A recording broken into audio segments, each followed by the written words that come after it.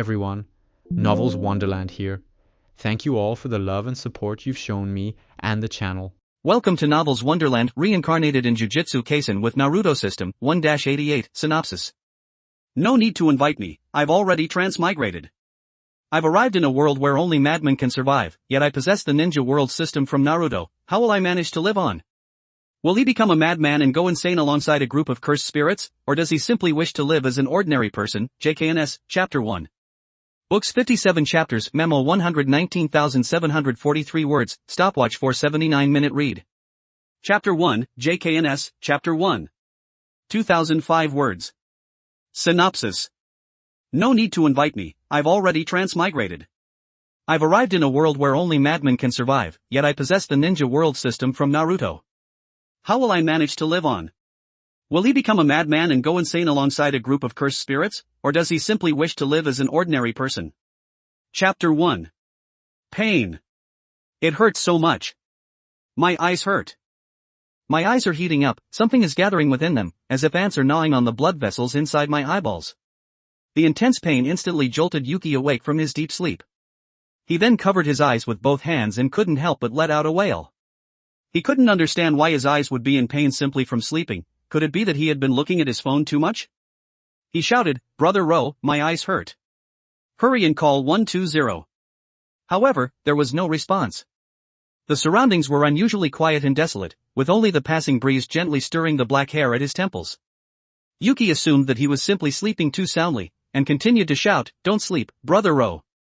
Quickly help me call 120. Brother Ro?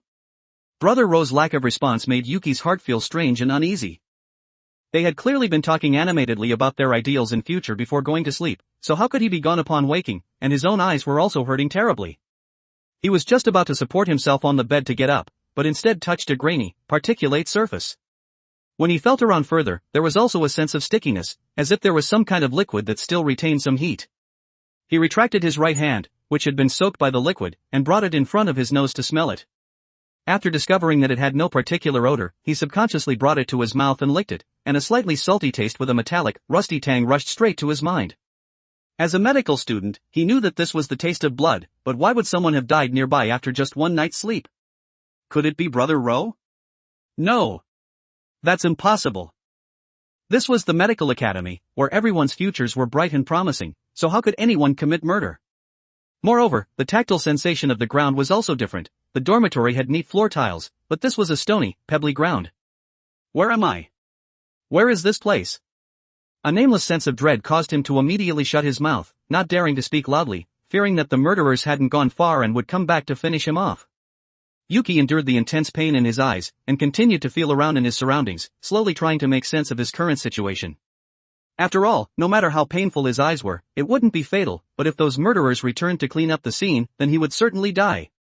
He absolutely had to leave as quickly as possible. He was only 18 years old, and his future was bright, so how could he die here? He had to leave right away.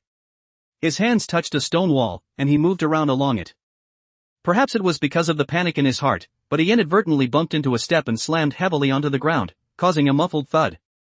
Crap! This impact happened to hit Yuki's head, and warm liquid slowly flowed out from his forehead. In a daze, many memories that did not belong to him appeared in his mind. A kind-faced and gentle woman, and a man who spent his days reading the newspaper. They were speaking fluent Japanese, and were both looking at him with kind and gentle eyes. What is this? He was just like an audience member in a movie theater, watching these memories that did not belong to him, both familiar and alien, and the pain in his eyes slowly dissipated. He didn't know how long had passed, but he watched the memories that belonged to himself from a third-person perspective. His parents had died tragically at the hands of monsters, and he had killed the monsters in self-defense, but why did those monsters look somewhat familiar? Yuki slowly opened his eyes, and looked at the tragic scene before him. The air was permeated with black gas, which he didn't know what it was, and didn't want to touch, since that was the place where the monster had died. The only thing that could make him feel even slightly at ease was that he was currently safe. There were no murderers, but whether there were any more of these monsters nearby was unknown. Looking at the damaged house, as well as the tragically deceased bodies of his parents on the ground, Yuki simply raised his eyebrows slightly, but tears flowed from his eyes of their own accord, and his lips opened uncontrollably, saying, "I'm sorry, I couldn't save you." This I'm sorry was perhaps due to the original owner's memories, which caused this body to generate feelings of sadness, and he also started to feel unconsciously afraid. Just as he was squatting down in the corner to rest, a light and frivolous voice came from the side. Yo, did you kill your parents? In the silent night, these words were like a fuse igniting a stick of dynamite, causing Yuki, who was in the midst of grief, to be filled with terror. His black pupils instantly turned scarlet, staring intently at the person who had spoken, his right hand clenching the broken brick on the ground. The figure was tall and slender, his eyes were covered by a white cloth, and his silver-white, choppy hair fluttered in the wind. It slowly overlapped with a certain anime character from his memories. What the hell? Gojo Satoru? Yuki said subconsciously. Oh. You know me? Gojo Satoru looked at the boy before him with slight surprise. There was a black comma-shaped mark spinning within his red pupils. He could sense that an incredible amount of cursed energy was gathering within those eyes. How very interesting. Hey, want to join Jujutsu High? Jujutsu High? Yuki released the broken brick in his right hand, and looked at Gojo Satoru before him, letting out a sigh of relief. He didn't know if he was hallucinating, but he could clearly sense that his field of vision had slowed down just now, but now it had returned to normal. He also now understood what kind of world he had arrived in. This was Jujutsu Kaisen. A world where negative emotions create cursed spirits, but why had he come to this place? Even the circumstances of his transmigration were off, other people were sent here by being hit by trucks, but why had he come here inexplicably? Forget it, none of that was important, he should first join Jujutsu High, otherwise he would die a miserable death later on. Seeking a place of refuge was what he needed to do right now.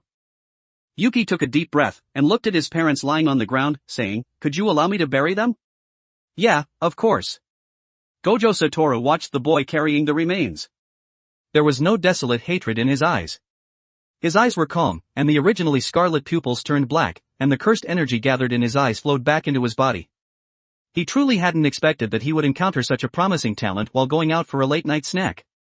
If he were to nurture him, he would definitely become very strong. Yuki picked up the iron shovel in the house, and dug into the blood-stained ground bit by bit. He only remembered halfway through that people seemed to need to apply for a death certificate after they died. He turned his head to look at Gojo Satoru, who was watching from the side, and asked, "Could you help my parents with a funeral? I'm not very good at these things." "Ah? A funeral?" Gojo Satoru touched his head, thought for a moment, and asked, "Are there any aunts, uncles, relatives, or elders?" "Relatives." Yuki closed his eyes tightly, and searched through the memories of the original owner of this body. He discovered that those relatives didn't live in Tokyo, and he also didn't know their phone numbers.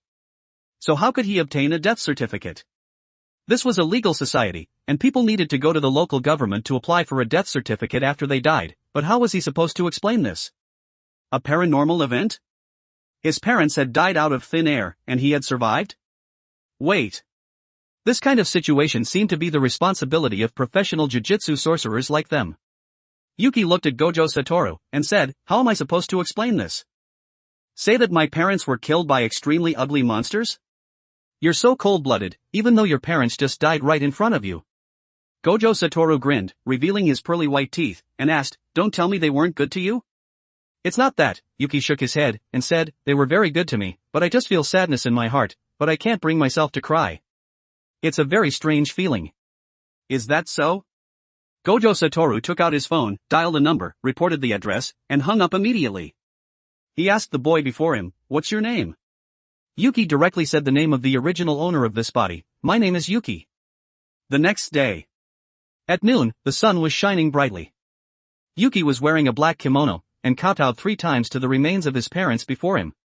The place was filled with neighbors from the neighborhood. They were all wearing black suits, and were standing silently to the side in mourning. After the mourning was over, they walked up to him one by one, and said things like, "You're the only one left in the family from now on, you need to be like a man," these kinds of encouraging words.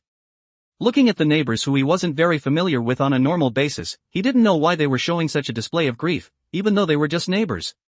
Emotional resonance? Perhaps he had negative opinions about his parents in his previous life. No, it was that he hated them to the extreme.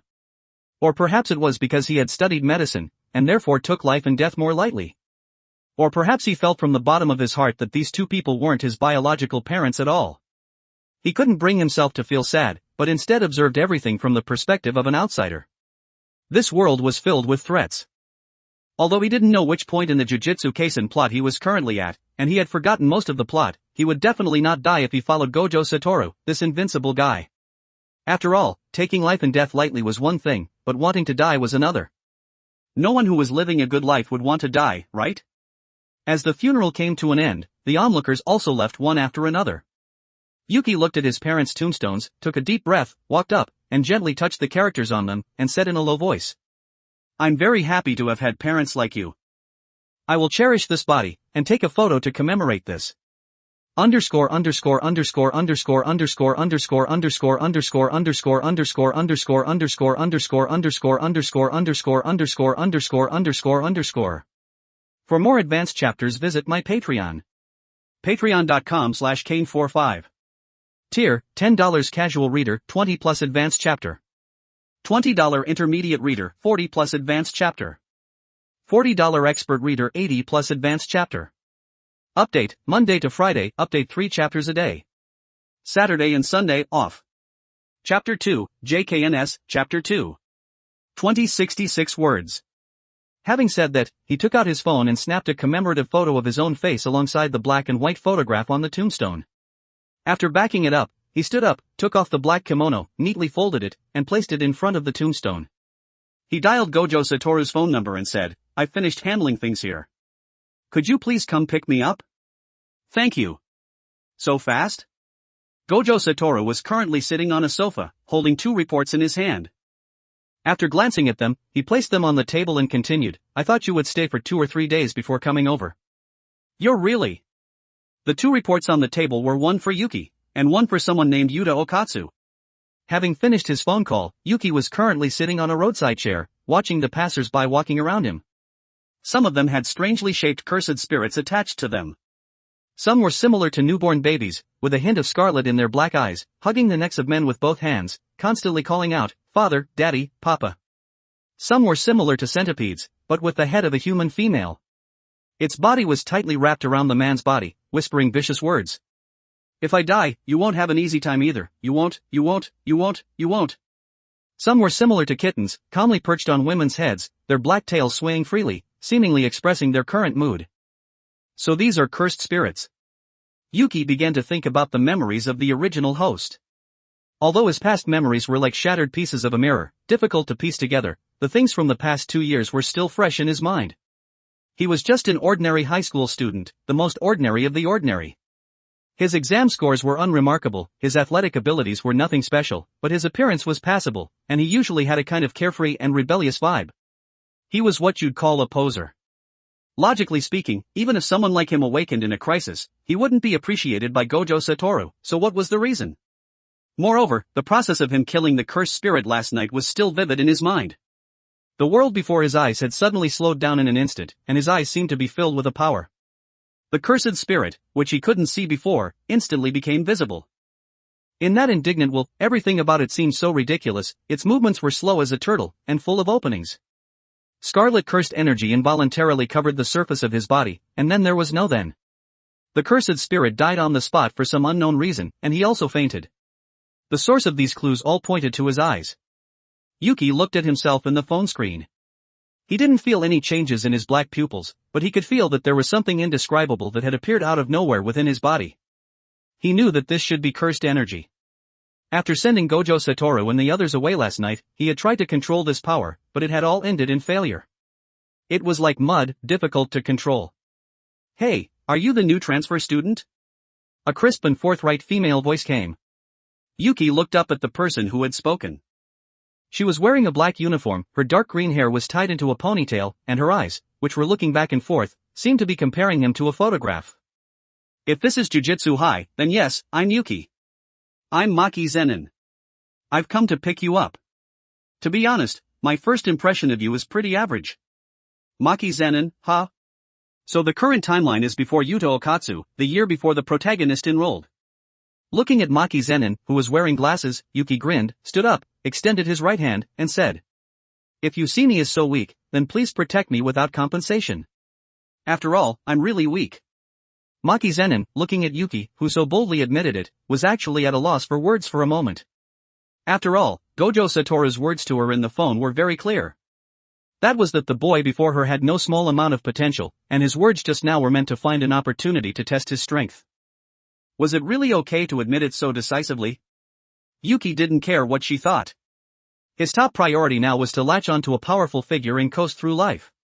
After all, this place was really dangerous, and without a powerful figure to rely on, it was easy to die a sudden death. With a solid figure like Maki, coasting through life would definitely be stable. Ahem. Maki Zenin coughed twice and said, "Let's go. I'll take you to Jujutsu High." "Alright." Yuki followed behind Maki, asking as they walked, "It looks pretty big. How old are you this year?" 15. 15, huh? You're really well developed. What do you usually eat? Fast food. Fast food? Why don't you cook for yourself? It's a hassle. You ask a lot of questions. Isn't this concern for your health? Eating too much fast food is bad for your body. How about I become your head chef? It'll only be 50,000 yen a month, that's really cheap. Yuki was now falling back on his old profession from his previous life. Maki Zenin was speechless and said, "Cheap my ass. If you want a beating, just say so." Yuki waved his hand and said, "It's not cheap at all? My skills are comparable to a 3-star chef. That's just the cost of the ingredients, I'm not making much at all." As soon as he finished speaking, Maki Zenin in front of him stopped walking, her brown pupils staring straight at him, her fists gradually clenching as if she was about to throw a punch. "I'm telling you, gentlemen use words, not violence. I'm concerned about your health, don't you waste those eyes of yours," Yuki said as he retreated. After all, when it came to fighting, he was just trash. What was the point of studying medicine to save the world if he was going to use violence to hurt people? The main thing was that he was really trash. He was self-aware when it came to his own fighting ability. Maki Zenin looked at Yuki retreating, sighed, took out a 5,000 yen bill from her pocket, handed it over and said, "Use this to buy it for me. If it doesn't taste good, you're finished." "Of course. If it doesn't taste good, you can beat me up." Yuki took the 5,000 yen from her hand and put it in his pocket, his eyes full of smugness, as if saying, "I'll cook, don't worry. Hee hee, so this is how I'll earn money in the future. I can earn a lot of money just by moving my hands and buying groceries. I'm so awesome. 50,000 yen for one person, 100,000 yen for two, 150,000 yen for three. Even if I don't become a jujutsu sorcerer, I can still support myself by opening a restaurant. It feels like this start is pretty good." Jujutsu High, also known as Tokyo Prefectural Jujutsu High School, is one of only 2 jujutsu education institutions in all of Japan. On the surface, it's a private religious school. Many jujutsu sorcerers are here, and after graduating, they also use this place as a starting point for their activities. It's not just education, but also the execution of missions and providing support. It's a key location in the jujutsu world. Yuki listened to Gojo Satoru's introduction, looking around at the tree-filled Jujutsu High School, smelling the air that wasn't filled with dust, and immediately felt refreshed in body and mind. As for Maki Zenin, who had led the way, she had left directly, and Gojo Satoru was taking over to handle the handover. In any case, you'll have to have a meeting with the principal next. There's a chance you'll be rejected from enrolling, so you'll have to try your best. Eh? Yuki looked at the tall Gojo Satoru in front of him with a shocked expression, and asked, "There's still a test? I can't control the cursed energy in my body right now. What if I get expelled?" "Gojo Satoru, it's not a cursed energy test, so there's no problem. As long as your personality isn't particularly twisted." Yuki was speechless. A twisted personality. Why do I feel like there's something behind your words? Gojo Satoru, how could that be? It's just that I can sense that you're different. I've also looked at your file. Yuki, 15 years old, often skips class, grades are average, extremely dependent on his parents, and there's no precedent of jujutsu sorcerers in your ancestry. Yuki, and then? What does all this mean? Gojo Satoru, it's nothing. Originally, I thought you would lock yourself in your room for a few weeks or even months to calm down and accept the facts, but I didn't expect you to come so quickly. Yuki was silent for a moment, and said, "Maybe, my personality is indeed twisted. But that doesn't mean anything. I'm not the person I used to be anymore." You're pretty self-aware. Gojo Satoru lowered his head, staring intently at the boy's eyes before him, and found that he wasn't joking. He then pushed open the black wooden door, and led him into a spacious room. The floor of the room was clean and empty. A burly man with spiky black hair and sunglasses was currently sewing a cloth doll with a needle. He didn't look up, but said as he sewed, "Is this the student you've taken a liking to, Satoru?" "Yes, I met him while getting a late-night snack. I originally thought he would come a month later, but I didn't expect him to call me today." I feel like he's a very good prospect. Gojo Satoru had a smile on his face, seeming very satisfied with Yuki by his side. Hello, my name is Yuki. I've come to study jujutsu. Yuki bowed 45 degrees, not hiding anything. The man looked at the perfect doll in his hand, then cut the thread, looked up at Yuki, and asked, "You want to learn about curses, learn how to exorcise curses, and then what?" Of course, I want to exorcise curses, and then go study medicine or open a restaurant or something. After all, I've seen curses and realized the danger of this world. If I don't learn how to exorcise curses, then I can only wait to die, or watch the people closest to me die before my eyes. These are all very painful for me. The reason is acceptable. The man stood up, shook his right hand that had been holding the needle, and asked, "Next is to test your resolve. The simplest method is to bring you close to death. Are you ready?" Hey! Wait, didn't you say there wouldn't be a practical test? Yuki hurriedly waved his hand and retreated, glancing at Gojo Satoru out of the corner of his eye, his flustered eyes seeming to say, "Come and help me out, I'm not good at fighting." Gojo Satoru stuck out his tongue in an irresponsible manner, took 2 steps back, and said with a smile, "This really isn't a cursed energy test. It's just testing your resolve. At most, it'll hurt for 2 days, it's nothing." Hurt for 2 days. Nothing my ass. Is it because it's not you getting beaten up? As soon as Yuki finished complaining, a cloth doll suddenly stuck to his face. If you looked closely, it was the one that the principal had just finished sewing. The seemingly soft and powerless fist now unleashed a heavy blow like that of a grown man, slamming hard into his chest. So fast. Underscore underscore underscore underscore underscore underscore underscore underscore underscore underscore underscore underscore underscore underscore underscore underscore underscore underscore underscore underscore. For more advanced chapters, visit my Patreon. Patreon.com/Kane45. Tier, $10 casual reader, 20 plus advanced chapter. $20 intermediate reader, 40 plus advanced chapter. $40 expert reader, 80 plus advanced chapter. Update, Monday to Friday, update 3 chapters a day. Saturday and Sunday, off. Chapter 3, JKNS, Chapter 3. 1,715 words. As Yuki flew backwards, his mind was filled with the agile movements of that doll, as well as its heavy fist. After landing and rolling twice, he immediately got up, and finding that the doll was nowhere to be seen in front of him, he quickly looked around, his heart pounding. That hit just now really hurt. Fortunately, this body has been exercising regularly, so he could barely handle it. If it were his previous body, it might have fallen apart. His rapidly beating heart seemed to ignite a battle drum, and his previously relaxed state instantly tensed up. The veins bulging on his arms showed that he wouldn't just passively take a beating and wait for death. The green doll, somewhat resembling a kappa, wasn't in a hurry to attack. Instead, it waved its fists, walking with a swagger, seemingly provoking him, or perhaps showing off its power. Yuki's face darkened as he looked at the doll before him. The veins on his forehead were bulging with anger. If he didn't beat this thing up, he swore he wouldn't be human. Damn it, he was being mocked by a doll. Although he was very angry, he didn't act, but instead adopted a defensive stance, waiting for the doll's attack. The principal asked, "If you and your companions face a life or death crisis, will you risk your life to protect your companions, or abandon them and survive alone?" Ha! Just as Yuki was distracted, the doll instantly disappeared from its spot, and punched him on the shoulder. The sudden pain made his face contort. He cursed the other party for being shameless, actually making him lose focus. The principal didn't care about Yuki being beaten up, and continued, "If you and your companions face a life or death crisis, do you choose to risk your life to protect your companions, or abandon them and survive alone?" Yuki was currently protecting his head with his arms, cowering, being punched again and again by the doll. His attention was completely off the principal's question. His mind was filled with thoughts of how to kill this thing.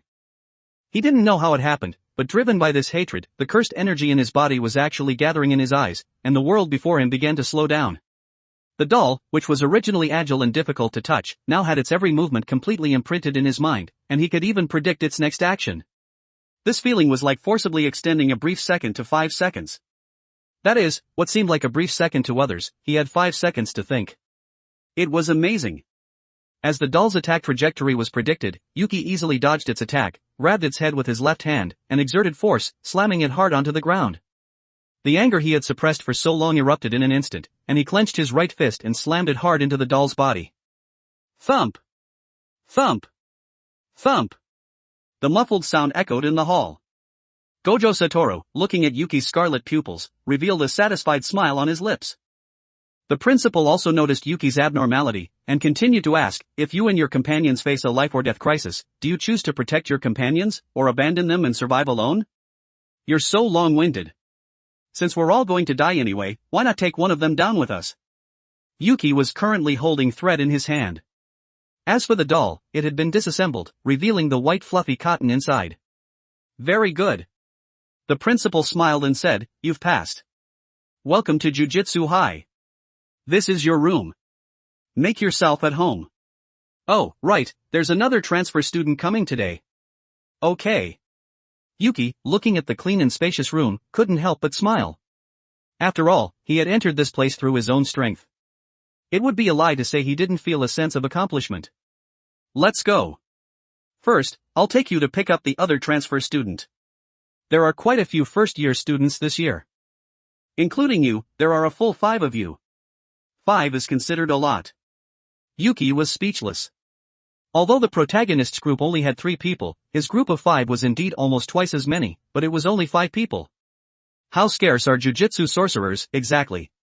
Japan's 3 major families, 2 major jujutsu education institutions, but the number of jujutsu sorcerers was still pitifully small. It was truly outrageous. Gojo Satoru took out a card from his pocket and handed it to Yuki, saying, "This is your student ID. Be sure to keep it safe." Okay, thank you. Yuki took the student ID and put it directly into his pocket. Looking at Gojo Satoru, who had already walked out of the room, he took one last look at the clean little room and then left. Home always gives people a sense of security, especially with Gojo Satoru, this powerful figure, around. This home was especially safe. Even if the world were to be destroyed, he would still be around. Moreover, there was also Yuta Okatsu, 2 solid backbones. If he couldn't make something of himself with these advantages, then he would have transmigrated in vain. But what exactly was his technique? The world slowing down before his eyes, such a useless technique? It didn't feel right. What exactly? Before he could finish thinking, a mechanical voice suddenly sounded in his mind. The strongest ninjutsu system has been activated, and is now binding to the host.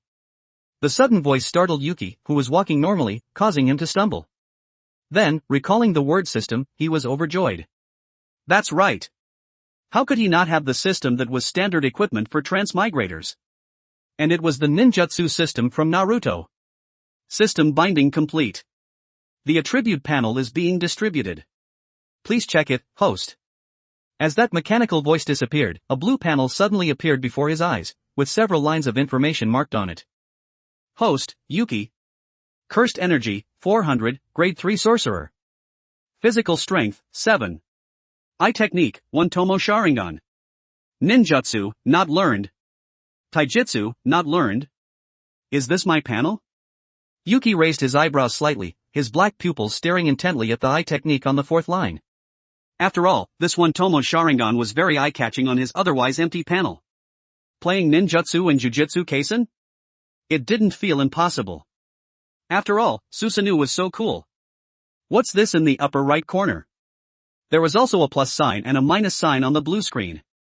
Yuki curiously clicked the plus sign. Click. A crisp sound echoed in his ears. The original character panel had now disappeared, replaced by a series of ninjutsu techniques. Substitution technique, 50 points.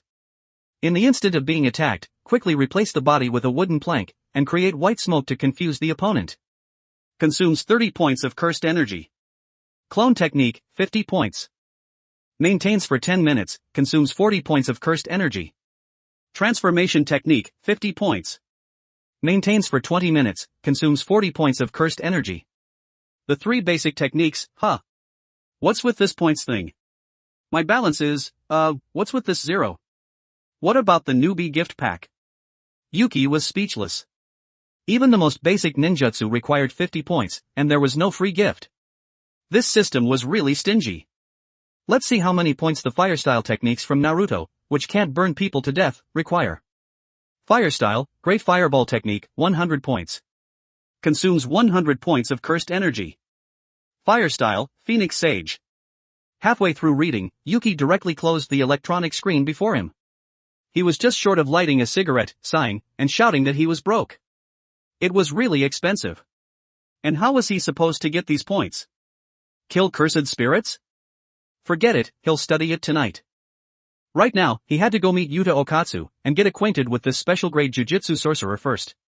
Outside a wooden house, Yuki stood in place under the sun, waiting for Gojo Satoru and Yuta Okatsu. To be honest, he had endless dreams for his future at this moment. Although he felt that those ninjutsu techniques were all too expensive, at least there was a way to obtain them. Spitting out a mouthful of fire from his mouth, or creating a Rasengan with his bare hands, how cool would that be? Click. The wooden door slowly opened, and a black-haired boy followed behind Gojo Satoru. He looked dejected, and the heavy dark circles under his eyes were striking, as if he hadn't slept for a long time, or didn't dare to sleep at all. Moreover, he had an extremely strong sense of oppression. A black cursed spirit seemed to be snarling at you with a hoarse voice, causing Yuki to involuntarily take 2 steps back. So scary. That was his first impression. Although he knew that Yuta Okatsu was outrageous, and had prepared himself mentally, he could still feel the strong curse on him when he got close, making people afraid. Yuta also saw the black-haired boy to the side, and knew that this was Yuki, the transfer student that Gojo Satoru had mentioned. He extended his right hand and said, "Hello, I'm Yuta Okatsu. I look forward to working with you." Oh. Yuki extended his right hand, suppressed the fear in his heart, and said with a smile, "My name is Yuki. I look forward to working with you too." Alright. Gojo Satoru put his arms around the two of them, and said with a smile, "Now that you've met each other, let's go to the classroom to meet the remaining 3. Inside the classroom, Gojo Satoru stood on the podium, and shouted in a high-pitched voice, "Next, I'll introduce the transfer students. Everyone, get your spirits up." Silence. None of the 3 students below the stage responded to him, and they sat in their seats with indifferent expressions. Underscore.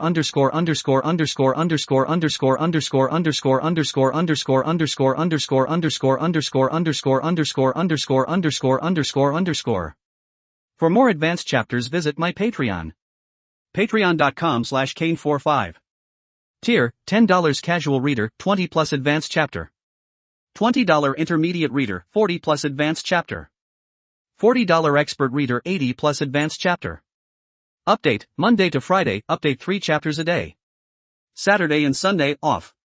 Chapter 4, JKNS, Chapter 4. 1802 words. Cheer up a little.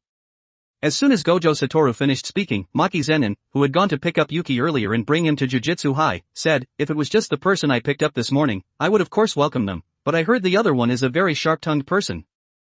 Who wants to create an atmosphere for someone like that?" Salmon.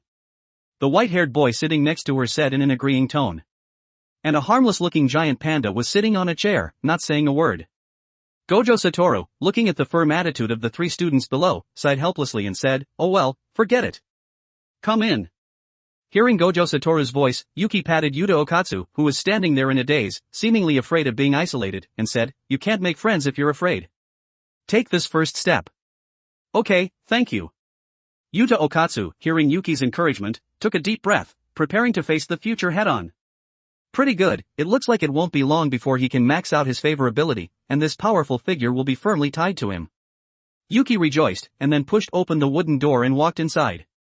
The first thing you could see upon entering was a giant panda. Although the 2 paws placed on the table looked eerie, he knew that this giant panda was the easiest to befriend. Then there was Maki Zenin, who had come to pick him up this morning, and the white-haired boy with the scarf covering his mouth was Toji Numaki. Yuki walked to the podium.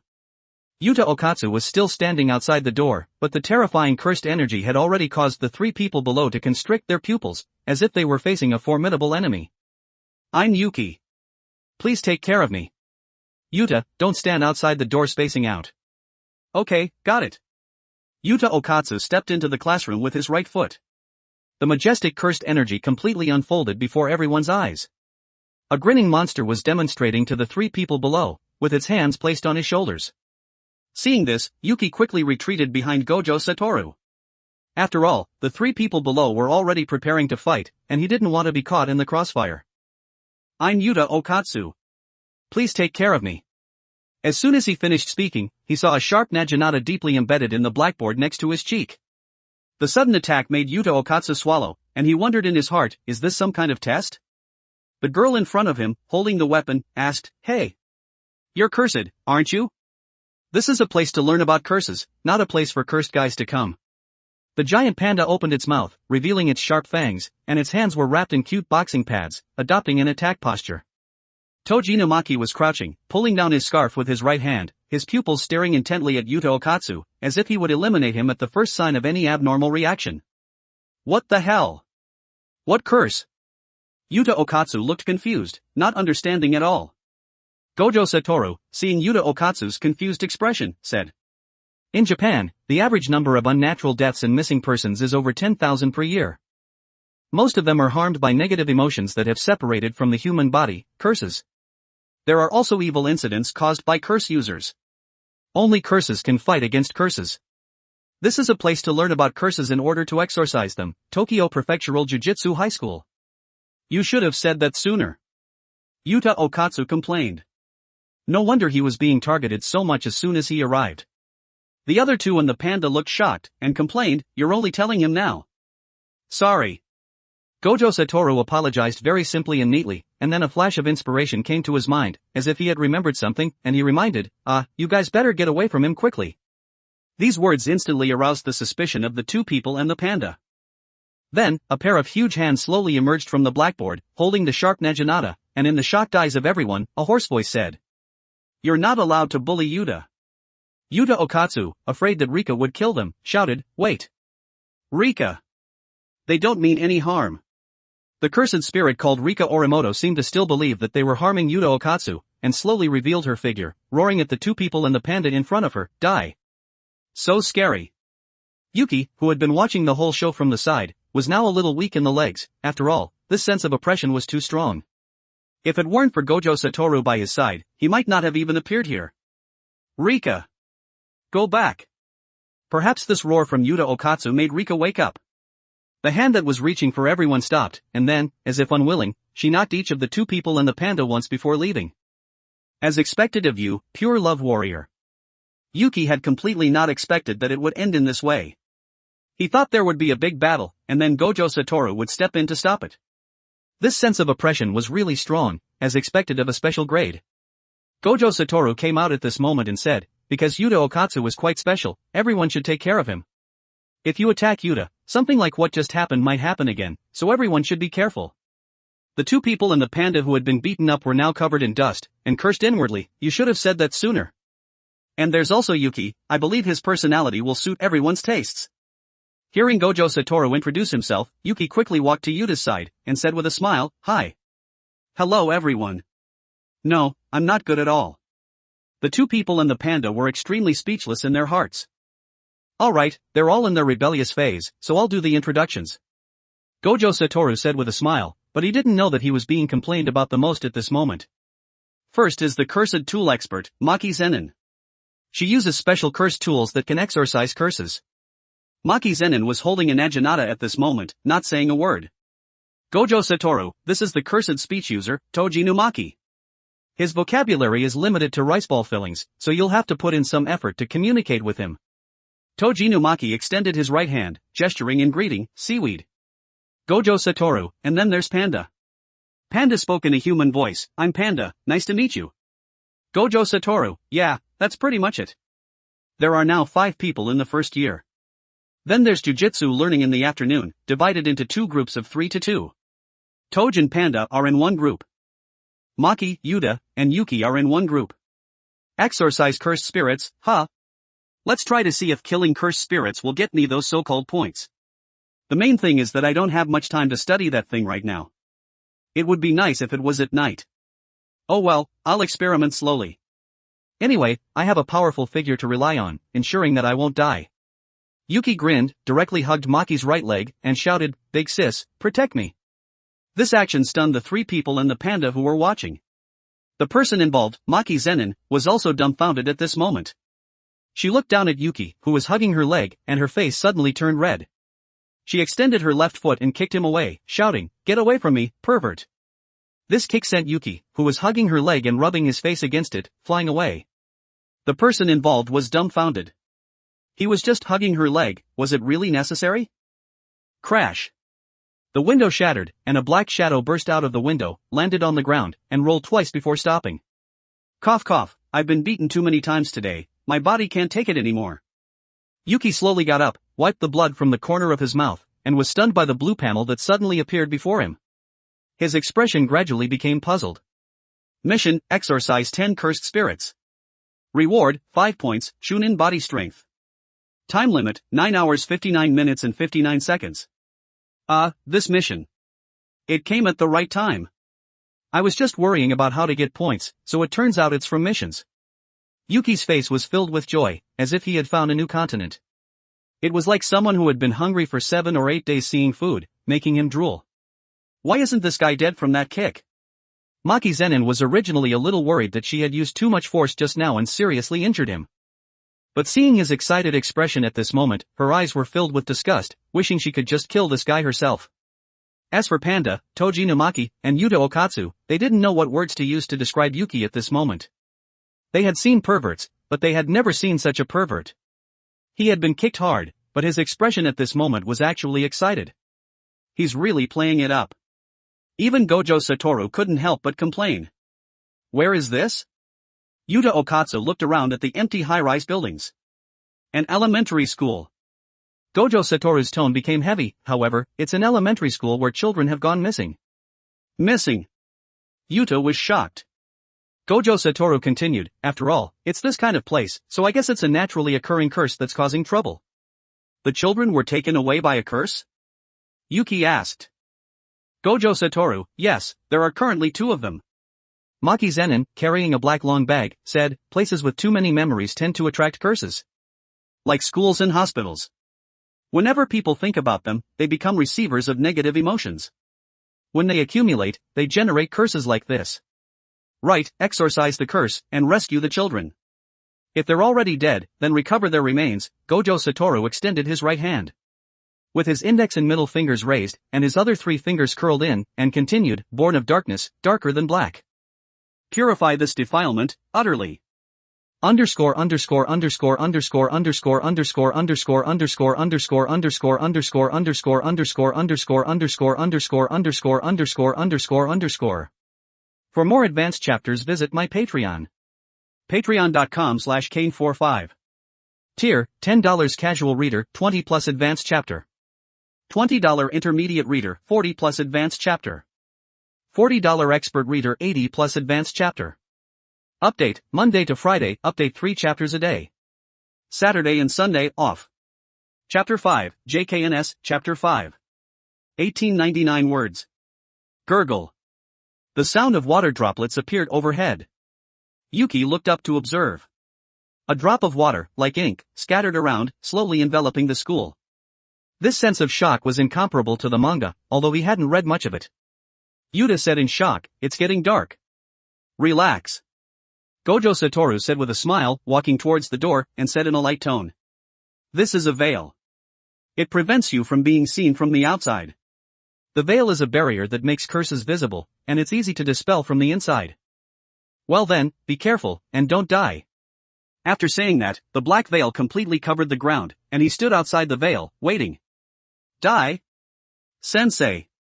Yuta looked flustered at this moment, as if he wanted to say something, but Yuki reminded him, don't look around, the cursed spirits are already out. What? Yuta looked over upon hearing this. Maki Zenin had already taken out the Naginata from her bag, and 3 tall, one-eyed cursed spirits were standing on the originally empty road. They looked the same, and then, as if they had gone mad, their whole bodies began to tremble, and their hoarse voices were frightening. Come, inside. A pair of slender arms were placed under the one eye at this moment, and then reached into the opening that was sewn shut with thick thread. While saying eerie whispers, they forcefully tore open the thread that was sewing the opening shut. Inexplicably, white liquid flowed out from the gap, and the viscous liquid slowly dripped onto the ground.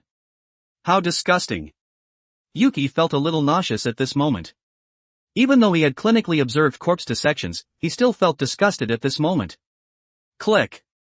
The white rope broke, and a wide tongue appeared from within.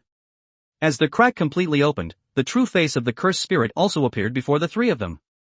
That sewn-up opening was actually a mouth. As the mouths opened, the 3 cursed spirits ran towards the 3 of them like madmen, the saliva dripping from their mouths proving that they were already hungry and thirsty, and they would occasionally let out eerie roars. They're coming this way.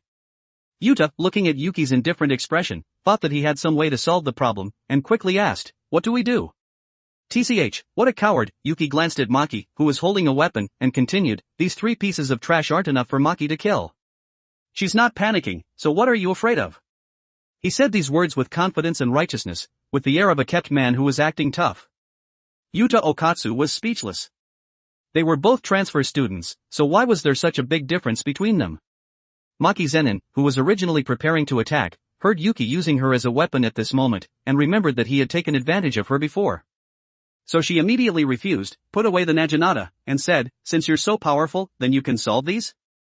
If I could beat them, would I be hugging your leg? Yuki was speechless. Although the system mission was to exorcise 10 cursed spirits, it was obvious that he couldn't beat these 3 at all. He couldn't even beat them in terms of size. But if he didn't push himself, who would know? If he entered the Sharingan state, he might be able to beat them.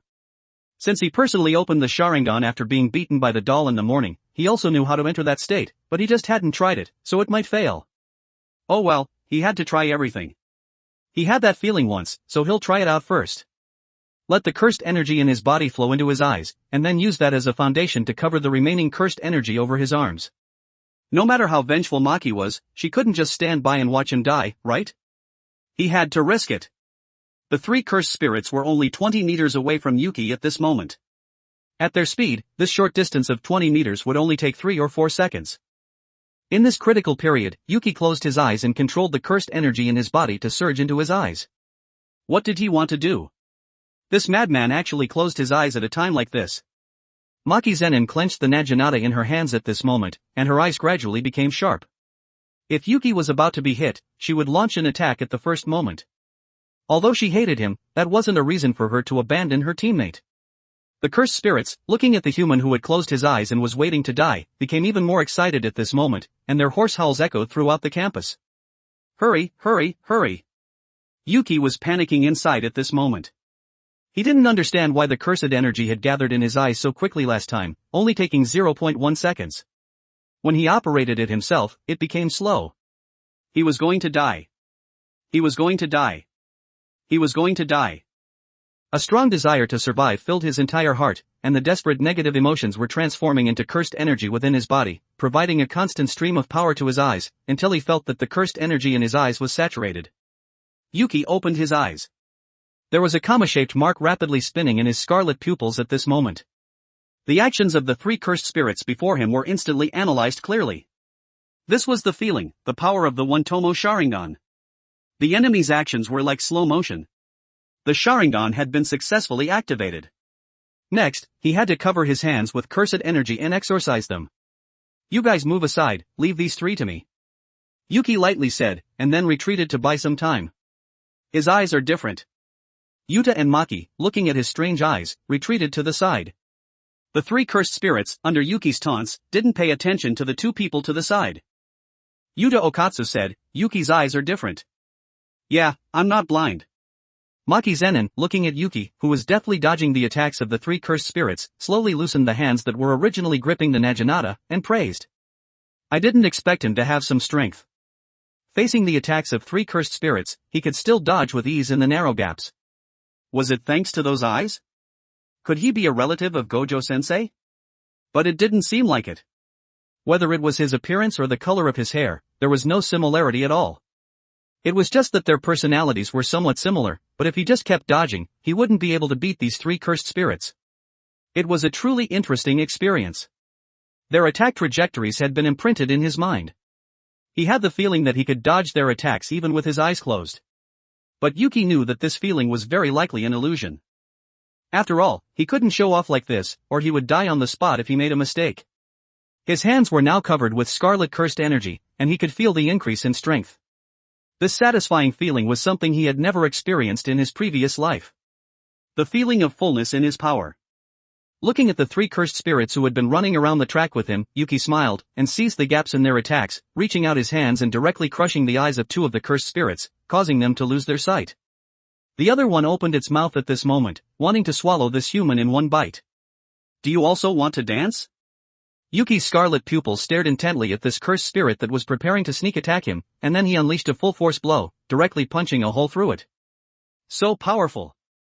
He hadn't expected this punch to be so powerful, but it was clearly not the time to be shocked. The two cursed spirits to the side hadn't been eliminated yet. He had only made them lose their sight just now. But they couldn't touch him even when they had eyes, so how could they possibly touch him when they didn't have eyes? The two cursed spirits were easily eliminated. This first battle also greatly boosted Yuki's confidence. However, the aftereffects were a bit obvious. He had used the Sharingan for a bit too long, and the cursed energy in his body had been consumed a bit too much. Looking at the mission panel, which was still short 7 cursed spirits, he took a deep breath and retracted the Sharingan. If he kept it open, it would be a problem whether he could even take down one more. If he couldn't complete this mission here, then there would be no chance. Amazing! Yuta Okatsu shouted. This level is alright. If it were me, I would have directly killed these 3 cursed spirits. Maki Zenin swung the Naginata in her hand, and said with a confident expression. Yes, yes, yes. Yuki's gaze was on the Naginata in Maki's hand at this moment. If he had a cursed tool, he wouldn't have to waste so much time. Most of the cursed energy in his body was wasted on his eyes. Wait. Didn't he have one right here? Maki, can I use your cursed tool? No. Maki Zenin refused directly without even thinking about it. Yuki also knew that this was her life-saving tool, so he didn't continue to shamelessly ask for it. Anyway, there was only one strong guy in this elementary school, and he could just pick the weak ones to fight. The mission didn't limit the level of the cursed spirits. Even newly born cursed spirits counted as cursed spirits. If you won't give it to me, then I'll act alone. If anything happens, be sure to save me quickly. Don't do that, it's safer to act together. As soon as Yuta Okatsu finished speaking, Maki Zenin interjected, you can, but don't die too quickly. I won't be protecting you two all the time. Of course, I'll be seeking your protection in the future. Yuki made a gesture of reassurance, and then walked into the teaching building to the side. Yuta looked at Maki and asked, are you really not going to act together? No need. He's not weak. It's fastest to split up and search, as long as he can protect himself. Our current mission is to rescue the 2 missing children. Time is life. Let's go take a look at the teaching building in front. Oh. Yuta Okatsu looked at Yuki's back, his eyes filled with longing. He also wanted to become a hero who rescued others, instead of a perpetrator who harmed humans. Tap, tap, tap. Underscore underscore underscore underscore underscore underscore underscore underscore underscore underscore underscore underscore underscore underscore underscore underscore underscore underscore underscore underscore. For more advanced chapters visit my Patreon. Patreon.com/Kane45. Tier, $10 casual reader, 20 plus advanced chapter. $20 intermediate reader, 40 plus advanced chapter. $40 expert reader, 80 plus advanced chapter. Update, Monday to Friday, update 3 chapters a day. Saturday and Sunday, off. Chapter 6, JKNS, Chapter 6. 1846 words. Crisp footsteps echoed in the silent corridor. Yuki's dark pupils gazed around, and the feeling of being watched from all directions made him a little uncomfortable.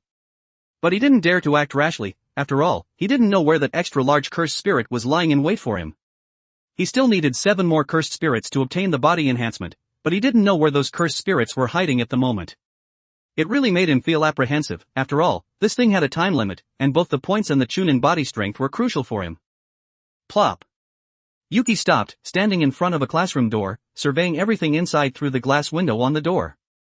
Although it seemed empty, he could feel that the aura emanating from here made him extremely uncomfortable, like a bone-chilling cold wind. There are still 7 left, there should be enough in here. Although it was a murmur to himself, it also added a bit of comfort to his somewhat restless heart. He had to act quickly and decisively at this moment, and instantly kill 7 cursed spirits with lightning speed. After all, being too high profile would attract its attention. Yuki took a deep breath, grasped the doorknob with his right hand, and scarlet cursed energy slowly covered it. The black pupils in his eyes slowly turned into Sharingan, using his keen observation to carefully count the cursed spirits in the classroom. 2 in the desk, no, there should be 3. In the cabinet, there should be 1. There's 1 above the door, is it ambushing me? And there are 3 standing motionless on the back blackboard, the resentment generated by being punished to stand? That should be all. I can't open the Sharingan anymore, otherwise the cursed energy I recover won't be as fast as it consumes. Yuki's pupils returned to black, and he shouted inwardly, action. As the veins on his right hand, which was grasping the doorknob, bulged, the iron door was instantly opened. The first thing Yuki did when he rushed in was to eliminate the spider-like cursed spirit on the door. His black pupils stared at its 5 pairs of scarlet pupils.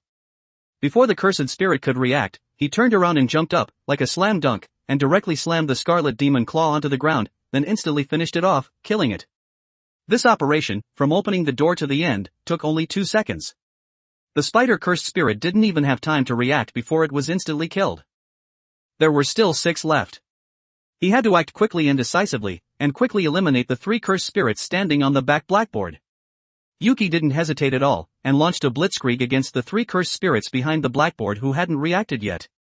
It was what you'd call taking their lives while they were still confused. If he didn't destroy them now, when would he? No. Before the cursed spirit could finish speaking, it was instantly killed by the scarlet fist. The other 2 were also in a daze, and then a fist the size of a sandbag came at them head-on. Thump! The 2 cursed spirits also passed away. The cursed spirits in the room had now reacted to the fact that there was an intruder, and they all began to act. There were still 3 left. Yuki turned his head to look at the nearest cabinet, which was already shaking at this moment, and there were also bulges appearing. He knew that this was a sign that the cursed spirit was about to erupt, and he had to quickly eliminate them. Logically speaking, in less than 10 seconds, that big guy would rush over here. Time was so precious at this moment. If he could eliminate these 3 cursed spirits within 10 seconds and obtain the Chunin body strength, he might even be able to face that big guy. After all, the Chunin from Naruto. Those who know, know. This was a desperate gamble. He had to risk his life with them. Otherwise, Gojo Satoru would personally take action and eliminate them, and he wouldn't get the Chunin body strength. The surging cursed energy fluctuations also attracted the attention of Yuta Okatsu in the building across the way. Yuki is fighting over there. Facing Yuta's reminder, Maki Zenin didn't make much of a response, but continued to be vigilant about her surroundings. After all, the situation on her side wasn't good either. After fighting cursed spirits for so many years, she could faintly feel the taste of crisis permeating the air. Some big guy was about to appear. Yuki used all his strength to directly kill the box and the cursed spirit together with one punch. As for the cursed spirits he had observed in the desk earlier, they were now completely revealed. They were the same type as the cursed spirit that was ambushing on the door, but their size seemed to be much larger. 8 sharp thorns, like needles, exuded a metallic texture, and their aura alone crushed all the previous cursed spirits. Crap! He picked the wrong target. He didn't expect to miss 2 of the strongest. Yuki swallowed, and only the words "no match" came to his mind at this moment. At the same time, muffled sounds came from the corridor, and the entire classroom was slightly trembling, as if there was an earthquake. Not good. Run! Yuki, hearing this kind of roar, knew that the big guy was approaching here. So he directly broke through the window and jumped down from the 3rd floor, shouting to the 2 people who he didn't know where they were. Come save me! Thump! With a loud noise, a huge cursed spirit burst out from the teaching building next to it, like an aphid, and Yuta and Maki were now high in the air. So I wasn't the one who needed to be saved. Yuki glanced at them, turned around, and ran back into the building. Compared to the huge cursed spirit outside, it was safer inside. That bastard, he actually ran without looking back. Maki Zenin had been watching Yuki's every move. When they got back, she had to make him get out of Jujutsu High. It was really hateful. Why was there such a big cursed spirit? The huge cursed spirit, biting towards the 2 of them, opened its mouth, revealing the sharp fangs in its oral cavity, like a sea lamprey. This is... Maki Zenin was shocked. The fangs in the cursed spirit's mouth were actually flying towards her. While swinging her blade to block, her leg was still grazed. The intense pain made the hand holding the Naginata loosen a little, and she was directly knocked away when she tried to block again. And that cursed spirit rushed over directly with its mouth open. Not good, she was going to be eaten. Gurgle. The cursed spirit swallowed the 2 people who had fallen in one bite, and words of gratitude came from its mouth. Thank you, thank you, thank you, thank you, thank you for the treat. Inside the cursed spirit's stomach, the unconscious Yuta Okatsu faintly heard Maki's complaints. Damn it! That damned Yuki, he actually ran without looking back, that coward. I even gave him 5,000 yen to make dinner, it's disgusting to even look at him now. Ah! Damn it, my cursed tool is also gone, let us out. Where is this? Yuta Okatsu slowly opened his eyes and looked around. The dark red walls were undulating in a patterned way at this moment. Maki, who was to the side, explained, inside that cursed spirit's stomach. Don't faint so easily. Oh. Eh? Yuta Okatsu said in shock, then doesn't that mean we've been eaten? What about Yuki? Is he okay? I remember he was calling for help. Maki said angrily, don't mention that guy who abandoned the battle. If I get out, I'll kill him. By the way, don't you have a cursed spirit protecting you? Yuta Okatsu, I don't know when Rika will appear. Let's not worry about that for now. What should we do now? TCH. Maki Zenin looked as if she was unwilling to give up. The veins on her forehead were bulging, and she shouted, damn it, this is so embarrassing. Now we can only wait. When the time comes and the veil is raised, someone will save us. Just as she was about to complain about something, a childish voice came from the side, help. Ah. Yuta and Maki turned their heads in confusion at this moment. After all, how could there be other people here besides the two of them? A boy wearing a black and white short-sleeved shirt was shouting while holding a comatose boy, please, he's about to die. Yuta Okatsu, looking at the two children who had appeared at this moment, immediately recalled the words that Gojo-sensei had said before leaving, and said happily, that's great, you're still alive. Great my foot, look closely. Maki Zenin looked at the boy in the black and white short-sleeved shirt. His left eye had already turned black, and his face was covered with blood vessels. She continued, the older one has already been eroded by the curse. The two of them could die at any moment. How could this happen? Then what should we do? What else can we do? We can only wait for someone to come and save us. Maki Zenin's face was flushed at this moment, her expression was depressed, the world before her eyes was distorted, and the tone of her voice gradually became smaller. Not everyone is like you, resistant to curses. She knew that this was caused by being injured by the cursed spirit just now. At this moment, there was really no way to do anything other than wait to be rescued. She felt so uncomfortable, like she had a high fever. She suddenly felt that it was good that Yuki had run away. After all, this thing was not something he could fight. As the vision before her eyes suddenly turned black, her head sank, and Maki Zenin directly fell down. Zenin-san! Looking at Maki Zenin suddenly fainting, Yuta Okatsu rushed over, and then saw that there was a clear wound on her thigh at this moment, which was covered with human eyes. Dense eyes surrounded the wound, and were still growing rapidly. This wound is? Was it cursed? What should he do? Would she be okay? If only I could become stronger, what should I do? Just as Yuta Okatsu was anxious, the little boy to the side asked, will that big sister die? Big brother? This. Underscore underscore underscore underscore underscore underscore underscore underscore underscore underscore underscore underscore underscore underscore underscore underscore underscore underscore underscore. For more advanced chapters visit my Patreon. Patreon.com/Kane45. Tier, $10 casual reader, 20 plus advanced chapter. $20 intermediate reader, 40 plus advanced chapter. $40 expert reader, 80 plus advanced chapter.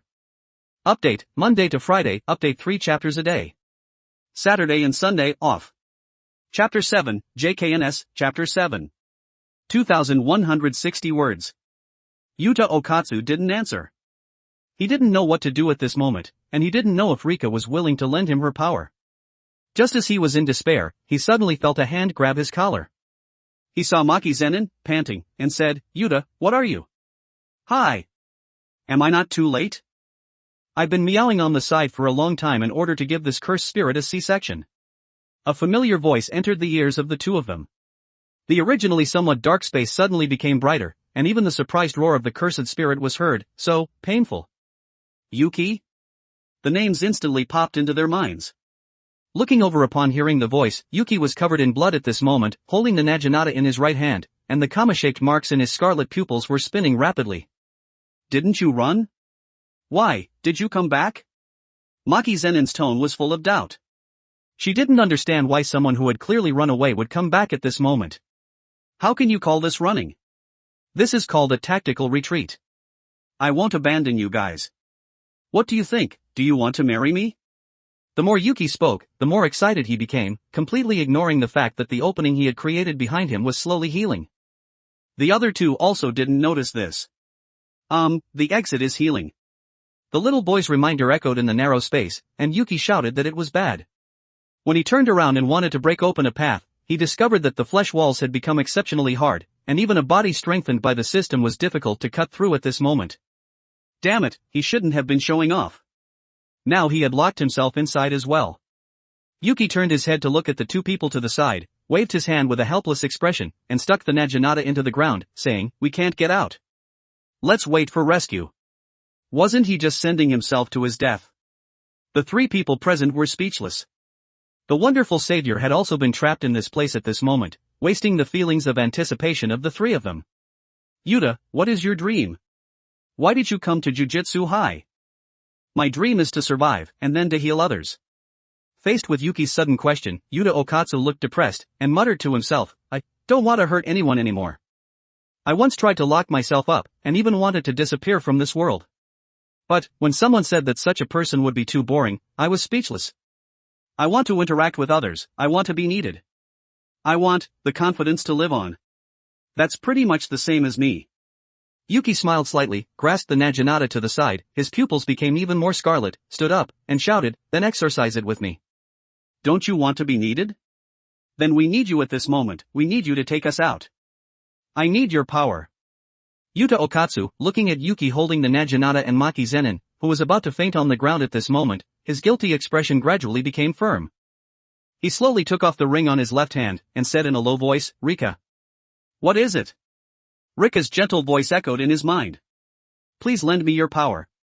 I want to protect them." "Okay, as long as it's for you." Everything that Yuta was doing at this moment was in Yuki's eyes, and also in his plan. In order to prevent the powerful figure from becoming weak, and to frantically increase his favorability, he had put in a lot of effort.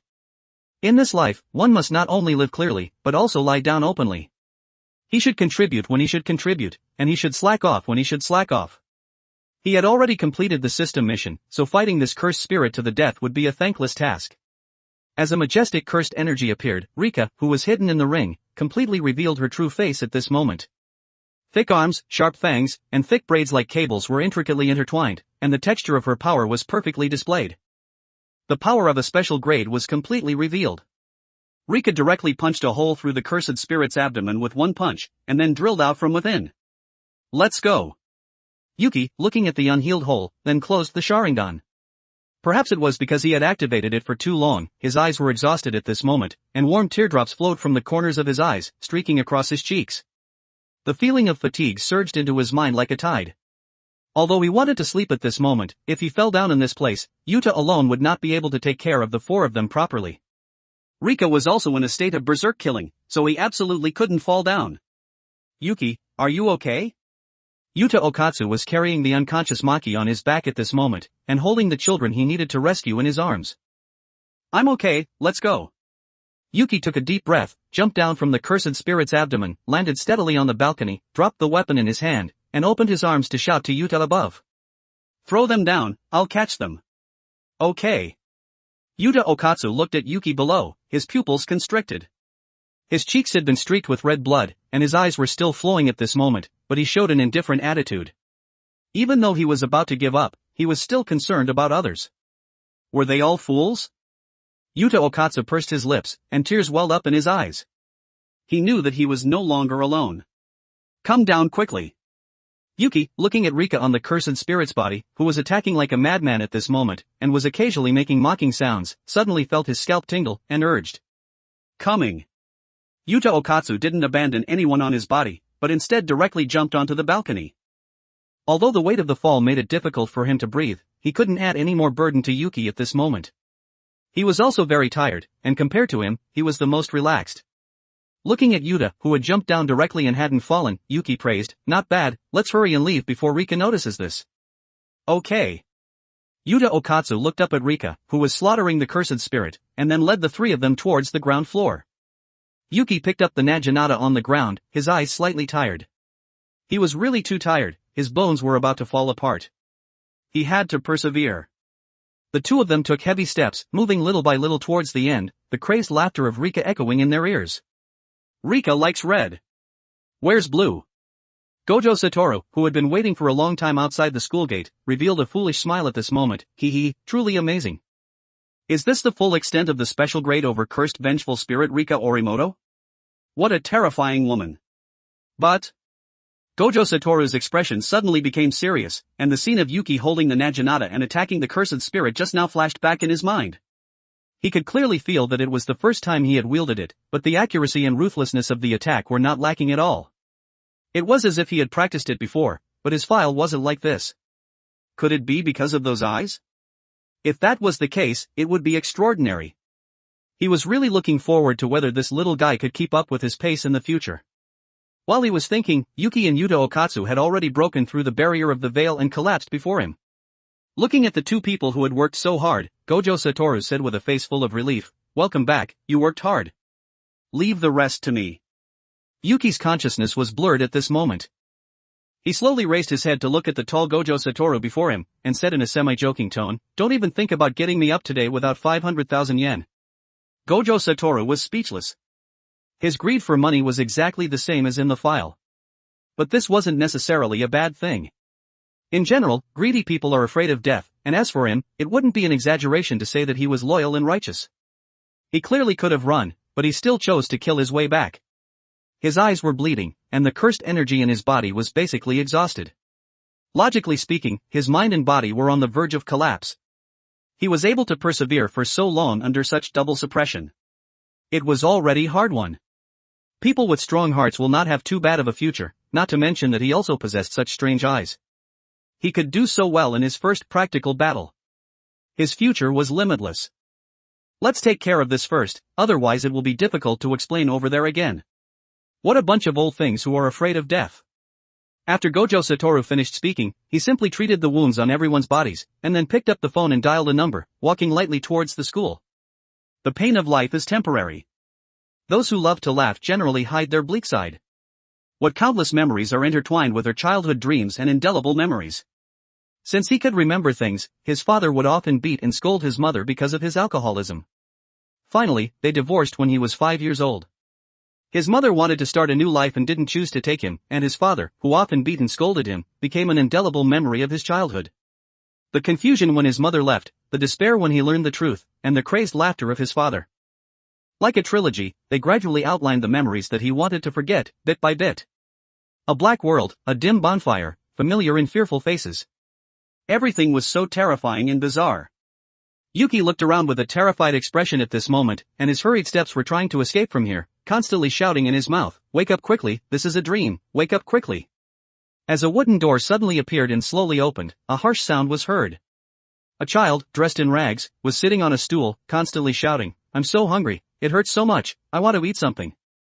Yuki, looking at his former self, shouted with a collapsed expression. "No!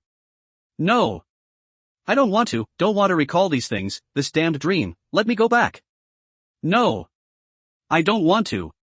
In his delirious ramblings, Yuki suddenly opened his eyes, gasping for breath, and looked around with a terrified expression.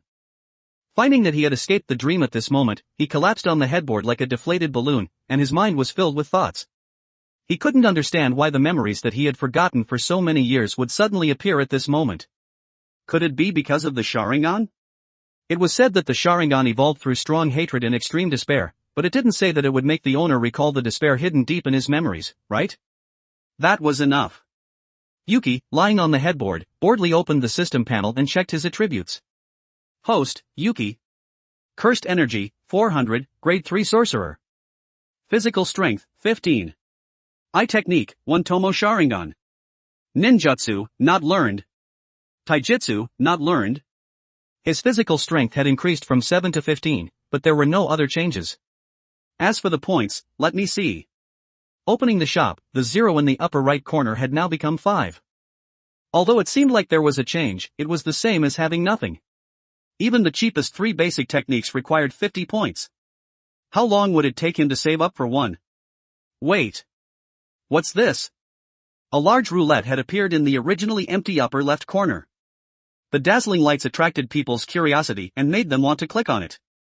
Underscore underscore underscore underscore underscore underscore underscore underscore underscore underscore underscore underscore underscore underscore underscore underscore underscore underscore underscore underscore. For more advanced chapters, visit my Patreon. Patreon.com/Kane45. Tier, $10 casual reader, 20 plus advanced chapter. $20 intermediate reader, 40 plus advanced chapter. $40 expert reader, 80 plus advanced chapter. Update, Monday to Friday, update 3 chapters a day. Saturday and Sunday, off. Chapter 8, JKNS, Chapter 8. 1893 words. Even Yuki couldn't resist such temptation and quickly clicked to check it out. Anyway, it wouldn't hurt to just go in and take a look. As soon as he entered, a horizontal frame immediately blinded his dog eyes and his fragile heart. Entering the Ninja World Roulette, points -1. A con artist, this garbage system is definitely a con artist. The entrance fee is 1 point, are you trying to rob me? Forget calling it the strongest ninjutsu system, it would be more appropriate to rename it the strongest con artist system. Yuki's heart was bleeding at this moment. If he wasn't afraid of being mistaken for a madman if he was caught talking to himself, he could curse the system with different words all day long. He had finally earned 5 points, and now he had been inexplicably deducted 1 point. TCH. Although his mentality had cracked, he still had to endure the pain and continue to look. Otherwise, he would really lose everything. As the horizontal frame disappeared, a golden roulette appeared on the entire screen. At first glance, the red S-rank ninjutsu immediately occupied his entire field of vision. S-rank ninjutsu, bloodlines, I techniques, A-rank ninjutsu, B-rank ninjutsu, C-rank ninjutsu, ninja tools, summoning techniques, taijutsu, it had everything. Of course, there was also thank you for your patronage, which occupied half of the roulette. This thank you for your patronage. Yuki was speechless. Although it felt very cost-effective to draw once for 1 point, after all, any random C-rank ninjutsu would cost almost 100, except for the 3 basic techniques. If he drew one, he would make a killing. But why did he always feel that the system wouldn't be so kind as to let him get something for free? Forget it, let's try 4 times first. With the mentality that a gambler will win, Yuki directly clicked on the consecutive draw on the roulette. The golden roulette began to spin, and the colorful lights quickly passed over the pointer. His originally calm heart became excited and nervous at this moment, and he also fantasized about awesome ninjutsu in his mind. Creating a Rasengan with his bare hands, spitting out the Phoenix Sage Fire technique, or having a Sage Body. Any of them would be very awesome. As the speed of the roulette decreased, each time it slowly passed over the white thank you for your patronage area, his suspended heart would fall again, but after passing the white area, it was the opposite state. The roulette slowly moved, past the A-rank ninjutsu, and then past the white restricted area, and then past the taijutsu area, on the small S-rank ninjutsu area. The roulette was still spinning, but the speed at which it was moving was like the minute hand at this moment, slowly passing through the S-rank ninjutsu area. It seemed like it was going to stop, but it was still moving. Yuki's heartbeat accelerated at this moment, and he closed his eyes and clasped his hands together, shouting in his heart, "Stop for me quickly! God Jesus, give me an S-rank ninjutsu quickly! This is the first time I've believed in you. I'll only believe in Jesus for the rest of my life if this comes out. Buddha bless me, give this poor child of mine an S-rank ninjutsu. I'll burn incense for you. Jade Emperor, please. Give me an S, I'll definitely help you manage the heavenly court when I ascend to heaven in the future." Under the superposition of these 4 fatal buffs, Yuki confidently opened his eyes. Thank you for your patronage. Damn it, I must have seen it wrong. Behind the S-rank ninjutsu was the C-rank ninjutsu, how could it suddenly jump to thank you for your patronage? Yuki rubbed his eyes, and looked again with anticipation, but imagination was beautiful, and reality was still thank you for your patronage. F***K. He couldn't hold back this swear word, and directly cursed. This dog system definitely tampered with the roulette data while he closed his eyes and stacked buffs. Damn it, he had never seen anything so speechless. There were still 3 chances left, should he go all in? This time, he would stare at it the whole time to see how this dog system cheated.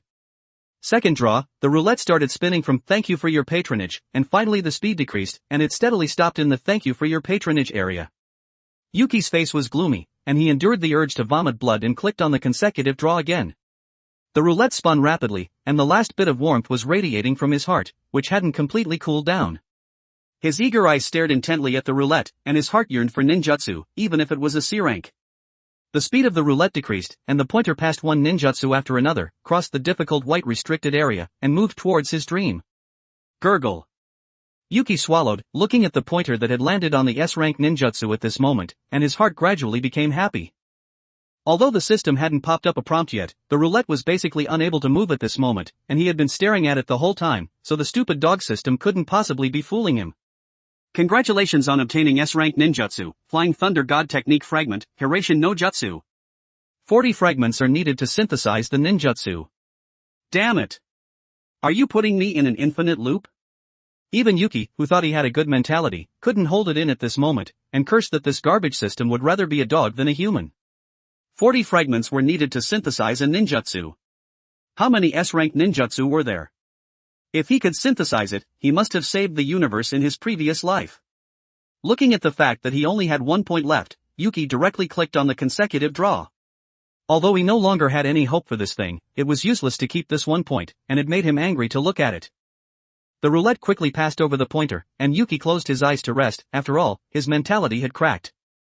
If he expected this thing, he would probably have a cerebral hemorrhage from anger. Yuki, are you okay? The door suddenly opened, and Yuta's worried voice came. I'm okay, I just got a bit of a cerebral hemorrhage from anger. Yuki covered his head and glanced at the roulette. Congratulations on obtaining B-rank ninjutsu, Great Fire Annihilation. Fire Release, Great Fire Annihilation, Cursed Energy Consumption, 150 points. The more cursed energy injected, the greater the damage caused. Obtain Hidden Reward, the first ninjutsu. Permanently increase 100 cursed energy. Damn. The sudden appearance of the B-rank ninjutsu made Yuki's pupils shrink, and his expression became dull. He seemed to have a suspicious and doubtful attitude towards this suddenly popping up ninjutsu. Did this dog system have a conscience? A ninjutsu actually came out, and it was a B-rank. This one ninjutsu would probably cost 150 points to start, and he got it with 4 points. Damn, this system is really conscientious. What's wrong? Yuta Okatsu, looking at the expression that changed from helplessness to joy, and was still confused for 2 seconds in the middle, immediately felt that his brain's thinking couldn't keep up with this era. Ahem. Yuki coughed a few times, and said with a forced calm, it's nothing, how many days have I been unconscious? Yuta Okatsu, it's been a week. The doctor said it seems to be because of nerve damage, and then you were in a deep coma. Deep, huh? No wonder he recalled those childhood things. Yuki slowly got up, stretched his body a few times, and felt the full power in his body, praising in his heart, not bad, it's much better than before. That 100 cursed energy increase is really big. I was originally worried that the cursed energy in my body wouldn't be able to keep up after obtaining the ninjutsu, but it looks like I don't need to worry at all now. Host, Yuki. Cursed energy, 500, grade 3 sorcerer. Physical strength, 15. Eye technique, 1 Tomo Sharingan. Ninjutsu, fire style, Great Fire Annihilation. Taijutsu, not learned. I'm also considered a ninja now, a mouthful of fire style burns the world. Yuki, you just woke up, why don't you rest in the hospital for 2 more days? Thank you so much last time, it was you who gave me the courage to summon Rika. But please be sure to cherish your body, I was worried that you wouldn't wake up in this lifetime. Yuta Okatsu had tears in his eyes, like a remorseful child. Yuki smiled slightly at this, raised his right hand and gently touched his head, saying, it's okay, my dream is to heal the wounded and rescue the dying, this is what I should do. He shouted inwardly, I've captured one, woohoo. When he gets up, he'll walk sideways in the jujutsu world in the future. What are you all talking about? How about you take me with you? Maki Zenin's voice came from the door. Yuki turned around and looked over. She was wearing the black uniform of Jujutsu High, and her expression revealed the word confidence. Ah. Crap, I haven't made the 5,000 yen worth of food yet. Should I pretend to be sick and try to raise it to 10,000 yen? Forget it, I'd probably get beaten to death. After all, when it comes to one-on-one fights, he could barely manage to force a 50-50 split in a short amount of time. He still had to use the Sharingan's powerful capture ability. When the cursed energy in his body was exhausted, he would be the one getting beaten. Yuta Okatsu, looking at Maki Zenin at the door, didn't seem surprised at all, as if they had come to visit him together, patted Yuki on the shoulder and said, I'll go take care of the discharge procedures, and left. Oh, okay, you go. Looking at Yuta leaving, Yuki said to Maki Zenin, who was standing at the door, I'll buy groceries and cook for you when we get back. There's no rush for that. How's your body? I'm really sorry for thinking of you as a coward who abandoned the battle before. That matter, it's nothing, I forgive you. Yuki said self-deprecatingly, although I can feel how much you hated me when you cursed me at the time, I'm a merciful person, 10,000 yen, and this matter is over, you can give me 5,000 more. The veins on Maki Zenin's forehead bulged at this moment. She was still feeling apologetic towards him, but she didn't know why, looking at his hateful appearance, she wanted to beat him up. Just kidding, don't take it seriously, I'm just teasing you. Well, I'll go buy groceries first, see you tonight. underscore underscore underscore underscore underscore underscore underscore underscore underscore underscore underscore underscore underscore underscore underscore underscore underscore underscore underscore underscore. For more advanced chapters visit my Patreon. Patreon.com/Kane45.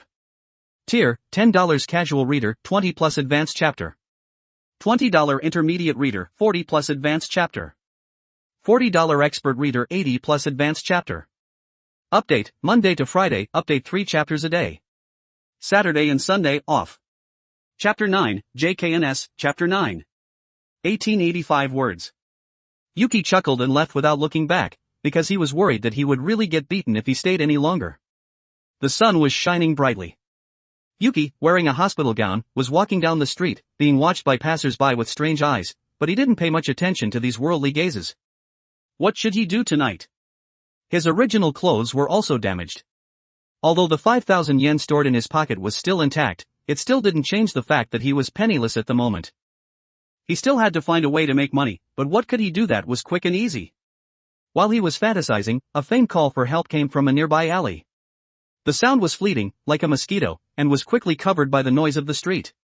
The pedestrians passing by on the street didn't seem to notice anything unusual, and continued to do what they were doing. At this moment, Yuki's dark eyes stared intently at the alley from which the sound had just come, and the pupils in his eyes instantly turned scarlet, as if he had seen something interesting. A subtle smile appeared on his lips, and his pupils returned to black. He didn't expect that a way to make money would come so quickly. He didn't expect that the matter of a hero saving a beauty would one day fall on his head. How should he spend this huge sum of money? Should he buy clothes or buy food? Yuki smiled coldly and walked straight into the dark alley, preparing to uphold his justice. Humanity may be bleak, but justice will prevail. Today, I. Wrong script, wrong script. Deep in the alley. Several burly men were holding knives and smiling coldly, seemingly coveting the beauty of the woman before them. Don't struggle, little girl. Generally, no one wants to come in here. Do you want to be robbed of your virtue first, or hand over the money first? Or do you want both? Boss, a lackey next to him whispered, it seems like we're just here to rob money today. We can find someone to rob of their virtue. The nature of rape is different. The leading man seemed to recall something, and cold sweat broke out on his forehead. He changed his previous lewd smile, and said in a low voice, quickly hand over your bank card, otherwise we'll rob you of your virtue today. The lackey next to him reminded him in a low voice again, boss, we've already subdued her, just ask for the bank card password directly. Ahem, the man coughed lightly, and continued to threaten, quickly say the password. At this moment, the lackey who had taken the bank card saw the password noted on the card, and reminded him again, boss. Hashtag. Damn it, are you the boss or am I the boss? You're always nagging.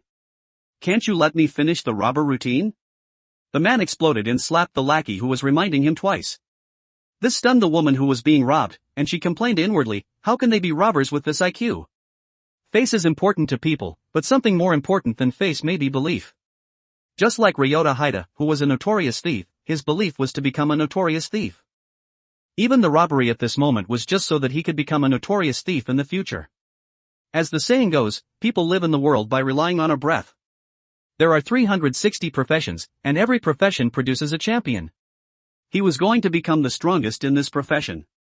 Ryota Haida took the bank card from the lackey, put the card back into the bag, zipped it up, and threw it to the woman, saying, put the bag on your shoulder, we'll do it again, let me finish the normal routine. The woman looked at the bag in her hand, and was at a loss. As the daughter of the Otudo family, she had seen many robbers, but she had never seen such a strange robber. Although she was speechless, she still put the bag on her shoulder, and asked in a low voice, is this okay? Ryota Haida nodded, and held the knife against the woman's throat, saying in a gloomy tone, hand over the card. Oh, okay. Perhaps knowing that she wouldn't be raped, she calmly took out the bank card from the bag, and fluently said the password, there are 1 million yen inside, the password is 5687. The woman's calm expression made Ryota feel insulted in his profession. He put the card back into the bag, slowly zipped it up, and after a moment of silence, he scolded in a hoarse and angry tone. What are you doing? Where's the panicked expression? Do you think I won't rape you? Panic for me. We're robbers. Do you understand robbers? Are you treating us like beggars? I understand.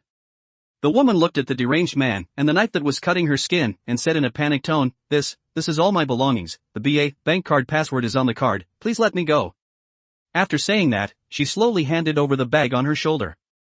Looking at the panicked woman, whose body was trembling, Ryota Haida revealed a satisfied smile, picked up the bag, and beckoned to his lackeys, preparing to leave directly. Before he had taken 2 steps, he saw a childish brat walking towards them. He recalled the woman's trembling figure just now, and a smile appeared on his lips, but before he could say the words in his mouth, Yuki spoke first, robbery. Quickly put the bag in your hand on the ground, otherwise don't blame me for being rude. That's right, the way to make money was to rob the robbers again. That way, they would be the ones who got caught, and he would be the one who profited. After all, who would believe that a brat could snatch a wallet from these burly men? After a brief silence, there was a burst of crazy ridicule. The 3 lackeys behind Ryota Haida ridiculed. Ha ha ha, you're killing us, little brat. What are you talking about? If you haven't woken up, go back to your mom. Yeah, wearing a hospital gown, he's probably run away from a mental hospital. Ha ha ha. Or should we send him back? The leading Ryota seemed to see his former self at this moment, with the lofty ambition of wanting to become the head of the robbers. Holding a tone of cherishing talent, he asked, Do you want to join me? Follow me and I guarantee that you'll become bigger and stronger in the future, and recreate the glorious light of the robber world. Yuki was speechless. Was this guy suffering from some serious illness? Although he was wearing a hospital gown now, that didn't mean he was mentally ill. Even so, he still said with a playful mentality, Really, big brother? Of course, 5th brother. You guys are really playing it up. The 3 people to the side were speechless, looking at the smile on their big brother's face at this moment, as if he had a son in his old age. Yuki knelt on one knee, clasped his hands, and said with a sincere expression, My name is Yu. Since big brother is willing to take me in, then it must be a kindness greater than the mountains. Why don't I recognize you as my adoptive father today? Good, since you have this intention, and I have no children under my name, I will recognize you as my adopted son today. Adoptive father. Adopted son. Adoptive father. Adopted son. The 2 of them shouted, and the 3 people to the side were petrified, their eyes lost their highlights, as if they were disconnected from this world. Yuki, looking at the approaching adoptive father, suddenly punched him, knocking the man to the ground on the spot. Ryota Haida was covering his abdomen at this moment, and the bag in his hand fell to the ground. He looked at the newly recognized adopted son with an incredulous expression, and asked, Adopted son, why did you hit me? Yuki smiled, picked up the bag on the ground, took out the scattered yen from inside, and didn't touch the bank card. After all, he was just robbing the robbers at this moment. If he touched the bank card, it would be different. That would be someone else's private property, someone else's exclusive bank card. Then he zipped it up and said with a cold smile, You specialize in stabbing adoptive fathers. You. Just as Ryota Haida was about to say something, he saw the lackey rush in front of him at this moment. You dare to touch our big brother? You're looking for death. Today, I'll show you what it's like to be beaten up by society. Beat him. Looking at the lackeys who were so protective of him, Ryota, as the big brother, had a feeling of sadness at this moment.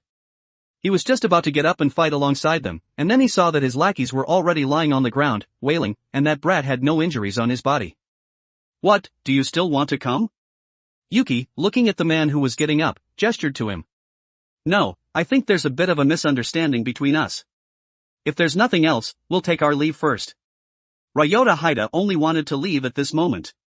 It was too scary. Where did this monster come from? 1 against 4. He had to leave quickly, or he would be ruined here today. The 3 people kneeling on the ground also saw the difference in combat power, and with the attitude that a wise man submits to circumstances, they quickly slipped away.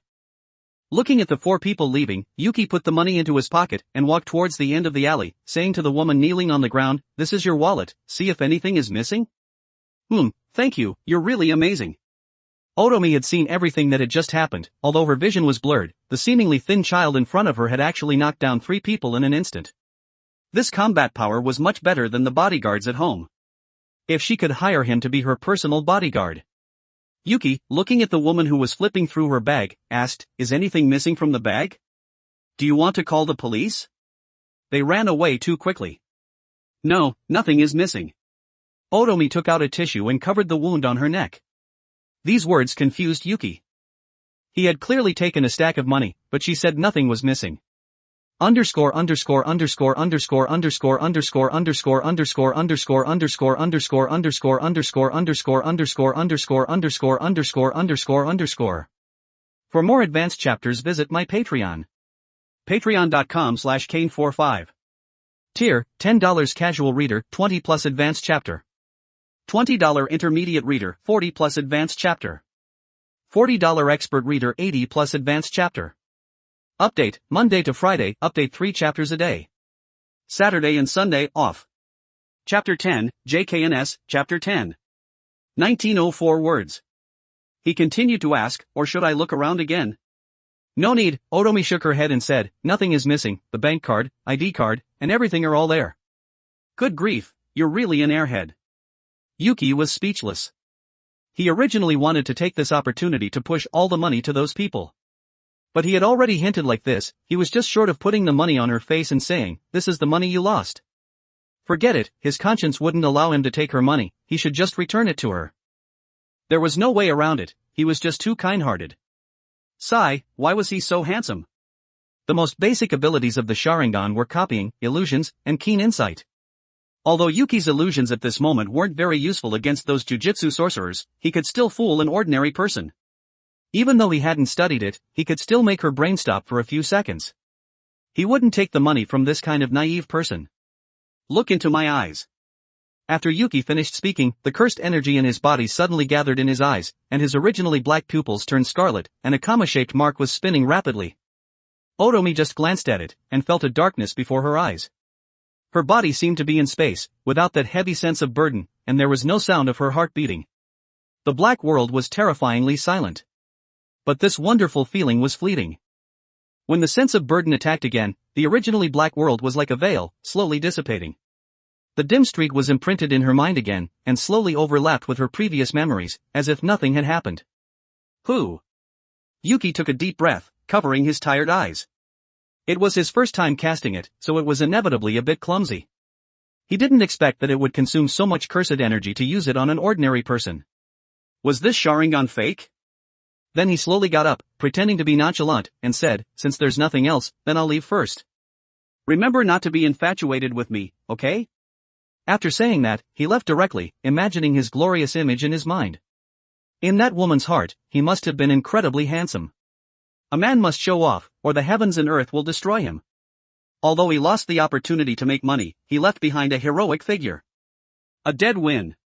And Otomi wasn't paying attention to these things at this moment. She was constantly staring at the few large characters behind Yuki. Tokyo General Hospital? Yuki? His name is Yuki? She should go back and have her father investigate him. He seemed reliable as a bodyguard. Night. The originally quiet corridor had a bit more liveliness at this moment. There was a hint of warmth in the noisy voices. Maki Zenin was holding a bottle of drink and sitting on a stool, shouting, Yuki is cooking today. If it doesn't taste good, beat him up hard. Yuta Okatsu said with a smile, Yuki can cook? I'm looking forward to it.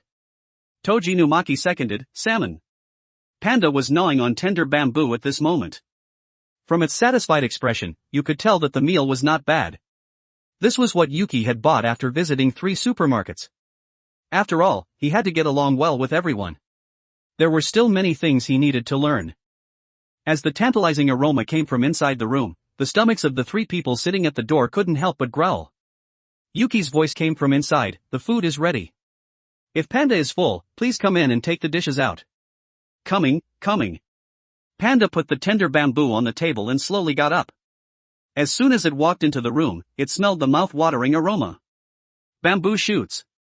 His favorability towards Yuki also increased. Not only was he friendly to people, but he could also cook. It was really great. The key was that he didn't even need to taste the food to know that it would definitely be delicious. There are still 2 dishes and a soup inside, please trouble you. Yuki walked out of the kitchen with 2 bowls of dishes at this moment, with a smile on his face. Okay, leave it to me. Panda patted his chest and said with certainty. Another powerful figure added, not bad. As expected, the fastest way to make friends was to dangle food in front of them. He didn't waste his time learning to cook for half a year, he could finally put it to good use today. Yuki's smile didn't diminish, and he put the 2 bowls of dishes on the table at the door, and said to himself, today I made fish-flavored shredded pork, beef soup, sweet and sour fish, stir-fried bamboo shoots with meat, and stewed potatoes with beef. If you think it tastes good, it's 50,000 yen per month for a subscription. You can owe me if you don't have money, 1 meal a day. 50,000. That's so expensive. Yuta Okatsu, who had taken a bite, was so shocked that he spat out the food in his mouth without even swallowing. Seaweed. Tojinumaki seemed to be complaining, but he still picked up a piece of fish from the sweet and sour fish and tasted it. Isn't it 3 meals? Maki Zenin picked up a piece of pork from the fish-flavored shredded pork and ate it. As soon as she tasted it, she realized that it was indeed much better than fast food. 3 meals are too troublesome. I still have to train, I can't possibly be cooking all day, right?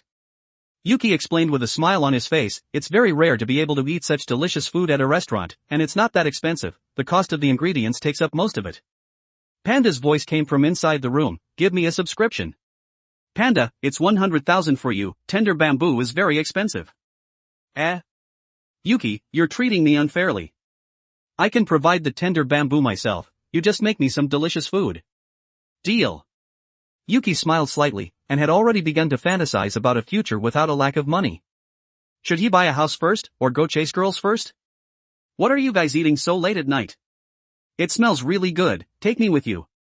Gojo Satoru's voice came from the end of the corridor. This meal cost me 5,000 yen, Gojo-sensei, you have to give me 1,000 yen if you want to eat. Maki Zenin, feeling that she needed to get her money back in a timely manner, said. Oh dear, Zenin-san, you shouldn't say that. I'm a teacher, how can students let their teachers spend money? Gojo Satoru appeared before everyone with a black uniform in his hand. The Jujutsu High uniform, huh? Yuki glanced at it, and knew that it was his uniform, after all, he hadn't been given one before. The black short sleeves and long pants he was wearing now were spare clothes. As long as he wore this uniform, he would also be considered a member of Jujutsu High. With these friends accompanying him, he believed that his future days wouldn't be as lonely as before. The food is coming, everyone make way. Panda also walked out with 2 dishes and a soup, but he was walking very slowly. He had a bowl of dishes on each of his thick arms, and was holding the hot soup steadily with both hands. His nervous appearance was very comical. Yuta Okatsu smelled the tantalizing aroma of the dishes, and couldn't help but swallow. He gritted his teeth and said, I don't have any money this month, I'll make it up to you next month, take me with you. 100,000 a month. I'll make it once a day, the customized set meal is guaranteed quality. Yuki looked at Gojo Satoru with a sly smile, as if to say that he shouldn't even think about leaving if he didn't give him money. Gojo Satoru looked at the 4 dishes and a soup on the table and fell into thought. After looking at them for a moment, he said, how about I pay half price? Deal. Let's make it clear first, you get what you pay for, half price is half price. Salmon. As soon as Tojinumaki finished speaking, Panda next to him explained, Toj said he wants it too. Okay, that's 4. Maki, do you want a month too? I can give you a discount. Maki Zenin quickly wiped the grease from the corner of her mouth with her right hand, and said with a serious expression, the food is not bad. Since they all want it, then I naturally want a month too. Okay. Yuki's heart had already burst into laughter at this moment. He had earned 225,000 yen in one night, although 70% of it was for the cost of ingredients, it didn't affect his joy of making money. After eating, Yuki was lying on the bed, looking at the quiet starry sky outside the window. Suddenly, a white and red shooting star streaked across the beautiful night scene, becoming the most dazzling star among the stars. For him at this moment, the fire style, Great Fire Annihilation was undoubtedly a big move. After all, one mouthful of fire would consume nearly 1/3 of the cursed energy in his body, and there was no upper limit. Moreover, the Sharingan was also a high consumption skill. If these two were activated at the same time, then he would be like Kakashi, becoming the representative of being short on mana. 10 minutes of opening his eyes, and he would be weak for the whole day. He shouldn't use these two unless it was absolutely necessary in a real battle. He couldn't afford to use them as small skills. Then all he could do at this moment was to exercise his body and copy other people's taijutsu with the Sharingan, right? If he were to talk about the strongest person in taijutsu at Jujutsu High, then it should be Maki. After all, she could kick cursed spirits away without relying on cursed energy, he couldn't do that. His recent training should be like this for now, exercising his body and copying Maki's taijutsu, and also learning jujutsu from Gojo-sensei. He still had to learn real jujutsu, after all, the Great Fire Annihilation really consumed a lot of mana, and it would easily be difficult to keep up with the high-intensity missions of exorcising cursed spirits. Yuki, who had been thinking for a long time, also felt sleepy at this moment, and slowly closed his eyes in a fantasy of the future. The next day. The sound of ding-a-ling echoed in his ears. The alarm clock on the head of the bed was still steadily outputting. It was your best partner for getting up on time.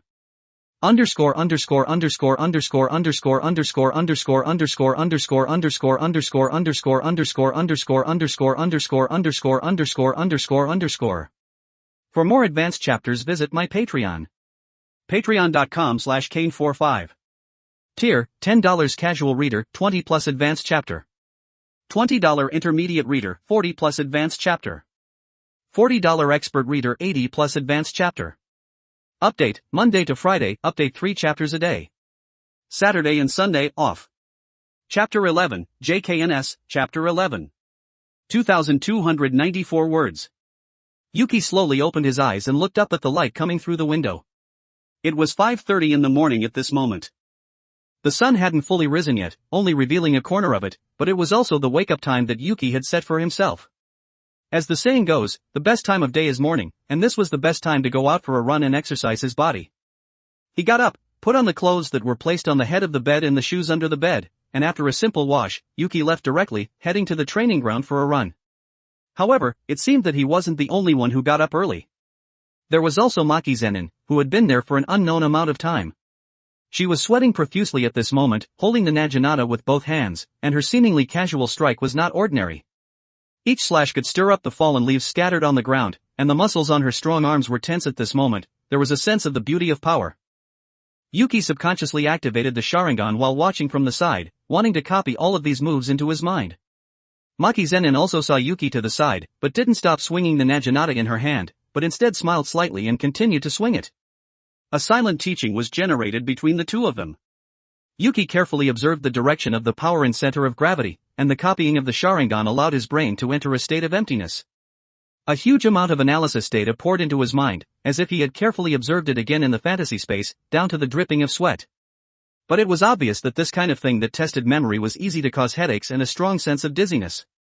After only watching for more than 10 minutes, Yuki knelt on the ground, panting heavily, and vomiting the overnight food that hadn't been completely digested in his stomach. Ugh! Damn it, his head was about to explode. What a joke, even just copying memories could cause such a headache. Ugh, so uncomfortable. This Sharingan was really garbage. It was definitely not that his brain couldn't keep up. What's wrong? Aren't you going to use those eyes of yours to copy my movements? Maki Zenin's voice came from in front of him, and her tone revealed a hint of pride. You did it on purpose? Ugh. Yuki finally understood why his brain had overloaded so quickly. It turned out that she was the one who was causing trouble. Of course, I deliberately made the movements of swinging the blade a little faster. Maki Zenin stuck the naginata into the ground, picked up the water cup that was placed to the side and took a big gulp, and then sat on the stone bench and said, in the jujutsu learning 10 days ago, I saw that your eyes were unusual, and thought that since you could possess observational abilities beyond ordinary people, then copying a movement shouldn't be anything, and then I accelerated the strength and movements of swinging the blade with a try-it-out attitude. Ugh. The overnight food in his stomach was completely vomited out. Yuki, who felt slightly better, wiped his mouth and slowly got up. The cold sweat on his forehead and the disordered breathing proved that his mental state was very weak at this moment. As expected of someone who came from the Zenin family, this keen observation and calm mind had already surpassed many jujutsu sorcerers. No, which of the people chosen by Gojo Satoru were simple? Panda, who was created by director Yaga, Toji Inumaki from the Inumaki family, Yuta Okatsu, who was related to Gojo Satoru, and Maki Zenin from the Zenin family. This background panel could be used as the protagonist at other times, so there was no need to question their intelligence. He just didn't expect that she would analyze the Sharingan's abilities so thoroughly with just one glance. Would he still be able to play happily in the future? It made him seem like an idiot. Not bad, my eyes do possess keen penetrating power and copying ability, but that's not all of me, actually. I'm also a ninja. Maki Zenin looked at Yuki with the eyes of someone looking at an idiot at this moment, and looked at him with the caring eyes of someone looking at a mentally handicapped person. Her lips moved a few times, wanting to say something but stopping, as if to say, you're probably having a nervous breakdown after just getting out of the hospital. 100,000. I'll spit fire for you.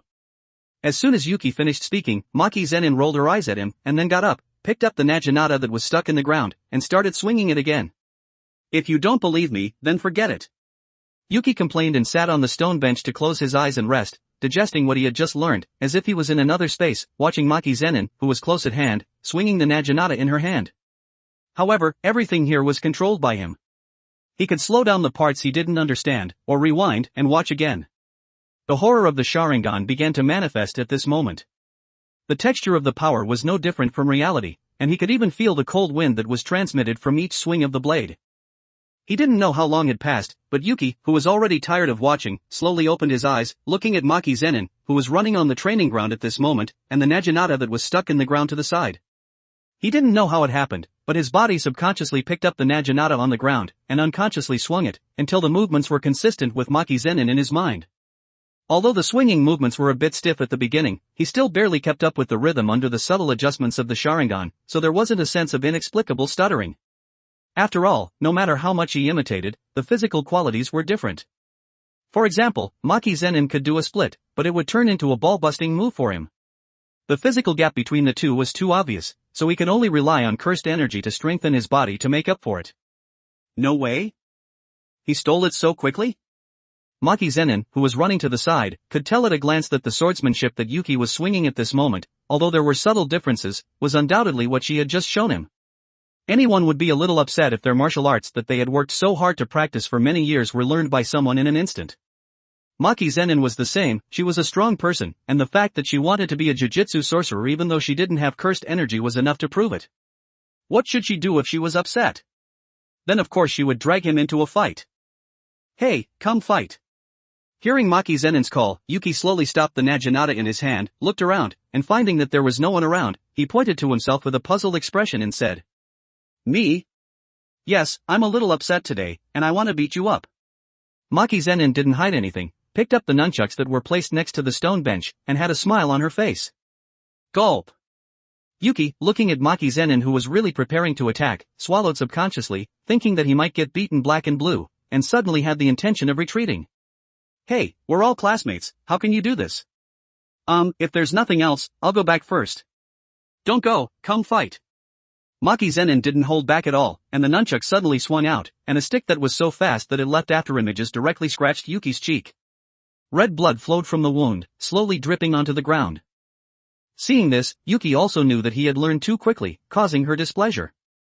If he chose to escape at this time, then she would definitely look down on him in the future, and he didn't want to encounter this situation. At this moment, there was only one battle. Okay, I understand, let's go to the training ground and have a fight. Yuki grasped the Naginata and walked towards the center of the field, and the comma-shaped marks in his scarlet pupils were spinning rapidly. If he wanted to gain her approval, he had to try his best. If he gave up halfway through the fight, then he shouldn't even think about hanging out here in the future. Moreover, wasn't the best way to test the results of training a practical battle? If you don't try your best, I'll beat you to death. Maki Zenin, looking at Yuki, who was 10 meters away, his eyes didn't avoid her at this moment, but were staring straight at her, with the implication that he was ready to fight. Compared to Yuta Okatsu, who was a bit introverted, she still preferred people who faced difficulties directly. I know, it's my honor to die in your hands. But I don't want to die at this moment, I'll try my best to struggle. After Yuki finished speaking, he grasped the Naginata and adopted a stance to deal with Maki Zenin's next attack. Not bad. Maki Zenin, looking at Yuki, who was going all out, swung the nunchucks and rushed over directly, shouting, "Let me see how much you stole from me." Clang! A crisp sound echoed between the two of them. With just the initial collision, Yuki's hands were shaken so hard that his tiger's mouth was in pain. If it wasn't for the support of cursed energy, he would have been blown away. The Sharingan had also been used to its limit, at least it could allow him to persevere for a few more minutes. Maki Zenin, seeing that her attack was unsuccessful, raised her eyebrows slightly, and then exerted force, knocking Yuki away. The nunchucks in her hand were like a part of her body, flexible and precise.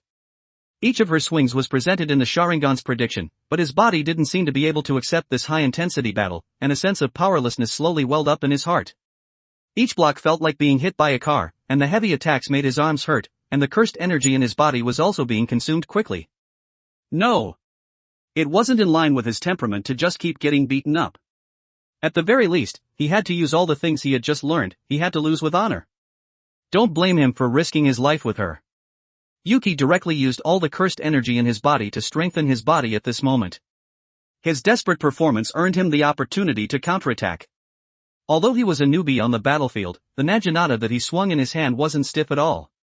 His moves were wide open and powerful, and his attacks were swift. Like a fierce tiger that was counterattacking before death, he ignored his physical injuries, and only pursued higher value damage. A fatal blow. A bit interesting. Looking at Yuki, who had completely displayed her moves, Maki Zenin revealed a satisfied smile. She only wanted to beat him up because she was upset, but if he really learned it, and could use it to protect himself in the battle to exorcise cursed spirits, then she would be very gratified in her heart. However, it's a bit lacking. As the owner of the moves, Maki Zenin saw the flaw at a glance, and in the gap of dodging the naginata, she suddenly threw out the nunchucks. The strong iron chain bound the blade, preventing it from swinging normally. Then, she supported herself with one hand and directly kicked over. So fast. Yuki's pupils shrank sharply. Seeing the attack that he didn't have time to dodge, he quickly released the naginata with his right hand and crossed his arms. At this moment, Yuta Okatsu, who had just woken up and was training early as usual, was drowsy and muttered, "What's going on at the training ground today? It's so lively." As soon as he finished speaking, a black shadow flew past from the side, followed by a loud clang sound. Hiss. Ouch, ouch, ouch. Yuki slowly got up, looked at the hole in the wall, and touched his aching back, wincing and saying, "Ah, hiss. My bones almost fell apart, I clearly felt like I had blocked it." Blocked me? Don't think that you can compete with me just because you stole a little something. You're still too green. Maki Zenin was walking towards him at this moment, carrying the nunchucks on her shoulder and holding the naginata in her hand. On the way, she saw Yuta Okatsu, who was stunned, and waved her hand and asked, "Want to practice?" Underscore underscore underscore underscore underscore underscore underscore underscore underscore underscore underscore underscore underscore underscore underscore underscore underscore underscore underscore underscore. For more advanced chapters visit my Patreon. Patreon.com/Kane45. Tier, $10 casual reader, 20 plus advanced chapter. $20 intermediate reader, 40 plus advanced chapter. $40 expert reader, 80 plus advanced chapter. Update, Monday to Friday, update 3 chapters a day. Saturday and Sunday, off. Chapter 12, JKNS, Chapter 12. 1846 words. Yuta Okatsu turned around and looked at the hole in the wall, as well as Yuki's wincing appearance, swallowed and said, Be a little gentler, just use ordinary wooden sticks to hit him." "Alright, I'm in a good mood today, I'll teach you a little more." Maki Zenin put her arm around Yuta Okatsu's shoulder and headed to the training ground next to them, leaving only Yuki, who was still shouting ouch with a pained expression. "Ouch, I'm done for, I'm done for. No, I have to go over and steal something back, otherwise this beating will be for nothing." After saying that, he covered his back and walked towards the training ground, slowly lying sideways on the stone bench, supporting his head with one hand, watching the two people sparring in the field. Unlike him, Maki Zenin didn't use all her strength, but was guiding Yuta Okatsu. From his stiff and flustered blocks, he knew that he hadn't been training for long at this moment. He even had the feeling that although he had just learned, there was no problem with teaching him a few things. Although he couldn't learn anything, it was still pretty good for passing the time. "Yuta, kick her lower body, avenge me." While the two were fighting, Yuki began his tactical commander mode. "Right now, use the wooden stick to knock her leg." "Ouch. You can even miss with that. You have to avenge me, Yuta. Quick. Kick her, kick her. Yuki, you're going to die a miserable death like this." Yuta Okatsu, looking at Maki Zenin, whose eyes were full of murderous intent, swallowed. Maki Zenin, who was holding the wooden stick, had bulging veins on her forehead at this moment, and the stick in her hand was inadvertently broken directly. The crisp sound echoed in the ears of the three people, and Yuki felt as if his heart had died, and shouted inwardly that he had gone too far. "Ahem, well, if there's nothing else, I'll leave first, and I won't trouble you to see me off." Yuki slowly got up, and had only taken 2 steps when a pair of fair arms locked his throat of fate. Maki Zenin's voice came faintly from behind. "Don't be in such a hurry to leave, I'll help you loosen your muscles." "No. No need." Ouch. Yuki was being supported by Yuta Okatsu at this moment. Although he had been beaten up again, he was still very stubborn. "Yuta, let me tell you, it's just because I'm injured, otherwise." Before he could finish speaking, a familiar voice came from the side, "Otherwise what? Do you want another beating?" Yuki, looking at Maki Zenin, who was wiping sweat with a towel to the side, wiped the sweat from his forehead and said, "Otherwise, I could definitely take a few more hits from you without saying a word." "Humph. It's good that you know your place. Maki Zenin snorted lightly, and then took out a small bottle from her pocket and threw it to the injured Yuki, saying, "Here, this is medicine for bruises and sprains, go back and apply it yourself, rest a bit, and continue training tomorrow." "Oh, okay." Yuki took the bottle, and looking at Maki Zenin leaving, he also breathed a sigh of relief in his heart. This matter was considered to be over today. It was really difficult to gain her approval. His whole body was sore, and his limbs were weak. However, this was also the first step of his journey. There was still a long way to go in the future.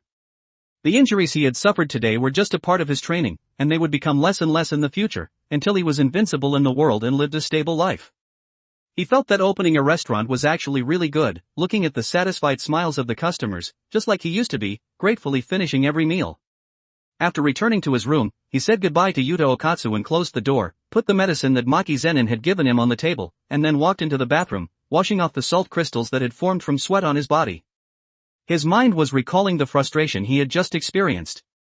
Although he knew that he would lose, he would still feel unconvinced in his heart when he actually lost. One day, he could also become that powerful. But when would the next system mission be released? There wasn't even a fallow period like this, right? It had been more than 10 days since he had been unconscious. Could it be that he had to wait for the main storyline? If that was the case, then the system probably wouldn't even budge for 2 months. In that case, then he could only improve himself as soon as possible within these 2 months, taijutsu, jujutsu, and practical experience. He had to work hard. Yuki, who had finished washing his body, walked straight out of the bathroom. Water droplets dripped from his messy hair. He threw the clothes that had been soaked with sweat into the washing machine, pressed the start button, and then left directly. To be honest, the quality of life of the students at Jujutsu High was really good. The rooms were fully equipped, and they had everything they needed. Of course, the mortality rate was also really high. After all, they were fighting cursed spirits. Who could guarantee that they wouldn't be ambushed to death due to a mistake in intelligence?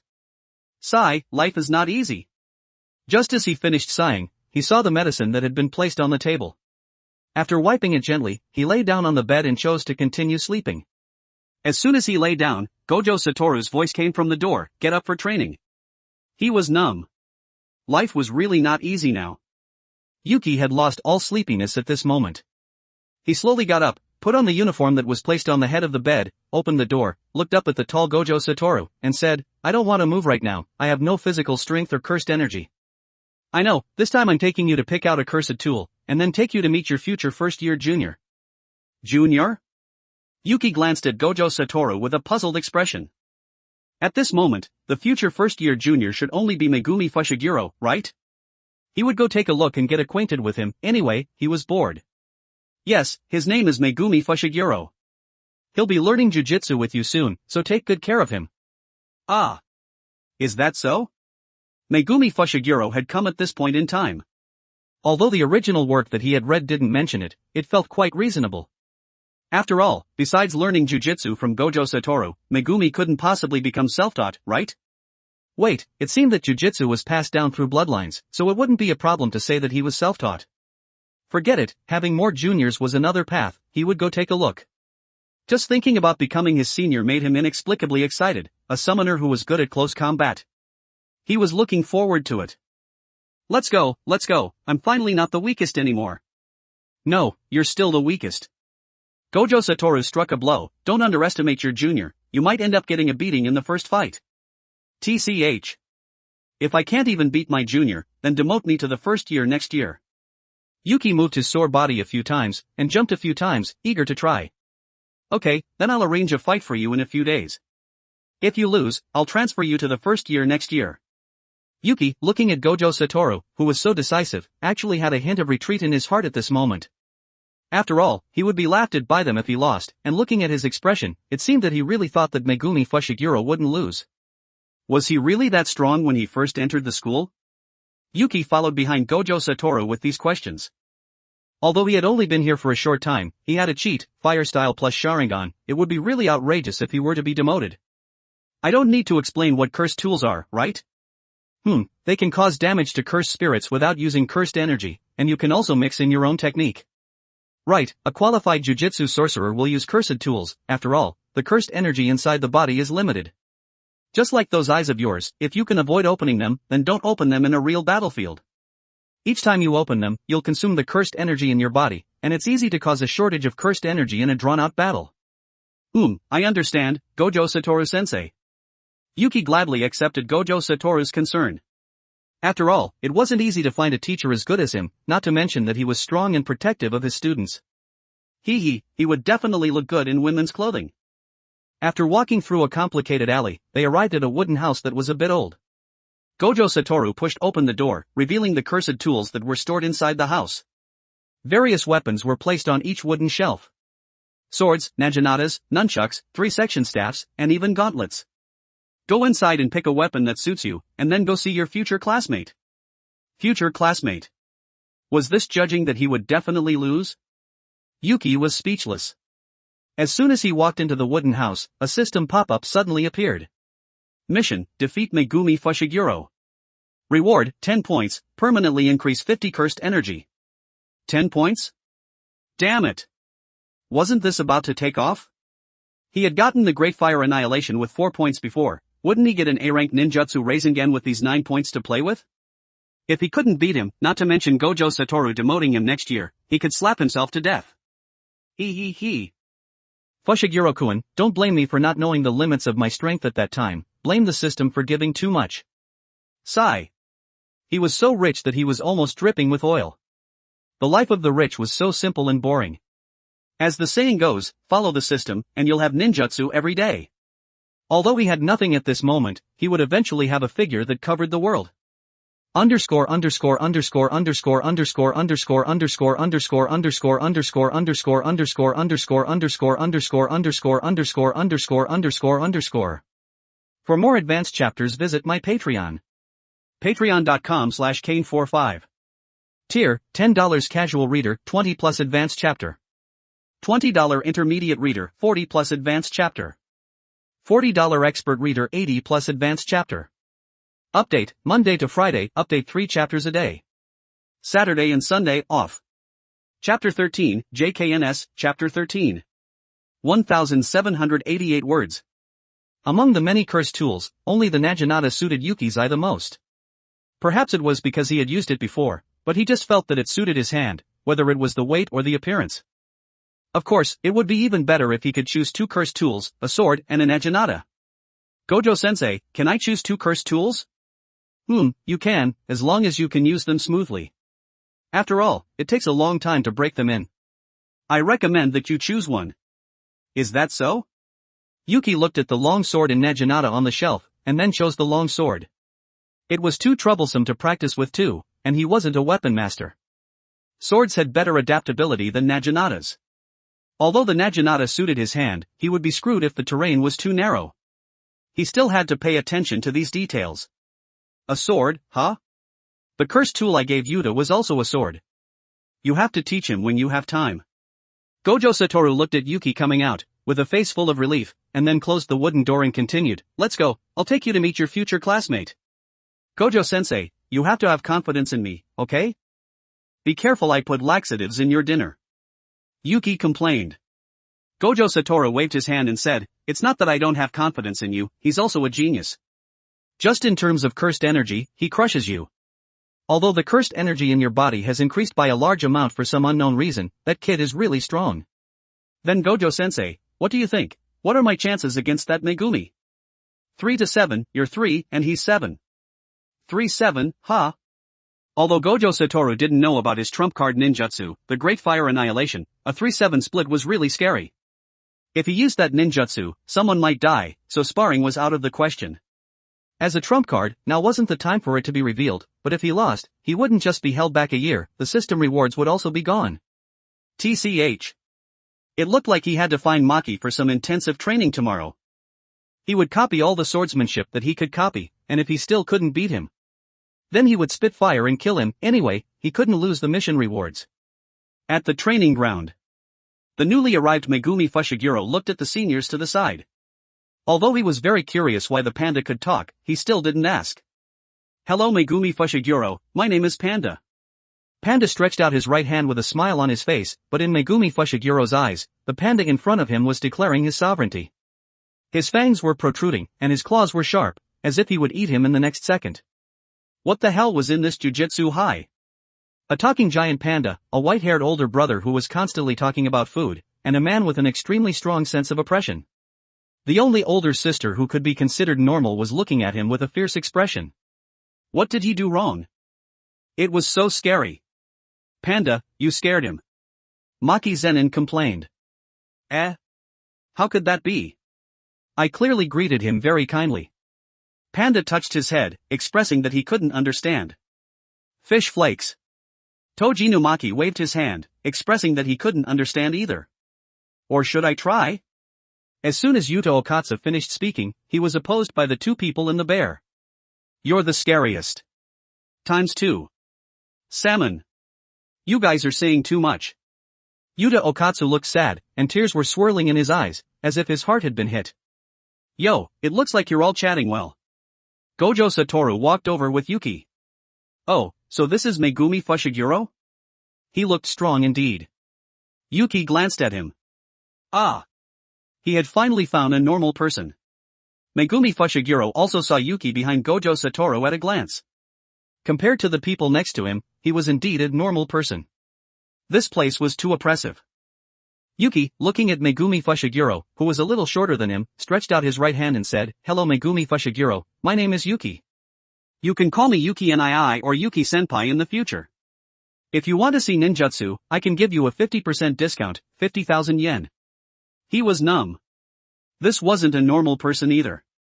The smiling expression on Megumi Fushiguro's face gradually solidified, and his eyes seemed to have lost their highlights. He suddenly regretted coming to Jujutsu High a little. Don't make that kind of expression, Fushiguro. Don't look at them like this, but they're all good people.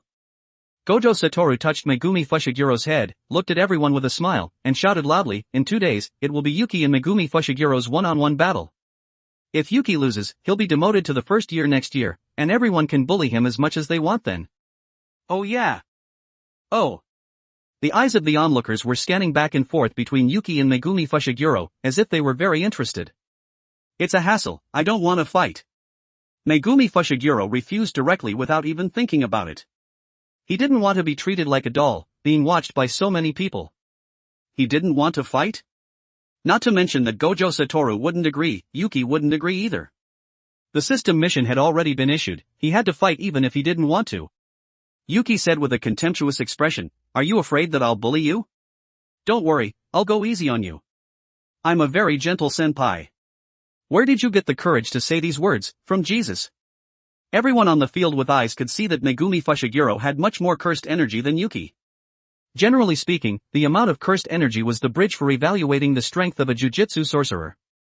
But this evaluation scheme was only used for most jujutsu sorcerers, and didn't include some special circumstances, and everyone had their own trump cards. Yuki said this just to make everyone curious. Although he had little contact with them, he could see that he wasn't someone who made empty promises. On the contrary, he was very thoughtful. He treated everyone differently, and there was no so-called discrimination. You could see this from the fact that he had become one with everyone with just one meal. What method would he use to beat this seemingly impossible person? Everyone was looking forward to it in their hearts. Then let's fight now. Megumi Fushiguro would generally use his fists to solve problems with people who looked down on him. He had taken the bait. Yuki smiled, and said, "Not today, I'm injured. Let's follow what Gojo-sensei said, 2 days later. Counting today, that's the day after tomorrow. If I lose, I'll be your classmate next year, and if you lose, you have to call me Yuki Nii in the future. How about it?" Okay. Let's add a condition, if you lose, you'll be demoted next year and you have to be respectful to me. Of course, everyone on the field is a witness. Yuki finished speaking and waved his hand to leave. It wasn't that he was showing off, it was just that his legs were a little sore from standing, and it was more comfortable to go home and lie down. He would talk about training tomorrow, anyway, he couldn't train today. Every time he moved, he would ache to death. It was good to be a salted fish for a day. At least it could make him think that he was arrogant and relax his vigilance, which could be said to kill 2 birds with 1 stone. Everyone looked at Yuki, who was limping away, with silent expressions on their faces, shouting in their hearts, "You're already like this, are you sure you won't be beaten to death as soon as you get on the field?" Maki Zenin also felt a little guilty at this moment, after all, those injuries were all caused by her own hands. Although it was to train him, if she hadn't been so ruthless at the beginning, he could have trained for 1 more day to increase his chances of winning. Back in the room. Yuki took off his shoes and walked on the smooth floor, gently put the cursed tool on the table, and took out the washed clothes from the washing machine and hung them to dry on the balcony. After doing all this, he sat on the bed and looked at the sword on the table, thinking about the swordsmanship he had seen on the TV. If Maki Zenin would let him copy some swordsmanship at this moment, it would be great, although it was obvious that it was impossible. After all, he had just copied her Naginata, and if he went over now and shamelessly asked her to show him some swordsmanship, he would probably be beaten half to death. Although he had a thick skin, he wasn't bored enough to court death. Was he really going to waste this day? Knock knock knock. The crisp knocking sound interrupted Yuki's thoughts. Maki Zenin's voice came from outside the door. "It's me, open the door." What was she doing here? Yuki raised his eyebrows slightly, feeling surprised by Maki Zenin's arrival.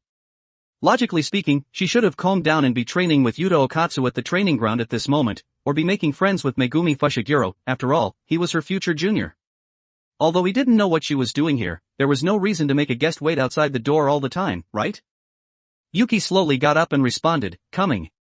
He opened the door, looked at Maki Zenin, who was standing at the door holding a lunchbox, and asked, "What's wrong?" "Here, this is your fast food. You haven't eaten since this morning, right?" "Oh, thank you." Yuki took the fast food from Maki Zenin's hand, and responded a little embarrassed. He was a chef, but he had actually forgotten to eat. Underscore underscore underscore underscore underscore underscore underscore underscore underscore underscore underscore underscore underscore underscore underscore underscore underscore underscore underscore underscore. For more advanced chapters visit my Patreon. Patreon.com/Kane45. Tier, $10 casual reader, 20 plus advanced chapter. $20 intermediate reader, 40 plus advanced chapter. $40 expert reader, 80 plus advanced chapter. Update, Monday to Friday, update 3 chapters a day. Saturday and Sunday, off. Chapter 14, JKNS, Chapter 14. 1870 words. Do you want to come in and sit for a while? There's some fruit left over from yesterday in the refrigerator. I'm intruding. Maki Zenin took off her shoes and walked into the room. It's nothing, we're all classmates anyway, there's no such thing as intruding. Yuki didn't close the door, put the lunchbox on the table and started eating. Looking at Maki Zenin, who was sitting on the bed, he asked, "Maki, did you come all the way here just to deliver a meal?" Maki Zenin glanced at Yuki, and asked in an undeniable tone, "Can't I?" "How could I say you can't? You saved my life, I would have starved to death if you came any later." "Humph." Maki Zenin snorted lightly, and began to get to the point, "Can you really beat Megumi Fushiguro? Aren't you just talking big?" "A little bit, after all, it's embarrassing to lose to a junior." "I'm really giving up on you. You're usually so shameless, why did you suddenly get a whim today?" Looking at Yuki, who was slurping noodles with immersion, Maki Zenin had a feeling of hating iron for not becoming steel. He was in such a crisis, but he could still eat. She then slapped him and asked, "What are your chances of winning?" Cough cough cough. Yuki, who had been interrupted from eating noodles, almost choked to death, held up 4 fingers and said, "FO, 40%. If you can teach me swordsmanship today, then I'll have 50%. 50%, huh? Forget it, I'll just let you have my swordsmanship for cheap. Come with me, and don't blame me for looking down on you if you lose." After Maki Zenin finished speaking, she dragged Yuki away. "Wait, I haven't finished eating." Yuki hugged the lunchbox and started gobbling it up. He hadn't felt it before, but when he saw the food, his stomach couldn't help but get hungry. Plus, he had vomited everything in his stomach this morning due to nausea, so he was even more hungry at this moment. "It's not urgent to eat after you've finished learning. If I wasn't afraid that you would lose and embarrass us, I wouldn't teach you swordsmanship." Maki Zenin didn't give him any chance to refute, put on her shoes and dragged him out of the room. At the training ground. Yuki sat to the side, watching Maki Zenin quickly swinging the long sword in her hand in front of him, and the Sharingan was recording everything. Although he would never know if it was effective without a practical battle, his body obviously didn't allow him to have a practical battle at this moment. He could only record it, recall it, and let these things become his brain's instincts. There were no fancy skills, each move was so simple and unadorned, but just these things were full of the texture of power.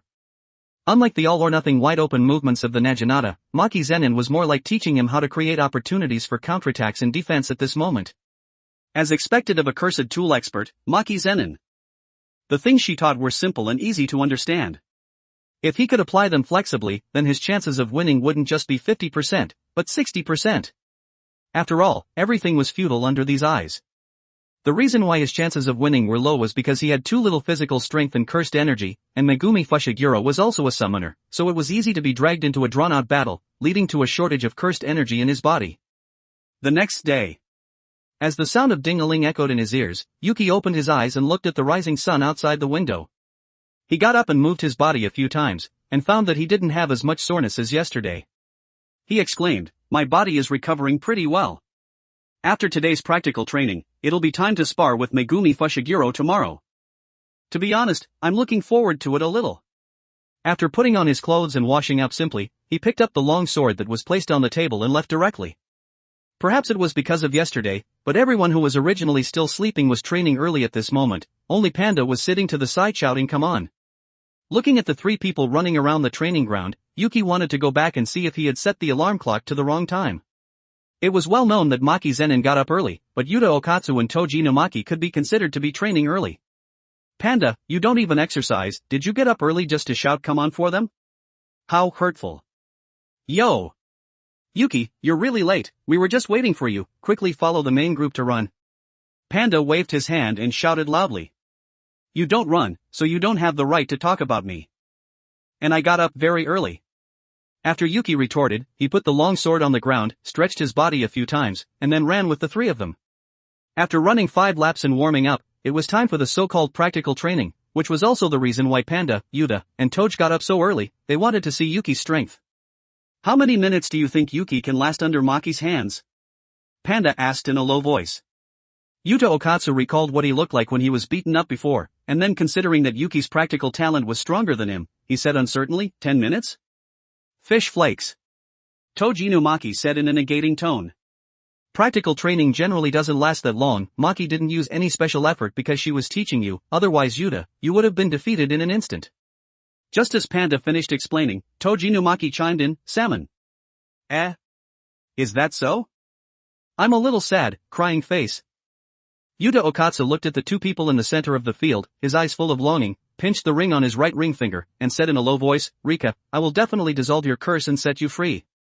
In the field, the two people were holding long swords and looking at each other. This was a contest between teacher and student, and it was also a necessary training on Yuki's path to growth. As a breeze blew, Maki Zenin exerted force on her legs, and rushed straight over like an arrow. "Here it comes." Yuki's internal alarm bells rang loudly, and his scarlet Sharingan was displayed in everyone's eyes. He grasped the sword hilt tightly with both hands, and swung it with all his might. The things that Maki Zenin had taught him yesterday had been watched hundreds of times in his mind, and had long since formed muscle memory. When to swing the sword, what to do, all appeared in his mind. At this moment, he only needed to follow his instincts. Clang! Clang! Clang! The crisp sound rang in everyone's ears, and the initial collision between the two people surprised the three people watching on the side. They were actually evenly matched. Maki Zenin's eyes were sharp, and the angle of her swings was extremely tricky, but none of them broke through his defense. She couldn't help but admire Yuki's perversion in her heart. It wasn't something that anyone could learn just by wanting to learn it. Although she herself learned pretty quickly too, right?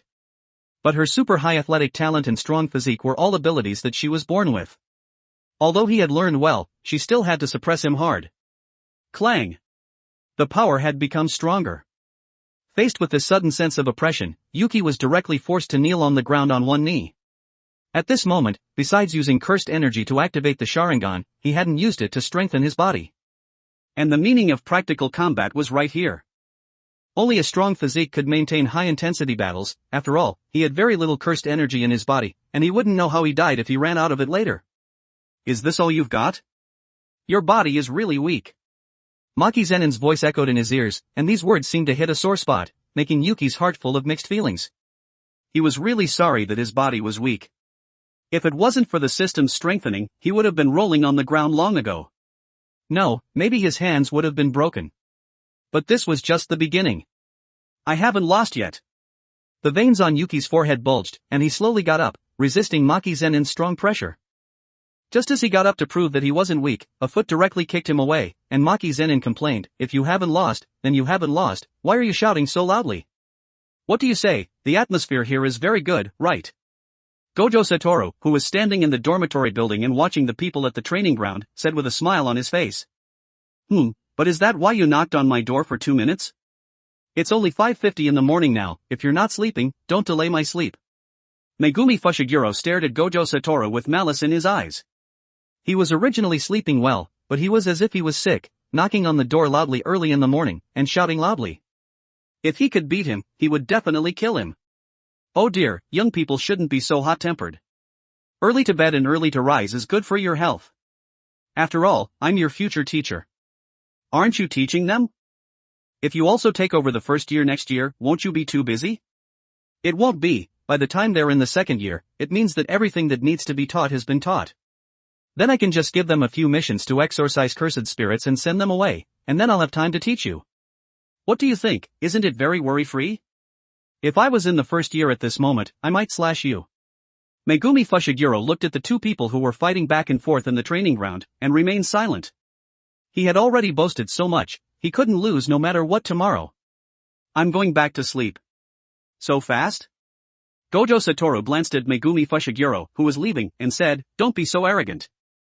Sometimes, feeling out the other person can increase your chances of winning. After all, anyone can capsize in the gutter." Underscore underscore underscore underscore underscore underscore underscore underscore underscore underscore underscore underscore underscore underscore underscore underscore underscore underscore underscore underscore. For more advanced chapters, visit my Patreon. Patreon.com/Kane45. Tier, $10 casual reader, 20 plus advanced chapter. $20 intermediate reader, 40 plus advanced chapter. $40 expert reader, 80 plus advanced chapter. Update, Monday to Friday, update 3 chapters a day. Saturday and Sunday, off. Chapter 15, JKNS, Chapter 15. 1,724 words. No, I will definitely win, absolutely. Gojo Satoru didn't respond to this, but just silently watched his leaving figure, and said with some hesitation, "He looks like a thorny student, but why does this scene feel a little familiar?" Yaga Mazamichi, who was still sleeping at this moment, sneezed, and said grumbling, "Why do I feel like someone is backstabbing me?"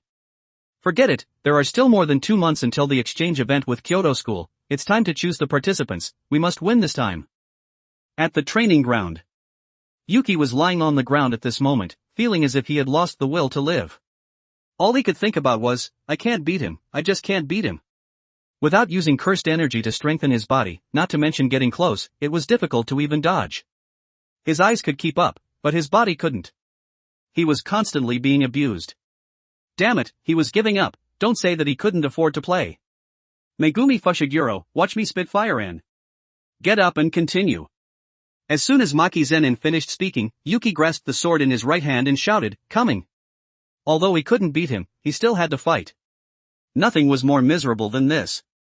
Although he was shouting about giving up in his heart, the truth was that he was working harder than anyone else, and wouldn't let go of any opportunity to become stronger.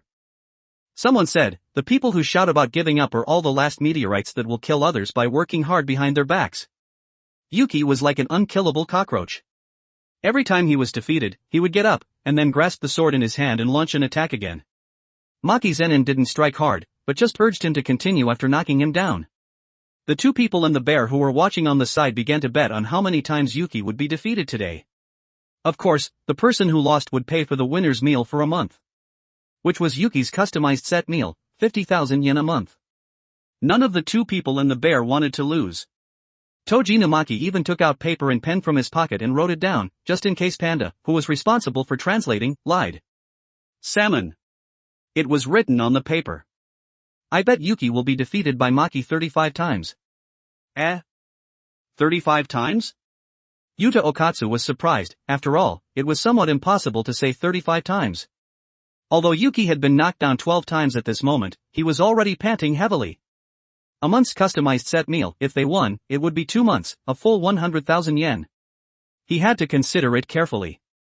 If he lost, he would be poor for a month, and if he won, he would be rich for 2 months. Hiss. Panda next to him shouted, then I'll bet 30 times. Yuta, it's your turn. If you don't hurry, this bet will be invalid. Let me think about it. Yuta Okatsu scratched his head, looked at Yuki, who was panting heavily in the field, and gritted his teeth and said, then I'll bet 25 times. Okay. Place your bets, no refunds. Panda got up and shouted to Yuki in the field, Yuki-kun, don't lose face for us men. Even if you're defeated, you have to stand up again and again. I'm proud of you. Ha! Yuki looked at Panda in the distance with a confused expression at this moment, and shouted in his heart speechlessly, "Are you worried that this is not a big enough deal? If you're so good, then you come down and get beaten up. Don't get distracted." Maki-Zenin kicked Yuki, who was distracted, to the ground. "Ah, damn it. Panda, you wait." The previous chapter was revised n times, and it was only released when it felt okay in the end. His brain cells were all dead. He was in debt today. He would make up for 4 chapters tomorrow, he would keep his word.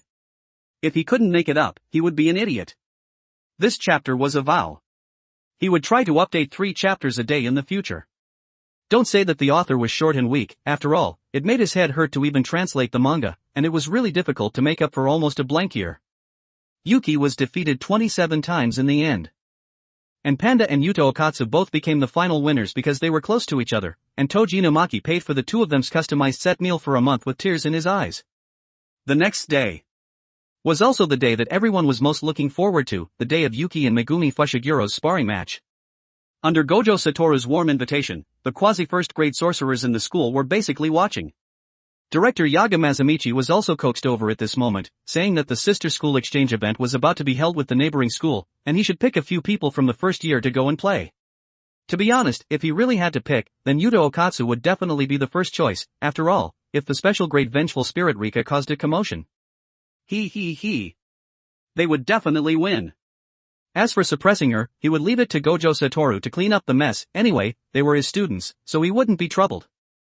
And the other students. Yaga Mazamichi glanced at the 4 people in the field, and Panda was directly excluded. After all, he was the one who created him, and he was no different from his own son. Then he would just have to choose one between Megumi Fushiguro and Yuki. Whoever one would go. Speaking of which, Megumi Fushiguro was from the Zenin family, he just didn't know how many 10 shadows technique he could summon. And Yuki's strange eyes were also a mystery, as if they had appeared out of nowhere. They had never appeared in the history of Jujutsu sorcerers, or they had appeared but didn't have any fame. But no matter what, this was a rare bloodline. If he was strong, then it would be extraordinary. It was estimated that the 3 major families would fight over him. He was really looking forward to this battle. "Your students look good, Gojo-senpai." Kento Nanami, who was wearing white-rimmed glasses, had short yellow hair, and was wearing a suit, said with praise. "Right. These are all good prospects." Gojo Satoru was as if he was showing off, and his voice entered the ears of all the Jujutsu sorcerers present. Everyone was also curiously watching. After all, it was rare for Gojo Satoru to call someone a good prospect. Yuki felt a little uncomfortable from being stared at this moment. If he lost this time, it wouldn't just be embarrassing, he would probably not be able to hold his head up in the school in the future. They would say, "Isn't he the one who fought with the junior and lost?" "Ah, yes, it's him. Damn it, he really wanted to tear Gojo Satoru's big mouth apart. Why was there someone who was not only ridiculously strong, but also ridiculously cheap? How hurtful." Megumi Fushiguro glanced at Gojo Satoru on the stage, and shouted, "Can we start? We've been waiting for 10 minutes. Coming. Gojo Satoru left the viewing platform at lightning speed, came to the field, looked at the 2 people who were ready, and coughed softly, saying, "If you're ready, then please nod." Yuki was speechless. He was holding the sword in his hand, and he was asking him if he was ready. Did he know how to read the atmosphere? Although he really wanted to kill Gojo Satoru, he knew that he couldn't beat him, so he nodded and said, "I'm ready." Megumi Fushiguro responded, "Same." "Alright then." Gojo Satoru put his right hand between the 2 of them, took a deep breath and shouted, "The real victory is when you don't cripple or kill the other person. Friendship first, competition second. Then sparring, begin." Gojo Satoru disappeared directly after saying begin. Yuki and Megumi Fushiguro glanced at each other, and both elevated the victory or defeat of today to a battle of dignity. After all, there were so many people watching, whoever lost meant that their dignity would be lost. It was all Gojo Satoru's big mouth's fault. Megumi Fushiguro put his hands together, and the shadow on the ground formed the shape of a dog's head, and said in a low voice, "Jade hounds."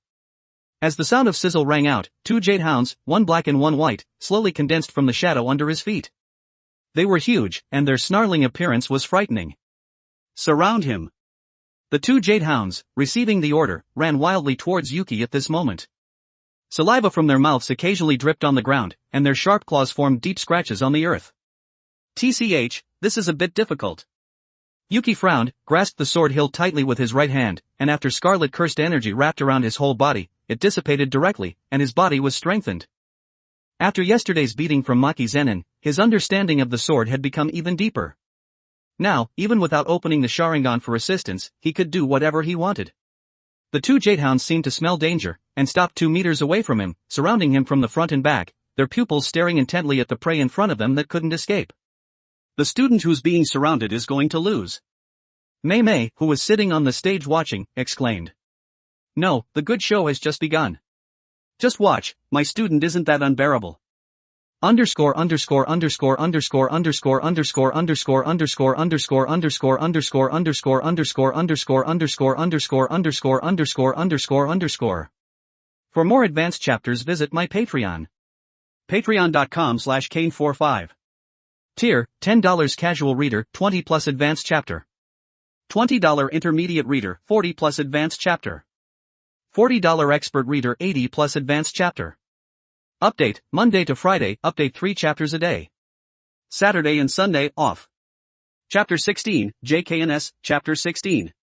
1937 words. Gojo Satoru finished speaking and continued to look at the field. Although he didn't know what trump cards Yuki still had, at least those strange eyes of his hadn't been used yet. Come. Let me see your true strength here. Yuki. In the field.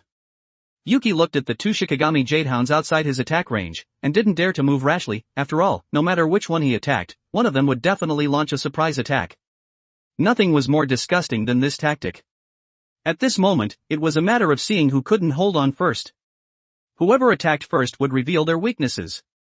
Megumi Fushiguro, looking at Yuki, who didn't dare to act rashly, revealed a confident smile on his face, thinking that he was just like this. That's all there was to it. Then he loudly commanded, bite him. The 2 Jadehounds received the order to attack, opened their mouths, revealing the fangs inside, and pushed off the ground with force, biting directly at Yuki's arms. If he were to be hit by this, his hands wouldn't just be fractured, he would have to recuperate for a month or 2. TCH. Faced with such a fierce attack, Yuki clicked his tongue, and cursed him inwardly for not holding back. He had to use force to educate this kind of person. As the pupils in his eyes turned red, the attack trajectories of the 2 Jadehounds were completely displayed, and more space for thinking allowed him to have better countermeasures. The black hound that was pouncing in front of him was directly grabbed by Yuki with his left hand, pressing its throat and slamming it hard into the ground.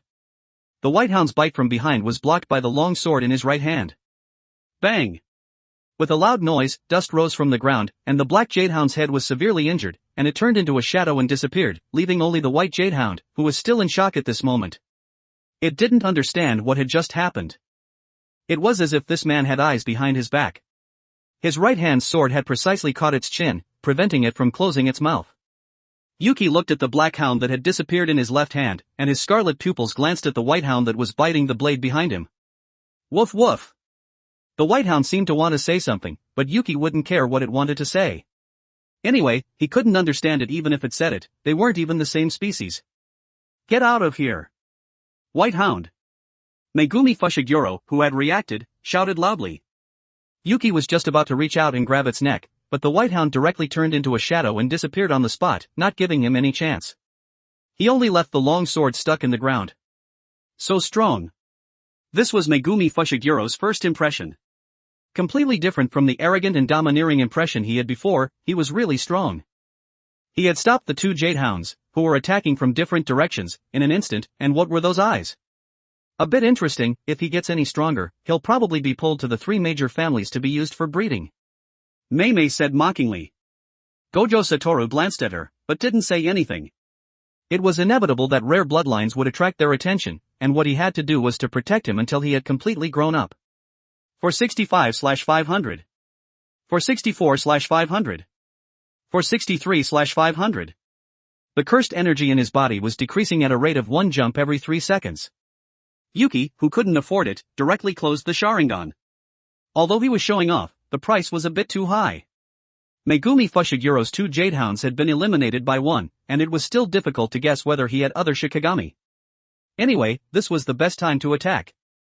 Megumi Fushiguro, looking at Yuki, who was rushing towards him, had a serious expression. After blue cursed energy covered his whole body, it dissipated, and his body was strengthened. Then, he put his hands together to form the shape of a bird, and shouted, "Nu!" The shadow under his feet was rolling like boiling water, and a huge curse swept around. With a sharp cry, a huge owl appeared before everyone's eyes, and its sharp claws were declaring its danger. "Stop him!" The owl, receiving the order, flapped its huge wings, and a strong wind blew the dust on the ground. It also made Yuki, who was attacking, feel a few traces of fear. It was fine to fight, but it was a little unkind to send out an air force. He, who didn't have air superiority, had a numb expression at this moment, and didn't know what to do for a moment. So the 3-7 split that Gojo Satoru was talking about was calculated because he couldn't deal with Shikigami that could fly. The owl soared into the sky, and after circling a few times, it rushed towards Yuki like a dive bomber. Knowing that he couldn't beat it, Yuki didn't choose to confront this thing head-on, but was preparing to dodge. He glanced at Megumi Fushiguro, who was being protected by the owl, out of the corner of his eye. He seemed to want to summon the Jadehounds again. No! He himself wasn't weak in practical combat, and if he summoned the Jadehounds, it would form a 3-on-1 situation, which would be a certain death. Yuki knew that he was in a critical situation at this moment, and didn't hide anything anymore. He quickly formed hand seals, and the scarlet pupils in his eyes reappeared. Gojo Satoru, looking at Yuki, who was forming hand seals, revealed a satisfied smile on his face. This kid was really hiding something else. "What is Yuki doing?" Panda asked with a puzzled expression. "Fish flakes." Toji Inumaki shook his head and responded. "Could it be that Yuki is casting ninjutsu?" Yuta Okatsu said with some uncertainty. After all, Yuki was emphasizing that he knew ninjutsu before. "Don't be ridiculous, there's no such thing as ninjutsu. That Yuki, he clearly knows a technique, but he's hiding it, always acting like he's weak. I'll clean him up after the match is over," Maki Zenin said fiercely. Yuki was forming hand seals quickly at this moment. With the micro-operations assisted by the Sharingan, even though he had never formed hand seals before, he formed 7 seals in 2 seconds, and the cursed energy in his body dropped sharply by 300. Fire style, Great Fire Annihilation. After taking a deep breath, it was as if a ball of hot flame had ignited in his chest, and then all of it was spit out of his mouth with that breath. The swift flame was spit out of his mouth, and the originally compressed flame got a larger space to display, and suddenly spread out in all directions. The hot fire wave swept towards Megumi Fushiguro, who had already summoned the Jadehounds. As for the owl that was attacking, it had already sensed the danger and returned to the sky, and its eyes were reflecting the swift fire wave, and the source of the fire was a young man. Megumi Fushiguro, looking at the flame that he didn't have time to dodge, had the words "he was going to die" appear in his mind. The hot wave seemed to devour everything, burning everything in its path to ashes. Just as he was about to be covered by the fire, the white hound next to him directly stood in front of him, as if it was going to die for its master. "Oh whoa!" This roar woke up the confused Megumi Fushiguro. That's right, dignity and everything else was only possible if he was alive. He gritted his teeth and shouted, "I give up." Whoosh! The swift fire suddenly dissipated, and Yuki, who was standing at the source of the flame, lightly exhaled, and the last trace of flame also dissipated. This battle was finally won with the fire style that the system had given him. The swordsmanship that Maki Zenin had taught him couldn't be said to be useless, it was just that there was no room to display it at this moment. After all, he deeply knew how much he weighed, he just couldn't beat him in taijutsu. The system rewards were also issued at this moment. Mission completed, mission rewards are being issued, 10 points, permanently increase 50 cursed energy. Issued. 10 points, huh? He would pick a good day and go all in. He had made a fortune. He really didn't know how someone as handsome as him could continuously get "thank you for your patronage" 9 times. Alright, now that the fight was over, it was time to win people's hearts. Megumi Fushiguro had lost because he didn't have information. If he had been wary of him all the time, then who would win was still unknown. After all, it was impossible to release ninjutsu when someone was sticking to you. 2 seconds to form hand seals, he was probably tired of living. Megumi Fushiguro, who had withdrawn his Shikigami, looked at Yuki, who was walking over, sat down on the ground, and said, "If you want to mock me, then mock me as much as you want. I lost, and that's that. Don't think of me as too bad." Yuki stretched out his right hand, and said in a gentle tone, "That was a really good match, I'm looking forward to fighting you next time." Megumi Fushiguro looked at Yuki's outstretched right hand, and said, "We were just fighting to the death with our respective dignities, aren't you afraid that I'll stab you now? Then what am I doing now? I'm coming over to shake hands and make peace. If you can feel better by stabbing me, then I'm happy to let you." Although Yuki said that, what he was thinking in his heart was, "If you dare to stab me, you're done for in this life." Humph. Megumi Fushiguro snorted lightly, stretched out his right hand and shook it, saying, I'm really looking forward to fighting you next time. I've already found your weaknesses, don't lose and deny it. Of course. The two shook hands and made peace, and the audience on the side was speechless with shock. After all, the range of that move was really large, and the monstrous heat wave was coming at them. Although it had already dissipated at this moment, there was still heat mixed in the air. Yaga Masamichi glanced at Gojo Satoru, who was a teacher, and was just about to say something, when he saw that he had an innocent expression on his face. Obviously, he had just found out too. His family background was mediocre, and there were no jujutsu sorcerers in his ancestry, so what were his eyes and the technique he had displayed? Did they just appear out of nowhere? No, he still had to investigate it. This matter couldn't be leaked out, especially to the three major families. If his bloodline was strong, they might do some unspeakable experiments. Underscore underscore underscore underscore underscore underscore underscore underscore underscore underscore underscore underscore underscore underscore underscore underscore underscore underscore underscore underscore. For more advanced chapters, visit my Patreon. Patreon.com/Kane45. Tier, $10 casual reader, 20 plus advanced chapter. $20 intermediate reader, 40 plus advanced chapter. $40 expert reader, 80 plus advanced chapter. Update, Monday to Friday, update 3 chapters a day. Saturday and Sunday, off. Chapter 17, JKNS, Chapter 17. 1,703 words. Really, this good prospect was actually accidentally met by that kid Gojo Satoru while he was eating a late-night snack. If he was nurtured, his future would be limitless. As for the sister school exchange event with the neighboring school. Prepare to accept the baptism of being crushed. After the sparring match, Yuki sighed, moved his muscles and bones a few times, and complained, my neck is a little sore, Megumi bro, won't you help Yuki and I massage it? Megumi Fushiguro recalled the agreement that he had to call in Yuki and I if he lost.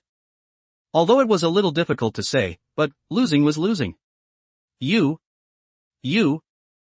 and I. Good. Yuki looked at Megumi Fushiguro, who was a little shy, and a motherly smile appeared on his lips. He didn't force him to continue calling him that, but just stretched out his right hand and touched his head, saying, I've always wanted a younger brother. You can also treat me as your own brother in the future. As soon as he finished speaking, he felt a trace of murderous intent coming from behind him, and the 4 words Maki Zenin suddenly appeared in his mind.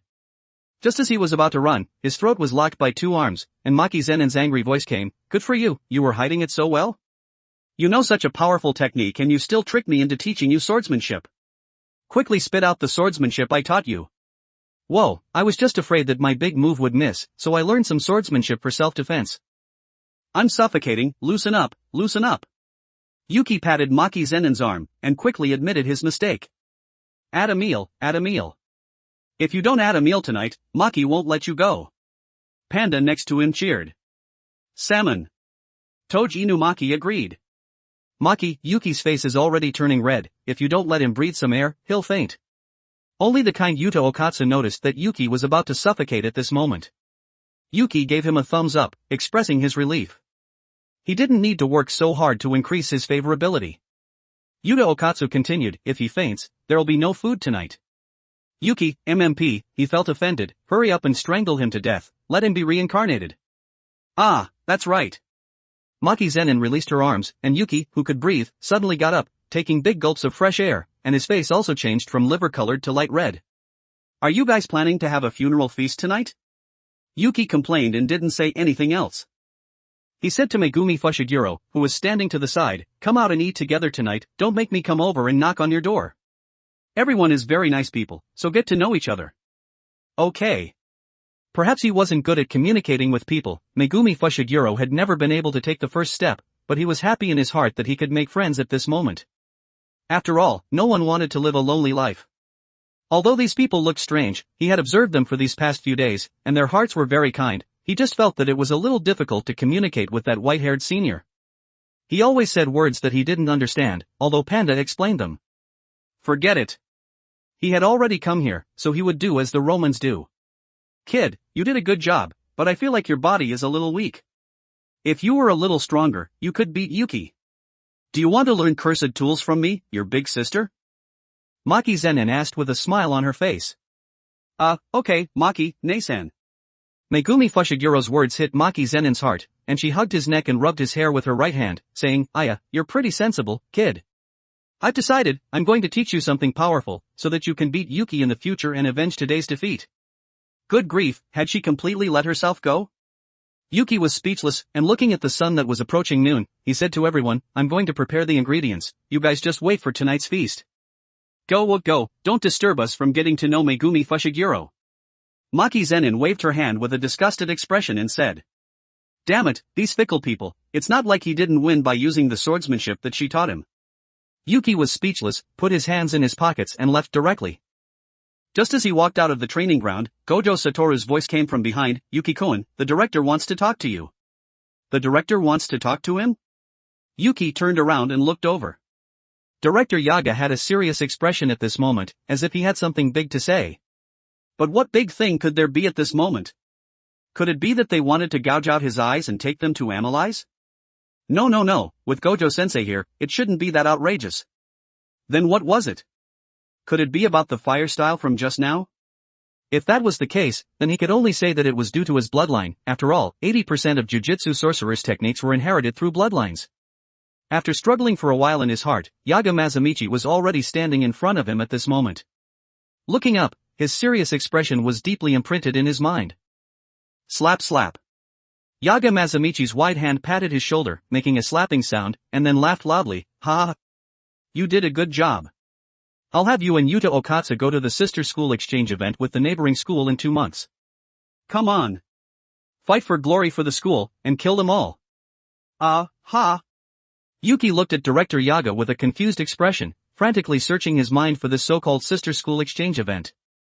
Gojo Satoru explained, "It's a student exchange event that is held once a year between Tokyo Jujutsu High and Kyoto Jujutsu High, used to evaluate the strength of the two schools. Although it's useless, we've already lost several times, so we're relying on you and Yuta Okatsu to turn the tide. You have to come on." Oh. Yuki breathed a sigh of relief after learning that he wasn't here to ask about the origin of his technique. After all, he couldn't explain this thing, and saying too much would cause unnecessary suspicion. Wait. If they really asked, then saying that it was because of his so-called bloodline would feel even more dangerous. After all, he wasn't from a Jujutsu sorcerer family, and where would he, who came from an ordinary background, know about this thing? He was really brain-dead. By the way, about that technique of yours just now. Is there a problem with that technique? Faced with Director Yaga's sudden question, Yuki's reply seemed a little flustered and eager. It's pretty powerful. But try not to use it at the Kyoto Sister School exchange event in 2 months. If you have to use it, then try to restrain the fire a little, and don't be so eye-catching. Although you might not be particularly noticeable with Yuta Okatsu around. I understand, thank you for your concern, Director. We're having a party tonight, Director Yaga, do you want to come? Yuki swallowed, and directly changed the topic. If he continued to talk about it, he might really reveal something, although he might have already revealed something now. No, I might make you guys feel restricted if I go. Let's talk about it next time. Goodbye, Yuki-kun, I'm really looking forward to your growth in the future. Yaga Mazamichi waved his hand and left directly. What good food are we having tonight? Gojo Satoru, who was a foodie, accurately found the important topic. You damn well have the nerve to mention food. Damn it, the originally good sparring match had finally turned into a battle of dignity. He had even sacrificed his big move in order to make himself less famous in the school. It's nothing, Gojo-sensei, you can just eat dust today. Why?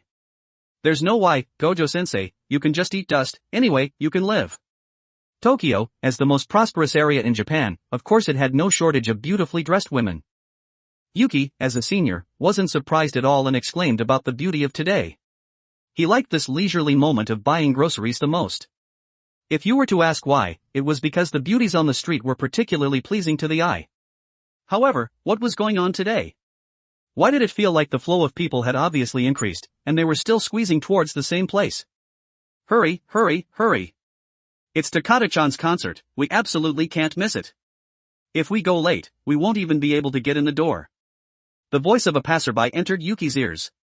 Just as he finished complaining, he realized that it was a concert, and the next second he realized that something was wrong. Takata-chan's concert. An idol. Wasn't this Toji Fushigiro's waifu? When Yaga Masamichi finished talking about the sister school exchange event with Kyoto, he had thought about what to do if he met Taduo Aoi. After all, his 1.9-meter height and muscular body were no joke. Just hand-to-hand combat alone could crush him by 5 blocks. Although there were still more than 2 months left. But this didn't seem to affect the outcome. Unless he let Yuta Okatsu summon Rika and kill everyone, he would really be useless. He was thin, his cursed energy was low, and he would kill himself if he didn't spit fire and kill them. Underscore underscore underscore underscore underscore underscore underscore underscore underscore underscore underscore underscore underscore underscore underscore underscore underscore underscore underscore underscore. For more advanced chapters visit my Patreon. Patreon.com/Kane45. Tier, $10 casual reader, 20 plus advanced chapter. $20 intermediate reader, 40 plus advanced chapter. $40 expert reader, 80 plus advanced chapter. Update, Monday to Friday, update 3 chapters a day. Saturday and Sunday, off. Chapter 18, JKNS, Chapter 18. 1,771 words. Damn it, Taduo Aoi was really his natural enemy. But no matter what, now was the best time to meet him. He might be able to meet him at the autograph session after the concert ended. Before that, he should go buy groceries first. He had already increased their favorability quite a bit, and had already latched onto the powerful figures, so it was time to develop steadily. What should he eat tonight? Please deliver these groceries here. Yes, just call this number. Yuki, who had finished buying groceries, watched the car leave, stretched his back and complained, "I'm exhausted. I spent almost 100,000 yen after shopping for 2 hours. This should be enough for them to eat. The concert should be about to end, I'll go take a look." As soon as Yuki walked into the entrance of the concert venue, he was stopped by 2 security guards wearing suits. "Excuse me, please show your ticket. If you don't have one, you're not allowed to enter." The security guard spoke clearly and politely, but if Yuki had a ticket, he would have gone in to watch it already. Why would he wait until it was almost over to go in? "Excuse me, Before Yuki could finish speaking, he looked at the security guard's eyes and directly activated the Sharingan. Then, he cast an illusion to make the 2 people's brains stop for 2 seconds, and he walked in with a calm expression. His conscience was a little uneasy, after all, they were treating him respectfully and using polite language. If he was a normal person, he might have said sorry, but which of the people who could enter Jujutsu High were normal? He didn't need a ticket at all, it would be an insult to the Sharingan if he couldn't even subdue ordinary people. He successfully walked into the concert venue, and then followed the signs to Takata-chan's autograph session. Everyone in the venue was lined up in a long queue. You could tell how popular Takata-chan was from the excited expressions on their faces. Yuki was just standing there blankly for 2 seconds without consciously lining up, and was scolded by a passerby in the queue, "Hurry up and line up. Don't think you can cut in line just because you're a little handsome. Everyone is equally chasing after their idols. Would you believe me if I said I didn't come here to chase after an idol?" Yuki opened his mouth, but didn't know what to say. In the end, he lined up helplessly. He didn't say what he was thinking in his heart, after all, this was Takata-chan's event. If he went in and said that he wasn't chasing after an idol, he would probably be beaten to death by the true fans. However, the queue was too long. Although he had chased after idols before, he had only shouted online, "J-Cho is awesome." This offline idol chasing was really a forced march, a first in his life. But he had already come here, so how could he go back without meeting Taduo Aoi, chatting about the philosophy of life, and finding common ground? He would get acquainted first, so that he wouldn't get beaten up badly in the future. After all, his fists were no joke. He was serious about being cautious from strong heart, and wouldn't fight a battle that he wasn't sure of winning, unless it was a system mission. If the system gave good rewards, not to mention fighting Taduo Aoi hand-to-hand, he would even stand in a special-grade cursed spirit's mouth and pee on it. Lining up was a long process, and Yuki was so bored at this moment that he had the idea of playing the Ninja World Roulette. After all, he was too bored, and he felt itchy looking at the 10 points on the system interface. He would draw 4 single draws with these 9 points. Even if they were all empty, he could still do a 5 draw with the rest. He didn't ask for an A-rank ninjutsu, he just wanted a B-rank or C-rank to expand his skill slots. With a good mentality, Yuki directly opened the Ninja World Roulette, and the system prompt also came. Entering the Ninja World Roulette, points -2. Damn it! Before he could start drawing, his originally good mentality disappeared at this moment, leaving only Yuki's incredulous expression. This dog system could always come up with new tricks for him every time. Last time, it suddenly reduced 1, and this time, it gave him a reduction of 2 when he was mentally prepared. Was it going to reduce 3 next time? Why didn't this con artist system have a physical body? He would pull it out and beat it up sooner or later, damn it. Although he was angry, he still had to continue drawing. After all, it would become -3 if he quit and re-entered. Then he would really lose everything. Yuki clicked on a 5 draw with a pained expression, cursing inwardly. The con artist system is exploiting the miserable workers. We're clearly all ants on the same rope. Why are you doing this? The colorful roulette was spinning quickly. Unlike the single draw before, this time it had 5 pointers. The roulette turned clockwise, and the pointers turned counterclockwise. He didn't know why, but looking at it would inexplicably make his blood pressure soar, but it also felt particularly reasonable. It allowed players to have an extremely high gaming experience. The roulette turns for a single draw, kneeling to the heavens and earth to beg the gods. The roulette turns for a 5 draw, and even the gods have to kneel. The speed of the roulette was decreasing at a visible rate, but the pointers hadn't changed at all, and were spinning at high speed. It was as if the slowing down of the roulette had nothing to do with the pointers. Anyway, the final decision was up to them. Yuki's attention was also on the pointers at this moment, and he didn't care about the roulette that was about to stop at all. As the roulette completely stopped, the originally high-speed spinning pointers stopped in an instant. What the hell? Yuki was still confused at this moment, and didn't understand what had just happened at all. The originally high-speed spinning pointers had stopped in an instant? Thank you for your patronage. Thank you for your patronage. Thank you for your patronage. Thank you for your patronage. Thank you. 5 prompt boxes occupied the entire screen, and the pupils in Yuki's eyes lost their highlights, as if he didn't understand what had happened. Why did the pointers stop in an instant? Why did the system pop up 5 thank you for your patronage? Wasn't there a 50% probability? Why? This probability. Was this pin duo? It had a 50% title, but the actual probability was only 10% or even lower. Yuki was speechless, frustrated face, and his heart was trembling as he looked at the last 3 points on his account. He was afraid that nothing would come out, or that he would get some fragments, but if he didn't draw, he would have nothing. As the roulette spun at high speed, Yuki clicked on a single draw. No matter how annoying it was, he had to draw all 3 points today. It would be great if he could get a C-rank ninjutsu. It wasted less cursed energy, and he could use it frequently. He couldn't afford anything B rank or higher. But these were just fantasies. He suddenly felt that he had used up all the luck in his life when he drew the B-rank ninjutsu last time.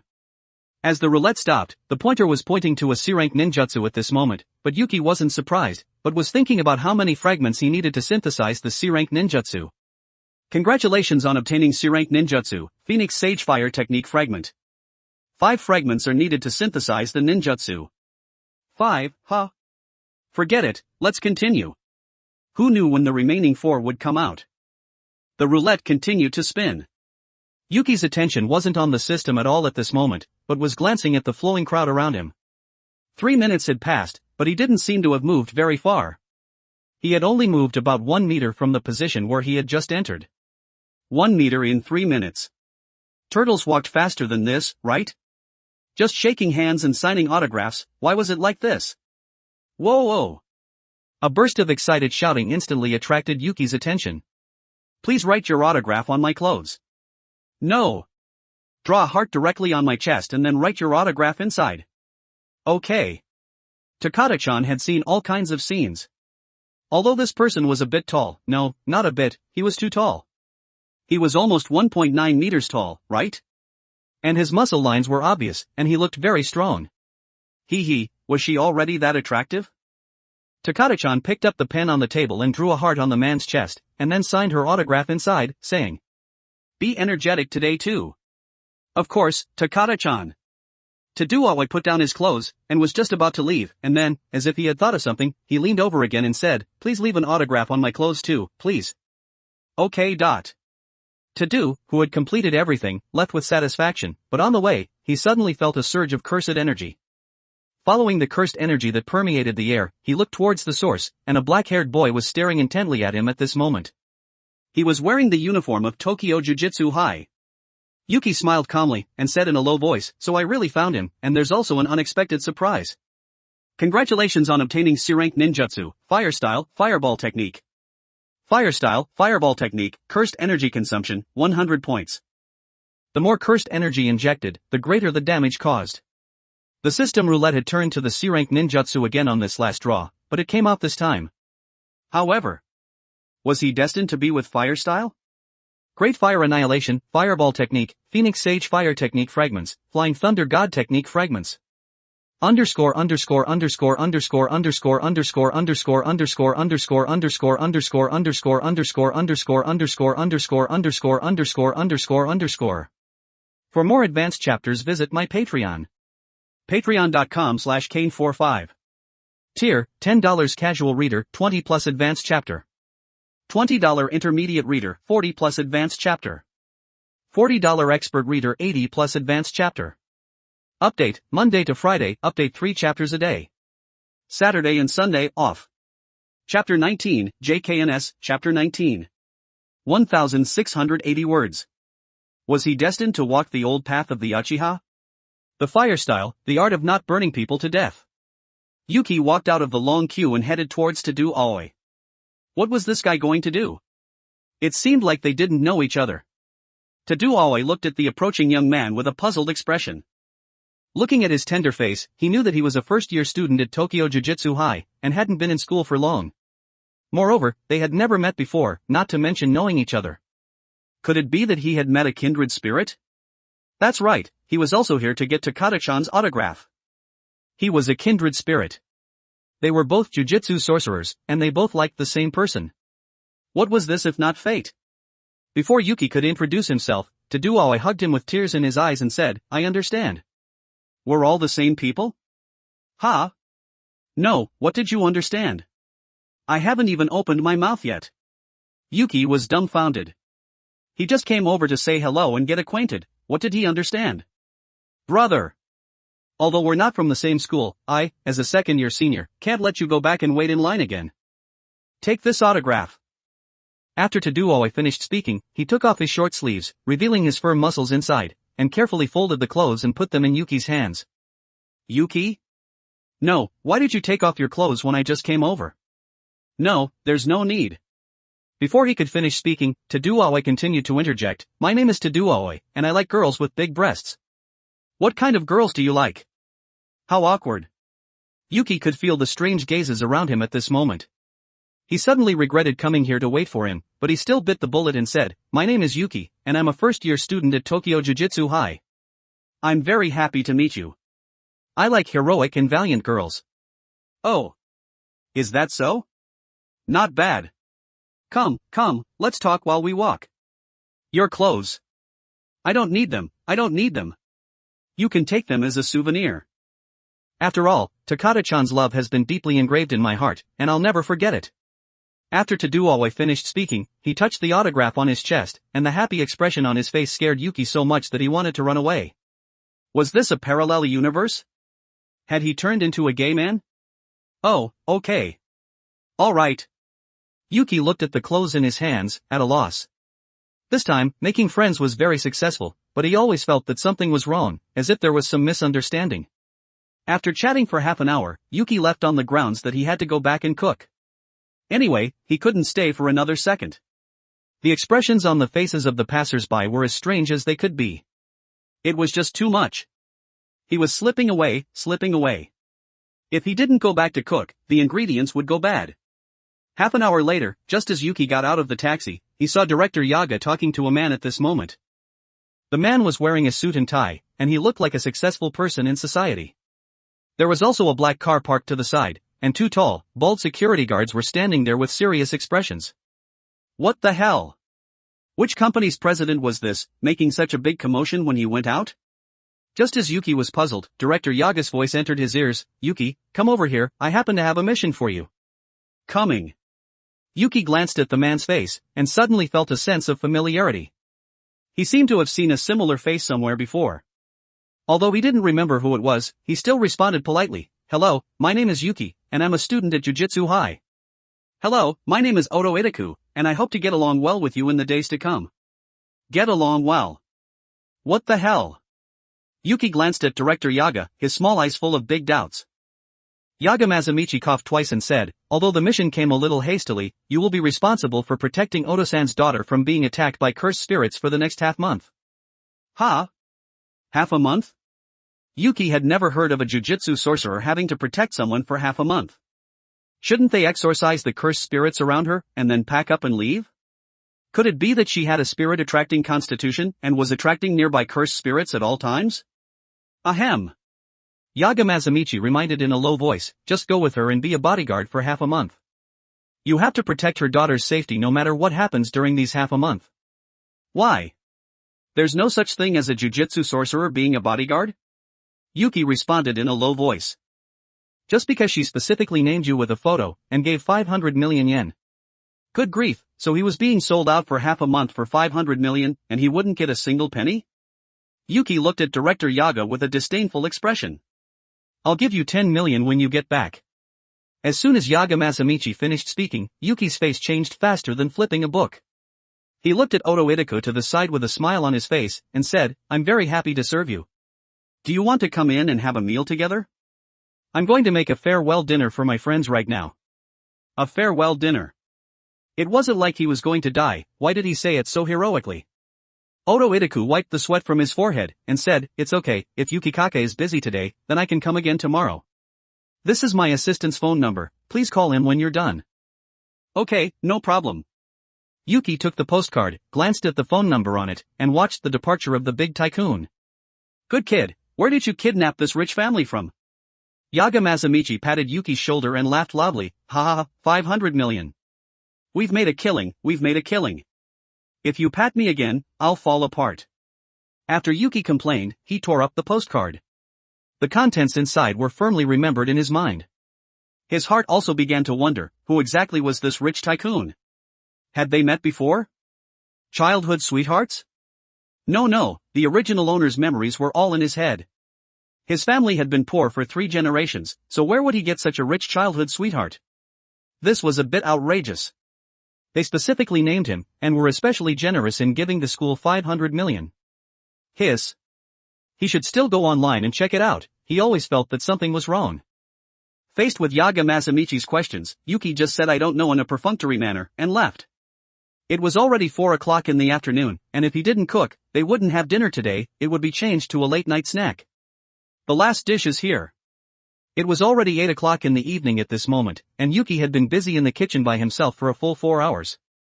Because the kitchen at home was too small, he had specially borrowed the school's large kitchen. He was using 3 stoves by himself, and he had made the chefs in the school lose confidence. Eat. Eat. Just as Panda picked up his chopsticks, he was stopped by Yuki. Don't rush to eat yet, I have something to say. I have a mission to go out for half a month tomorrow. I'll be gone for half a month this time, I hope you guys don't miss me. Mission? How come I don't know? The 4 people and the panda looked at Gojo Satoru, who was eating and drinking heartily to the side, at this moment.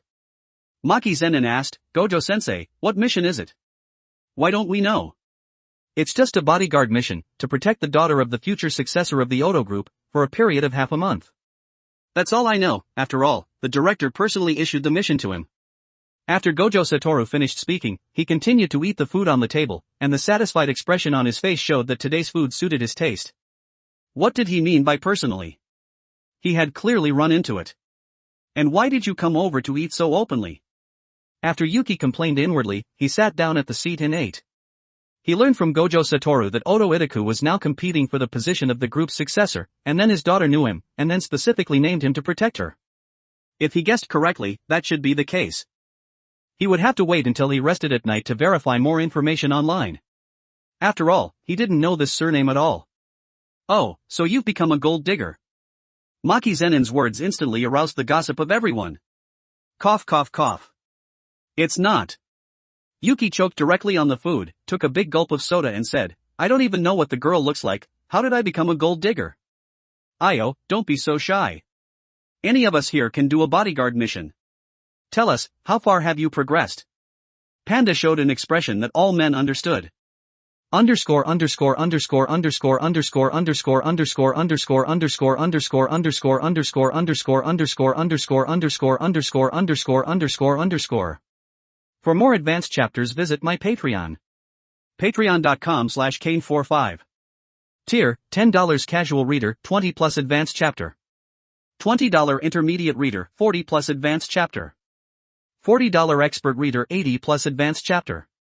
Update, Monday to Friday, update 3 chapters a day. Saturday and Sunday, off. Chapter 20, JKNS, Chapter 20. 1995 words. Gojo Satoru also stopped eating and looked at the silent Yuki with great interest. I said I don't know her. Panda, if you insult my reputation, don't blame me for being rude to you. Be careful I use my new move on you. After Yuki finished speaking, he began to form hand seals with both hands.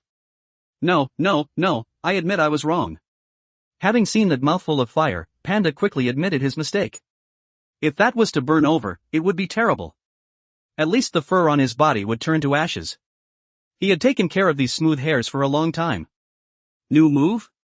Megumi Fushigiro's eyes were full of curiosity. After all, he had seen through the line of sight transmitted by the new that Yuki had to stand in place and form hand seals with both hands for about 2 seconds. Next time he sparred with him, he could suppress him as long as he stayed close the entire time. Moreover, he had also learned from Maki-senpai that his eyes possessed extremely high capture and copying abilities. It could be said that there were basically no weaknesses in close combat, unless his physical strength crushed him. How could Yuki not know what Megumi Fushiguro was thinking? He just wanted to see it, and then defeat him next time. He directly said, "Want to see it?" I won't let you see it. Yuki stuck out his tongue, and then started eating heartily. He had been working for 4 hours and was almost exhausted. After eating and drinking his fill, everyone talked about their own lives, and also talked about their thoughts on the future. They also had different views and understandings of each other. The banquet ended, and after cleaning up the place, everyone went back to their respective homes to sleep. Oto Group Company, Limited, mainly focused on the leader in the fast food field. The chairman, Oto Suji, was 59 years old at this moment. He had 2 sons, the eldest son, Oto Shinichi, and the second son, Oto Itaku. And Oto Itaku's daughter was. Yuki was lying on the bed at this moment, searching for information circulating online. It was about the same as he had thought. Oto Itaku wanted to compete with his older brother, Oto Shinichi, for the position of chairman. When he saw a photo of his daughter, he finally understood why he had a familiar feeling when he saw his face in the afternoon. It turned out that it was the woman he had saved in the alley last time. So she wasn't a naive person, but was just too damn rich and had never counted how much change was in her bag. Damn it! Why did he feel like he had lost 100 million yen? Forget it, he should wash up and go to sleep. He was leaving tomorrow, and the mission was for as long as half a month. To be honest, he hated it a little. If they hadn't given too much money, he wouldn't have gone. Wasn't it better for him to cultivate every day? The next day. The sun hadn't risen yet, and the sky was faintly white. The refreshing cool breeze was blowing on Yuki's handsome face. It was 4:30 in the morning at this moment. Yuki had gotten up an hour earlier than usual, just to stagger the time with them. After all, it was always sad to be separated for half a month. Walking out of Jujutsu High, the faint white light found his face. His index finger tapped a string of numbers on the phone screen, and then dialed it. This was the phone number that Oto Itaku had given him yesterday. Although he knew that it was a little immoral to call someone and disturb their sleep at this time, he was already awake, and he believed that the secretary would understand him. He would understand that it was already time for him to get up, and he shouldn't waste this beautiful youth by sleeping. Beep, beep, beep. The familiar alarm clock rang in his ears. Sasaki, who was sleeping soundly in bed, subconsciously thought it was his boss's phone call. He answered the phone in a daze, and asked, "Boss, is there anything you need?" "Excuse me, I'm not your boss. I'm the bodyguard that your boss hired. My name is Yuki." "Yuki?" Sasaki was puzzled for a moment, and the words that his boss had told her yesterday came to his mind. "There will be a bodyguard named Yuki looking for you tomorrow. Take him to Mississippi." "You're Yuki-san, right? Where are you now?" "I'll go pick you up right away. Don't trouble yourself. I'm already very embarrassed to call you and disturb your sleep early in the morning. Just give me Otomi's address, and I can go over there now." "Okay." Sasaki hung up the phone, glanced at the time, and found that it wasn't even 5 o'clock yet. Was this guy poisonous? He called at 4:41. Were bodyguards these days so dedicated? Although he was speechless, he still sent the address to him via a text message, and then dialed another number. There will be a bodyguard named Yuki going over later. Of course, it would be best if you could test his strength. After all, the bodyguards around Miss don't need trash. I'll explain it to the boss. That's it, I'm going to sleep. An hour later. Yuki, who had been running all the way, looked at the address on the map, and then looked at the villa in front of him. After finding that he hadn't missed it, he walked towards the two security guards standing at the door. He said, "My name is Yuki, and I'm the bodyguard who's here to protect Otomi." Yuki? The two looked at each other, stared at his thin body, and smiled and said, "You're the new personal bodyguard who came today? I'm afraid you're not even stronger than us, right? If someone wants to assassinate Miss, what will you use to protect her? Just that small body of yours? You two don't have to worry about my strength. I'm definitely stronger than the two of you combined." As soon as Yuki finished speaking, the security guard on the left punched out with lightning speed. You could see that he was a trained fighter, and his actions were decisive and neat, without any hesitation, directly hitting the vital part of the abdomen. Bang! A crisp sound echoed in the quiet morning. The security guard who had originally attacked Yuki was lying on the ground at this moment, and his eyes revealed confusion. He just felt a pain in his leg, and a powerful force directly knocked him to the ground. The security guard on the side saw the whole process. This child, who looked like he hadn't even reached adulthood, had an incredibly terrifying reaction ability. He used the gap in dodging to kick an adult who weighed almost 150 pounds directly to the ground with one kick. What kind of terrifying power was this? Do you want to test me? Yuki stared straight at the security guard who was standing. After all, he seemed to be preparing to attack just now. To be honest, there was no sense of accomplishment in bullying these ordinary people at all. Even if his body wasn't as strong as theirs, he could still use cursed energy to strengthen it. Moreover, this house was a bit unusual. He had felt it just now. There were some dirty things inside, and they weren't weak. It seemed that they had never looked for a jujutsu sorcerer to exorcise the curse, causing these negative emotions to form a relatively powerful cursed spirit. No need, your strength has already passed, please come in, Yuki-san. The sensible security guard left to lift up his companion, who was wailing on the ground, and opened the way. Okay, although I hit a little hard, it'll be fine if you apply an ice pack for a while. Yes, okay, I understand. The security guard looked at Yuki, who had entered, swallowed, and listed him on the list of people he couldn't provoke, but he was only 10th. And where did this monster come from? Why was he so powerful when his body hadn't even finished growing? Ah, that's right. Yuki seemed to have thought of something, turned around and looked at the security guard at the door, and said, "Since we're both protectors, how about we train together tomorrow?" His inner thoughts were, if I don't steal some fighting techniques, how can I live peacefully? You're going to take out my underwear, or you can forget about having a good time for the next half month. Okay, of course, it's my honor. The security guard agreed repeatedly. After all, he also wanted to know what had made a child who hadn't reached adulthood so strong. If he could learn a little bit, he would directly take down the captain and become the captain himself. Okay, see you tomorrow. After Yuki finished speaking, he continued to walk inside. Although the villa was very large, the security level was definitely high. There was a person stationed every 10 meters. Not to mention assassins, even mosquitoes had to see if the sky was dark enough to get in. Did she really need him to protect her? You're Yuki-san, right? Although you're much younger than I expected, you're considered qualified for being able to beat those two at the door. A hearty voice came from the side. The person who came was 1.85 meters tall, and was wearing a black short-sleeved shirt and shorts. Just the muscles on his arms were thicker than Yuki's thighs, and it looked extremely impactful from a close distance. His calloused hands and the scars on his arms showed that he was the strongest of these security guards, and the position he was in at this moment was earned with his fists. He was strong. If he didn't rely on cursed energy, he would be hung up and beaten. They weren't even on the same level. Yuki gave such an objective evaluation, and also guessed that he might have been a mercenary before. After all, these calluses and the knife wounds on his shoulders were enough to prove that this person couldn't be underestimated. If he could steal his martial arts, then his close combat would definitely be able to improve by 3 levels. Hello, although it's a bit abrupt to say this just after arriving, can we spar? Who? Ito Shuichi looked at this fearless young man with interest, and also thought of how he had defeated the 2 gatekeepers.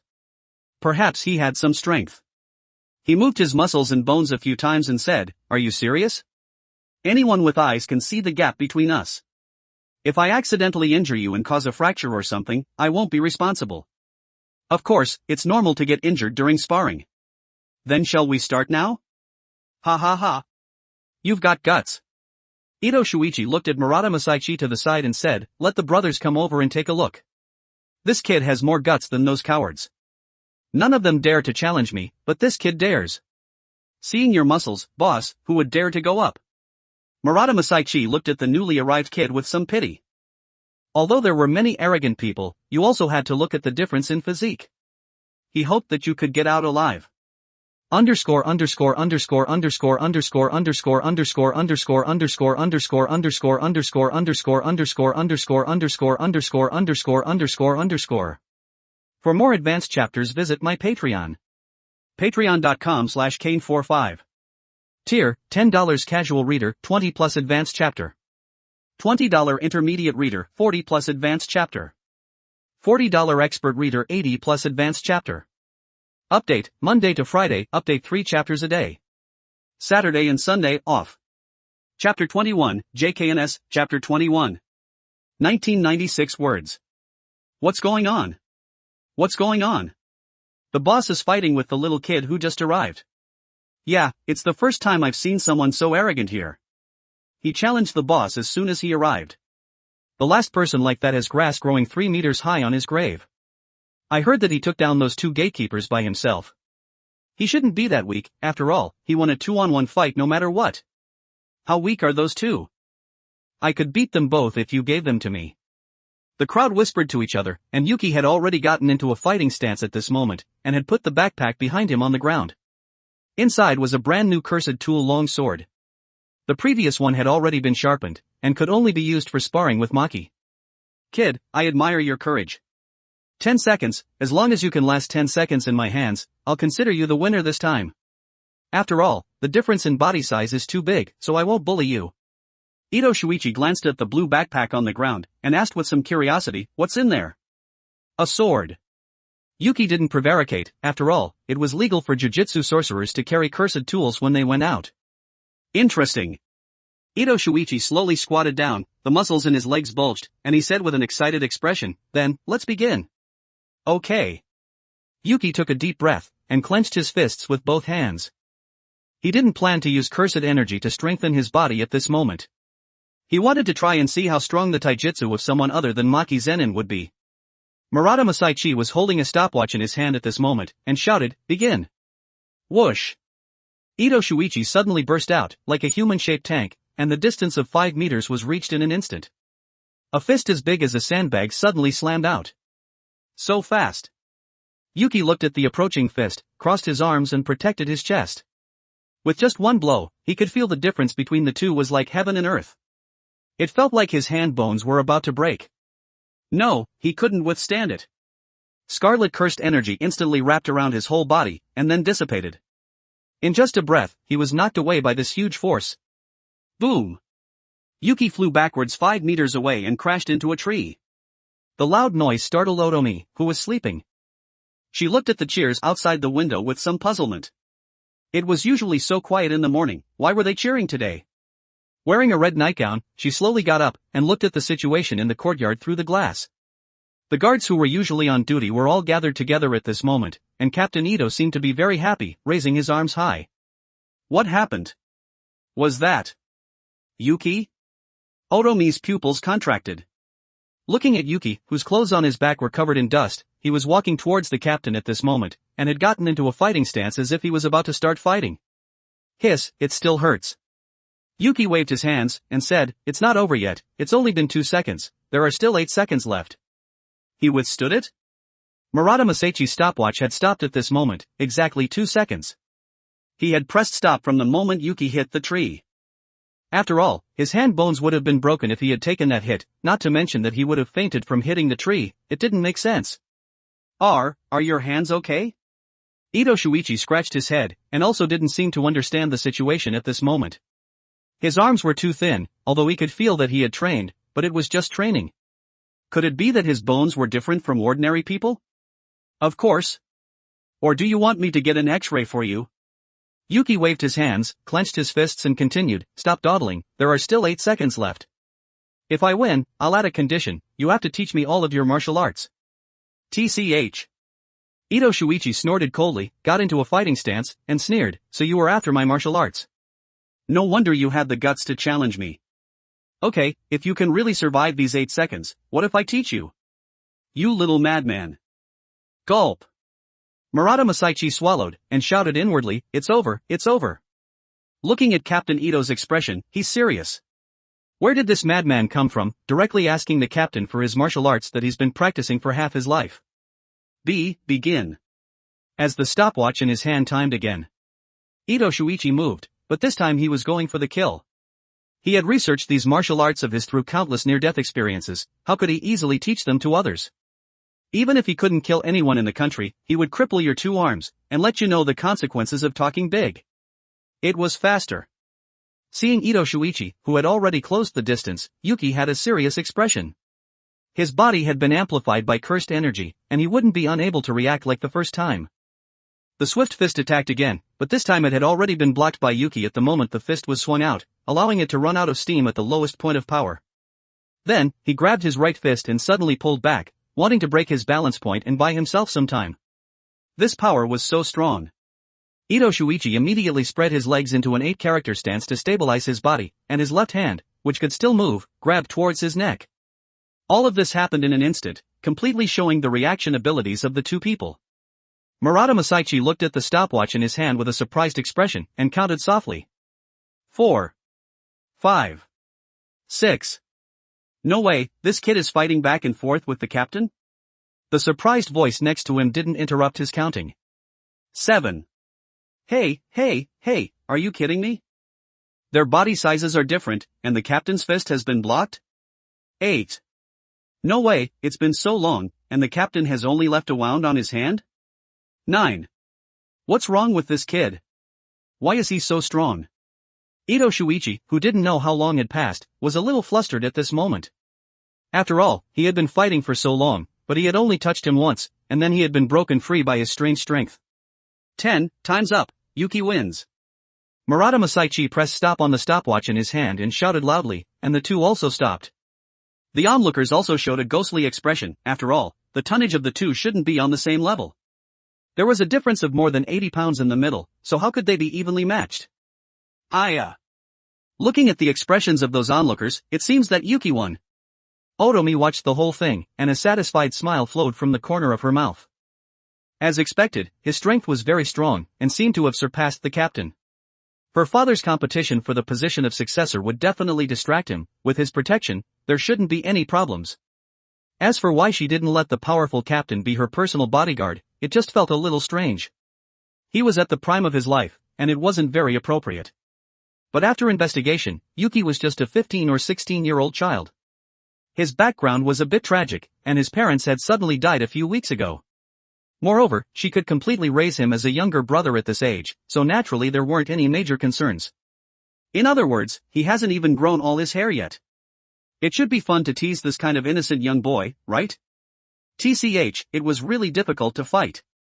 Although his speed and strength had already crushed him, he was still entangled tightly, and he was being suppressed for the entire time except for the initial suppression. Yuki looked at the wound on his arm, which was a scratch that he had gotten from a dodging error. Just a graze had caused such a wound.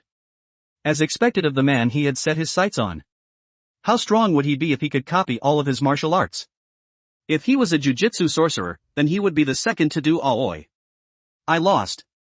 Ito Shuichi looked at the blood on his fingertips. He couldn't have imagined that he would fight a child to a draw. His strength was powerful, and his reaction was extremely fast. These were all things that he could feel.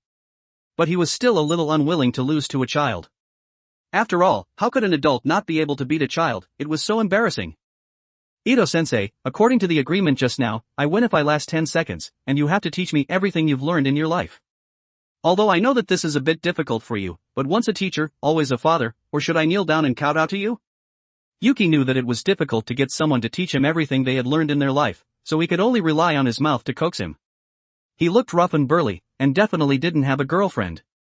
He would use being old and without support to break through, and if he didn't agree, he would sell misery. With these fighting skills and the Sharingan's assistance, he might be able to wrestle with to-do Aoi. There's no need for that. Ito Shuichi looked at the comical Yuki, and he also figured it out. Losing was losing, and he had to admit it. Moreover, he was already in his 30s, and in another 7 or 8 years, he probably wouldn't even be able to swing his fists. Was he going to take these martial arts to the grave with him? There's no need to become my disciple, I'll just teach you. Come to my room tonight. I'm old, and it's time to give way to the younger generation. Okay. Yuki was delighted. He didn't expect that this old guy, although he was ruthless, still kept his word. As expected, older people felt that face was important. The old people in his family used to say that when you're a person, you have to fight for face, and don't do things that are embarrassing. If you even lose face, what will you live for in this world? They were right. When he learned it and went back, he would definitely blind their eyes. Alright, everyone, return to your positions. If you dawdle, I'll make you run 20 kilometers with weights. After Ito Shuichi roared, the onlookers fled as if they were running for their lives, as if they had some unforgettable experience, afraid of being dragged to run with weights. How strict. Just as Yuki finished complaining, he heard someone approaching from behind. He turned his head and looked over, and a woman wearing a black and white maid outfit was walking towards him slowly. Hello, Yuki-san, I'm the housekeeper here, Miss has called you over. Okay. Underscore underscore underscore underscore underscore underscore underscore underscore underscore underscore underscore underscore underscore underscore underscore underscore underscore underscore underscore underscore. For more advanced chapters visit my Patreon. Patreon.com/Kane45. Tier, $10 casual reader, 20 plus advanced chapter. $20 intermediate reader, 40 plus advanced chapter. $40 expert reader, 80 plus advanced chapter. Update, Monday to Friday, update 3 chapters a day. Saturday and Sunday, off. Chapter 22, JKNS, Chapter 22. 1905 words. Yuki picked up the backpack on the ground, waved to Ito Shuichi, and followed the housekeeper into the villa. As soon as he entered, he was shocked. The floor was so clean that it could be used as a mirror. For giant pillars carved with flying dragons supported the entire hall, and the dragons' mouths held golden spheres. However, why did the color look so much like gold? The word rich was deeply imprinted in his mind. As the housekeeper's footsteps went deeper and deeper, Yuki's face became more and more gloomy. There was a room at the end of the corridor, and that room was emitting a powerful curse. Although he could vaguely feel it before outside, he didn't expect it to be in the room of the person he was supposed to protect. Housekeeper Nasan, have there been any strange events in this house recently? Like bottles flying up or people disappearing? No, why are you asking these things, Yuki-san? It's kind of scary. The housekeeper smiled slightly, and answered with a kind expression. No, I was just asking. I heard that strange things often happen in big villas. I'm just a little afraid of ghosts, so I might need housekeeper Nasan to sleep with me at night. Yuki said with a playful expression, if housekeeper Nasan doesn't mind, you can call me Yukio Tuto in the future. I'd be happy to serve you. Ha ha ha. The housekeeper stretched out her right hand and politely blocked the smile at the corner of her mouth. She stared at Yuki with a sentimental expression, and said with a smile, since Yukio Tuto said so, then I'll accompany you tonight. Thank you, Nasan. Have you felt anything heavy on your shoulders recently? Even if you don't move your shoulders, you'll still feel tired. Indeed, I don't know why, but I've been able to feel that my shoulders are very heavy recently. I went to the hospital, but there was nothing wrong. How did you know, Yukio Tuto? The housekeeper pinched her shoulders, and asked with some curiosity. Of course he knew, after all, there was a cat perched on your shoulder. Yuki glanced at the black cat on the housekeeper's shoulder calmly. This kind of curse and spirit was basically in every household, but it was too weak and wouldn't cause harm to people, so jujutsu sorcerers usually wouldn't care. Rather than saying that they wouldn't care, it was better to say that they were too lazy to care. It was too weak, and the curse might dissipate one day. Moreover, they were also people, and it was impossible for them to exorcise curses at all times. Living like that would be too tiring, and people would die. I could tell. I used to rub my mother's shoulders often, so I can tell that your shoulders are a little droopy. Do you want me to rub your shoulders for you, Nasan? It might make you feel a lot better. Is that so? Then thank you, Yukio Tuto. Just as the housekeeper squatted down, Yuki stretched out his right hand and exorcised the cat, and then symbolically rubbed her shoulders a few times, and asked, how do you feel? I don't know why, but after Yukio Tuto rubbed them, I do feel a lot lighter. It's as if the weight on my shoulders disappeared in an instant. It's really strange. Is that so? That's good. I'll be very sad if you collapse from exhaustion, Nasan, after all, you're so beautiful. You're so glib, you're not learning good things at such a young age. If you become unfaithful, be careful I tear your mouth apart. The housekeeper said as she pinched Yuki's face, my name is Kazukoshi Shiko, you can call me Shikone in the future. Okay, Shikone. Kazukoshi Shiko nodded with satisfaction, retracted her right hand, and continued, for the next half-month, Yukio Tuto, you'll be responsible for protecting Miss at all times. you can't let her out of your sight. Not even when she's taking a bath? Yuki said faintly. Yes. No. Kazukoshi Shiko realized that she had said the wrong thing, and quickly corrected herself. Then, she grabbed Yuki's face with her right hand and said angrily, "Good for you, you actually have such thoughts? I was just asking, I didn't mean anything else. Does Miss hate being stared at? I feel like those bodyguards outside are very strong." Yuki quickly changed the topic. That would be too conspicuous. Miss doesn't like that. Although it's a special period now, and my master-sama, her brother, forget it, this isn't a topic I can talk about. Kazukoshi Shiko stopped talking, looked at the door that was close at hand, took a deep breath, and changed her previous charming appearance. She put on a smile and said in a neighborly big sister's tone, "Then, please come in, Yuki-san." As soon as he entered the door, it wasn't the morning breeze blowing through the beauty's hair, and seeing the true face of the Mississippi. But a grimacing cursed spirit was baring its teeth at him. Its body was in a mist-like state, and Kazukoshi Shiko to the side directly passed through the cursed spirit's body. Strange. What kind of form was this? Yuki just glanced at it and immediately withdrew his gaze, and then passed through it from inside its body. It wasn't suitable to start fighting here. There were two ordinary people, so he should try to suppress the fluctuations of cursed energy in his body as much as possible, otherwise it would be over if they found out that he wasn't an ordinary person. Even more importantly, he might not be able to beat it. You've come. This is our second meeting. Otomi smiled calmly. Yes. Yuki looked at Otomi, who was surrounded by cursed spirits, and said, "I didn't expect that our first meeting in the alley would lead to me becoming your personal bodyguard at this moment. Let me introduce myself, my name is Yuki, and I'm very happy to serve you." "Ah, you're so glib." Just as Otomi laughed, the cursed spirits around her seemed to have been stimulated by something. The mist-like bodies instantly covered the entire room, and a dense curse swept towards Yuki. The sudden pressure made him kneel down directly. He shouted inwardly that something was wrong, but he didn't make a move. If he made a move at this moment, then these two people would be killed in an instant. He had to calm down. So many people in the courtyard were fine, so that proved that this cursed spirit wouldn't hurt people. He would take a gamble and continue to pretend that nothing was happening.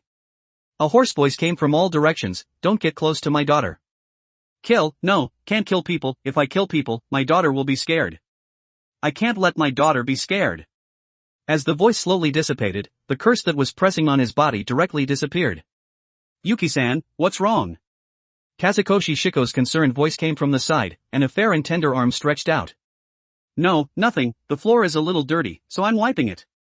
Yuki pulled up his sleeves and wiped, looking at himself reflected in the floor. His face was pale, and he didn't know what to say anymore at this moment. Moreover, he had to report that cursed spirit to Gojo-sensei. It was at least a quasi-first grade in strength, and he couldn't exorcise it. Mission: exorcise the cursed spirit in the ring alone. Mission reward: 15 points, permanently increase 100 cursed energy. Damn you. Was the system's mother doing well? Was he able to exorcise this quasi-first grade cursed spirit? Yuki was speechless, and slowly got up and asked, My blood pressure is a little high, can you let me go out and get some air?" Otomi said with some concern, "Of course, your face doesn't look too good, do you want to see a doctor?" "No, I'll just get some air outside." After Yuki finished speaking, he pushed open the door and left directly. The heavy wooden door slowly closed, and the echoing sound of squeak reverberated in the corridor. The strong curse became faint as the distance increased. He looked at the guards who were standing guard outside through the window. His heart was complicated. From the existing clues, that cursed spirit wouldn't hurt people, at least not in front of Otomi. Then there was the system's mission prompt, "Cursed spirit in the ring," which meant that the cursed spirit was stored in a ring. It was a bit like Rika, but how was such a powerful cursed spirit born? Forget it, he should contact Gojo-sensei. The phone was dialed, and Gojo Satoru's somewhat uncomfortable voice came from inside. "Hello, Yuki-kun, I didn't expect you to leave so early. I'm a little sad that I didn't get to eat the breakfast you made." Well, I don't make breakfast." Good thing he ran fast, otherwise he would have been dragged by a bunch of people to make breakfast. Who could stand that? Yuki rejoiced inwardly. "Is there anything you need me for?" "Yes, I've encountered an invincible cursed spirit here, but fortunately, it seems to have its own restrictions and won't hurt people. But the trouble is that it's Otomi's mother. Although I haven't verified it, that's what the cursed spirit itself said. I'll check it later." Based on the fact that it won't hurt people in front of Otomi, my solution is... Stop. Gojo Satoru interrupted, since you have your own ideas, then why are you telling me? Why don't you just go and put them into practice? This. Yuki looked at himself reflected in the glass, with a worried expression on his face. That's right, he was afraid. Faced with a quasi-first grade, he didn't have the strength to fight it. But the system had left him with such a mess, to exorcise a cursed spirit with quasi-first grade strength alone. It was very difficult. Are you scared? Gojo Satoru seemed to have noticed it, and asked, if you're scared, then give me the 10 million, and I'll help you exorcise it. I only need one finger to destroy it. No need, I just wanted to have a heart-to-heart talk with Gojo-sensei. Since we've finished talking, then I'll start my plan. After Yuki finished speaking, he hung up the phone directly. His originally worried heart was now filled with more speechlessness. Was it strong for you to exorcise a cursed spirit with one finger? When I exorcise this cursed spirit, and then draw a powerful ninjutsu with a 12-draw combo, I'll spit fire and kill you. What was said was done, he would go see where the ring was first. At Jujutsu High at this moment. Gojo-sensei, what's wrong? Megumi Fushiguro looked at Gojo Satoru, who had a sneer on his face, and asked. It's nothing, it's just that I'll be going on a business trip and traveling for a dozen days in a few days. You'll be training with Maki-senpai then. Underscore underscore underscore underscore underscore underscore underscore underscore underscore underscore underscore underscore underscore underscore underscore underscore underscore underscore underscore underscore. For more advanced chapters visit my Patreon. Patreon.com/Kane45. Tier, $10 casual reader, 20 plus advanced chapter. $20 intermediate reader, 40 plus advanced chapter. $40 expert reader, 80 plus advanced chapter. Update, Monday to Friday, update 3 chapters a day. Saturday and Sunday, off. Chapter 23, JKNS, Chapter 23. 2,202 words. Damn it, why could you be a teacher like this? You didn't even bother to make an excuse for being too lazy to teach, and just went on a paid vacation. Be careful I report you to Director Yaga. Megumi Fushiguro was speechless, but seeing that he was completely impervious to criticism, it was estimated that it would be the same even if he called Director Yaga over.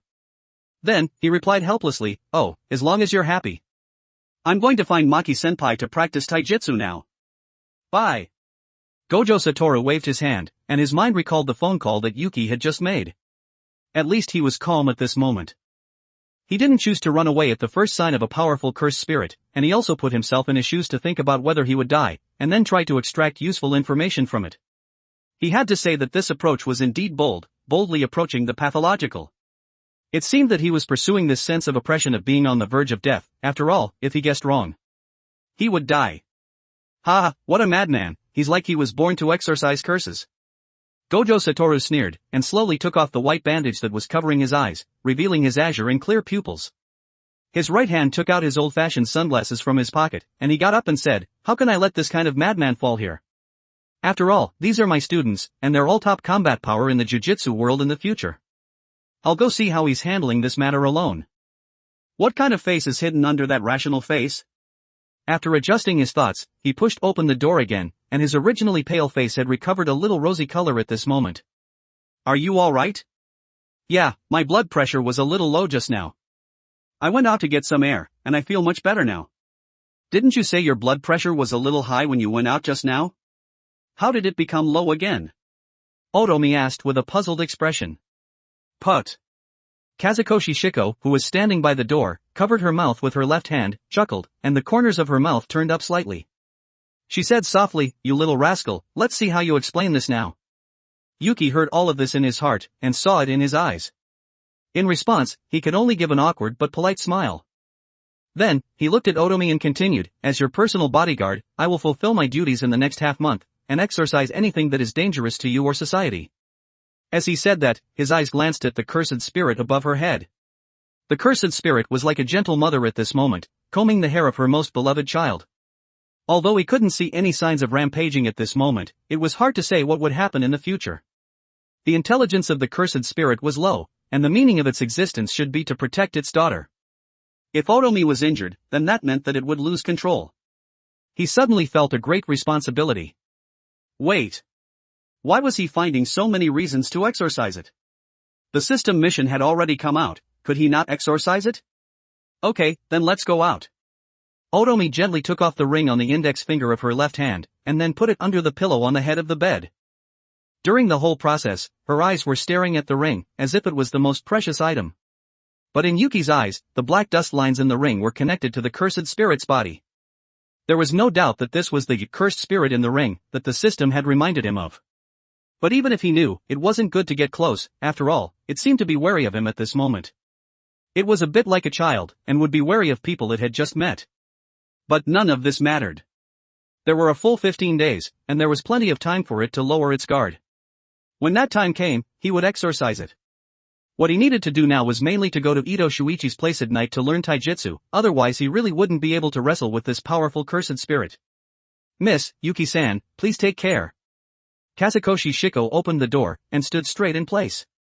Thank you for your hard work, Shikone. I'll leave the house to you. After Otomi finished speaking, she walked out of the door, seeming to really like the world outside the house. Her lively personality also made Yuki feel like he had to re-examine this girl who was older than him. He had thought that she was a naive person when they first met, but why did he have a sense of a neighborly big sister now? Walking out of the courtyard gate, Otomi asked, "Do you think I'm pretty?" Yuki glanced at her. Although she was 4 years older than him, she was a little shorter than him. The simple white summer dress set off a different feeling on her at this moment. Her delicate facial features revealed confidence, and her eyes seemed to have light in them. He believed that she would be the first love that many men dreamed of. Of course you're pretty. To be responsible, Nei-san, you're the prettiest person I've ever seen. Shikone is second.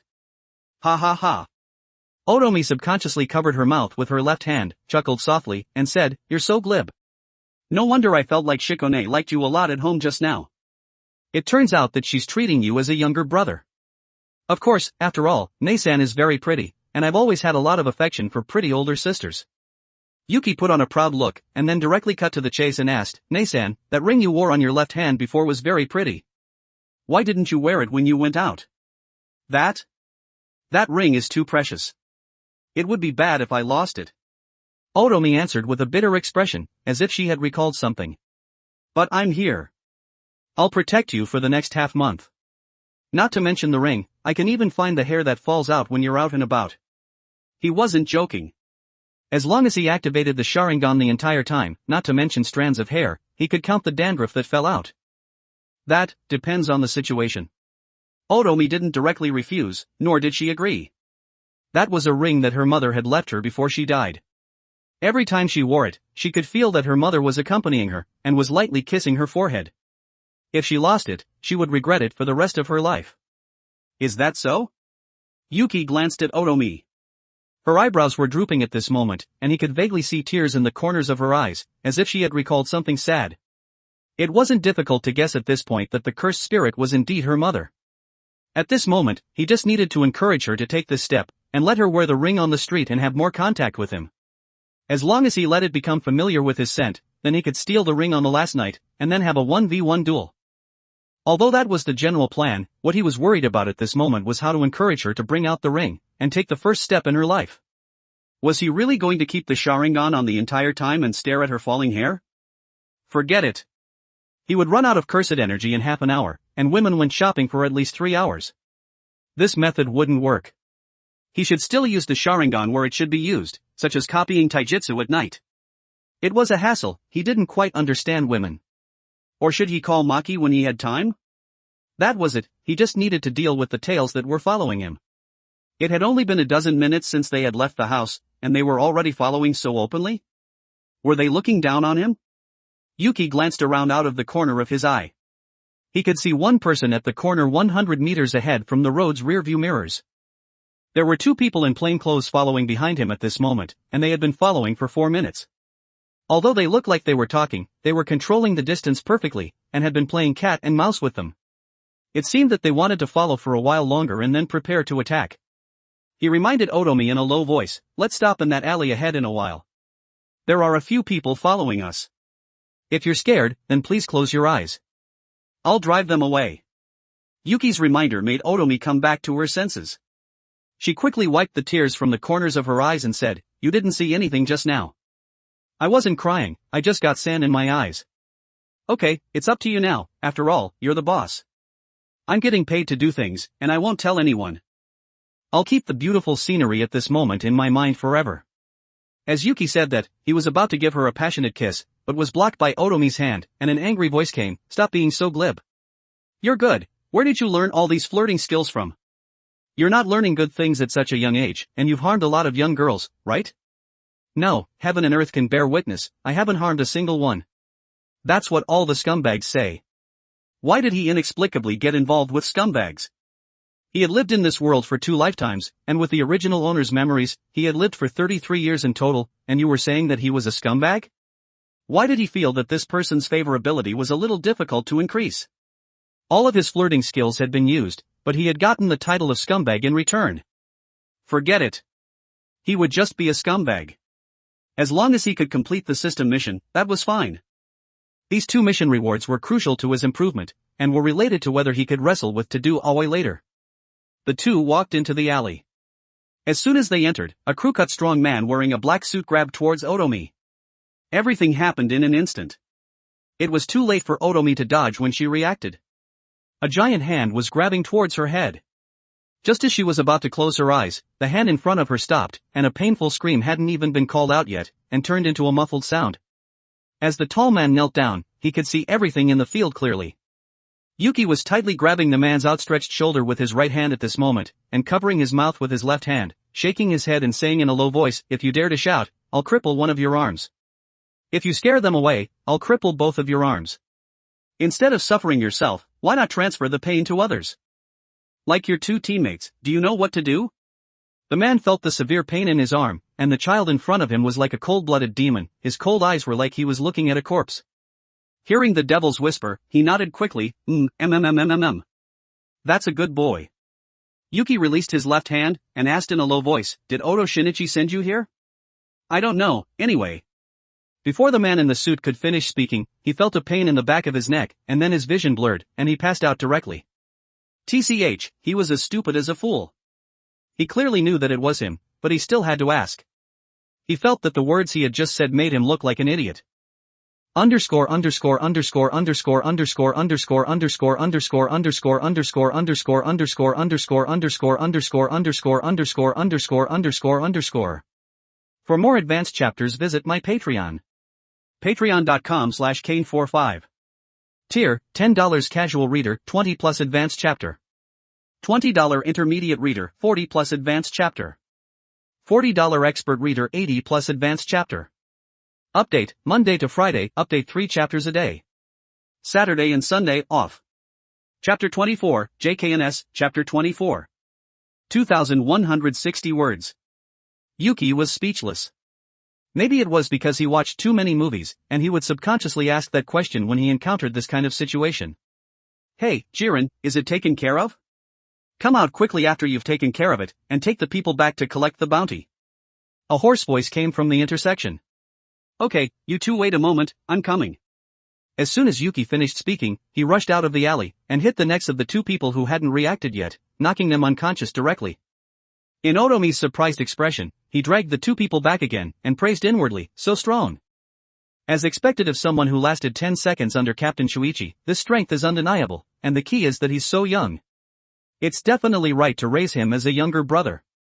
Yuki put the 3 people together, and then began to search for the spoils of war. Although he would immediately get 10 million yen when he went back, it would take several hundred million to get a special grade curse tool, so those were just a drop in the bucket. He had to search them no matter what, even a small fly was still meat. "These sunglasses are not bad, I'll take them." This watch is not bad, it's golden and shiny, I like it." As for the clothes, "I'll leave you guys your underwear, after all, I'm not some bandit." "You're just a bandit." Otomi was covering her eyes with her hands at this moment, and her face was blushing, and she would occasionally peek through her fingers, which was quite cute. Yuki nodded with satisfaction after searching them. He hung all 3 big golden watches on his left hand. Not to mention whether they were real or not, just this nouveau riche aura was immediately raised. And these sunglasses, when he put them on his eyes, the sky immediately turned dark. Not to mention how his vision was, just this light-blocking effect was top-notch. Then, he walked to Otomi's side, and said innocently, "Let's go, Nei-san, these people have all been dealt with." Oh, let's go quickly." Looking at this innocent-looking younger brother, Otomi's only feeling at this moment was that she was full of security. Night fell. This is the room that's been arranged for you, Yukio Tudo. I live next door to you. If you can't sleep at night, you can come to my room, okay? Kazukoshi Shiko smiled slightly, and then walked back to her room. The door was slightly open, and it wasn't locked. I was just joking. Yuki complained, looked at his room, and didn't push the door open to admire his room. Instead, he went to look for Ito Shuichi's room. It was already 8 o'clock in the evening at this moment. Although he didn't have to protect Otomi at night, and he felt like he didn't need to protect her. There was a quasi-first-grade cursed spirit guarding her, and anyone who came would be sending themselves to their deaths, as long as they threatened Otomi's life. Moreover, there were bodyguards on the night shift, and Ito Shuichi seemed to be one of them. He should be able to see him as soon as he went out. In the silent corridor, the faint lights were like fireflies, illuminating this dark space. From time to time, he could see a few cursed spirits floating in the air passing by. They were saying, "That room is so scary, the air is so oppressive." Yuki just glanced at them, and then took action to eliminate all of these floating cursed spirits. Although he didn't know whose resentment it was, the room they were talking about was definitely Otomi's. He pushed open the villa door, looked at the 2 security guards standing at the door, and asked, "Where's Captain Shuichi? I need to find him." The 2 heard that someone was looking for the captain, turned around and looked over. When they saw that it was Yuki, who had defeated the captain in the morning, they said with some joy, "It's you, Vice Captain Yuki. Come with me, I'll take you to find the captain." Vice Captain? What the hell? Yuki had a puzzled expression, and didn't seem to understand the sudden title of Vice Captain. The other person explained, "It's like this, because Vice Captain Yuki, you defeated the captain in the morning, so the Vice Captain automatically gave you his position." Is this Vice Captain named Murata Masaichi? Yes, Vice Captain Yuki has a good memory. I didn't expect you to remember him after just meeting him once in the morning. I was also watching from the side at the time. Really, it's the first time I've seen someone last so long in the captain's hands, especially a child. It made us all lose confidence. May I ask, Vice Captain, what do you usually eat? He was cheating, young man, you deserve to have it. Although saying that was very irresponsible, that was just the truth. Yuki coughed lightly, and said, "Since you recognize me as the Vice Captain, then I won't hide anything. Listen carefully, I'll only say it once. Vice Captain, please speak."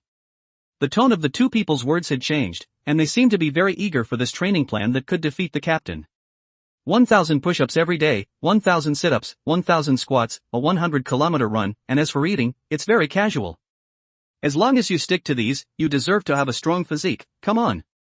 Wasn't this beyond the scope of what humans could do? Vice Captain, you're only 15 years old, and you're already starting to not be human? This training plan didn't seem possible no matter how you looked at it. Although the 2 wanted to say it, they found that they couldn't say it no matter what. After all, besides this cruel training plan, there was no other way to explain why the Vice Captain was so powerful. "Ha, kid, stop fooling those 2, come with me." Ito Shuichi's voice came from the aisle, and Murata Masaichi was following behind him. "Good evening, Shuichi-sensei, I wonder what you're going to teach me first today?" Yuki also replied enthusiastically. "Ha, I'll definitely teach you some introductory things first. Of course, if you learn quickly, then I'll continue to teach you the things behind. Masaichi, you're responsible for patrolling, let me go teach this monster." Ito Shuichi patted Murata Masaichi's shoulder.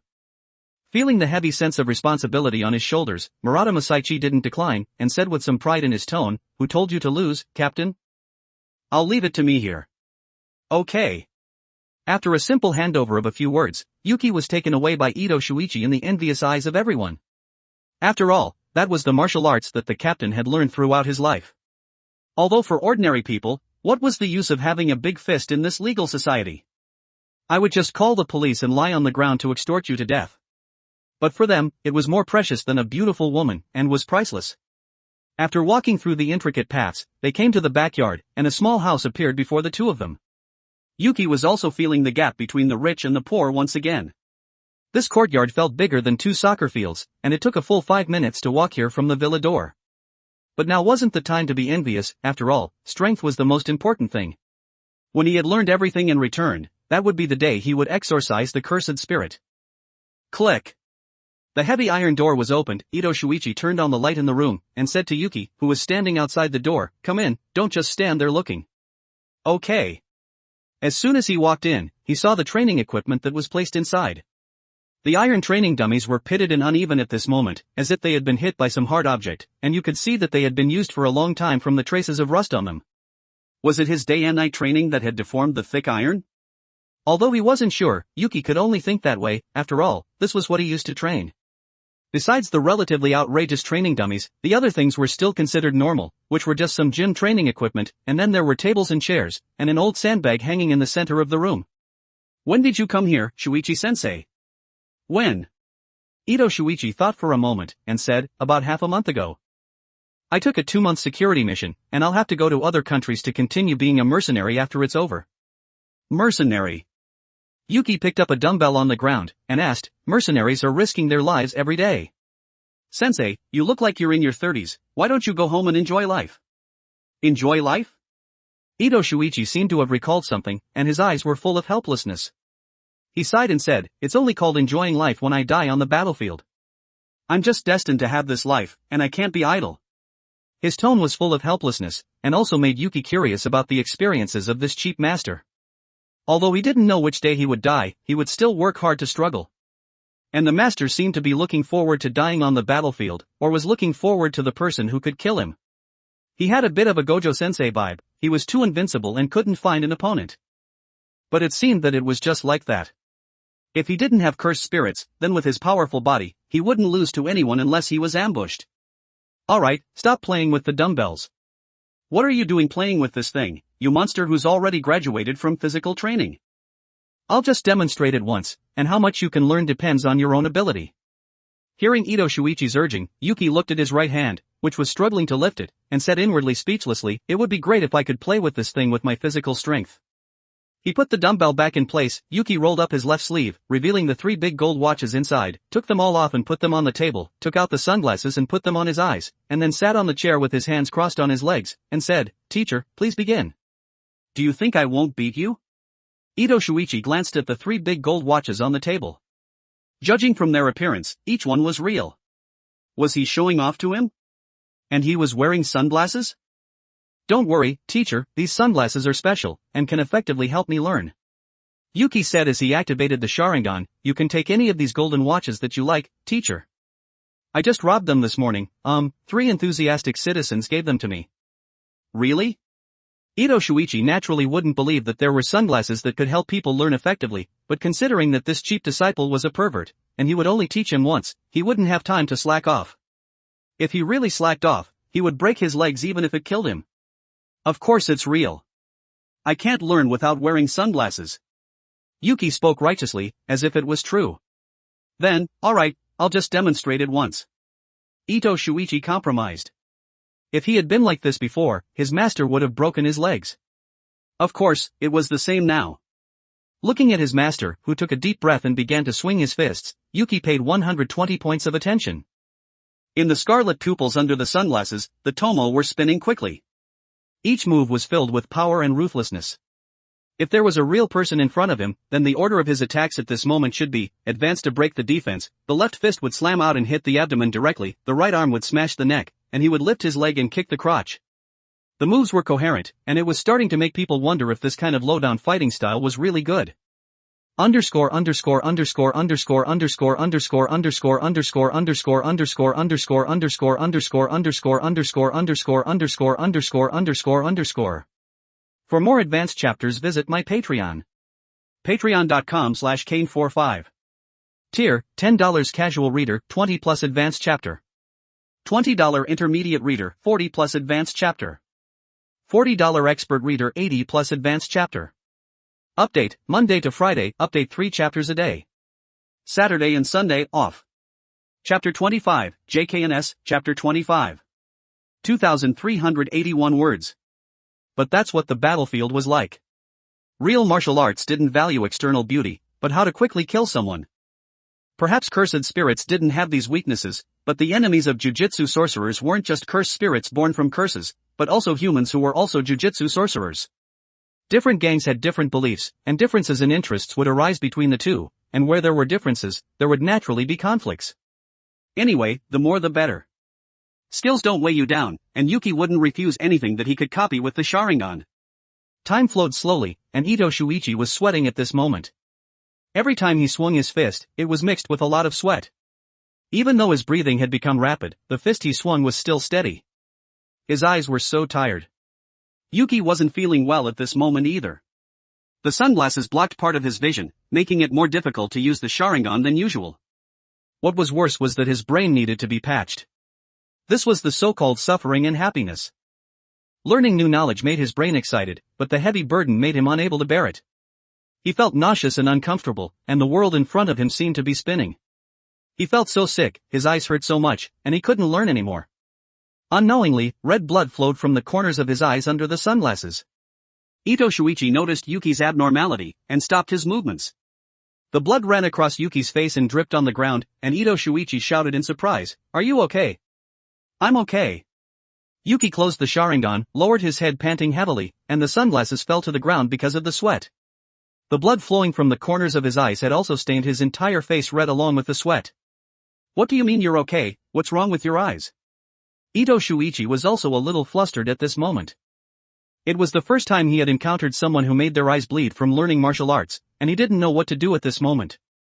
"Shuichi-sensei, please get me a towel, I'll be fine after I rest for a while." "Oh, okay, you wait a moment. Don't die, I'll call an ambulance." Ito Shuichi also reacted, quickly took out his phone from his pocket, and then ran to the corner to pick up the towel he used to wipe his sweat after training. Although it was used to wipe sweat, he would wash it every time he used it, so he wasn't worried about it infecting his wounds. "No, really, there's no need. This is a common occurrence, there's no need to call an ambulance." Yuki quickly stopped him. Anyway, he had encountered this situation as soon as he had transmigrated. It should have been because he had just awakened his powers and overused his eyes at the time, and it was the same now. Really no need?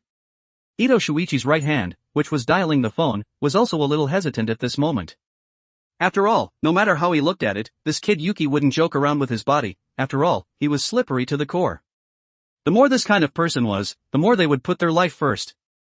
"It's really not needed, just give me the towel, I've remembered everything I just saw, and I can spar after I rest for a while. It's just that I can't learn anything else." "You've learned it?" Ito Shuichi handed over the towel, and looked at Yuki with disbelief. If someone else said that they had remembered almost everything after just one look, he definitely wouldn't believe it. After all, the attacks between each move were complicated, and you had to know how to adapt to the situation. But this kid, it was possible, after all, it was too mysterious. After wiping the sweat from his face, Yuki tried to open his painful eyes, but he failed every time. He didn't know why, but he could feel that these eyes seemed to be saturated. It wasn't the kind of saturation that was filled with cursed energy, but the eyes seemed to have reached their limit. Although he didn't know what would happen if he broke through the limit, he just felt that he had reached the limit. Perhaps something would happen the next time he used his eyes to the limit, or perhaps nothing would happen, and then he would go blind. After all, ordinary eyes couldn't withstand this kind of bleeding, and the Sharingan might also be ruined. He had to be careful when using it. If his eyes went blind, then he would be like Gojo Satoru. He would wear a black bandage, and he would wear a white bandage. He could see the road, and he could locate sounds, and the people in the community would call them the Black and White Devils. After all, he could have white hair and a black belt, and he could have black hair and a white belt. It made sense. Although he couldn't open his eyes in a short period of time, he could still move his body. Yuki bent over in Ito Shuichi's curious gaze and groped on the ground for a while, picked up the fallen sunglasses and put them on the table, and slowly got up and took a few steps forward. Then, in his shocked eyes, Yuki swung his body. Although he could clearly feel that the punches he threw were weak, the posture was standard.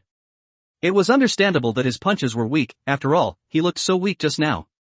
It was already amazing that he could move, not to mention that the posture was so standard, as if it had been copied.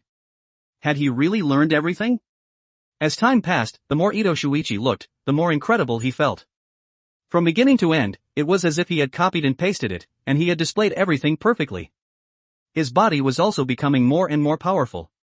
He couldn't help but admire his perversion in his heart. He said that bleeding from his eyes was a common occurrence, and even though his body was weak, he had to hurry up and familiarize himself with the memories in his mind. Why was this slippery person working so hard? It seemed that he, who had been fighting on the battlefield for many years, couldn't fathom his unique thoughts. The only thing he could do at this moment was to teach him well. If he had been called a freak by his master in the past, then he was a monster. A genuine monster.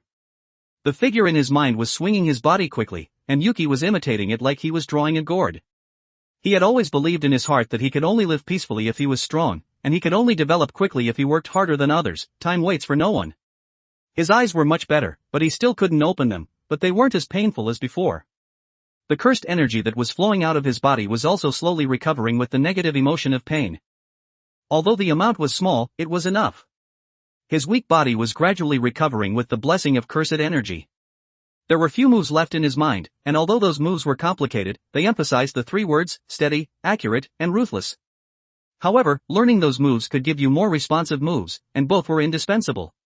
You couldn't be soft-handed if you had moves, and you couldn't be ruthless if you didn't have moves. Even if you learned a martial art, you might die if you hesitated even once on the ever-changing battlefield, and those with cruel hearts would only have a dead end if they didn't learn martial arts. Of course, those who surrendered to the enemy quickly were the exception, provided that you had value.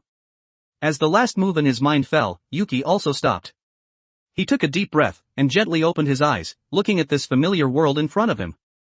He didn't know why, but the fear that existed in his heart had dissipated at this moment. He was afraid of losing the light, and losing these eyes.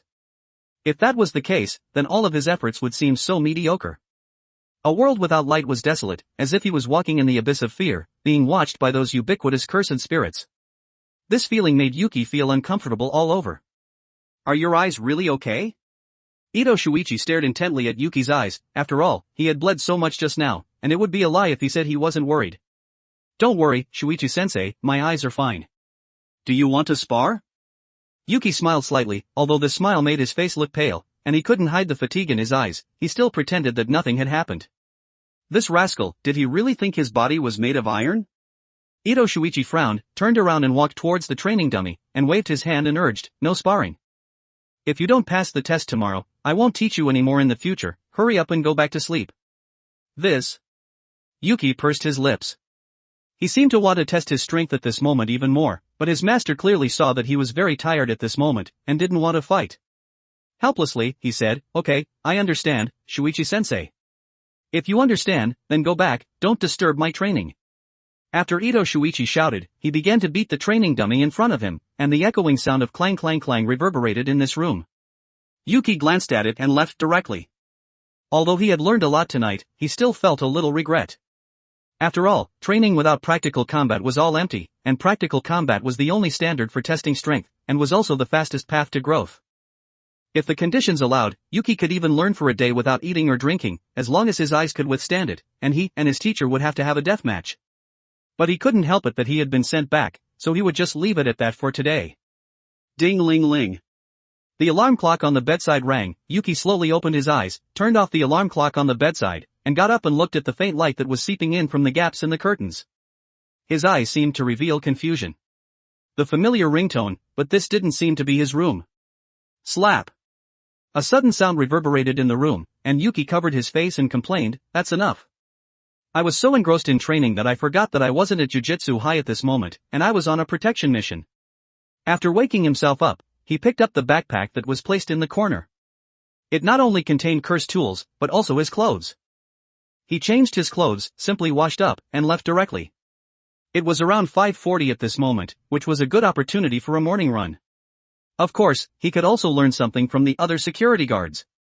No matter how powerful they were, everyone had a different understanding of martial arts, and he could also learn something from it. Only in this way could he ensure that he was getting stronger every moment. That was what it meant to not refuse anyone. Faced with this powerful cursed spirit, Yuki could only do this at this moment. The permanent increase of 100 cursed energy was a qualitative change for him, and he could cast one more fireball technique, or he could make the Sharingan last longer. Not to mention the 15 points, if he gave up on this mission, then he would be condemned by heaven and earth, and he would have lived in vain in this life. He pushed open the villa door, and said to the two people who were standing guard, good morning. The two turned around and looked over. When they saw that it was Vice Captain Yuki, they saluted and said, good morning, Vice Captain Yuki. Good. By the way, where's Captain Shuichi? The captain is on patrol, Vice Captain. Are you going to find the captain to spar? The other person interjected, Vice Captain, what did you learn from the captain last night? Can you teach us? Want to learn? Yuki asked with interest. Of course. The two were eager to learn the captain's martial arts, even if it was just a little bit.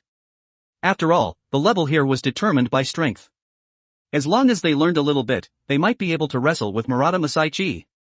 After all, he was still the vice-captain after Yuki left. The position of vice-captain was the highest honor in the team. As for why it wasn't the captain, he couldn't beat him, he was too fierce, and it felt like they weren't even from the same world. I won't teach you. After Yuki finished speaking, he waved his hand and left, leaving the two with disappointed expressions. He was joking. If you wanted to learn something, then apply for a one-on-one duel and beat him. No one would envy you no matter how much you learned if you could beat him. After all, you could beat him. Might makes right, this sentence is eternally unchanged.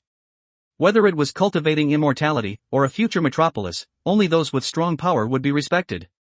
He wasn't some great philanthropist, your captain wouldn't teach you, so you expected him, this temporary vice-captain, to teach you? Underscore underscore underscore underscore underscore underscore underscore underscore underscore underscore underscore underscore underscore underscore underscore underscore underscore underscore underscore underscore.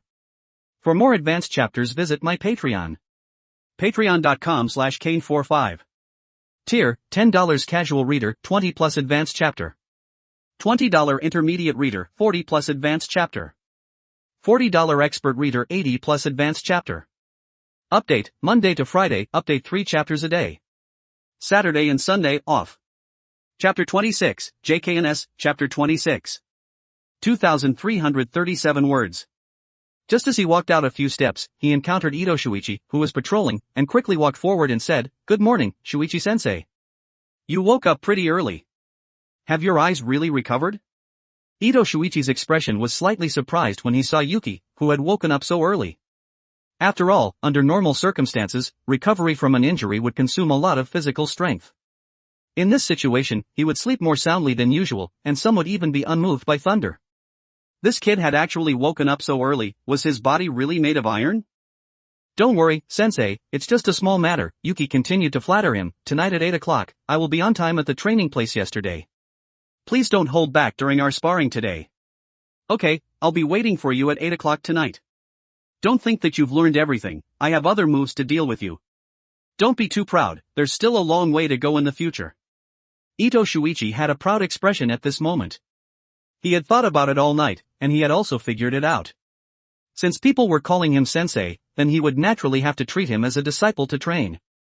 He would definitely be proud that his disciple was so powerful. Although that was what he said, if he had learned so quickly back then, not to mention being proud, he would have dared to pee on his master's head. I understand, then I'll go find 2 people to practice with. Sensei, please continue training. Yuki nodded to show that he understood, and then waved his hand and left directly. He was going to find those 2 gatekeepers from yesterday at this moment. He had said that he would train with them yesterday, and he couldn't break his promise. Although he felt like it didn't matter if he broke his promise, he would always feel a little bad in his heart, and he could also refer to their martial arts. It was killing 2 birds with 1 stone, so why not do it? The 2 were standing at the gate at this moment. Do you think Vice-Captain Yuki will find us to train? I don't know, but as the Vice-Captain, he shouldn't go back on his word, right? If we can be taught, then we'll soar into the sky. Gakko looked at Tora to the side with a disdainful expression, and said, that sounds nice, but the Vice-Captain's position is all about strength. It would be nice if he came to find us 2 weaklings to train, and you still want to be taught? Tora shrugged, and said with an indifferent expression, maybe the Vice-Captain has a kind heart. Don't disturb me from dreaming if you're not dreaming yourself. Are you looking for a beating? Come on. Anyway, the 2 of us have been arranged to be gatekeepers, so we're evenly matched. Would I be afraid of you? Gakko was speechless. The strength of the 2 of them was really about the same. After holding it in for a long time, he finally said, damn it. What are you 2 arguing about? A familiar yet unfamiliar voice came from behind. The 2 turned their heads together, and saw that it was actually Vice-Captain Yuki. They quickly said, it's nothing, the 2 of us are just bickering as usual. After finishing speaking, their eyes still had a hint of expectation. Yuki naturally knew why their eyes had a hint of expectation, coughed lightly, and said, although I won't teach you moves, you can spar with me, and I'll give you some advice during the sparring. The Vice-Captain was really doing it, they were going to cry to death. Gakko quickly said, it's okay, it's okay. There's no need to trouble Vice-Captain to teach us any moves, just give us some advice. Tora took out a box of unopened cigarettes from his pocket and said, Vice-Captain, do you smoke? Do you want a cigarette? Gakko also took out a box of cigarettes from his pocket and said, "His cigarettes are cheap, and they're harsh on the throat when you smoke them. Mine are expensive, and they're good for the throat." Damn it, it was the first time he had heard of smoking being good for the throat. Although he had never smoked, there was no need to fool him like this, right? Were your cigarettes made with throat lozenges? Yuki was speechless for a while, and quickly declined, "No, I don't smoke yet. Anyway, there's no one on the street right now, so just practice with me here." "Okay, Vice Captain, please wait a moment." The two quickly took off their cumbersome uniforms on the outside, revealing the short sleeves inside. Although their muscles weren't as exaggerated as those in the courtyard, they were stronger than him. "Okay, is it one-on-one or what? Does it need to be said?" "Of course it's the two of us together." Yuki grinned, got into a fighting stance, and waved his hand at the two. Pa, duh. The sound of collisions reverberated in the street. If a passerby passed by, they would find that two adults were being unilaterally suppressed by a thin child at this moment. What was even more amazing was that the child seemed to be letting them, and was nimbly dodging the two people's swift attacks, and was approaching the two, and seemed to be saying something in his mouth. Too slow. Not enough leg strength. The lower body isn't stable enough. You have ruthlessness but no power. Yuki simply stated the two people's problems while approaching them. He was still mainly focused on guiding the two to exert their full strength at this moment. Learning, guiding, correcting. This wasn't just correcting them, it was also adding meaning to his own practical combat. He relied on cursed energy to adjust his own strength to be about the same as the two people. Then, he would teach them on top of this, which was also a kind of tempering for himself. It wasn't difficult, but it wasn't simple either, and it was very suitable for reviewing what he had learned yesterday. The fight between the three quickly attracted the patrolling personnel who were passing by. They watched with the attitude of just taking a glance. But after taking a glance, they couldn't leave at this moment, and were whispering to each other. "What's Vice Captain Yuki doing? If he wants to practice, shouldn't he find us people in the courtyard? How weak are those two?" "I don't know, but Vice Captain Yuki seems to be teaching those two. Besides blocking a few times, he's been dodging the whole time." "Really? Are these two lucky guys going to defy the heavens? What are you looking at? Aren't you going to patrol?" Ito Shuichi's sudden appearance startled the onlookers, and his rough voice made the three people who were fighting outside stop their movements. We're going now, Captain." Suki, who was leading the onlookers, waved his hand at the brothers next to him, signaling them to follow him and leave quickly. Yes, we're going back to our posts now, goodbye Captain." The people next to him weren't stupid either, and quickly nodded to admit their mistake, and prepared to leave behind Suki. "Since you've all been watching for so long, how about we train together tomorrow? Although I can't teach you, I can still give you some guidance." Yuki's voice startled the people who were preparing to leave, and Ito Shuichi also looked at this individualistic disciple with interest. He had set the rules for the team. The weak were only worthy of guarding the door, and the strong were qualified to climb up. He wanted everyone who entered this team to have the heart to become stronger. After all, those who didn't want to become stronger and were just trying to muddle through it died on the battlefield, and those who were left behind still had a gap in strength, but they were considered strong even if they were placed outside. As for the so-called leaving the team? From the moment you signed this lifetime contract, it was impossible. The salary was high, and you would get 3 months of vacation every year, but if it was discovered that you hadn't returned to the team, then you would have to repay it with your life. There was also training, which lasted for 3 months. Otherwise, wouldn't it be sending food to the battlefield if the new recruits went directly to the battlefield? As for how much they could learn during these 3 months, it would all depend on their own comprehension. Anyway, he had taught them, and if they died, it would only mean they deserved it. Gakko and Tora were stunned for a moment. They had originally thought that this was their chance to turn over, but they didn't expect that the vice captain would care for others as well. Although there was some regret, the two didn't dwell on it for too long. After all, he was the vice captain. It would be unreasonable if he favored them just because of a one-sided relationship. Moreover, they had already learned a lot today. Instead of complaining, it would be better to exercise and correct their mistakes. They would strive to spar a few more times before the vice captain left. At this moment, someone in the team group sent a message. Vice Captain Yuki is going to personally guide our training. Everyone hurry up and find the vice captain when you have time, and strive to squeeze him dry before he leaves. No one cared about this message at first, but the group went completely crazy after the shift changed 2 hours later. A bunch of people were asking where the vice captain was? They wanted to ask for advice. Ito Shuichi was lying on the bed at this moment, preparing to sleep, and glanced at the team group. He muttered in his heart, "What's wrong with these brats? They probably wouldn't be this active even if I died." He clicked in and took a look, and it was all. Vice Captain Yuki's location. Vice Captain Yuki's location. Vice Captain Yuki. He was extremely speechless in his heart, and complained, "Shouting until your throat is hoarse and digging 3 feet into the ground won't do any good.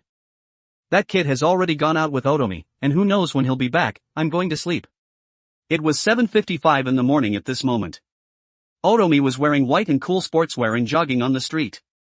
The passers-by who passed by were looking at her with colored glasses at this moment, attracted by her moving figure and vibrant appearance. Yuki, on the other hand, was following beside her, and sighed as he looked at her empty left hand. He didn't know when she would be able to wear the ring out. If she didn't wear it all the time, then that meant that he wouldn't have a chance to start. If he forcefully started a war with the quasi-first-grade cursed spirit in the villa, then the casualties would definitely be no small matter. The greatest possibility was that he wouldn't be able to beat it, which would lead to the cursed spirit going berserk and wiping out everyone in the villa. "Nei-san, you look really good today. It would be even better if you wore that ring." "Is that so?" Otomi lowered her head and looked at her empty left hand, gently clasped it, and a bitter smile appeared on her lips as if she had seen her mother's right hand, and said, "Maybe next time, it would be bad if I lost it." Yuki didn't know what to say at this moment. She was like the heroine in a dating sim game at this moment, and it seemed like a fantasy to get her to bring the ring out of the house. But not bringing it out would affect him from stealing the ring on the last day, and if he couldn't steal it, then that meant that the mission would fail. This mission didn't have a time limit either, and it might completely block off the missions behind. His Sharingan at this level couldn't forcefully change other people's will, and this mission wasn't just that the cursed spirit was difficult to beat, he couldn't even do the entry. Entry, get Otomi to bring the ring out of the house. TCH. Yuki was a little irritated at this moment, and evil thoughts flashed through his mind, but they were all calmed down by his final reason. For example, ignoring those ordinary people, and directly starting a war with that quasi-first-grade cursed spirit on the last day. Or, letting Gojo Satoru directly exorcise the cursed spirit, so that the system would announce the mission failure. But obviously, these two choices were the worst options, and were plans that couldn't be used unless it was absolutely necessary. Forcibly fighting. If he won, then he would get a 12-draw combo, and a permanent addition of 100 cursed energy. The consequence was that he would be hunted down by Gojo-sensei and the others. After all, it was impossible to not have deaths, and the lightest punishment would be imprisonment, and the heaviest would be a death sentence directly declared by the higher-ups of the Jujutsu world. He would continue to try to win her over. There were still 13 days left, so he would take it slowly. He really didn't expect that the system's third mission would be nightmare difficulty. Underscore underscore underscore underscore underscore underscore underscore underscore underscore underscore underscore underscore underscore underscore underscore underscore underscore underscore underscore underscore. For more advanced chapters, visit my Patreon. Patreon.com/Kane45. Tier, $10 casual reader, 20 plus advanced chapter. $20 intermediate reader, 40 plus advanced chapter. $40 expert reader, 80 plus advanced chapter. Update, Monday to Friday, update 3 chapters a day. Saturday and Sunday, off. Chapter 27, JKNS, Chapter 27. 2,318 words. Wait. It seemed that it was me who turned on the nightmare difficulty mission. If I hadn't saved her back then, none of this would have happened. Damn it. I was actually the clown myself. Nei-san, can you bring the ring out tomorrow? Nei-san looks really super pretty when you wear that ring. The soft and pleading voice echoed in Otomi's ears. Yuki was clearly at his wit's end at this moment, and chose to perfectly utilize his advantages. That was to act cute. He knew that he was only 15 years old at this moment. If persuasion didn't work, then acting cute would definitely work. Even if you act cute, it won't work. Otomi directly refused, and said, "That's a precious item that my mother left me, and I will never wear it out. You're forcing me to use my ultimate move, woman." Yuki strained his voice and said in a soft and cute voice, "But, if it's Nei-san's mother, then she would definitely want Nei-san to wear it all the time, right?" These words instantly caused Otomi to fall into deep thought. The steps that she had taken stopped slowly at this moment, while Yuki revealed a smug expression behind her. He laughed loudly in his heart, "Ha ha ha. Who said acting cute didn't work? It's working now. As long as I can complete the system mission, not to mention acting cute, I wouldn't even blink if I had to cross-dress." Otomi looked at her left hand, and her eyes were touched. Yuki saw that the time was right, and continued, actually, Nasen can wear it all day, I'll be there, and I guarantee that it won't fall out of your hand. Nasan can try to believe in me. This time, Otomi didn't directly refuse, but thought for a while and said, I'll consider it. Night. Yuki arrived at the small house from yesterday with practiced ease. He saw the open iron door, and before he even walked in, he heard the sound of bang bang boom, which showed how much force was being used. Walking in, he looked at Ito Shuichi, who was hammering the training dummy, waved his hand and shouted, Good evening, Shuichi-sensei. Good. Ito Shuichi stopped and wiped the sweat from his forehead, glanced at the clock on the wall, and it was exactly 8 o'clock, and said, You're pretty punctual. Of course I'm punctual. Yuki said confidently, and then sat on the chair and looked at the 3 big gold watches and sunglasses that hadn't moved at all on the table, and continued, Are we going to learn first or spar first today? Hey, of course we're going to spar first, so that your eyes won't bleed again from learning. Ito Shuichi said half-jokingly, and then took off his clothes that had been soaked with sweat, revealing the strong muscles hidden under his clothes, and continued, There's no time limit today, and I'll beat you until you're covered in bumps. This. Yuki looked at Shuichi-sensei, who was eager to try, and his heart was collapsing. He was so old, but he still had a temper like a child. Was that really okay? Forget it, he would bite the bullet and go on, and try out what he had learned yesterday. He took off the clothes that he had bought with Otomi while shopping today and put them on the table, moved his muscles and bones a few times, and after warming up, he directly used cursed energy to strengthen his body. Scarlet cursed energy instantly covered his whole body, and then dissipated directly. He waved his hand at his master, who was already eager to try, and said, I'm ready. As soon as he finished speaking, Ito Shuichi didn't reply, but suddenly exerted force on his calves, and the bulging muscles were like steel. He charged over the distance of 3 meters in an instant. Yuki looked at his master, who had already closed the distance, and the fist as big as a sandbag directly hammered towards his face. He quickly stretched out his arms to block. Bang! The crisp sound reverberated in the room. As soon as Yuki touched this fist, he was directly knocked away. History repeated itself once again. Yesterday, he was knocked away and hit a tree trunk, and today, he directly hit the solid wall. It's not over yet. After their battle yesterday, Ito Shuichi also roughly knew how resistant his disciple was to being hit. Anyway, he would just go all out. The fist with bulging veins was like a rainstorm, and slammed towards Yuki, who hadn't gotten up yet. The touch of each punch was like hammering on a steel plate, and it was difficult to shake. He complained inwardly, what did this guy eat to grow up? Is his body made of steel? It's so hard. Master, your hands have probably broken iron plates, right?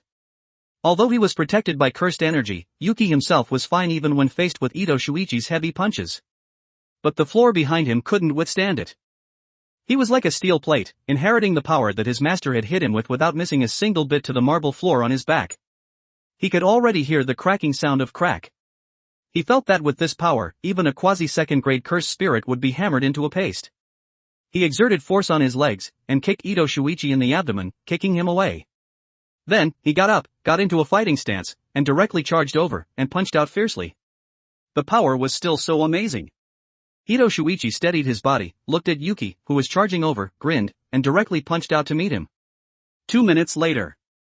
Ito Shuichi sat on the chair panting heavily, and cursed in his mouth, I'm not fighting anymore. I won't fight this pervert again in the future.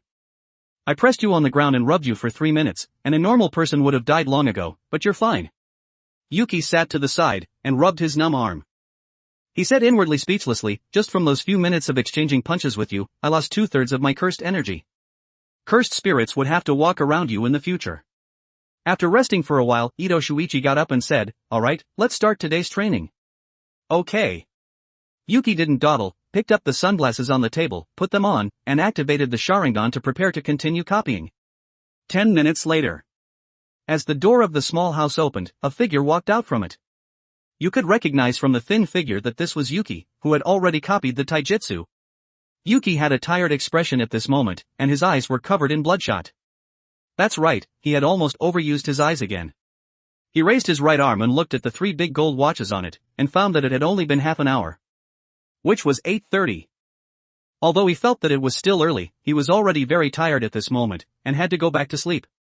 Leaving the training small house, and walking through the intricate paths, although someone asked for advice along the way, they were all rejected by Yuki with I'm too tired at the moment, let's talk about it tomorrow. As he got closer and closer to the villa door, Yuki's originally tired expression became serious. He raised his head and looked towards Otomi's room. The cursed aura that had originally emanated from there had disappeared at this moment. He could clearly feel that quasi-first-grade cursed spirit seemed to be running wildly inside the villa. Its speed was extremely fast, as if it was capturing something. The sudden change left Yuki's mind blank, and then he shouted crap, pushed open the villa door and ran towards Otomi's room. The two who were standing at the door had a confused expression. Looking at the vice captain, who had a somewhat flustered expression, they felt that something was about to happen, and quickly followed. Damn it, why would that quasi-first-grade cursed spirit leave Otomi's room? Could it be that someone was assassinating her? If that was the case, then he was in trouble. He didn't have any cursed energy to deal with it now. However, how was that possible? The security here was so tight, how could someone get in? Could it be that other cursed spirits approached this villa and competed for territory in the half hour that he was gone? No, that wasn't right. If it was a powerful curse, how could he not have sensed it? No matter what, he should first go back to his room and take out the cursed tools, and then go to Otomi's room to take a look. Yuki was extremely anxious at this moment. He rushed to the second floor, took out the key and opened the door. Perhaps because he was anxious, he had to insert the key 3 times before he could put it in. Opening the door, he picked up the backpack that was placed in the corner, and opened the zipper and took out the innermost knife. He pulled out the scabbard and looked at the sharp blade. Yuki took a deep breath and rushed out of the door, and ran towards Otomi's room. There were too many unknowns on the road ahead. If Otomi really died, then he could only run. After all, he couldn't beat a quasi-first-grade cursed spirit.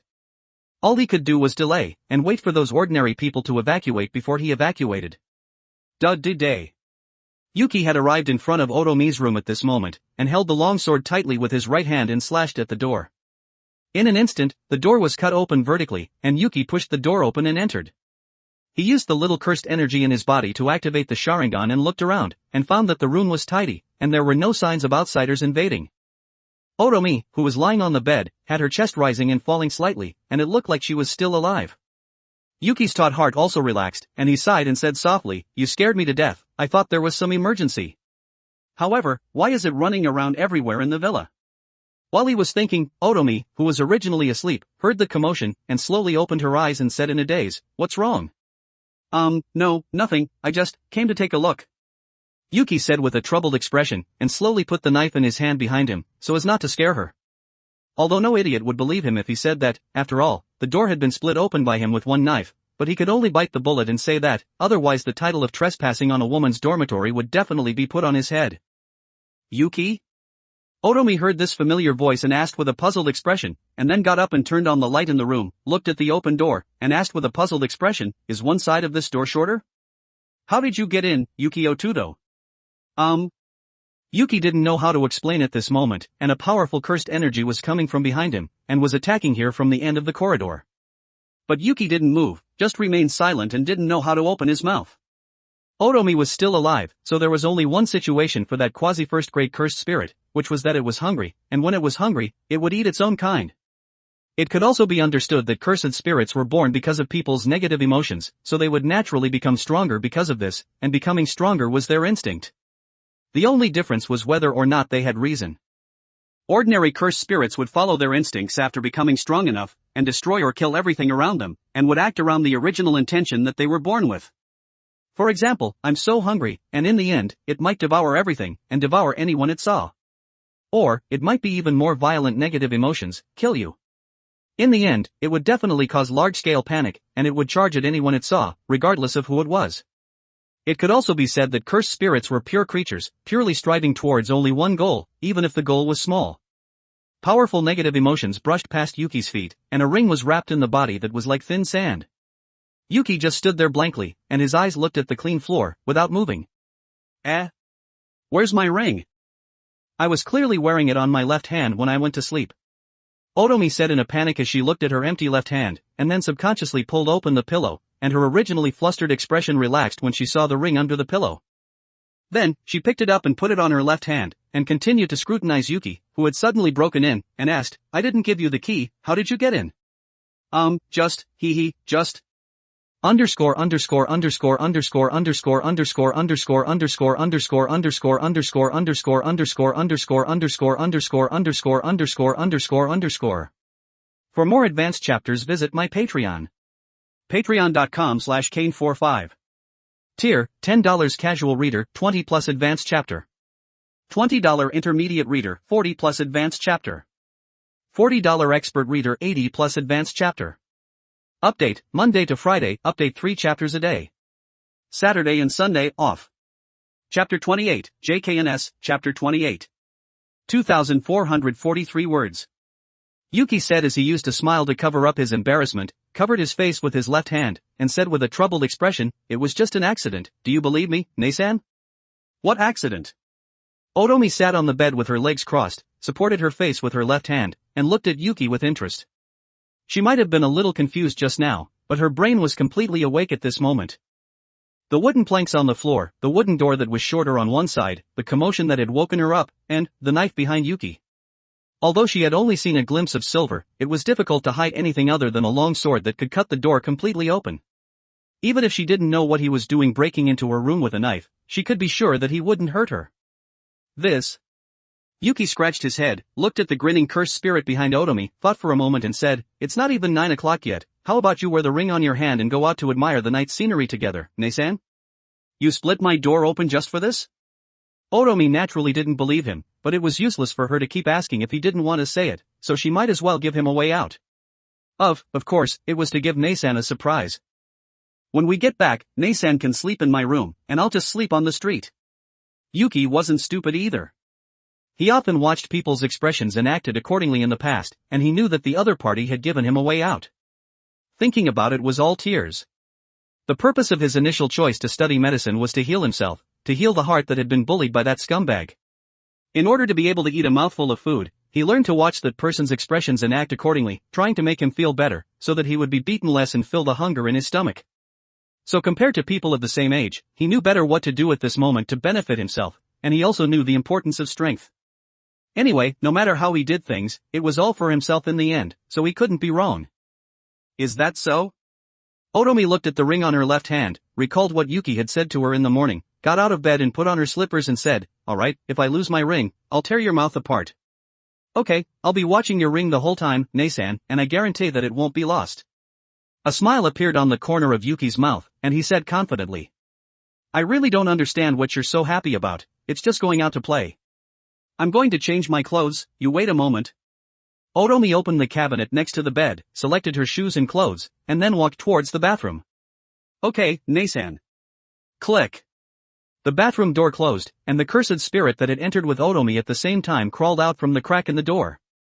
The black mist slowly condensed, and a pair of scarlet pupils stared intently at Yuki, and its sharp voice had a hint of joy. "The, NKU, I wa, NT to go OU, T and play with my Dao, guider." As soon as it finished speaking, its tone suddenly changed, and it roared angrily, "Who allowed you to break into my daughter's room? Kill, can't, kill, my daughter will be angry." Yuki wasn't surprised by this at all, and muttered in his heart, "This love, it's really pure. This kid is really bold. Every time I see him, he can give people a fresh feeling. He's actually been playing so well in just 2 days, and is dancing on the edge of death." Gojo Satoru, who was observing the safety of his student, was eating ice cream at this moment. He put his right hand into his pocket and groped for a while, took out his phone and took 2 pictures of Yuki, and then posted them on Moments. "Gojo Satoru, out traveling, and I accidentally encountered a student who was out on a mission at night. I didn't expect him to be holding hands with the boss's daughter, congratulations." After posting, he left with satisfaction. Although the initial reason for coming out was to protect him, he didn't seem to need him at this moment. As for the cursed spirit on Otomi's body, he felt that he would make a move on the last day. Although he didn't know why he had this feeling, this idea was born in his heart. There would be a big battle on the last day before he left. How interesting. At this moment, Yuki began to push his luck, grabbed Otomi's left hand and said, "I want to eat something delicious." Otomi didn't care, and coaxed him like she was taking care of a younger brother. "Okay, I'll take you out to buy it." After Yuki replied, he lowered his head and stared at the ring on her hand. He had been holding her hand since he left the house, and although the cursed spirit would riot at first, it hadn't done anything to him. It just roared, let go, let go. "You're not allowed to touch my daughter's hand." His right hand touched the ring that was close at hand, and felt the powerful cursed energy inside. To be honest, it felt like he was dancing on a landmine. If he wasn't careful and played too much, he would be blown to pieces. However, this was just the beginning. Only 2 days had passed, and there were still a full 13 days left, which was enough to make it not resist him. After all, when Shikone approached it, nothing happened, as if it was normal. Time passed quickly. After shopping for an hour, the two returned the way they came. On the way, they also cleaned up a few idiots and a team of black-clothed people who had been following them for a long time. Back in the villa, because Otomi's door had been broken by him, and she didn't want to disturb Kazukoshi Shiko, who was sleeping, she moved into his room. Although I'm very happy at this moment, you still have to sleep outside. I'll just sleep in your room for now, see you tomorrow. Oh. Looking at the closed door, Yuki didn't care too much, but directly sat on the ground and looked at the night scenery outside the window in the corridor, held the scabbard with both hands, and then leaned against the corner and fell asleep. He didn't know if his back would hurt tomorrow, but he had gotten used to the sleeping position in the past. He was kicked out of the house by that person at night, and he sat helplessly on the ground alone, looking at the moon in the sky, and sleeping in the company of the moonlight and the gaze of the stars. These were all common occurrences. The next day. Although he didn't have the company of an alarm clock, his biological clock made him open his eyes instinctively. Looking at the morning light outside the window, Yuki slowly got up, touched his numb butt, and said, "This sleep was alright, it's just that my butt is a little numb, and my back is also a little uncomfortable." After stretching his body, he started a new day. As soon as he walked out of the villa door, he was asked to spar, and after simply teaching them, he went to a breakfast with Shikone. After eating breakfast, he would go for a morning run with Otomi. These were all daily routines, but what was different was that she had put on the ring, and the cursed spirit seemed to have accepted him as well, and didn't roar and threaten him. Yuki also stayed by Otomi's side all day, playing the role of a younger brother, and gradually getting closer to her, and truly integrating himself into the circle. At night, he would train with Shuichi-sensei. This kind of life was orderly, peaceful, and leisurely, and slowly, the time came to the last day. Yuki also realized that today was the so-called final battle. If he won, he would be successful and famous, and he would return to Jujutsu High to brag to them. If he lost, he would lie in an urn, and listen to them crying and wailing. He got up at 5:30 as usual, and walked out of the villa door to wait for their sparring and asking for advice. After Ito Shuichi's 14 days of teaching, Yuki had learned all of his fighting techniques, and 8 o'clock tonight was when he would graduate. Relying on these fighting techniques, Yuki could fight back and forth even if his physical fitness wasn't as good as theirs, and if he really couldn't beat them, he would still use cursed energy to strengthen his body. However, what was going on today? Not to mention Kira and Kage, the two brothers who were guarding the door. According to the usual, they would squat here at this time, and then swarm over to ask for advice. What was wrong today?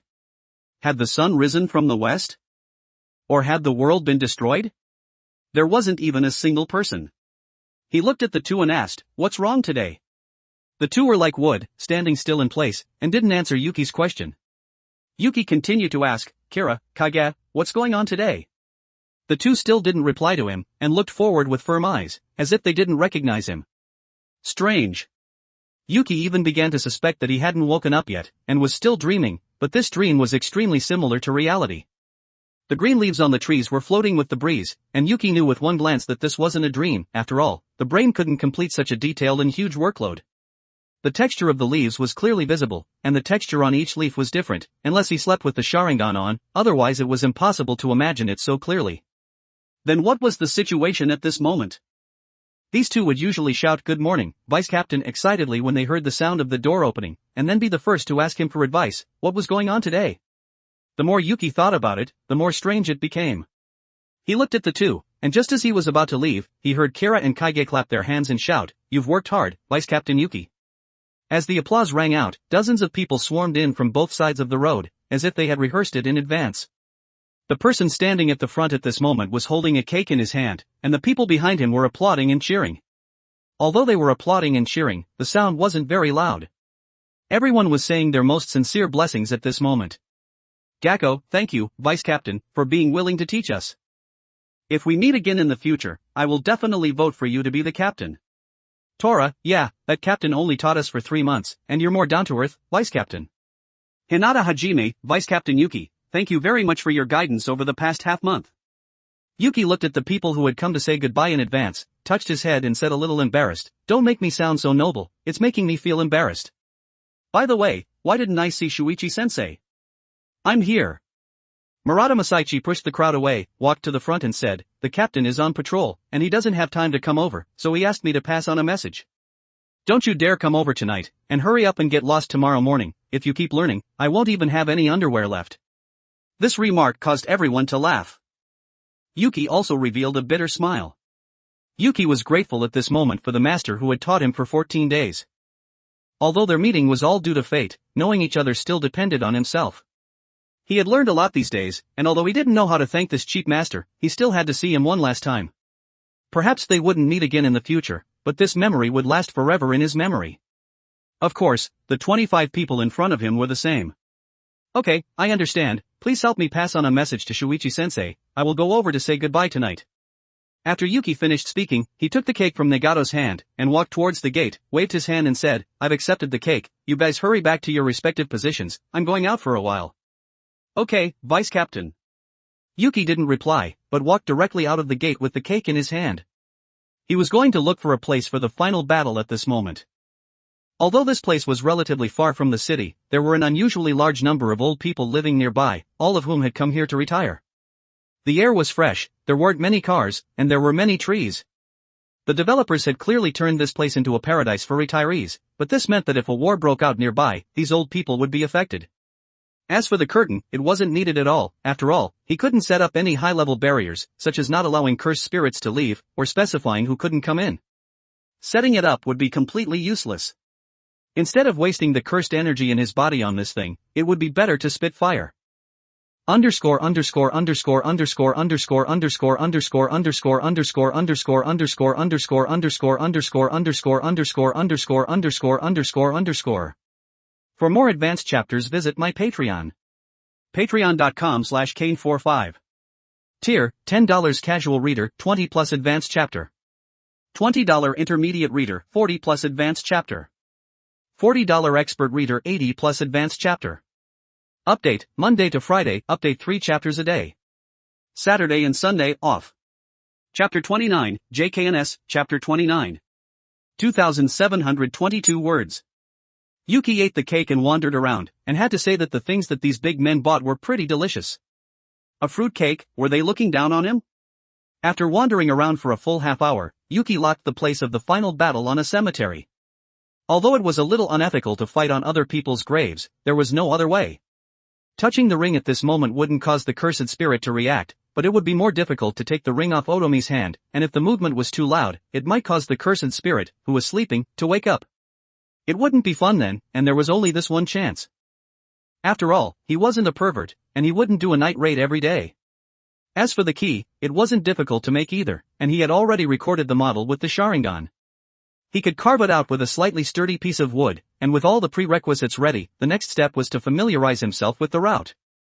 Yuki took out his phone, opened the map and looked at it. This place was 3 kilometers away from the villa, and the location was remote. If he used cursed energy to run at full speed, it would take about 8 minutes. After all, the streets were complicated, and it was impossible to go directly through the houses in a straight line. 8 minutes. To be honest, it was a little long. It would be fine if the cursed spirit didn't go berserk during this time, but if it did, then it would be terrible. If it really didn't work, then he would have to find another place. It was really killing him. Wait, what the hell was this place? Yuki looked at the black dot on the phone map, and then zoomed in on it. There was actually an unfinished building 2 kilometers west of the villa. Although he didn't know what the hell it was, the west was also like the southern corner of his, which was close to the mountains and forests. He had never run in these 2 directions with Otomi when he was taking a walk.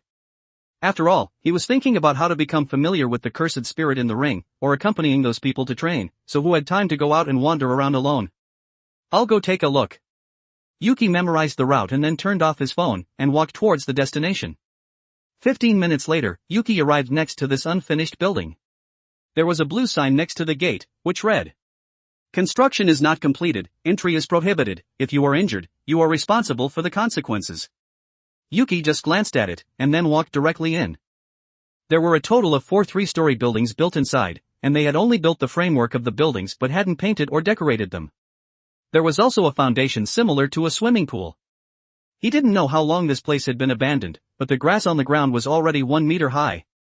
Perhaps some rich person was planning to come here to retire, but suddenly didn't want to live here anymore. Anyway, no matter what, this place was more suitable than the cemetery just now. Moreover, he didn't have to go around any complicated roads to get here, and there was a main road that directly passed through. It was close to 2 kilometers, and it would take 2 or 3 minutes at the fastest, which was much better than the previous one. This place will do. I can also help the owner clean up the weeds on the ground. It's just that it might ruin some of the buildings, but it doesn't matter anymore, as long as no one dies. Yuki said with admiration.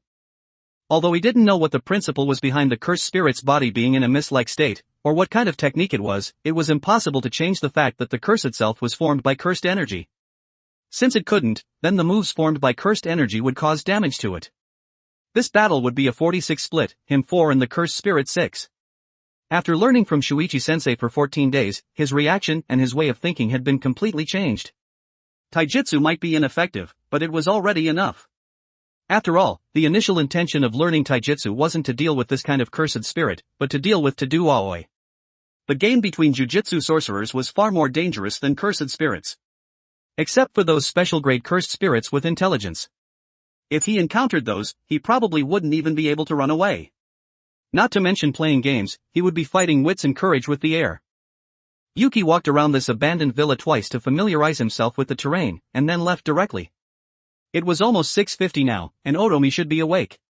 Anyway, he was still her bodyguard today, and after completing the mission, he could go to the director to get his 10 million yen reward. How wonderful! 10 million yen, if it was exchanged for RMB in his previous life, it would be an unimaginable number, and he felt that he could live a life of eating and drinking for more than 10 years. Although he couldn't buy a house, he could rent a house, and then live a carefree life of letting things be. The current situation of contemporary young people was that they would let things be as much as possible, not marry and have children, and have the open-minded idea of adopting one in the future. Or they would work as hard as possible, and not stop until they had burned you out, which was their noble idea. Yuki belonged to the second type at this moment, and he might start letting things be next year, and live the life of a cook who cooked every day and had no worries about food and clothing. But no matter what, he had to get himself to the special grade position this year. Not to mention being on par with Gojo Satoru, he had to at least catch up with Okatsu Yuta. Perhaps for them, being able to be promoted to special grade was a sure thing, but for Yuki, he could only desperately complete system missions to improve his strength. He didn't have a technique inheritance, his taijutsu relied entirely on copying, the Sharingan consumed cursed energy extremely quickly, his body was weak, and his cursed energy was pitifully low, a bunch of shortcomings. His brain might be somewhat clever, but he couldn't survive with just that. There was still more than a month before the exchange event, and he had to work even harder during this time, otherwise the system would release a mission to defeat to-do aoi alone. It really treated him like a person. Back in the courtyard, Yuki stood outside Otomi's room as usual, waiting until 7 o'clock. Kazukoshi Shiko came over wearing a maid outfit, smiled at Yuki, who was standing at the door, and took out a string of necklaces from her pocket and said, "Today is the last day, right? This necklace was woven by me personally, and if you come back to play without wearing this bracelet, I won't let you in." Yuki accepted it directly when he saw this, and said, "I also have a gift for Shikone, but you have to wait until tonight." "Then I'm really looking forward to it." Kazukoshi Shiko rubbed Yuki's hair, took a deep breath and then knocked on the door 3 times gently, and said, "It's already 7 o'clock, Mississippi. Come in." As soon as she finished speaking, Kazukoshi Shiko took out the key and opened the door, and led Yuki in. "Today is the last day, and to be honest, I'm a little reluctant to part with you, Yukio Tuto. Do you want to come over and sleep together tonight?" Otomi was wearing pink pajamas and sitting on the bed with her legs crossed, and looked at Yuki with a smile on her face. No need, I can still sleep by myself."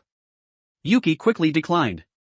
Although she was indeed very beautiful, he couldn't do what he couldn't do. His body was also in the development stage, and it would be very awkward to sleep too close, after all, he wasn't some gentleman. That's a pity. If you want to come over and play with me, Otuto, then call me at any time, and I'll drive to pick you up. As soon as Otomi finished speaking, a cloud of black smoke floated out from the ring, forming the shape of a female human, stretched, and seemed to have just woken up. Then, it hugged Otomi tightly, and stroked her beautiful hair with its right hand. Yuki saw all of this, and had an indescribable feeling in his heart. His mind would often float with the thought of if his own mother was like this, would he let others exorcise her? This kind of thought. Although he had thought about it like this, he had rejected it. After all, he had deliberately approached them in order to exorcise the cursed spirit, and he shouldn't mix too much emotion into the mission. Since he was going to do it, he had to finish it. What kind of ghost was doing it halfway? Was he kind-hearted? If he had to say it, his heart was cold. Anyway, he had thought about it like this many times. Night arrived. Good evening, Vice Captain Luo. Good. These are for the two of you, special weighted rings, and I almost died carrying them all the way here. Even if you're still the weakest now, don't be discouraged, and burn them to death as soon as possible. Yuki was holding large and small bags in his hands at this moment, and was also carrying the backpack that he had come with on his back. He had gone out at 6:30 and shopped for more than an hour to buy these, and although some were expensive and some were not, they were all carefully selected by him, and everyone could use them. Okay. Thank you, Vice Captain. Gakko and Tora looked at the packages that Yuki had handed over, and took them with tears in their eyes. It was the first time they had received a decent gift in this year of being a soldier. Okay, you're welcome. If you want to thank me, then just report that you're safe to me every year. I'm going to give gifts to the others. Goodbye. Yuki waved his hand and left directly, and distributed the gifts to the people on guard one by one. Even those who were on break after changing shifts were the same. After distributing them to the end, he only had 3 packages left in his hands, and these were gifts for Ito Shuichi, Kazukoshi Shiko, and Otomi. Anyway, he wouldn't wait until tomorrow morning to leave. He would exorcise the cursed spirit tonight, return the ring, and then leave directly. He had already given the gifts, and if he didn't leave, then there would be a sense of sadness. After all, they had treated him especially well. Walking through the intricate paths, he came to the small house. The iron door was open, and a shadow was swinging its fists quickly under the yellow light, and the sound of dong dong dong was still so steady. Yuki walked into the iron door, and before he could speak, he was scolded by Ito Shuichi. Didn't I tell you, you rascal, to not come over tonight? I've taught you everything that I should teach you, so hurry up and get lost. Faced with this kind of scolding, Yuki didn't say anything, but put the gift that he had bought on the table, bowed, and then left. A moment later, the sound of dong dong dong could be heard from the small house again, as if no one had ever been there. Yuki also left directly. His heart had arrived, and sometimes he didn't say anything, but the actions he took represented everything. Then there was Shikone's gift. He came to the door, knocked a few times gently, and said, "Shikone, your gift has arrived." Coming. Kazukoshi Shiko opened the door, and was wearing a set of black and white loose pajamas at this moment, and her eyes were staring straight at Yuki, and said, "You kid, you're planning to run away tonight, right?" This. Yuki touched his head, and said with some difficulty, "I've come to say goodbye to you, Nei-san. Thank you very much for taking care of me these past few days. I'll miss you. This is a necklace that I bought for you, Shikone." "Thank you, come find me to play when you have time, and I'll take you to my house then." Kazukoshi Shiko touched Yuki's head, and then took the gift down, and continued, "Do you want me to give you the key to Mrs. Room, so that you can do a surprise attack? Or put the gift in and then leave silently?" "No need, I can just climb in through the window, Shikone. You should go to sleep early too, good night." After Yuki finished speaking, he bowed and left. "But I've locked the windows." "Forget it, anyway, this kid has a way to get in, I don't care." Kazukoshi Shiko looked at Yuki's leaving figure, which disappeared straight away, and then closed the door. Yuki didn't rush to go to Otomi's room, but roamed around the courtyard, looking for a suitable piece of wood to carve a key, until 12 o'clock at night. Yuki came to Otomi's door with the 1:1 replica of the wooden key, and felt the calm cursed energy inside. Only after confirming that the cursed spirit was asleep did he slowly insert the key.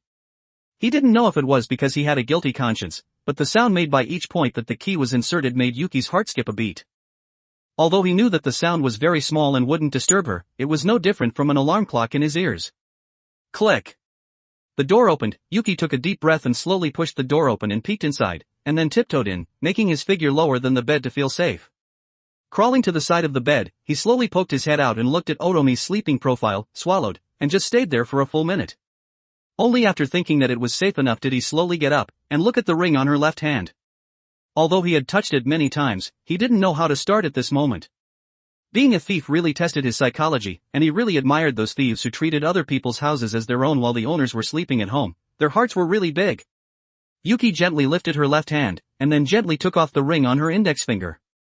His left hand, which was holding the ring, didn't tremble at all during the whole process, and the cursed spirit inside didn't react at all. Until the ring was completely taken off, Yuki's taut heart relaxed, and his left hand maintained the pinched posture, not daring to let the ring shake too much. He tiptoed out of the room just like that. The door wasn't closed, and he still had to open it when he came back later, and he didn't want to do this a second time. Now he just needed to arrive at that abandoned building safely.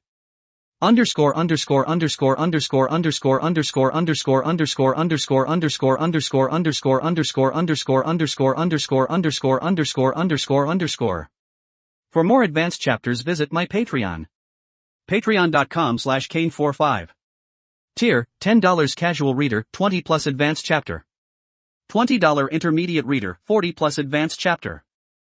$40 expert reader, 80 plus advanced chapter. Update, Monday to Friday, update 3 chapters a day. Saturday and Sunday, off. Chapter 30, JKNS, Chapter 30. 2,378 words. How interesting, he actually managed to get that cursed object out. Let me see just how crazy you are. Yuki. Gojo Satoru was sitting on a tree under the moonlight at this moment, and his azure pupils were staring intently at Yuki, who was running wildly. Faster, faster, faster. Yuki was pinching the ring in his left hand and running wildly towards his destination. Although he was running, his left hand was unusually steady, but the cursed spirit inside seemed to have woken up and discovered the abnormality. Looking at the black mist protruding from the ring, Yuki ran even faster, and scarlet cursed energy instantly covered his body. His body was strengthened once again, and he crossed 10 meters in one step, running wildly towards his destination. What are you doing? The cursed spirit poked its head out, and its scarlet pupils stared intently at Yuki's eyes, and asked with a puzzled expression, as if it didn't understand why it was being taken out. Ha! Yuki looked at the abandoned building in front of him, and said with a smile, I'm sorry, but I'm going to exorcise you here. After speaking, he threw the ring out violently. His originally black pupils turned scarlet, and Otomo was spinning quickly. Enemy, enemy. The cursed spirit also reacted at this moment. Looking at the cursed energy that was coming out of Yuki's body, the thought of eating him flashed through its mind. Then, its entire body appeared from the ring, and black mist attacked Yuki like a blanket covering the sky. Yuki had also prepared early, and formed hand seals quickly. He formed 6 seals in less than 2 seconds, took a deep breath, and his chest bulged. Feeling the burning sensation in his chest, he shouted in his heart, fire style, fireball jutsu. A ball of fire burst out, and instantly extended from a flame that was only 10 centimeters in size to 4 meters in size, catching the cursed spirit off guard, and the originally dark night was illuminated by a ball of fire. Ah! It hurts. The cursed spirit was burned by the high-temperature flames, and quickly retreated. It touched the place that continued to be burned, and the killing intent in its heart was amplified infinitely. It stretched out its right hand and grabbed towards Yuki, as if it was instinct. But with just this casual grab, the mist that was scattered in the air instantly gathered, forming a giant hand and grabbed towards Yuki. What? Yuki looked at the giant hand that was grabbing over, and an alarm bell rang loudly in his heart. He exerted force on his calves and quickly retreated. Swoosh, boom. The giant hand grabbed empty, and as if it was venting, it slammed violently towards the ground, and cracks appeared directly on the stone road. Yuki swallowed. This mist, which seemed to have no killing power, was actually so powerful. If he was caught, he would probably be crushed to death alive. He took off his backpack, opened the zipper and took out the cursed tools from it, and only then did he feel a lot more at ease. Just now, one burst of fire had directly caused him to lose 150 cursed energy. Although he was showing off, he had to save it later, or he would die sooner or later if he kept showing off. Yuki gripped the cursed tools tightly, and his scarlet pupils stared intently at the cursed spirit. He didn't know why, but the sound of raindrops suddenly rang out in the sky. This sound attracted the attention of one person and one curse. Black cursed energy was spreading out like raindrops. Yuki looked at this familiar scene, and the appearance of Gojo Satoru waving his hand subconsciously appeared in his mind. He sneered, Gojo-sensei has also come. Heh, then there's nothing to worry about, let's have a death battle. Although he didn't know what the system's setting of exorcising the cursed spirit alone had, as long as he didn't let Gojo Satoru's barrier take effect, then it should still count as him exorcising it alone. Moreover, even if he lost, Gojo-sensei would take action to save him. There was nothing to worry about anymore, and he would exorcise it with all his strength. Yuki gripped the hilt of the sword tightly with both hands, the veins on his arms were bulging, and the muscles on his calves were bulging. He charged towards the cursed spirit, who was curiously looking at why the sky was getting darker. Crack! Perhaps because the force was too great, the stone road directly made a crisp sound, and a few cracks appeared. Yuki gripped the cursed tools and swung them violently towards the cursed spirit. Clang! A crisp sound rang out, and the cursed tools were pinched by the cursed spirit's palm after it reacted. The giant hand gripped forcefully, and the blade instantly fell apart. The sound of click echoed in his ears, and Yuki's pupils contracted violently. He didn't seem to expect such a result, but at this moment, it seemed that there was no other way but to charge forward. Then, he gritted his teeth. He released the hilt of the sword with both hands, and used this cursed energy giant hand as a springboard, and his fist was covered with scarlet cursed energy, and he charged over directly. The cursed spirit's body was the size of a normal person at this moment, and most of its body was distributed on that giant hand. Faced with Yuki's sudden attack, the cursed spirit didn't have the slightest bit of fear, and as if it was relying on its strength to suppress him, it swung its right fist and punched over. Yuki looked at its punch that was full of loopholes, and a smile appeared on the corner of his mouth, and said, "I found it, your weakness." He had originally been worried about how to deal with this cursed spirit. After all, he knew that he couldn't touch that hand at all the moment the blade shattered. But how could a quasi-first-grade cursed spirit be so strong? There must be some weaknesses. He knew when he saw this fist swing over that the weakness was her herself. Most of the cursed energy in his body was used to synthesize and control that giant hand, which meant that its main body wasn't strong at this moment. If he had retreated just now and chosen to back off to stabilize the situation, he might have been entangled to death by that fist, but the reversal of the battle was so instantaneous. Fortunately, Gojo-sensei had come, otherwise he might not have really chosen to fight it to the death. Die! His right arm slammed out violently, and directly shattered the cursed spirit's entire arm. Before the scream could be made, Yuki punched out again, and gave it a set of close-range brawls, afraid that it would control the giant hand and hit him. In just 1 second, Yuki had already thrown 3 punches, and red blood splattered all over his body. The cursed spirit's head was directly shattered, and its body was beaten to pieces. Yuki stopped only after the cursed spirit began to dissipate. His scarlet pupils stared at the dissipating figure on the ground, and the blood that was stained on his body also turned into black ash and dissipated between heaven and earth as if it was self-igniting. The system panel popped up. Mission completed. Mission rewards are being distributed, 15 points, 100 cursed energy permanent increase. Distribution completed. Clang, clang, clang. The giant hand completely dissipated, and the broken blade that had been gripped fell on the ground at this moment. The crisp sound reverberated in this silent night, and Yuki's heart couldn't calm down for a long time. To be honest, he felt a sense of accomplishment from exorcising a cursed spirit of this level for the first time, but he also had a feeling of loss in his heart. You did a good job. It looks like I can apply for 2nd grade for you soon. Gojo Satoru's voice came from behind him, and the curtain also dissipated. It was just a coincidence. If it wasn't for the curtain that Gojo-sensei set up, I wouldn't have charged over without reservation. Yuki picked up the ring that had fallen on the ground and put it in his pocket, and looked at Gojo Satoru behind him and said flatteringly, "Don't say that. Luck is also part of strength. Do you want to go eat some midnight snacks together?" After Gojo Satoru finished speaking, he put his arm around Yuki's shoulder, took out his phone from his pocket with his left hand, skillfully opened the camera, and took a few pictures. "No need, I have to return the ring. By the way," Yuki asked the question that was puzzling him at this moment, "Gojo-sensei, do you think that if this cursed spirit was just that I wanted to exorcise it, and it hadn't hurt anyone, would I be wrong to exorcise it at this moment?" It's hard to say. The advice I can give you is to have a clear conscience. Is that so? Arriving in front of the courtyard gate, Yuki walked directly in. Gakko and Tora asked in surprise, "When did you go out, Vice Captain Yuki?" "Just now, I was testing how your defenses were, and as a result, no one discovered me." Yuki complained and walked in. He wasn't in a good mood at this moment, and didn't want to chat with them. It was also very simple to go out. After being here for so many days, he naturally knew the loopholes in their defenses, and easily climbed over the high wall. As for Gojo-sensei, he was waiting outside. He would return the ring and then prepare to leave together. Walking into the villa, he looked at the ring in his left hand. The curse inside had completely dissipated at this moment, and the mother who was only kind to her daughter was gone. Perhaps her daughter had already walked out of the shadows under his guidance, or perhaps not. Who knew? The road ahead would continue, and he would let time witness everything. Yuki took out the gift that he had bought from his backpack, and it was also a ring, and he had chosen it for a long time. Walking into the room, he looked at Otomi, who was still sleeping soundly, gently lifted her left hand and put the ring back on, and then put the gift on the table, and finally looked at her one last time before closing the door and leaving directly.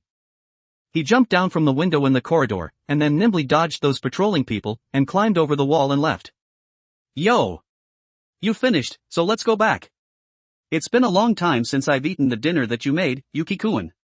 Gojo Satoru, who was standing in place and waiting, said with a smile. Looking at Gojo Satoru, who was cheerful every day, Yuki's restless mood was also silently shifted. He took a deep breath and smiled. We'll have an extra meal tomorrow." Life had to continue, and frowning all day wasn't good. He had to face everything with a smile. As long as you didn't feel embarrassed, then the one who was embarrassed would be someone else. Smile. These were the words that Liu Yang had once said to him. After adjusting his mood, he pulled up his clothes and bulged the muscles on his left arm and continued, "By the way, Gojo-sensei, please help me arrange a sparring match with Fushiguro Megumi the day after tomorrow, and watch me beat him with one hand." "Your confidence has increased after the battle, huh?" "No problem." As Gojo Satoru said this, he put his arm around Yuki's shoulder, and his left hand pointed to the stars in the sky and continued, "I can see it, Yuki-kun, your strength is rapidly increasing at this moment. Although you're just an inconspicuous star in that starry sky right now. But with your efforts, you'll be able to become a remarkable sun sooner or later. There's only the moon at night, and the real sun is you, sensei. Don't put too much pressure on me, okay? I'm usually very lazy." Yuki waved his hand and said helplessly. Gojo Satoru just smiled at this kind of answer, rubbed Yuki's hair with his left hand, and said, "Who knows? Let's go back. Yuki. Don't force me to start letting things be tomorrow." Although it was already close to 1 o'clock in the morning at this moment, he could still see cars coming and going on the street, and people were still working hard for the future. Gojo Satoru and Yuki took a taxi back to Jujutsu High. Click. The door opened, and Yuki looked at the pitch-black room inside, stretched and said, "Sigh, I'm finally back. This half-month has really killed me." He turned on the light in the room, skillfully closed the door, took off his clothes and threw them into the washing machine, turned on the shower head and stood under the cold water to bathe, and clicked on the system panel that he hadn't looked at for half a month. Host, Yuki. Cursed Energy, 650, Grade 3 Sorcerer. Physical Strength, 17. Eye Technique, 1 Tomo Sharingan. Ninjutsu, Fire Style, Great Fire Annihilation, Fire Style, Fireball Jutsu. Taijutsu, Self-Defense, Military Fist, Sanda, Jeet Kune Do. 650 points of cursed energy and he was still a grade 3 sorcerer. It seemed that it was really difficult to be promoted to grade 2. On the other hand, his body had become more solid after being beaten for half a month, and these 4 taijutsu techniques had also turned him from a close combat noob into a close combat master. Underscore underscore underscore underscore underscore underscore underscore underscore underscore underscore underscore underscore underscore underscore underscore underscore underscore underscore underscore underscore. For more advanced chapters visit my Patreon. Patreon.com/Kane45. Tier, $10 casual reader, 20 plus advanced chapter. $20 intermediate reader, 40 plus advanced chapter. $40 expert reader, 80 plus advanced chapter. Update, Monday to Friday, update 3 chapters a day. Saturday and Sunday, off. Chapter 31, JKNS, Chapter 31. 2,288 words. The harvest for the past half month was plentiful, but the most exciting part was still this gacha segment. Hee. Ninjutsu was so expensive, only dogs would buy it. Wasn't it better to be a gacha addict? 12 pulls. To be honest, he hadn't gotten anything other than ninjutsu and ninjutsu fragments yet. Never mind, thank you for your patronage. After a simple wash, Yuki picked up the towel on the wall and walked out of the bathroom, wiped the water stains on his body and sat on the bed, and started today's gacha addict segment. He clicked on the big roulette, and the system prompt popped up immediately. Entering the Ninja World Roulette, points -4. The corner of Yuki's mouth twitched, and he began to gradually discover the strangeness of this roulette. He had originally thought that it would add 1 point each time he entered, but this -4 let him know that he was still too young. This thing directly doubled. The next time he entered, it would be -8, then -16, -32, -64. If it continued like this, the cost of entering would be less than buying a ninjutsu directly. This gacha addict roulette was originally to help him get through the difficult period at the beginning when he didn't have any ninjutsu. He could enter at most 6 more times, and he couldn't enter this thing anymore, otherwise he wouldn't even have any underwear left. Looking at the 11 pulls that were left, Yuki felt a headache without realizing it. If he had realized it earlier, he might not have entered, but would have completed the next mission and pulled together. Sigh, forget it, it's not too late to know now, I'll just go all in with these 11 pulls. Yuki clicked on a single pull with a pained expression, and after pulling a "thank you for your patronage," he went straight to a 10 pull. The roulette was spinning at high speed, and 10 pointers were spinning in the opposite direction, and were almost a blur. In order to see clearly, Yuki angrily activated the Sharingan, delusion to use the things given by the system to fight against the system. The final result was that the 1 Tomo Sharingan was too weak, and couldn't keep up with the speed of the pointer spinning at all. Even if he slowed it down, it was still a blur. Yuki was speechless. It was another day of being sanctioned by the dog system, and his mentality directly cracked. Then, he complained loudly, "Sai, I really can't live anymore. The missions that are released are already few, and ninjutsu is ridiculously expensive. Can't you let me have some fun? Others are destroying the world as soon as they transmigrate, but here I am, calculating everything, and even have to calculate the air. Other transmigrators would have killed themselves long ago if they had ended up like me." As soon as he finished speaking, the system roulette also stopped, and pop-up windows began to appear. "Thank you for your patronage. Thank you for your patronage. Congratulations on obtaining S-grade ninjutsu, lightning blade fragment. 40 fragments are required to synthesize the ninjutsu. Thank you for your patronage. Congratulations on obtaining A-grade ninjutsu, water style, great waterfall technique fragment. 20 fragments are required to synthesize the ninjutsu. Congratulations on obtaining C-grade ninjutsu, summoning technique. Summoning technique requires signing a blood contract with an animal. When signing, draw a circle on the animal's forehead with your own blood and write your name in it. You must not struggle during the process, and mental resistance is not allowed, otherwise it will be considered a failure. Success will allow you to communicate with each other, and cursed energy can be shared. Only one animal can be signed, and you can continue to sign after death. Consumes 50 points of cursed energy, and the cursed energy consumed will increase as the distance between the two increases. Thank you for your patronage. Thank you for your patronage. Thank you for your patronage. Congratulations on obtaining C-grade ninjutsu, body flicker technique. Body flicker technique, in the instant of being attacked, quickly replace the body with a piece of wood, and create white smoke to confuse the opponent. Consumes 30 points of cursed energy. Crap. I got something good. Getting something good was predictable, but he really didn't expect to get two. It was like saying nonsense. There was nothing to say about the body flicker technique, it was a low-consumption running skill. But this summoning technique was different, especially the fact that cursed energy could be shared. If he got a pet that had cursed energy, then wouldn't he be able to use it as a backup cursed energy reservoir? It looked like he had to specially adopt a special pet tomorrow. It had to be the kind that was domineering on the outside. Riding a dog on the street would be super cool, okay? Yuki had already imagined his mount in the future. It would be 2 meters long, have snow-white long hair, strong muscles, and powerful strength. He loved it, he loved it. He would show it off to Fushiguro Megumi when they sparred the day after tomorrow, and see if his dog was more powerful or if his dog was more powerful. Anyway, he didn't know why, but a strange sense of competition came up. After thinking for a long time, Yuki finally closed his eyes, and made a dog training plan in his dream. The next day. The alarm clock didn't ring, but Yuki had already woken up. Although he had only slept for less than 5 hours, it didn't affect his determination to find a dog that he loved early in the morning. He had already imagined the training plan. He had to find a dog that worked as hard as him, otherwise how would it surpass its own kind, and what qualifications would it have to sign a blood contract with him if it didn't surpass its own kind? He wasn't looking for talent, but it had to have a positive heart.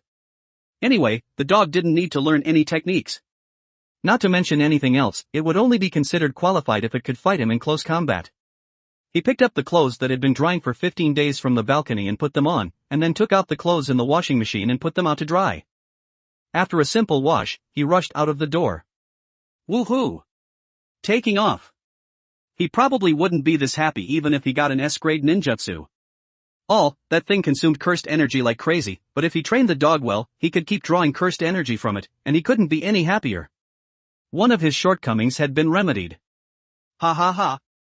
My baby dog, you just wait for me, Daddy's coming. Hearing this familiar voice, Zenin Maki, who was exercising early in the morning, looked over and saw Yuki running wildly towards the school gate at this moment, and complained, "What the hell? Did he go crazy after being out for half a month?" Because he had woken up too early and there were no cars, Yuki ran along the mountain road towards the city, and ran for more than an hour before he arrived. Because the animal couldn't struggle during the blood contract, but how could an adult dog not struggle, and it wasn't like he had raised it since it was a child. Ordinary people might choose to raise it from a young age, but Yuki didn't want to do that. He wanted to choose the fiercest dog. Struggling or something, he would just use a Sharingan and make its brain shut down on the spot. Not to mention resisting, it wouldn't recover for tens of seconds. Hiss, why do I feel like my heart is a little dark? Forget it, I'll go to the dog market first and see what the situation is. If there aren't any big dogs that catch my eye, then I'll just raise them from a young age. Anyway, dogs grow up pretty fast. Because the map didn't mark the so-called dog market, Yuki could only ask around, and finally walked for half an hour before he found the place. It was 6:40 in the morning at this moment, and a bunch of dog buyers were showing off their beautiful pet dogs, skillfully saying the advantages of their own dogs, and holding them out for passing customers to touch. It was also Yuki's first time coming here. Looking at the dogs that had just been weaned and were a few months old in the dog market, he felt a little troubled. After all, they all looked silly, and didn't seem very smart. Although these things could be taught later, they didn't look like they were fit for battle. But it was his puzzled appearance that instantly made the dog buyers nearby see a business opportunity. A plump woman shouted, young man, come take a look at my dog, it's a purebred Siberian Husky." As soon as Yuki heard this name, he was immediately attracted. Looking at the dog in the woman's hand, he didn't know why, but he felt that its eyes were full of curiosity, and also a hint of silliness. Then, as if he had remembered something, he asked, "Isn't a Siberian Husky just a husky?" That's right. But my dog is different, it won't tear down the house." "What's the point of me getting a husky if it won't tear down the house?" "Are you sick?" Yuki complained and left directly. After all, didn't everyone who raised a husky look at its silly appearance? How could it be called a husky if it didn't wreck the house? "Ah, you're killing me, young man, come take a look at my dog." A bald man next to him laughed, "Looking at your appearance, young man, do you want to choose some special dogs?" "Oh, uncle, do you have any good stuff?" Yuki asked with interest. "Of course I do. Looking at your scholarly appearance, young man, you must want to choose a dog that matches your taste." As the bald man said this, he lifted the black cloth on the dog cage and introduced, "Then come take a look at my purebred golden retriever puppy. Its fur is gentle, it's extremely smart, it has a gentle personality, and after special training, you can even command it to do housework. It's the king of hard work in the dog world." Hiss, that's a little interesting. Yuki looked at the golden retriever in the cage. Compared to that husky, which was a little unintelligent, its eyes were particularly bright, and asked, "Is this dog good at fighting?" "If it's good at fighting, then I'll take it." The bald man felt insulted at this moment. So he had been introducing it for so long, but this guy hadn't listened to a single word. He wanted a gentle golden retriever to fight, why didn't he just go die? "Get out of here, don't you dare harm my dog, I'm not selling it to you today." As the bald man said this, he wanted to pick up the stick on the car. Yuki also knew better, and quickly left, and complained, "It's not like I've never raised a dog before, why are you like this? Golden retrievers are gentle and don't fight, you don't even know this much, and you dare to come to the dog market? Ha ha ha, you're killing me, a golden retriever fighting."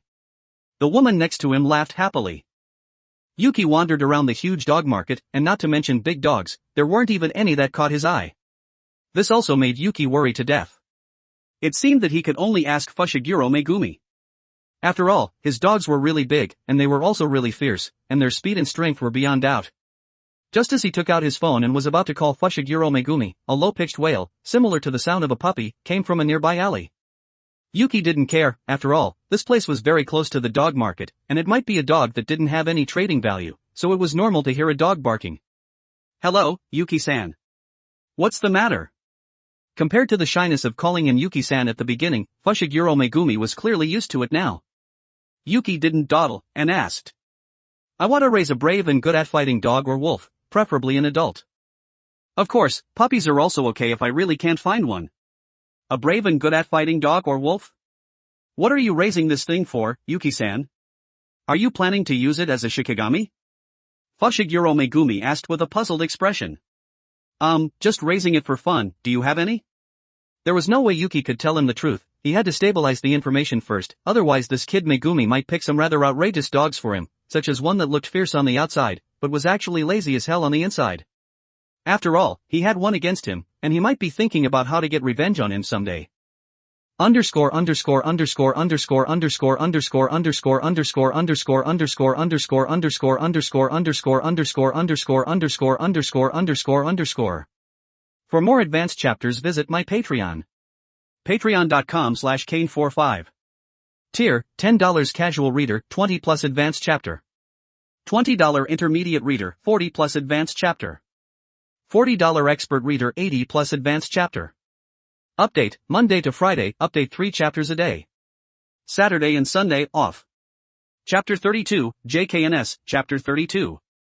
2,396 words. That's how it is, I'll ask, but there might not be any. It's okay, if there aren't any, then I'll go look in other places, thank you. Okay. The phone call ended, and Yuki also let out a sigh of relief. Looking at the alley to the side again, a canine puppy that was severely malnourished and only had skin and bones left was lying on the ground at this moment. It wearily opened its eyes and stared at him, made a low whimper in its mouth, and then closed its eyes directly. Seeing this, Yuki quickly picked up the dog from the ground. Because of malnutrition, most of the fur on its body had fallen off. Yuki, who had studied medicine, didn't panic, but put his right hand on its chest, felt that its heart was still beating, and quickly got up and went to a nearby pet hospital. Chapter 45, Shura, seeking recommendations, seeking monthly tickets. There's nothing serious, it's just severe malnutrition and it fainted from hunger. Although it already has teeth, it can only drink goat milk these few days, and if you want to raise this kind of canine, you need to register with the police department. Listening to the pet doctor's advice, Yuki asked with a puzzled expression, why? It's just a dog, isn't it? It's a dog, but it's a Tibetan Mastiff puppy, which is famous for being too fierce. I'm just giving you some advice, don't raise it just because you're kind-hearted, otherwise people might die later. If you do raise it, then chain it up with an iron chain, and just put it in your house. Good lord, this little guy was so fierce in the future. Yuki looked with interest at the Tibetan Mastiff, who was frantically licking goat milk in the cage. He didn't usually raise dogs, so he didn't know about these things. The only canine he knew about was the husky from Liu Yang's house, and that house-wrecking skill was really first class. It was constantly jumping up and down all day long, and it also had a silly look, it was so much fun. How big can a Tibetan Mastiff grow? The doctor asked. If you're talking about a giant Tibetan Mastiff, then its shoulder height is about 75 centimeters, anyway, it can bite you to death in one bite. Do you still want this little guy, or else I can only hand it over to the police? Yes, of course I want it. How much is the treatment just now in total? I'll pay it now. Yuki quickly followed behind the doctor, and took out his wallet from his pocket. I don't want your money, anyway, it was just feeding it some goat milk. If you want to raise it, then you have to take on the responsibility of being a father. Canines are very loyal, don't let it down, that's all. The doctor waved his hand and left. Thank you, doctor. Yuki looked at the Tibetan Mastiff, who had finished eating and was licking its mouth in the cage, stretched out his right hand and touched its head, and said with a smile, this might be fate, you being able to meet me today is also good luck, how about it, do you want to follow me? Although the training will be a little hard, you won't have to worry about food and shelter, as long as you bark once I'll. Before he could finish speaking, the Tibetan Mastiff looked at Yuki in front of him and barked once, and then gently rubbed its head against the hand he stretched out. Although it didn't know what he was saying, it knew that it just had to listen to him to get food, and it didn't want to go hungry anymore. You're really a good boy. Yuki rubbed its head hard again, and shouted at the doctor, who was playing with his phone, I'll buy this cage, and get me a few more cans of goat milk powder. Okay. 2 minutes later. Yuki walked out of the pet hospital, carrying the cage in his right hand, and carrying a bag in his left hand, which contained goat milk powder. Although he had to raise it from a young age, it didn't matter, that way, its loyalty would be higher. Next, he had to go back and sign the blood contract, and this little guy shouldn't resist. Not to mention, it looked pretty cute in its bald state right now, it was just a little thin. Let's go home together, little guy. You're also a member of Jujutsu High from today onwards, so you have to train hard. Yuki finished speaking, and then hailed a taxi, and said to the driver, go to Tokyo Metropolitan Technical High School. Okay. Fasten your seatbelts, we're leaving. Although it was the morning rush hour, they still arrived at Spell Technical High in half an hour thanks to the driver's hardcore car cutting skills. Anyway, Yuki felt that the whole journey was pretty dangerous, and they almost crashed or scraped against something every time. He had said several times on the way that he wasn't in a hurry, and that they could take it slow during the morning rush hour. But the driver very confidently replied, trust my skills, I used to be the god of cars. Damn it, the shaking had made his dog throw up the goat milk that it had just eaten in the morning, and it was lying dead in the cage now. Looking at the car that was leaving, he glanced at the Tibetan Mastiff that was still lying dead, opened the cage and picked it up, and said, since you fainted, then I'll give you a good fortune, little doggy. After saying that, he bit his index finger, and red blood flowed out along the wound. Then, he drew a circle on its forehead, and carefully wrote his name in it. After writing it, he began to form hand seals. He said, boar, dog, rooster, monkey, sheep, summoning technique. The blood letters that were originally written on the Tibetan Mastiff's forehead slowly disappeared, and merged into its body. Their mental levels were connected to each other, and he could clearly feel that it was dizzy at this moment. The cursed energy in his body could also flow into its body between one thought. Perhaps because they were right next to each other, the summoning didn't succeed. The blood contract was successful, then I'll go inside high school and try summoning it again. Yuki gently stroked the Tibetan Mastiff's head, and then carried the cage and the goat milk powder into high school. It was 7:30 at this moment, and everyone had already gotten up and were jogging on the training field. Seeing Yuki, who was carrying a cage in his right hand and a bag in his left hand, they waved to welcome him. Panda, Yuki-kun. Do you want to run with us? Yuta Okatsu, good morning. Yuki. Toji Numaki, salmon. Megumi Fushiguro, good morning, Yuki-san. I'll beat you in tomorrow's duel. But there aren't any wolves or dogs anymore. Zenin Maki, Yuki, what's wrong with you this morning? Did you lose your mind? Yuki replied one by one, no, Panda, I still have something to do, I'll come over in a bit. Good morning, Yuta. You're still so energetic. I won't hold back tomorrow, Megumi. Maki, don't say that about me, I'm just a little too excited this morning, after all, it's been a long time since I've been back, you know. No, I don't understand at all, and I don't want to understand. Zenin Maki complained. Bye, I still have something to do, so I'll go back to my room first, and I'll come over to run with you later, and I'll introduce you to a new member. After Yuki finished speaking, he ran towards the dormitory. Looking at Yuki, who was leaving, everyone kept thinking about what this new member meant. Gojo-sensei hadn't said that he was recruiting another student. Click. Yuki returned home and locked the door, and put the goat milk and dog cage on the ground. The Tibetan Mastiff had woken up at this moment, but it was barking frantically because it couldn't see him. Because of the mental connection, the words that Yuki wanted to say to the Tibetan Mastiff would directly echo in its mind. Don't bark, I'll take you home now. Hearing its owner's voice, the Tibetan Mastiff didn't bark anymore, but obediently lay down in place. Although it didn't know where this voice was coming from, it knew that it just had to listen to him. After all, it had seen other dogs wagging their tails and getting delicious food, and it wanted to go up and eat every time, but it didn't dare to go out. You're such a good boy. From today onwards, you'll be called Shura. After Yuki finished comforting the Tibetan Mastiff, he bit his right thumb, formed hand seals quickly, and shouted, summoning technique. Swoosh, boom.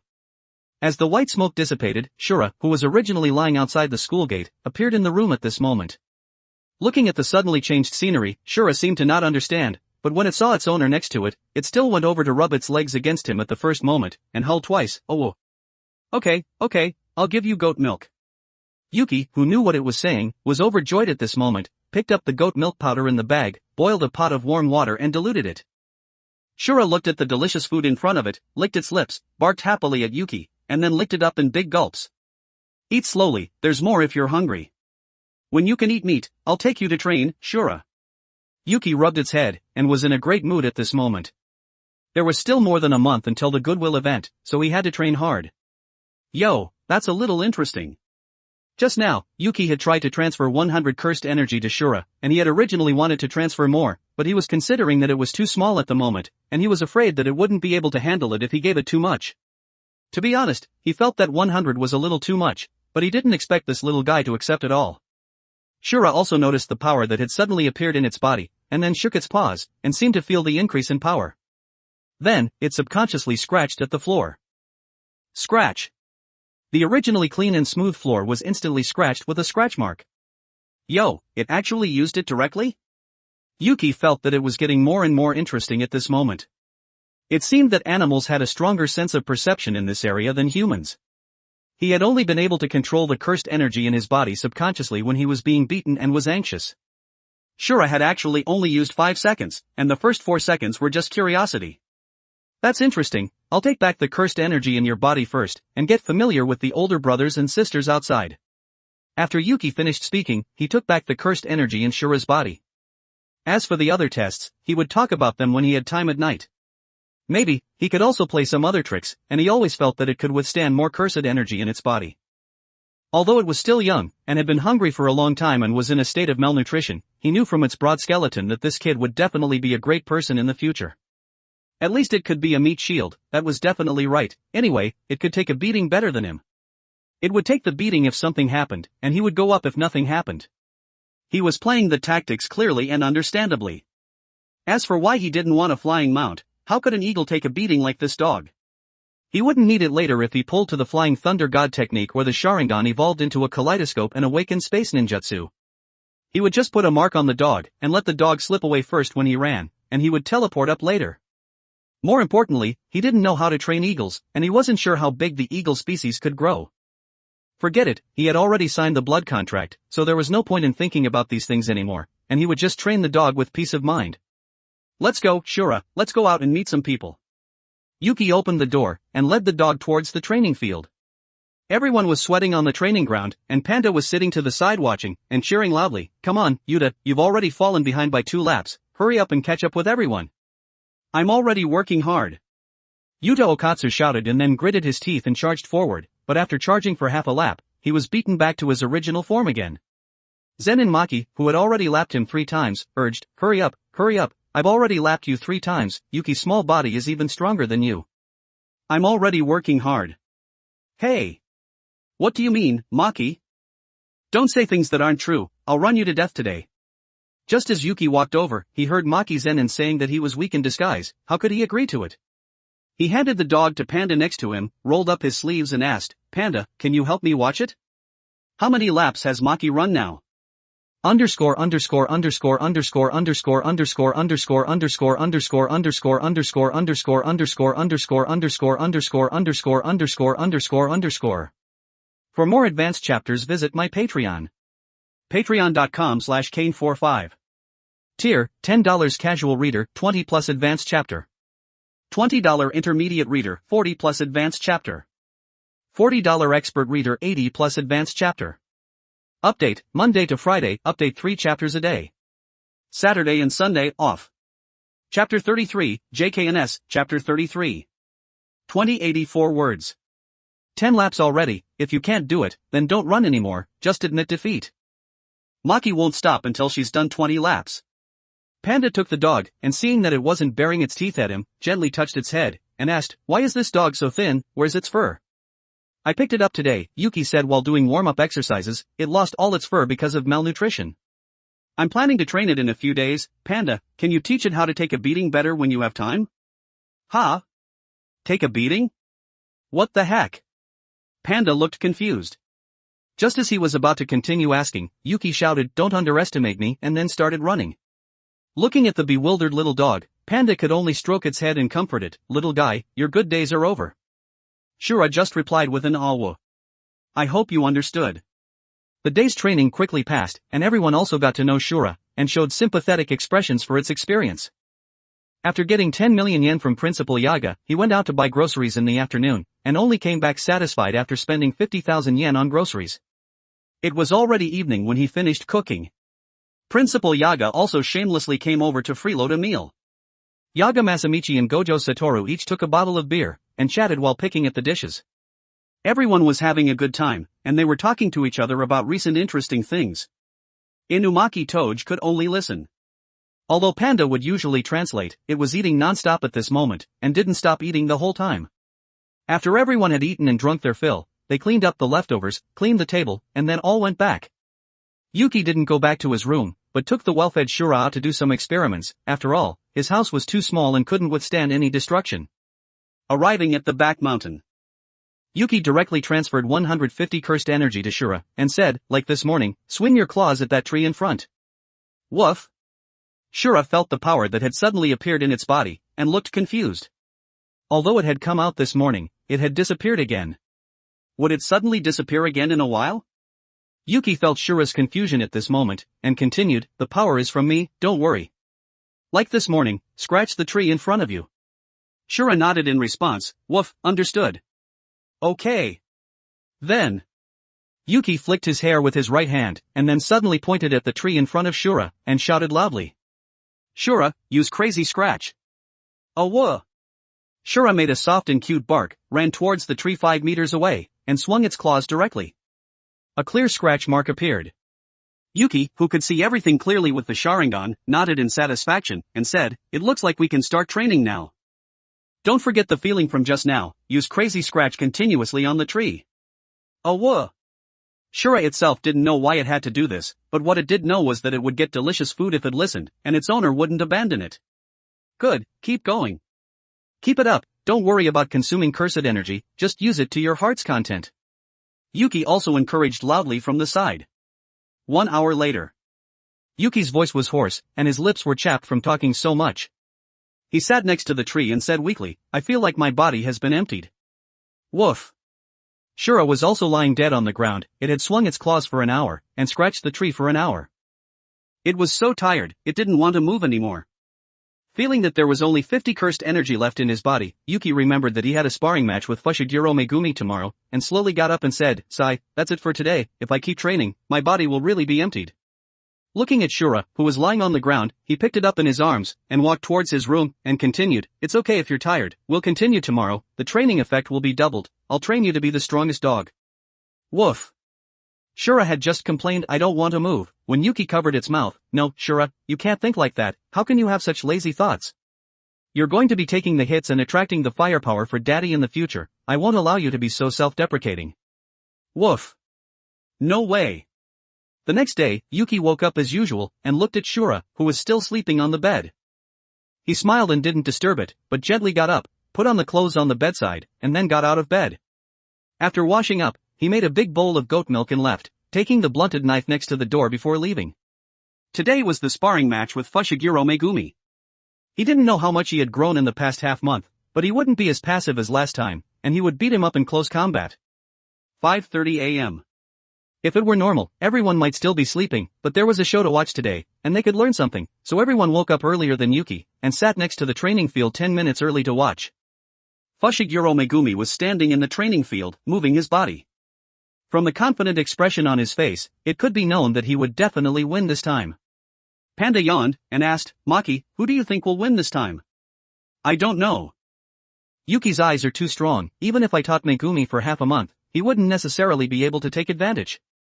Zen and Maki analyzed while holding a wooden stick. "However, according to what I saw from the last time I watched, Yuki's technique has a major drawback, which is that he needs to form hand seals quickly, and he can't free up his hands to attack for at least 1 to 2 seconds when he's using his technique."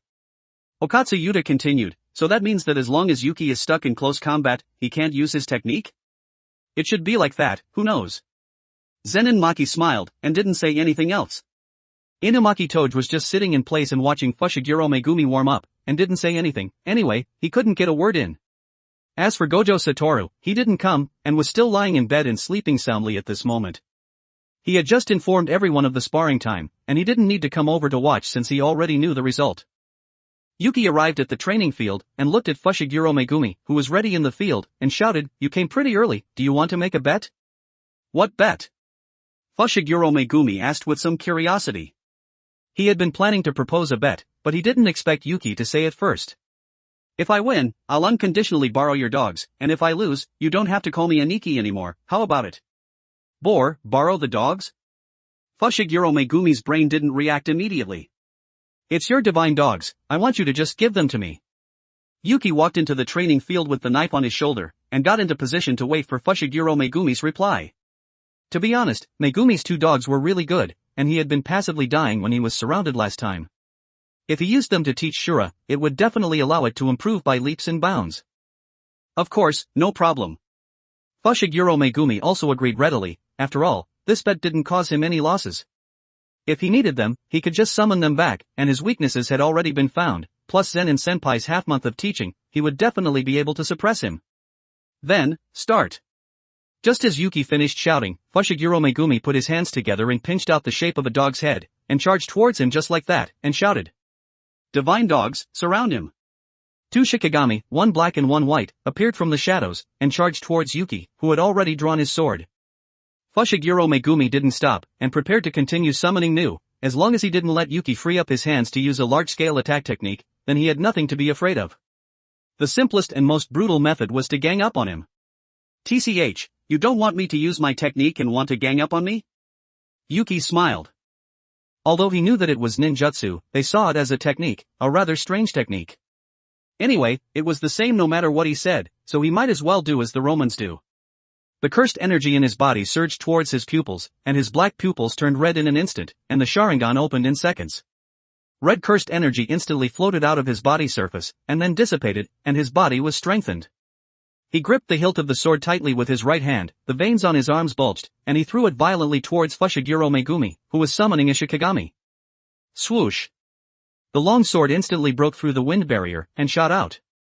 The 2 divine dogs looked at the long sword that was shooting towards their owner, stopped running and turned their heads to howl as a reminder. "What the hell?" In the end, he still had too little practical experience, and didn't expect that the sword could not only be swung, but could also be thrown out like a spear. The long sword instantly pierced into Nu, who was about to come out. After a scream, the owl didn't come out, and a pool of red blood was left on the ground. Nu? Before he could finish speaking, he heard two barks. Fushiguro Megumi looked up and saw that Yuki had grabbed their throats at the moment when the divine dogs were distracted. What had Yuki been through these past half a month? He was clearly training too, so why was the gap getting bigger and bigger? All of his tactics had been figured out, and he had lost from the moment he made his move. How is it? Do you still want to fight? Yuki's hands, which were pinching the divine dogs, weren't exerting any force at this moment, and they were also very cooperative, and didn't dare to move at all while their legs were kicking on the ground. These days, training with those soldiers wasn't a joke. Although he would use cursed energy to achieve power suppression if he couldn't beat them, he had learned those low-level tricks of theirs very quickly, and naturally knew how to counter the current situation. You always had to be distracted when you summoned a Shikigami, and he had already lost when he thought that he was being held back by the divine dogs that were summoned. Fushiguro Megumi was silent. Although he had summoned another Shikigami, it didn't seem to be able to be used to turn the tables at this moment, and he had completely lost. I admit defeat. Just as he finished speaking, Yuki released the white dog's neck, and dragged the black dog and left directly, and said, "Then this divine dog will follow me today, you can summon it back tonight, bye." The black dog's heart was rejecting at this moment. It didn't want to follow this great demon and leave. It just turned its head to look at its owner and companion. The two of them looked to the left in unison, and acted like they hadn't seen it. Woof woof woof. Save me. Master. I don't want to go. No, you can go in peace, black divine dog. Fushiguro Megumi said silently in his heart. Underscore underscore underscore underscore underscore underscore underscore underscore underscore underscore underscore underscore underscore underscore underscore underscore underscore underscore underscore underscore. For more advanced chapters visit my Patreon. Patreon.com/Kane45. Tier, $10 casual reader, 20 plus advanced chapter. $20 intermediate reader, 40 plus advanced chapter. $40 expert reader, 80 plus advanced chapter. Update, Monday to Friday, update 3 chapters a day. Saturday and Sunday, off. Chapter 34, JKNS, Chapter 34. 1931 words. Rest in peace, companion, as long as I'm alive, that's all that matters. The white divine dog mourned. That ended so quickly, it was over in an instant. Okatsu Yuta complained, not understanding what had just happened. Yuki-kun's strength has become so strong, in all sorts of ways. Just as Panda finished speaking, Inumaki Toge chimed in, Salmon. Just how many taijutsu techniques has that guy Yuki copied in the past half-month? Zenin Maki said with annoyance, he can learn everything just by looking at it, and he's so hard-working, how can I hate him? Yo! Is Maki in love? Do you want me to ask Yuki-kun what kind of girl he likes? Panda gossiped. Love my foot, I'm just complaining that he learns too fast. Zenin Maki said and hit Panda on the head with her staff, and continued to sigh, if only I had eyes like that. That's not possible, Maki, you can't use cursed energy. Panda's words instantly struck Zenin Maki's sore spot, and she swung her staff and shouted, that's it, I'm definitely going to kill you today. The Washington Convention can't save you. Maki can't use cursed energy? Okatsu Yuta asked with some confusion. Inumaki Toge, Salmon. Faced with Toad's reply, Okatsu Yuta didn't understand, and didn't know how to continue the conversation. Yuki dragged the unwilling black divine dog back home, looked at Shura, who was licking goat milk, and said with a smile, after you finish eating, let's start today's training plan. Hearing the word training, Shura almost lost its footing and knelt down directly. The training from last night was still vivid in its mind. Although it didn't know why its claws were fine, its front paws were so sore. Woof, can I sleep? Shura delusioned to get away with it by acting pitiful, but was severely rejected by Yuki. No, the Goodwill event with the school next door is coming up soon, so we have to hurry up and train. The black divine dog muttered in its heart at this moment, this demon even trains dogs that are only 2 months old, does he have any humanity? Woof, I can't run anymore. TCH. Looking at Shura, who was lying on the ground with a wronged expression, Yuki was really in a dilemma. Although the training plan had been set, it wasn't cooperating. This dog was already useless, and didn't know what it meant to suffer first and enjoy later. Sigh, forget it, since you don't want to train, then take a day off. Tomorrow, I'll take you to eat dog meat. Woof. Meat. Shura's eyes lit up, and its tail was wagging quickly. Oh woof. It's dog meat, idiot. The black divine dog reminded it. Shura was frightened when it heard that it was its companion's meat, and lay on the ground and wailed. Be good, let's go train. Yuki squatted down and touched its head, and said in a gentle tone, you don't want to become a useless dog, do you? If you don't, then hurry up and train, and don't make your father unhappy. This demon, who uses dogs like this? The black divine dog complained in its heart. Alright, I'll make today's training plan. Yuki got up and said to the black divine dog, Shura is still too small and might not understand what I'm saying, so I'll just tell you. There's still more than a month until the exchange event. In the morning, you're responsible for teaching it how to identify the enemy's location through smell, and you can go back in the afternoon. It's very simple, right? Woof. The black divine dog nodded, indicating that it understood. As for the afternoon, Yuki thought for a moment and seemed to have thought of something fun, and continued, it's better for me to do it in the afternoon. Work hard, son, don't save cursed energy for your old man, anyway, I don't need it for training. Just like that, the two dogs were kicked out of the house, and Yuki whistled and started cleaning the house. Shura was staring pitifully at the black divine dog at this moment, and said, I want to rest. If that demon finds out that you're resting, I'll definitely be in trouble. The black divine dog quickly interrupted, no, you don't want to. For Yuki, the morning was short. After cleaning the house, it was about 6:30, and he went out to see if his son was slacking off. He only left satisfied after watching for a full half hour. At that time, the black divine dog smelled Yuki's scent, and its heart was in its throat during training, afraid that this little ancestor would suddenly slack off and implicate it. After all, it didn't want to have its neck pinched by that right hand again. At 7 o'clock, Yuki came to the training field to warm up, ran with Maki and the others, and then trained the physically weak Okatsu Yuta.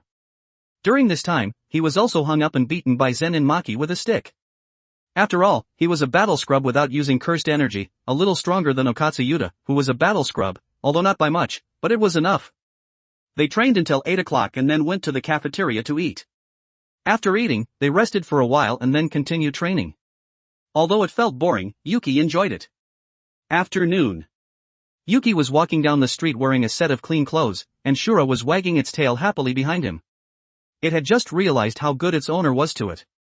The morning training wasn't tiring at all, and it was like playing. Looking back at his happy dog, Yuki said to discourage it, we're going to continue scratching trees tonight. Don't even think about resting until I tell you to stop. Woof. What? Shura's tail, which had just perked up, immediately drooped to the ground, its face full of despair. In order to train his own dog, Yuki specially bought a small trailer, filled it with ingredients prepared for everyone for dinner, and then had Shura drag it all the way home, without giving it any cursed energy. He saved on delivery fees, and also gave his dog's body a workout. He really was too clever. It only took an hour and a half, and Shura successfully dragged the ingredients back to Jujutsu High, then collapsed on the ground, panting. Yuki gave it a reward, 2 large bowls of goat milk. After all, it was growing at the moment, and needed a lot of nutrients. If he followed the doctor's orders, it wouldn't be able to eat meat until the day after tomorrow. After everyone had eaten dinner that night, Yuki took Shura to train, still scratching trees, but today he exhausted all the cursed energy in its body. The second day was the same. The third day. He didn't know if it was because Shura had been using cursed energy for a long time, causing changes in its body's genes, or if it was because of the summoning technique, but its body began to autonomously generate cursed energy, and its cursed energy capacity limit increased from 150 to around 200. Yuki was ecstatic when he found out at the time, after all, he had initially been drawn to it because it was a backup battery. Knowing Shura's cursed energy storage capacity was also purely an accident. When he was sparring with Zen and Maki, he ran out of cursed energy, and then he borrowed, directly, used, drained, some. Shura, who was still napping, suddenly felt its body being emptied, and was so frightened that it thought its owner knew it was slacking off and sleeping, and quickly got up. 7 days had passed. Shura's fur had grown back, and its body was also gaining weight under Yuki's careful care, and its figure had also become much taller. The 8th day. He didn't know if it was just in his head, but Yuki could always feel that Shura was a little off at this moment, like it had taken hormones.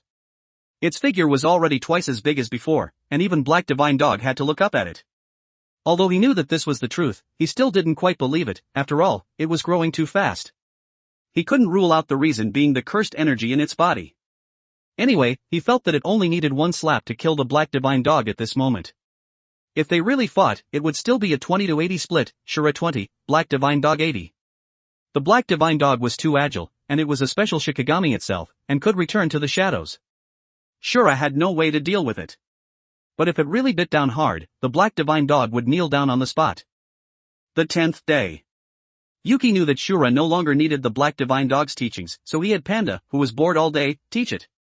Panda also happily agreed, and said that it would definitely be able to take a beating after his training. Yuki also gave a thumbs up.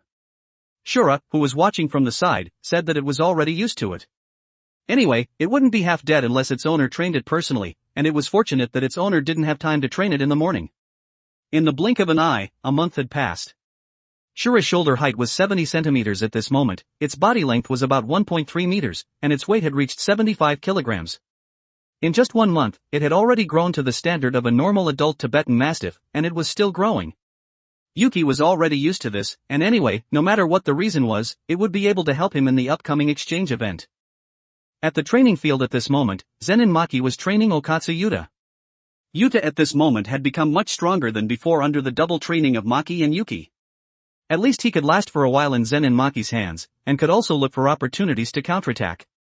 At this moment, Gojo Satoru waved and walked over, and shouted, "Hi. Everyone, how are you doing? Ah. This." Just as Okatsu Yuta was distracted and replied, he was hit in the face with a stick by Zenin Maki, and then sternly scolded, "Don't look around, quickly get into position, idiot." Yes.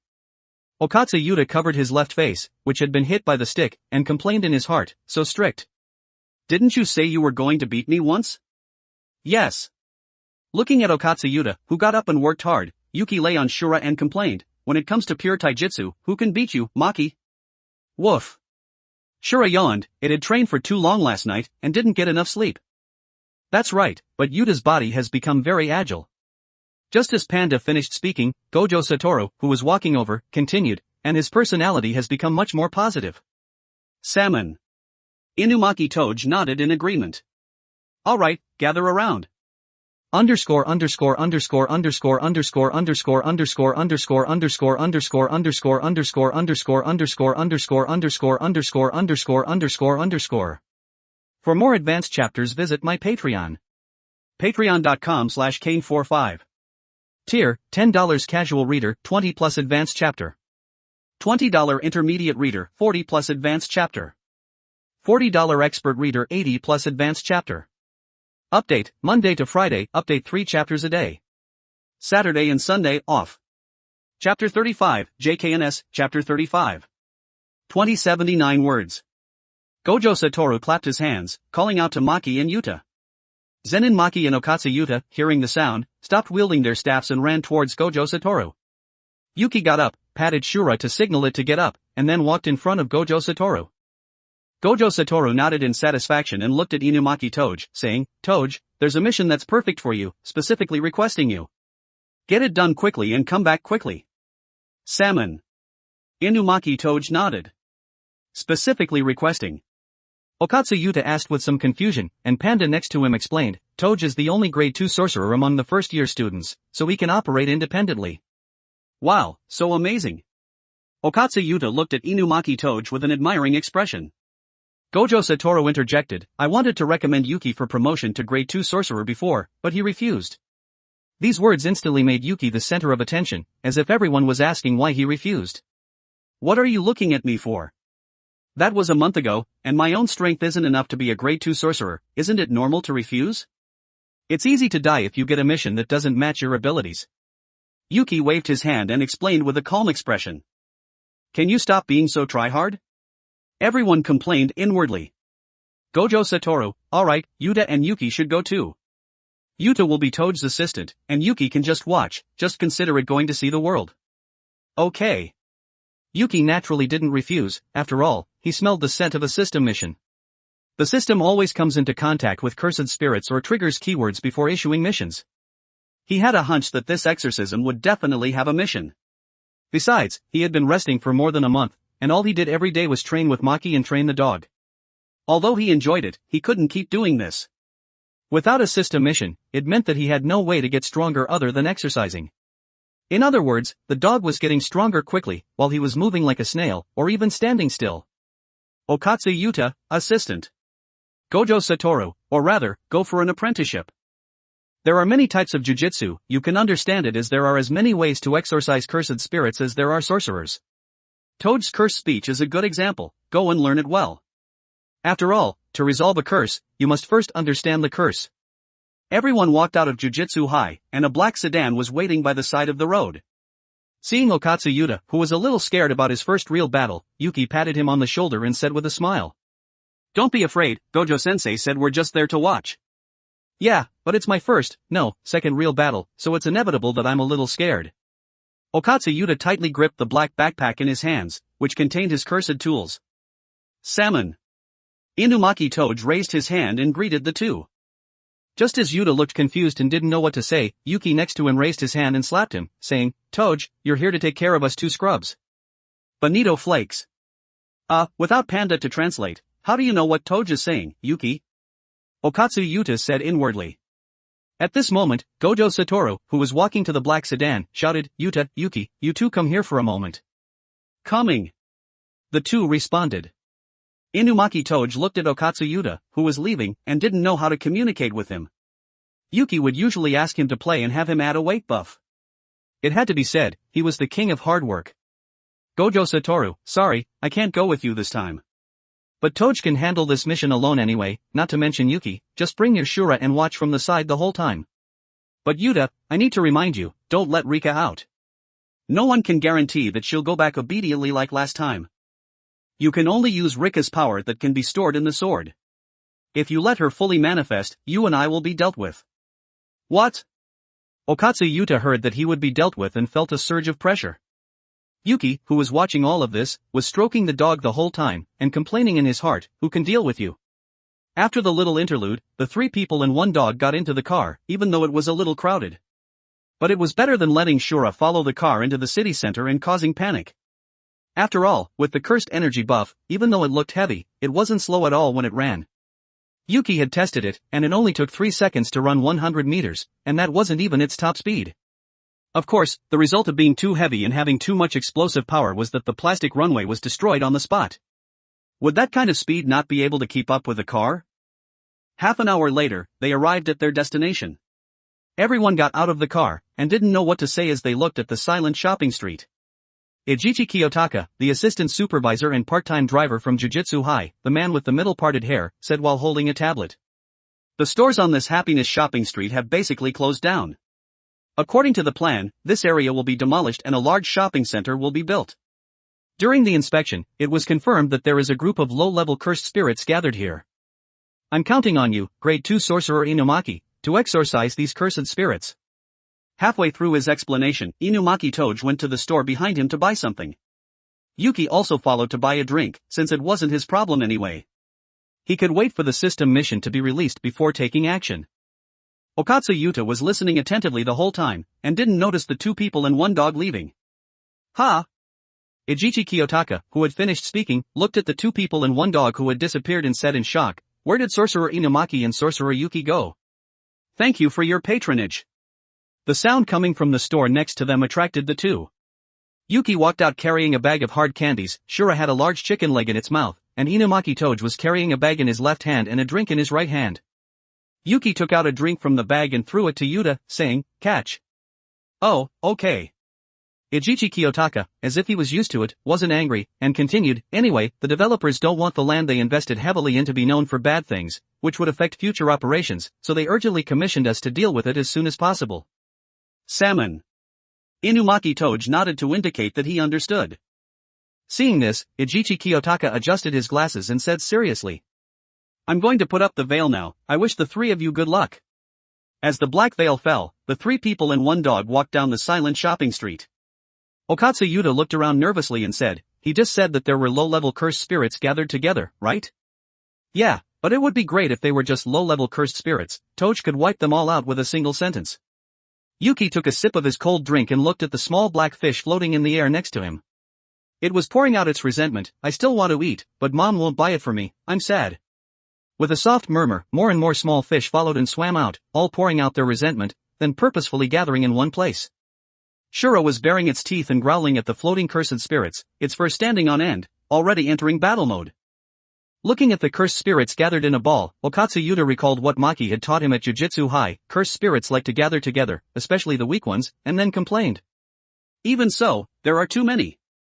Yeah, it would be a little troublesome even for me to deal with, but it's just a sentence for Toge. Yuki said calmly. Why? Okatsu Yuta asked with some confusion. He had never known how to communicate with Inumaki Toge in the past few months. Without Panda to translate, he couldn't understand what he was saying at all, but Yuki had done it. You've been studying for so long and you still don't know? As Gojo-sensei said, there are as many ways to exorcise cursed spirits as there are sorcerers in this world. If I were to exorcise these cursed spirits, I'd probably burn down the entire street, but Toad's cursed speech makes what he says come true, don't you understand? Yuki said and looked at Inumaki Toge, who was approaching the group of cursed spirits. Okatsu Yuta also looked over, his mind still echoing Yuki's words. Inumaki Toge pulled down his collar with his left hand, and the family's technique was imprinted on both sides of his mouth and on his tongue. He opened his mouth and moved his tongue a few times, seemingly trying to find the correct pronunciation for the words he was about to say, then took a deep breath and shouted at the group of cursed spirits, "Explode!" As soon as he finished speaking, the group of cursed spirits seemed to have been struck by some invisible force. Their pupils were full of pain, their mouths opened as if they wanted to say something, their bodies were shaking mechanically, and red light shone from their foreheads. Boom! Boom! Boom! Violent explosions resounded continuously. In just a moment, all of those cursed spirits were wiped out, falling from the sky, and before they could touch the ground, they turned to ash and dissipated into the heavens and earth. Looking at the cursed spirits that had been completely wiped out, Okatsu Yuta seemed to understand why Toge didn't speak normally. It was because he was afraid of hurting others with what he said. Inumaki Toge, who had finished dealing with the cursed spirits, was also very uncomfortable at this moment, and felt like his throat was about to dry up in smoke. He said in a hoarse voice, "Tuna, mayonnaise. Are you okay?" Okatsu Yuta asked with some concern. "Bonito flakes." Inumaki Toge shook his head and took out throat lozenges from his bag to indicate that he was fine. At this moment, Yuki, who was about to leave, noticed that the veil hadn't been lowered, and reminded them, "It's not over yet." "I don't know why the veil hasn't disappeared." "What? Salmon?" The two came next to Yuki, looking at the veil that hadn't disappeared. Okatsu Yuta stretched out his right hand and touched it, and found that he couldn't get out, and said, It's already been exorcised, so why hasn't the veil disappeared?" At this moment, Shura seemed to have sensed something, and barked wildly at the air. Its brain then said to Yuki, "Master, something's approaching." "Yuki, what's wrong with Shura?" Okatsu Yuta asked with some confusion. "Him." Yuki took off the black backpack on his shoulder, unhurriedly opened the zipper, took out the cursed tool that was inside, and said, "It just sensed that an enemy is coming." "Enemy?" Just as Yuta finished speaking, a cursed spirit fell from the sky, and landed in front of the three in an instant. Its legs were crossed in a seated position, its hands were placed on its knees, and it was floating in the air. It had a huge, long nose that reached its abdomen, eyes as big as bells, and a pair of fangs below them. Its appearance was somewhat similar to a wild boar. Underscore underscore underscore underscore underscore underscore underscore underscore underscore underscore underscore underscore underscore underscore underscore underscore underscore underscore underscore underscore. For more advanced chapters, visit my Patreon. Patreon.com/Kane45. Tier, $10 casual reader, 20 plus advanced chapter. $20 intermediate reader, 40 plus advanced chapter. $40 expert reader, 80 plus advanced chapter. Update, Monday to Friday, update 3 chapters a day. Saturday and Sunday, off. Chapter 36, JKNS, Chapter 36. 1999 words. But the powerful cursed energy on its body gave Yuki the feeling of facing Yuto Mother, but this one was slightly weaker, but it was still quasi-grade 1. Click, the blue system panel popped up. Yuki glanced at it, then revealed a bitter smile, cursing the system inwardly for being an idiot, and then shouted at Shura next to him, "Let's take it down together." Mission, kill a quasi-grade 1 cursed spirit, and find Suguru Geto hiding in the shadows and fight him, regardless of victory or defeat. Mission reward, 20 points, permanent increase of 150 cursed energy. Damn it, it really wanted him to commit suicide like crazy, and then have people dance on his grave? Did this dog system think he hadn't read Jujutsu Kaisen's manga? Although he hadn't read much, and had forgotten most of the plot, he knew that this Suguru Geto was a special grade. He, a grade 3, was going to clash with a special grade? If he clashed well, nothing would happen to him, but if he didn't, his ashes would be scattered all over the river, and everyone would have a feast. Even Gojo Satoru couldn't keep up with his speed of dying. Before Inumaki Toji and Okatsu Yuta could react, Yuki had already charged up with his sword in Shura. Crumble. The boar cursed spirit looked at the person and dog charging at it, and raised its left hand to form a technique. Buzz. A white light lit up in front of the two, predicting their path, and then a pillar of light suddenly fell. Shura. Seeing that his dog couldn't dodge in the air at this moment, Yuki punched it hard, and used the reaction force to retreat. Swoosh. A white light flashed, and a deep pit appeared in the ground. Inumaki Toji also reacted, took a deep breath and pulled down his collar, shouting, "Crush, cough cough cough." Before he could finish speaking, he suffered from the backlash of the power, and spat out a mouthful of blood. His throat was already hoarse, and it was already painful to speak. Not to mention that this cursed spirit had more cursed energy in its body than him. If you didn't have more cursed energy than the target, the words you spoke to them would suffer from varying degrees of backlash. This was the side effect of the cursed speech technique. Inumaki Toji was touching his throat at this moment, kneeling on the ground and coughing up blood. The boar cursed spirit looked at the boy kneeling on the ground and coughing up blood, and didn't hesitate to activate its unique technique again. As a bright light lit up on Inumaki Toji's body, Okatsu Yuta, who had reacted, immediately moved and slid to save him. Swoosh. The white light flashed, and another huge pit appeared in the ground. The boar cursed spirit discovered that its attack had missed again, and prepared to continue attacking the dog, who was a little dazed at this moment. Yuki had punched Shura in a hurry, directly hitting its forehead. No matter how much it could take a beating, it was still a little confused at this moment. Just as it was about to activate its technique, a voice rang out from the side. Fire style, majestic destroyer flame. This cursed spirit was much smarter than Yuto Mother, it could even predict. This was what Yuki thought of when he knocked Shura away. Although he felt a little apologetic for hitting its head, that was all. After all, it was his own son, and he had some idea of how much it could take a beating. At most, this punch would make it confused for a few seconds, and then it would be alive and kicking again. Sensing the power of the cursed spirit, Yuki didn't plan to continue fighting in close combat. He stuck his sword into the ground with his right hand, and quickly formed hand seals, preparing to use ninjutsu for a surprise attack. Fire style, majestic destroyer flame. The cursed energy in his body decreased sharply by 200, and a vast flame rushed towards the cursed spirit floating in place like a sea of fire. The rolling heat instantly exploded the glass in the shopping street, and the 5-meter distance was enough to engulf the cursed spirit in an instant. Boom! The cursed spirit waved its big hand and directly extinguished the flames. Although there were burn marks on its body, it didn't care. It raised both hands at the same time, its index finger and middle finger swirling. 2 pillars of light appeared in the sky, and the speed of descent was even faster than before. Just as they lit up, the pillars of light instantly fell. Yuki's expression wasn't too panicked. After all, he was still a man who dared to spar with a quasi-grade 1 cursed spirit, and although his victory had a bit of luck, he still won. He instantly activated the Sharingan, picked up the sword stuck in the ground, and dodged. While dodging, he gave Shura the command to attack. After all, the 2 pillars of light were falling too fast, and he couldn't get through at all. Really couldn't beat it without a surprise attack. Shura shook its head, which was still a little dazed, and just as it was about to attack, it slipped and crashed into a wall. Whoa. Yuki was completely speechless, but he didn't say anything. After all, it was only a 3-month-old child, so he shouldn't expect too much. At this moment, he could only place his hopes on Yuta and Toji. He really couldn't beat a quasi-grade 1 cursed spirit with his current skills. But he could still delay it a bit. As for that stupid dog, there was no need to care about it. He should give it some simple tasks. Shura, go smell if there are any other stranger scents here. Woof, head hurts. Shura was lying on the ground at this moment, holding its head with both hands, tears welling up in its eyes. Yuki wanted to curse at this moment, but then he remembered that it was just a child, and helplessly comforted it. Be good, Daddy will make you a big beef bone tonight, and double the beef shank. Master, you should have said that earlier and I wouldn't have pretended to be hurt. Shura immediately got up, and smelled the mixed scents in the air.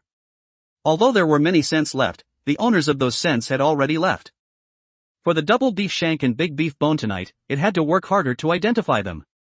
This stupid dog only knows how to eat. I'm not afraid that I'll kill you one day for the greater good? Yuki complained inwardly, and then didn't continue to be distracted. After all, it was his son, whom he had raised, so he was relatively at ease. What he had to do now was figure out how to kill this troublesome cursed spirit. Are you okay? Knowing that he was no match, Okatsu Yuta helped Inumaki Toji behind a stone pillar, and said in a low voice as he looked at Yuki, who was entangled with the cursed spirit. Yuki-kun is really amazing, the decisions he makes are always so firm, he just charged right in without thinking. Cough. Bonito flakes. Inumaki Toad shook his head to indicate that he was fine, and then took out the throat lozenges from his bag, opened them, and drank them directly. Although it couldn't heal the backlash, he could at least speak. That's good, but I'm going to help Yuki-kun. I'll leave you here to rest for a while, Sorcerer Inumaki. After Okatsuyuta finished speaking, he prepared to rush out, but was stopped by Inumaki Toad, who shook his head to signal him not to go out. He stood up, pulled down his collar with his left hand, took a deep breath, and shouted at the cursed spirit who was entangled with Yuki. Be crushed. These words were successfully spoken, and the boar-cursed spirit seemed to have been crushed from both sides by something irresistible. Its fat body was instantly crushed. Red blood splattered all over Yuki, but he didn't care too much, and calmly wiped the blood off his face. After all, he couldn't beat this thing, and Inumaki Toad could wipe it out with just a sentence. He shouted, "Thanks." Cough cough cough. Inumaki Toad knelt on the ground again and spat out a mouthful of blood, and slowly raised his right hand, giving Yuki an okay gesture. Sorcerer Inumaki. Why do you keep doing this? Your body can't take it anymore. Okatsuyuta carried Inumaki Toad with a guilty expression. After all, he was the one who was just a bystander in this battle, and was completely useless. As the quasi-grade 1 cursed spirit disappeared, the veil was also released. Shura, who had been smelling the air for a long time, had found the other person hiding in the field at this moment, and was barking wildly at the elevator on the high platform. Good job, extra food tonight. Knowing the exact location, Yuki rushed towards the high platform. He was just going to exchange a few moves and run away, right? He was good at that. Anyway, regardless of whether he would die or not, he had to touch him, otherwise the system mission would be stuck, and his strength would be 0. Compared to this unease, he would rather go crazy. Yuki-kun. What are you going to do? Faced with Okatsuyuta's concern, Yuki just replied, "I'm going to the bathroom," and then left directly. After all, he was going to die alone, so how could he bring his friends along? Crossing the complicated roads, he finally saw Suguru Geto, who was sitting on the inoperable elevator and waiting.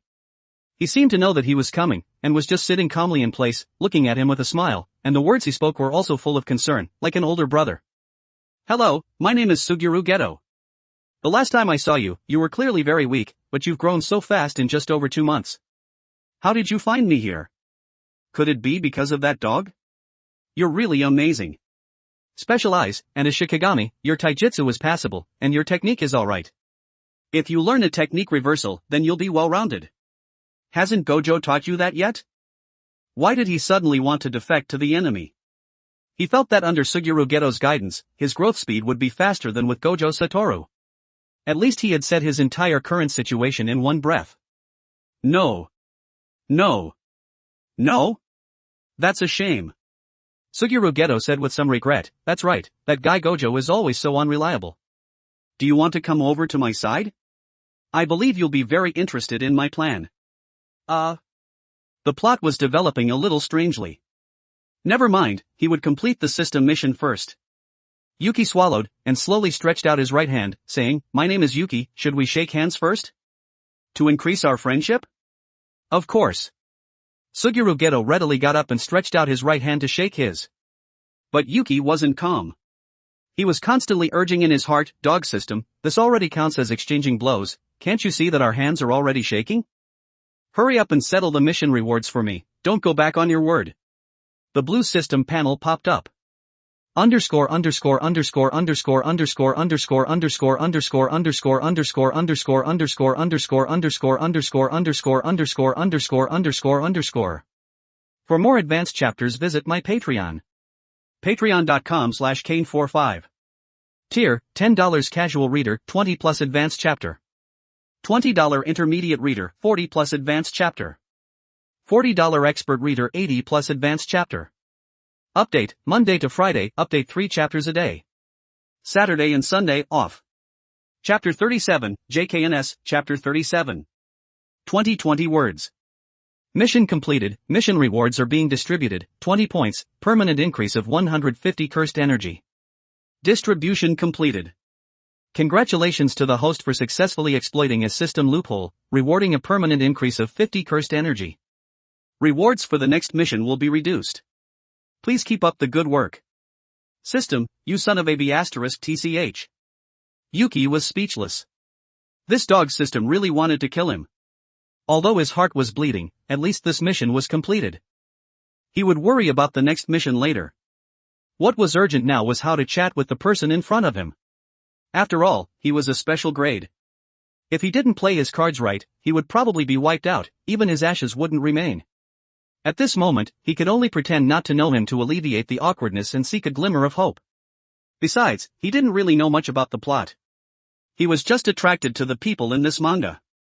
After all, he first learned about these characters when he watched a Gojo Satoru cosplay video. That silvery white hair and unrestrained smile were really eye-catching, especially that steel pipe dance. Then the comments on the screen were all replying, others cosplay the appearance, but you're copying and pasting.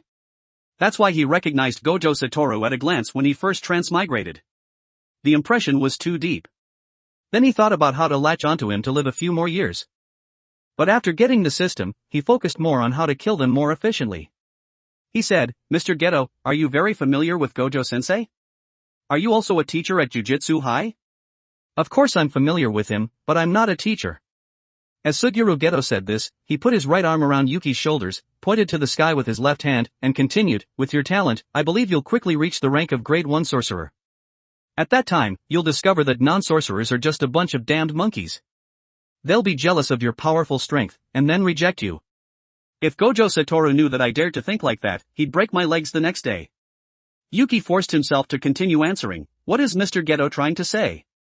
Do you want to create a world without non-sorcerers with me? Then. The process is? Of course, it's to kill all the non-sorcerers, after all, that's the fastest and simplest method.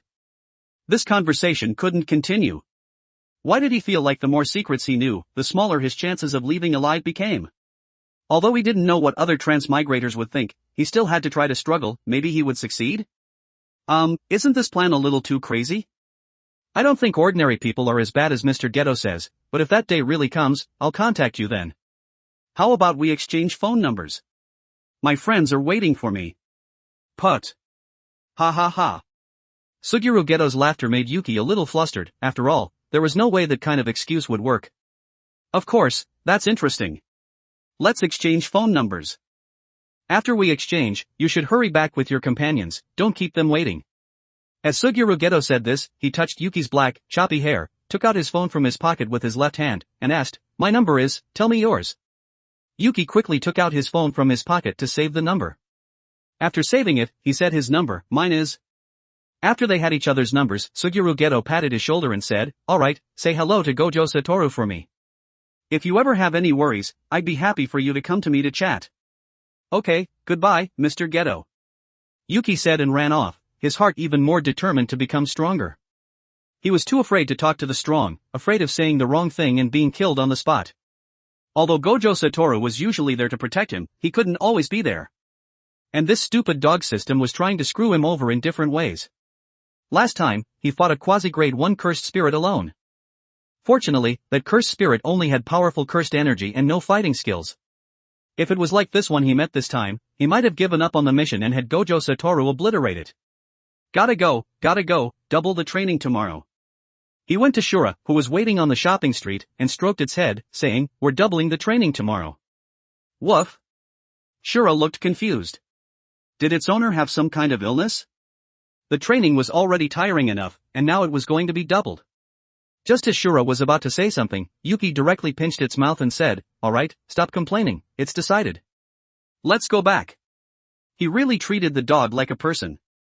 Shura was speechless, but it was already used to it. After all, its owner was like this, and would occasionally do something crazy and have it cooperate with him to test some so-called theoretical data. After the test, the training plan would be completely changed the next day. You're so slow, we've been waiting in the car for ages. Okatsu Yuta rolled down the window and shouted at Yuki, who was walking over. Salmon. Inumaki Toge, who was sitting in the passenger seat, agreed. Sorry, my stomach was hurting pretty badly, let's go back. Back inside Jujutsu High. Yuki briefly explained the situation to Gojo Satoru and then dragged his tired body back to take a nap. Although he hadn't expended too much energy fighting the cursed spirit, it was really stressful talking to Suguru Geto. He would worry about training tomorrow, and decided to reward himself for surviving by taking a good nap. Also, he needed to redesign Shura's training plan. After all, its fighting power was strong, but it was too reckless. Although the original training method was all about being reckless, since it was just a meat shield. But this idea had changed today. He realized how disgusting it would be if Shura was both a troublemaker and really good at fighting. When the enemy realizes that their IQ is lower than a dog, they've already lost. I'll buy a copy of The Art of War online. As long as it understands that book, it'll have a bright future. Shura, who was next to him, felt a strange chill and didn't know why, but it felt like its future would be worse than death. Woof, master, what are you planning to do? Nothing, I just think that as a dogfather, I should teach you how to read, so you can work hard in society in the future. What's reading, can you eat it? Yuki thought for a moment, stroked Shura's head and continued, of course you can eat it, it's spiritual food, I believe you'll like it very much, Shura. Hearing that it was edible, Shura felt much more at ease. After all, how could eating make it worse than death? It seemed that he had been training too much lately, and was under too much pressure. This damn system was really enough. Yuki returned home and took a shower, then lay on the bed, looking at the clean white ceiling, and kept looking. Although he wanted to rest, he wasn't sleepy, and that feeling of fatigue had dissipated with the cold water. It seemed that he didn't want to rest at this moment, but he couldn't think of anything fun to do. On the other hand, Shura was lying comfortably on the bed and had fallen asleep directly. He had cleaned the house this morning, so he didn't need to clean it. Although he felt that the sister school exchange event with Kyoto Jujutsu High was coming up soon, Gojo-sensei hadn't said the exact time yet, and it seemed that it was still being decided. Besides, he knew that there were only him and Okatsu Yuta in the first year. He didn't know how many students there were in the other years. He had heard Fushiguro Megumi say yesterday that he had met 2 upperclassmen at school. If he guessed correctly, there were also only 2 upperclassmen. Including them, there were a total of 4 people. After all, besides the first years, upperclassmen were already very strong, and not many would stay at Jujutsu High on purpose. They had all been assigned to different places. Only fledglings like them, whose wings hadn't spread yet, would stay at school and receive education. He felt that it would be interesting to meet those 2 upperclassmen. Forget it, sleeping at noon was a waste of time, not to mention that he wasn't sleepy at the moment. He should go and see those 2 upperclassmen. He was actually a little excited. Yuki patted Shura, who had already fallen asleep, and said, don't sleep, come with me to walk around and find 2 people, then go prepare the ingredients for dinner tonight. Today is our first battle together, although we didn't coordinate well, but we should still commemorate it. Woof! Shura had woken up a little unwillingly, but when it heard that there was delicious food, it immediately woke up, jumped around on the bed a few times, and shouted, woof woof woof. Woof woof woof. Hurry, hurry, I want to eat delicious food. After shouting, it ran towards the door. Just as it stretched out its right paw to open the door, it suddenly felt a chill on the back of its head, and a slap came down hard. Smack! Yuki saw Shura preparing to open the door and was shocked. He quickly stopped Shura's actions, and scolded, I haven't put on any clothes yet, you little rascal. Do you think everyone's like you? Walking around naked in the streets? He was naked at this moment, and wasn't even wearing underwear. What if someone was outside, and it was Maki? Heh, let's just destroy the world, I'm tired. Shura drooped its ears, and looked wronged. Woof, was I wrong to want to eat? No, you're not wrong once I put on my clothes. Before that, you're wrong to open the door. After Yuki finished scolding it, he took out clean clothes from his bag. To be honest, raising a dog wasn't easy either. Although it added some fun to his life, this guy would pee and poop everywhere in the house when he first started raising it. He taught this guy how to use the toilet hand in hand for 2 days before it finally learned. To be honest, he felt pretty weird when he first saw the dog using the toilet, but then he remembered that he was the one who taught it, and he suddenly felt a sense of accomplishment. After all, it would be so cool to tell people that his dog knew how to flush the toilet. Hiss. Yuki realized that something wasn't right at this moment. It seemed that it was even more outrageous for a dog to use the toilet. Would that be a little weird to tell people? After quickly putting on some clothes, he walked to the door and stroked Shura's head, saying, alright, don't be sad, how about we cancel training tonight? Hearing that training was cancelled, the negative emotions in Shura's mind instantly vanished. After all, that amount of training really wasn't something a 3-month-old dog could handle. Who could understand training from after dinner for half an hour until midnight without relying on a cursed energy buff? Who could understand the pain of being hit in the head by a branch because it was too dark? Underscore underscore underscore underscore underscore underscore underscore underscore underscore underscore underscore underscore underscore underscore underscore underscore underscore underscore underscore underscore. For more advanced chapters visit my Patreon. Patreon.com/Kane45. Tier, $10 casual reader, 20 plus advanced chapter. $20 intermediate reader, 40 plus advanced chapter. $40 expert reader, 80 plus advanced chapter. Update, Monday to Friday, update 3 chapters a day. Saturday and Sunday, off. Chapter 38, JKNS, Chapter 38. 2020 words. He even sometimes suspected that his master wasn't human at all. He woke up at 5:30 a.m. sharp every day to train and went to bed at 12:30 a.m., only sleeping for 5 hours a day. It was alright for him, since he didn't get up until after 7, unless there were special circumstances. If he woke up as early as his master, his grave would probably be covered in weeds by now. Click. The door was opened, and Yuki and Shura walked out of the house. They hadn't taken more than 2 steps when they ran into Okatsu Yuta, who was running towards them. He looked happy to see him, as if something had happened, and asked, "What's wrong?" "Yuki-kun, that's great, I thought you were taking a nap." Yuki asked with some confusion, "I was planning to take a nap, but I found that I couldn't sleep, is something the matter?" Gojo-sensei asked the 2 of us to go over. It seems like he's going to talk about going to Kyoto Jujutsu High, and there are 2 upperclassmen we don't know. Huh? Really? Hearing that he didn't need to look for the upperclassman himself, Yuki looked surprised. Although he had considered that the upperclassman's return meant that he would participate in the sister school exchange event with Kyoto, he didn't expect it to be so soon. They came back yesterday, and they were going today? No, maybe he just wanted me to go over so we could get to know each other, since that would make it easier to cooperate. Of course, let's hurry over. Gojo-sensei and the others are waiting in the classroom. Okay. The 2 people and 1 dog arrived at the classroom door. Gojo Satoru was standing on the podium at this moment, and waved at the 2 who had arrived, saying, "Good afternoon, I thought you'd be taking a nap and wouldn't come over until much later, Yuki-kun. I didn't expect you to be so quick. Let me introduce you to the 2 second-year upperclassmen. Good afternoon, Gojo-sensei. ×2. As Yuki walked in, he saw the 2 upperclassmen sitting in their seats. How should he describe them? Very distinctive? Even though they were only 1 year older, one of them looked like he was already in his 30s. His hair was matted together as if it hadn't been washed in a long time, and he had a yakuza face that would make children cry if they looked at him. He wore a thick gold chain around his neck that was as thick as a little finger, giving off the feeling of a nouveau riche. The muscles on his arms, which were exposed under his black short sleeves, bulged, and you could tell at a glance that he was not to be trifled with. As for the other one, was it a man or a woman? Although the feeling wasn't as exaggerated as that muscular upperclassman, something still felt strange, like he was a man dressed as a woman. It wasn't just him who was sizing them up, they were also sizing him up. Hey! Look at me! Gojo Satoru shouted, "I believe you've all gotten a preliminary understanding of each other in that exchange of glances just now. Let's all introduce ourselves to each other. Yuki-kun, you go first." Hearing Gojo-sensei call his name, Yuki walked onto the podium, took a deep breath, and said with a serious expression, "Hello, my name is Yuki, and this dog is called Shura. He's my son. His strength is that he can take a beating, and his weakness is that his IQ is a little low.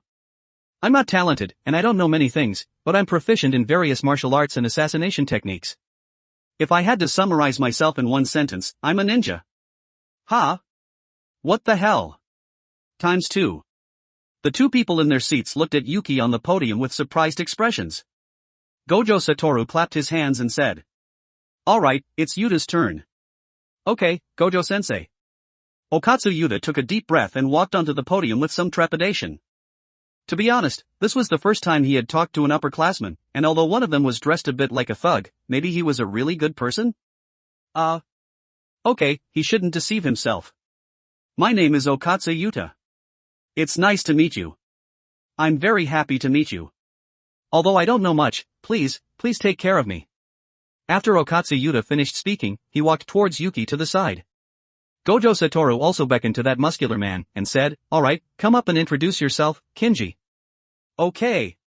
Kinji Hikari stretched lazily and slowly got up. After twisting his neck a few times, he walked onto the podium with a confident smile on his face, picked up the chalk on the table, and wrote his name on the blackboard, saying, "My name is Kinji Hikari, a second-year student. I'm your reliable upperclassman. You can ask me anything you don't understand." Wow! This upperclassman is actually a good person. Okatsu Yuta shouted inwardly. Hey! Gojo Satoru interjected, although I know that you get along well in terms of personality, we'll talk about that later. Raro, come up and introduce yourself. Okay. Kirara Hoshi slowly got up, and a man's voice came from under the woman's appearance. Just as Yuki had guessed, it was a man dressed as a woman. As for how he could tell, it was of course from the collarbone. You could easily tell from this point, but he was a little unsure at the time. After all, his knowledge was limited, and he didn't dare to be too blindly confident. However, people who could become jujutsu sorcerers had some kind of psychological defect in them. He didn't discriminate against people who were a man in a woman's body. Or rather, he only discriminated against those who knew they were weak but didn't try to change. Kirara Hoshi calmly walked to the podium, gave Yuki and Okatsu Yuta a slight smile, and said, "My name is Kirara Hoshi, I'm Kinji's partner, it's nice to meet you." Kirara Hoshi, upperclassman? Okatsu Yuta was a little surprised. Just looking at the long black hair and the makeup on his face, he thought it was an upper-class woman, but it turned out to be an upperclassman. But he just muttered to himself, and didn't say it out loud. After all, no matter what other people were like, you had to show them basic respect. Gojo Satoru interjected, "Alright. Now that everyone has introduced themselves, let's talk about the time for the sister school exchange event with Kyoto Jujutsu High. It's next Monday, which is 4 days from now. We'll be leaving a day early, so everyone should get to know each other well for these 3 days." "Okay, Gojo-sensei," the four said in unison. "Okay, I have something to do, so I'll see you later."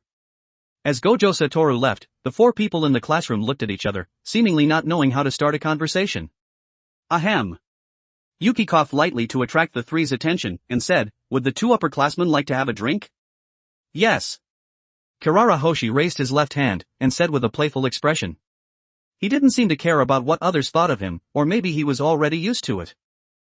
Sure, thank you, lower classman." Kinji Hikari hesitated a little, but didn't refuse when he saw Kirara Hoshi's happy expression. After all, they were weirdos in other people's eyes, and this was the first time they weren't being looked at with strange eyes. Besides, the passionate speech that lower classman Yuki had just given was very much to his liking, but it was only to his liking. If the third-year upperclassmen or the higher-ups heard someone describing themselves as a ninja, they would probably scoff at it. "You're welcome." Everyone walked out of the classroom, and Yuki continued to ask, "Judging from Hikari-senpai's figure, you must be a close combat type, right?" "Yeah, you can feel free to ask me, your upperclassman, about anything you don't understand about close-quarters combat." As Kinji Hikari said this, he scratched his head a little embarrassedly, and said, "To be ashamed, I was criticized by the higher-ups this year. If it wasn't for Gojo-sensei's recommendation, we probably wouldn't be participating in the exchange event with Kyoto Jujutsu High, haha." Although he said that he was embarrassed, he didn't feel like he had done anything wrong in his words, and was very proud instead. Yuki also roughly understood this upperclassman's personality, which was unrestrained. He dared to do what he wanted to do, and never regretted it after he did it. Underneath his fierce appearance was a helpful heart. Maybe he would leave school to pursue his dreams one day. He could get to know him better. "You're cursed, lower classman." Kirara Hoshi was chatting with Okatsu Yuta at this moment. He found that this person was really interesting. Even though he had a lot of cursed energy in his body, he always chatted with people in a humble manner. "No, I wasn't cursed, but I cursed her." Okatsu Yuta had noticed this during his jujutsu studies, and had also talked to Gojo-sensei about it. The final conclusion was, he loved her too much. At the moment when Rika died in front of him, he cursed her with the belief that this wasn't true, that Rika was still alive. Is that so? Kirara Hoshi looked at the ring that Okatsu Yuta was holding tightly in his left hand, and realized that he had said the wrong thing. He said in a somewhat low voice, "I said the wrong thing, I'm sorry." "It's okay, it's not your fault, upperclassman. I'll take this step and resolve Rika's curse." Okatsu Yuta unconsciously clenched his hands, then realized that he was a little nervous, took a deep breath and said soothingly, "Anyway, I'll work hard." "Yeah, do your best." Kirara Hoshi didn't know how to encourage this upperclassman with a story, so he could only say do your best. After all, that's how he encouraged himself. Shura's mind was full of thoughts about the big beef bone for tonight, which was both good for chewing and delicious. Everyone walked out of the teaching building, and Yuki ordered 7 drinks from the vending machine, and distributed them to everyone. He still had 3 drinks left in his hand. These 3 drinks were for Maki and the others, and it was noon right now, so they should be eating in the cafeteria. He asked, "Do you want to go to the cafeteria to eat together?" "No need. Kinji Hikari opened the bottle cap and refused. We just went out to eat this morning, and we're not hungry yet. Raro and I are going to walk around the training field for a while. Come find us there after you're done eating. Okay, see you this afternoon then, Hikari-senpai. See you this afternoon, I admire you. Kinji Hikari patted Yuki on the shoulder, and gave him a thumbs up, encouraging him. If you ever run into any trouble in the future, feel free to ask me, your upperclassman, for help. The passion of youth will never fade. Yuki, thank you, Hikari-senpai, have a good day. Okatsu Yuta watched Kirara Hoshi leave, and waved his hand, shouting, see you this afternoon, upperclassman. Kirara Hoshi didn't say anything, and just waved goodbye. Looking at the upperclassmen who were leaving, Okatsu Yuta let out a sigh of relief and said, that's great, I was worried that the upperclassmen would be hard to get along with, but it turns out that they're all good people. Underscore underscore underscore underscore underscore underscore underscore underscore underscore underscore underscore underscore underscore underscore underscore underscore underscore underscore underscore underscore. For more advanced chapters visit my Patreon. Patreon.com/Kane45. Tier, $10 casual reader, 20 plus advanced chapter. $20 intermediate reader, 40 plus advanced chapter.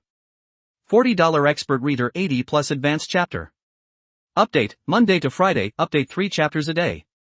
Saturday and Sunday, off. Chapter 39, JKNS, Chapter 39. 1866 words. Yuki agreed, that's right, the upperclassmen are all very strong. Yuta, is there anything you want to ask them about this afternoon? Okatsu Yuta thought for a moment and said, if I were to ask, it would be how to be as confident as the upperclassmen. Is that so? I want to ask about taijutsu. I'm so jealous of Yuta and Yuki, they'll be going to Kyoto Jujutsu High soon to bring honor to the school. Zenin Maki, who was eating in the cafeteria, complained. It's the same next year, it's held every year anyway. Panda comforted, this year you're going to Kyoto, and next year Kyoto will probably come to Tokyo. Besides, Yuki-kun and Yuta usually train very hard, so there's no need to be jealous of this kind of thing. Salmon. Inumaki Toge chimed in. I know they're improving quickly and training hard, but I also want to go have fun. Maybe I can meet Mai and beat her up. Zenin Maki scratched her head and complained, so annoying. What are you annoyed about? Let me hear it. Yuki pushed open the door and entered, placed the drinks he was carrying on the table, and looked at Zenin Maki with an expectant expression, as if to say, what's bothering you? Tell me so I can laugh. Okatsu Yuta went to get food, and asked Yuki as he passed by, Yuki-kun, what do you want for lunch? A supersized pork cutlet and a plate of fried rice, thanks. Okay, I got it. Yuki looked at Zenin Maki, who had a depressed expression, and continued to ask, you can tell me about any worries you have, this professional is here to solve your problems. No, it's nothing. Zenin Maki couldn't get angry looking at Yuki's sincere face, and then remembered the upperclassmen that Gojo-sensei had brought, and asked, what are the upperclassmen like? They're all good, but there aren't any upperclasswomen, only upperclassmen. Yuki finished speaking, sat down in an empty seat, opened the bottle cap and took a sip of the cold drink. These words made Inumaki Toge, who was eating, choke on his rice. Cough cough cough. Panda quickly opened the cold drink that Yuki had bought, and handed it to Inumaki Toge, saying, hurry, take a sip of water and you'll be fine. Not an upper-class woman? Zenin Maki said in surprise. No, he's a very nice upperclassman. Yuki explained, his name is Kirara Hoshi, and the other upperclassman is Kinji Hikari, he has a cheerful personality, you might get along well with him, Maki. Are you talking about the upperclassman? Okatsu Yuta walked over carrying a blue tray, placed the fried rice in front of Yuki, placed the supersized pork cutlet in front of Shura, and then stroked its head with a smile. Yeah, one of those upperclassmen had a lot of pressure, so I was just a little curious. Panda said.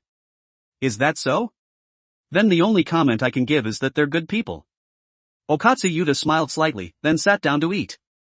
Everyone quickly finished lunch, and after resting in place for a while, Yuki led the way and took them to the training field to meet the upperclassmen. To be honest, this was the first time they had talked to upperclassmen since coming to Jujutsu High, so they couldn't help but feel a little excited. At the training field at this moment, Kinji Hikari was shirtless, swinging his fists under the scorching summer sun. He firmly believed that only when his strength was strong enough could he shut up those higher-ups.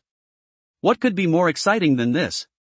Was there anything more exciting than working hard to train and defeating those corrupt higher-ups? Kirara Hoshi was sitting in the shade, watching. Because of the special nature of his technique, he didn't need to participate in physical training, and he would grow muscles, which wouldn't be very aesthetically pleasing. Although Inumaki Toge didn't need to exercise either, he would still exercise because of Maki, and he still had the muscles he should have. Panda had already completely given up. After all, his upper limit was already there from the moment he was born, and it had been sealed off. "Good afternoon, Hikari-senpai." Yuki's voice reached Kinji Hikari's ears. He stopped swinging his fists and waved, shouting, "Good afternoon." Kirara Hoshi glanced at the people who had come and gave a faint smile. He wouldn't usually smile at outsiders, not even the upperclassmen. For him, Kinji was his only confidant, but these lower-classmen were very sensible and he had a good impression of them. Zenin Maki looked at the sweat on Kinji Hikari's body, and had the idea of sparring with him. After all, there was no helping it, she was very eager to fight the strong. Her own friends were too weak, and not enough to fight. Kinji Hikari also saw the fighting spirit in this lower-classman's eyes at a glance. After all, people with personality would always attract each other, that was definitely right. He had also had the desire to fight the strong, no, he should say he had always had it. "Hey, lower-classman, do you want to spar?" Zenin Maki smiled, took off the black backpack on her shoulder, opened the zipper, took out a brown nunchaku, and said, "Of course." "Maki, are you really going to fight?" "He's an upperclassman." Only Yuta was still worried. The smart people had already found a shady spot to watch the show. Panda shouted, "Yuta, Maki's hands will get itchy if she doesn't fight, hurry over and watch the show." Inumaki Toge agreed, "Salmon, bonito flakes. Shura, go to our fridge and bring out the frozen watermelon. I give you 1 minute to hurry back, otherwise you'll be training tonight." Yuki, the clever one, had already activated his Sharingan and was watching the show while eating a chilled watermelon. Eating ice cream was quite boring in the hot summer, only gnawing on a watermelon could bring him back to life, although it was almost autumn. Shura looked at its owner, who only knew how to use dogs, with a disgusted expression. He made it drag groceries in the name of exercising, and would lie on its body and look up at the sky when he had time. But it couldn't not bring it, otherwise it would definitely have to train, gotta go. Were they really okay? Okatsu Yuta looked at the people who were already sitting in the shade watching the show with a speechless expression, and then glanced at Maki and said, "Do your best before leaving directly." Zenin Maki had mixed feelings at this moment. She both loved and hated these friends, especially Yuki, the tryhard, who was already opening his eyes and copying taijutsu. Although it was the norm, she was still a little annoyed. And Yuki was shouting inwardly, "Fight! Fight! How am I supposed to get stronger if you don't fight?" To be honest, it was the first time he had seen a grade 1 sorcerer in action, especially against Maki. Anyway, he couldn't beat Maki, she would chop him up like vegetables. His taijutsu was completely suppressed, his Sharingan couldn't evolve, and he was completely figured out by Maki. He even suspected that Maki was deliberately holding back just to see him breathe fire. To be honest, he was worse than Inumaki Toge in group battles, he couldn't beat Zenin Maki in a one-on-one close combat, he didn't have as much cursed energy as Okatsu Yuta, and he wasn't as good at taking a beating as Panda. Although he wanted to develop in all aspects, he seemed to still be at the starting point. Commonly known as, a Jujutsu sorcerer who was still at the starting point. These lower-classmen are really united and loving. Kirara Hoshi glanced at the people next to him. To be honest, their friendship made him a little envious, but it was just a little. In the field, Zenin Maki was holding a nunchaku and standing in front of Kinji Hikari, a confident joy on her face, and said, "My name is Zenin Maki." Zenin? Kinji Hikari subconsciously associated the surname with the Zenin family, and asked, "That Zenin from the 3 great families?" The 3 great Jujutsu families in Japan were the Gojo family, the Kumo family, and the Zenin family. The Gojo family was at the head of the 3 great families, and the most representative person was Gojo Satoru, who had the title of the strongest. Although the other 2 families weren't as strong as the Gojo family, as one of the 3 great families, they naturally weren't weak either, and were a surname that was full of pressure for ordinary sorcerers. Of course, this was only for ordinary sorcerers. Kinji Hikari was just curious and asked, and these didn't affect how much he would hold back later. Of course. Zenin Maki got into position, "I'm going to be the head of the Zenin family in the future." "Now that you've asked, shouldn't we start?" "Interesting." Kinji Hikari didn't care whether she would be the head of the Zenin family in the future. His passion had reached its peak at this moment, and it would be a shame not to go all out. He slowly clenched his fists and said, "Let's start." As soon as he finished speaking, he took a step and charged forward, swinging a punch at Zenin Maki.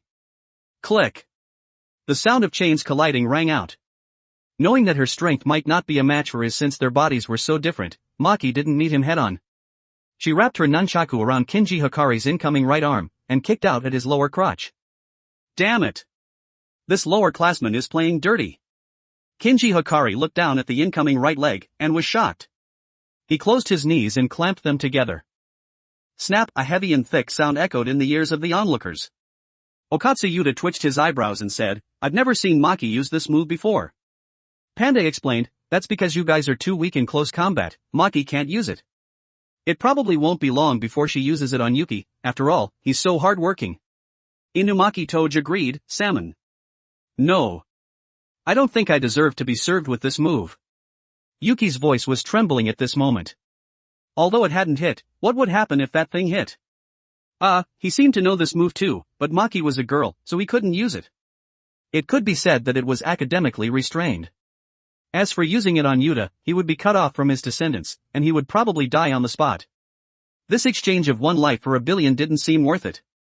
Underscore underscore underscore underscore underscore underscore underscore underscore underscore underscore underscore underscore underscore underscore underscore underscore underscore underscore underscore underscore. For more advanced chapters visit my Patreon.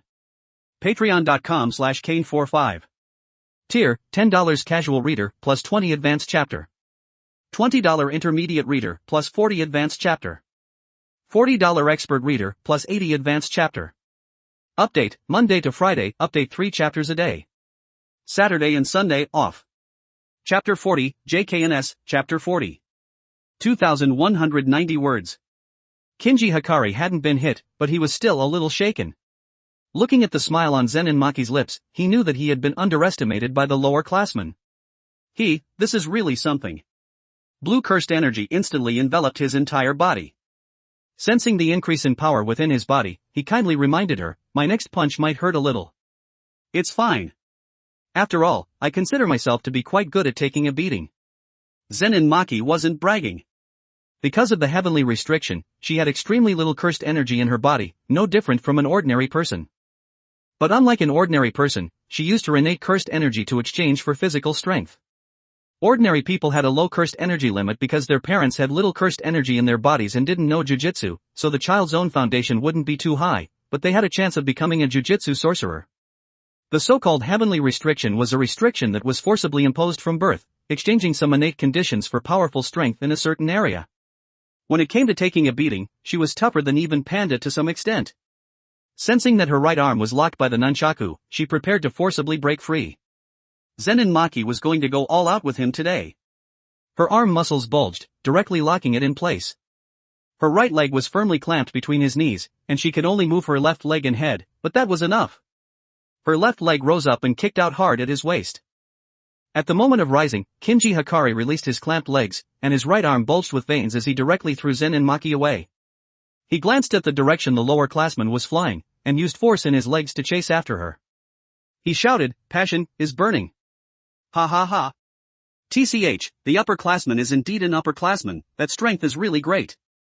Zenin Maki landed and had just stood firm when she saw the upperclassman charging at her. His fist the size of a sandbag was coming at her. In an instant, several punches were thrown, and although they were messy and easily dodged, the wind from the punches had a feeling of friction. It was like being rubbed by sandpaper, and that was just from being grazed, not hit. What would happen if she got hit? Maki is dodging, that's rare to see. Panda looked at Zenin Maki, who was retreating and circling in the field, with some surprise. After all, with Maki's strength, it wasn't difficult for her to exorcise grade 2 cursed spirits, but some special reasons had her stuck at grade 4 sorcerer. That's normal. Kirara Hoshi reminded, Kinji's punches hurt a lot when they hit someone. If you want to know what it feels like, it's like being hit by a baseball bat wrapped in sandpaper. That lower classman probably realized that and didn't dare to take it head on. Normal my A****, it's even more outrageous to be able to calmly describe what it feels like to be hit. Everyone shouted inwardly. Yuki glanced at Kirara Hoshi and muttered to himself, what's the relationship between these two upperclassmen? GY. Hiss, forget it, I shouldn't get involved in this. The situation in the field became clear at once. Although Zenin Maki would occasionally counterattack a few times, they were nothing to Kinji Hikari, who had already entered an excited state. On the other hand, the punches he threw made Zenin Maki not dare to take them head-on. The nunchaku was what she usually used for training, not a cursed tool, so it was naturally not as sturdy as a cursed tool. Cracks appeared after colliding with Kinji Hikari's fists a few times. This gave Zenin Maki a real headache, but she also knew that she would lose if she dragged it out. Looking at the nunchaku that had cracks in the middle, Zenin Maki decided to go all out and broke it directly, holding the broken ends in both hands. After taking a few quick, deep breaths, she launched a final assault on Kinji Hikari. The nunchaku in Zenin Maki's hands seemed to come alive, like a swimming dragon, agile and swift, and the sound of the wind breaking echoed in her ears. If I can't do it with this move, then it can only mean that it's the weapon's fault. Zenin Maki shouted inwardly, and quickly swung her arms to continuously accelerate the nunchaku, swinging the two sticks at Kinji Hikari's shoulders and waist. Kinji Hikari, as an upperclassman, naturally had the dignity of an upperclassman. How could he dodge? He shouted the word passion and stretched out his arms to receive the lower-classman's full-force attack. Snap! Crack! The nunchaku swung up solidly, but unfortunately, it wasn't strong enough itself and broke apart on the spot. Zenin Maki knew that she had lost when she saw this scene. She threw the nunchaku in her hands on the ground, spat out a mouthful of turbid air, and said, I lost. Kinji is very happy. Looking at Zenin Maki, who had admitted defeat, Kirara Hoshi looked at the lower-classman next to him and asked, since Kinji's passion hasn't faded yet, who wants to go up and experience it? Hearing Kirara Hoshi's description of what it felt like to be beaten, Yuki and Okatsu Yuta immediately shut their mouths, putting the matter of asking about taijutsu out of their minds. They were kidding, even the big sister Maki had lost. Were they going up there to get beaten up? If it was just getting beaten up, that would be fine, but wouldn't it hurt to get hit by that? Woof woof woof. Master, am I fast enough? At this moment, Shura arrived with a chilled watermelon in its mouth, and then placed it in front of Yuki, wagging its tail, seemingly waiting for praise. Yuki looked at the match that had already ended in the field, and at his dog's excited expression, and didn't want to discourage it. He stroked its head and praised, You ran really fast, Shura. Children would show a happy expression when they heard their parents praise, and Shura was the same. If it was a normal parent, they would pick up their child, but Yuki couldn't pick it up. Looking at the lively Shura, Yuki picked up the watermelon on the ground and asked, Does anyone want to eat watermelon? It's chilled. I want some. Salmon. Panda wants some too. Kirara Hoshi looked at the watermelon in Yuki's hand, which still had saliva on it, and muttered to himself, Can you really eat this watermelon?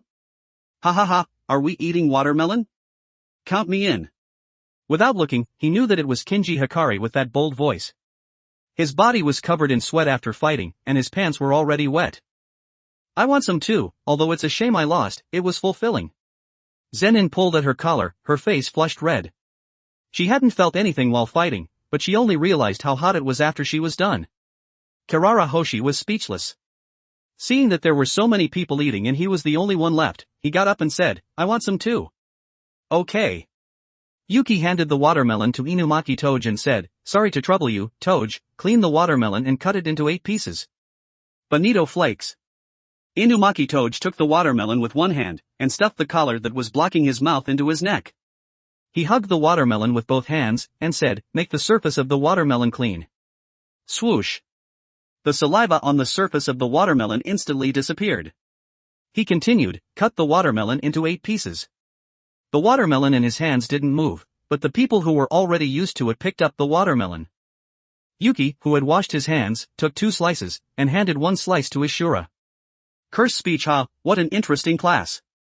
Kinji Hikari looked at the watermelon in his hand, and felt that it wasn't good to be treated by the lower-classmen all the time, and said, How about we go out to eat today? I know a restaurant that has really good food, I'll treat you as your upperclassman. There's no need for that. Panda said, Why don't the upperclassmen come over tonight and try Yuki-kuen's cooking? He's a really good cook, at least better than 95% of the restaurants outside, and it's safe to eat. Okatsu Yuta chimed in, Yeah, and Yuki-kuen will be going out to buy groceries in a while, why don't the upperclassmen come over and eat together tonight? Hearing the lowerclassmen say this, Kinji Hikari and Kirara Hoshi became interested. Yuki was also feeling generous at this moment. Hearing them praise his cooking skills, his nose almost reached the sky. He patted his chest and guaranteed, I'll take care of the 2 customers' stomachs tonight, I guarantee the food will be delicious. After all, he hadn't spent much of the 10 million he had earned before, and then the school had paid him his salary, which was about 300,000, estimated by the author. Although he couldn't afford cursed tools, which were ridiculously expensive, he definitely had more than enough to buy ingredients. Cursed tools, like sorcerers, had good ones and bad ones. Anyway, he didn't know how to forge those things. If he really wanted to learn about them, it would be after he reached special grade. What was most important now was to prepare for battle, the battle with Kyoto Jujutsu High in 4 days. There probably wasn't much that could be changed about the training in the next few days. It would probably be more about discussing tactics. Although there was a sure win situation, which was to let Okatsu Yuta go berserk, it was still a little inappropriate to think that way. After all, it was best to be strong yourself, and he could think about other things if he couldn't win. He took out his phone from his pocket and looked at it, and realized that it was already 2 o'clock, and it was time to go out and buy groceries. He gently patted Shura's head to signal it was time to leave, and then said to everyone, "I'm going out to buy groceries, so I'll be leaving first."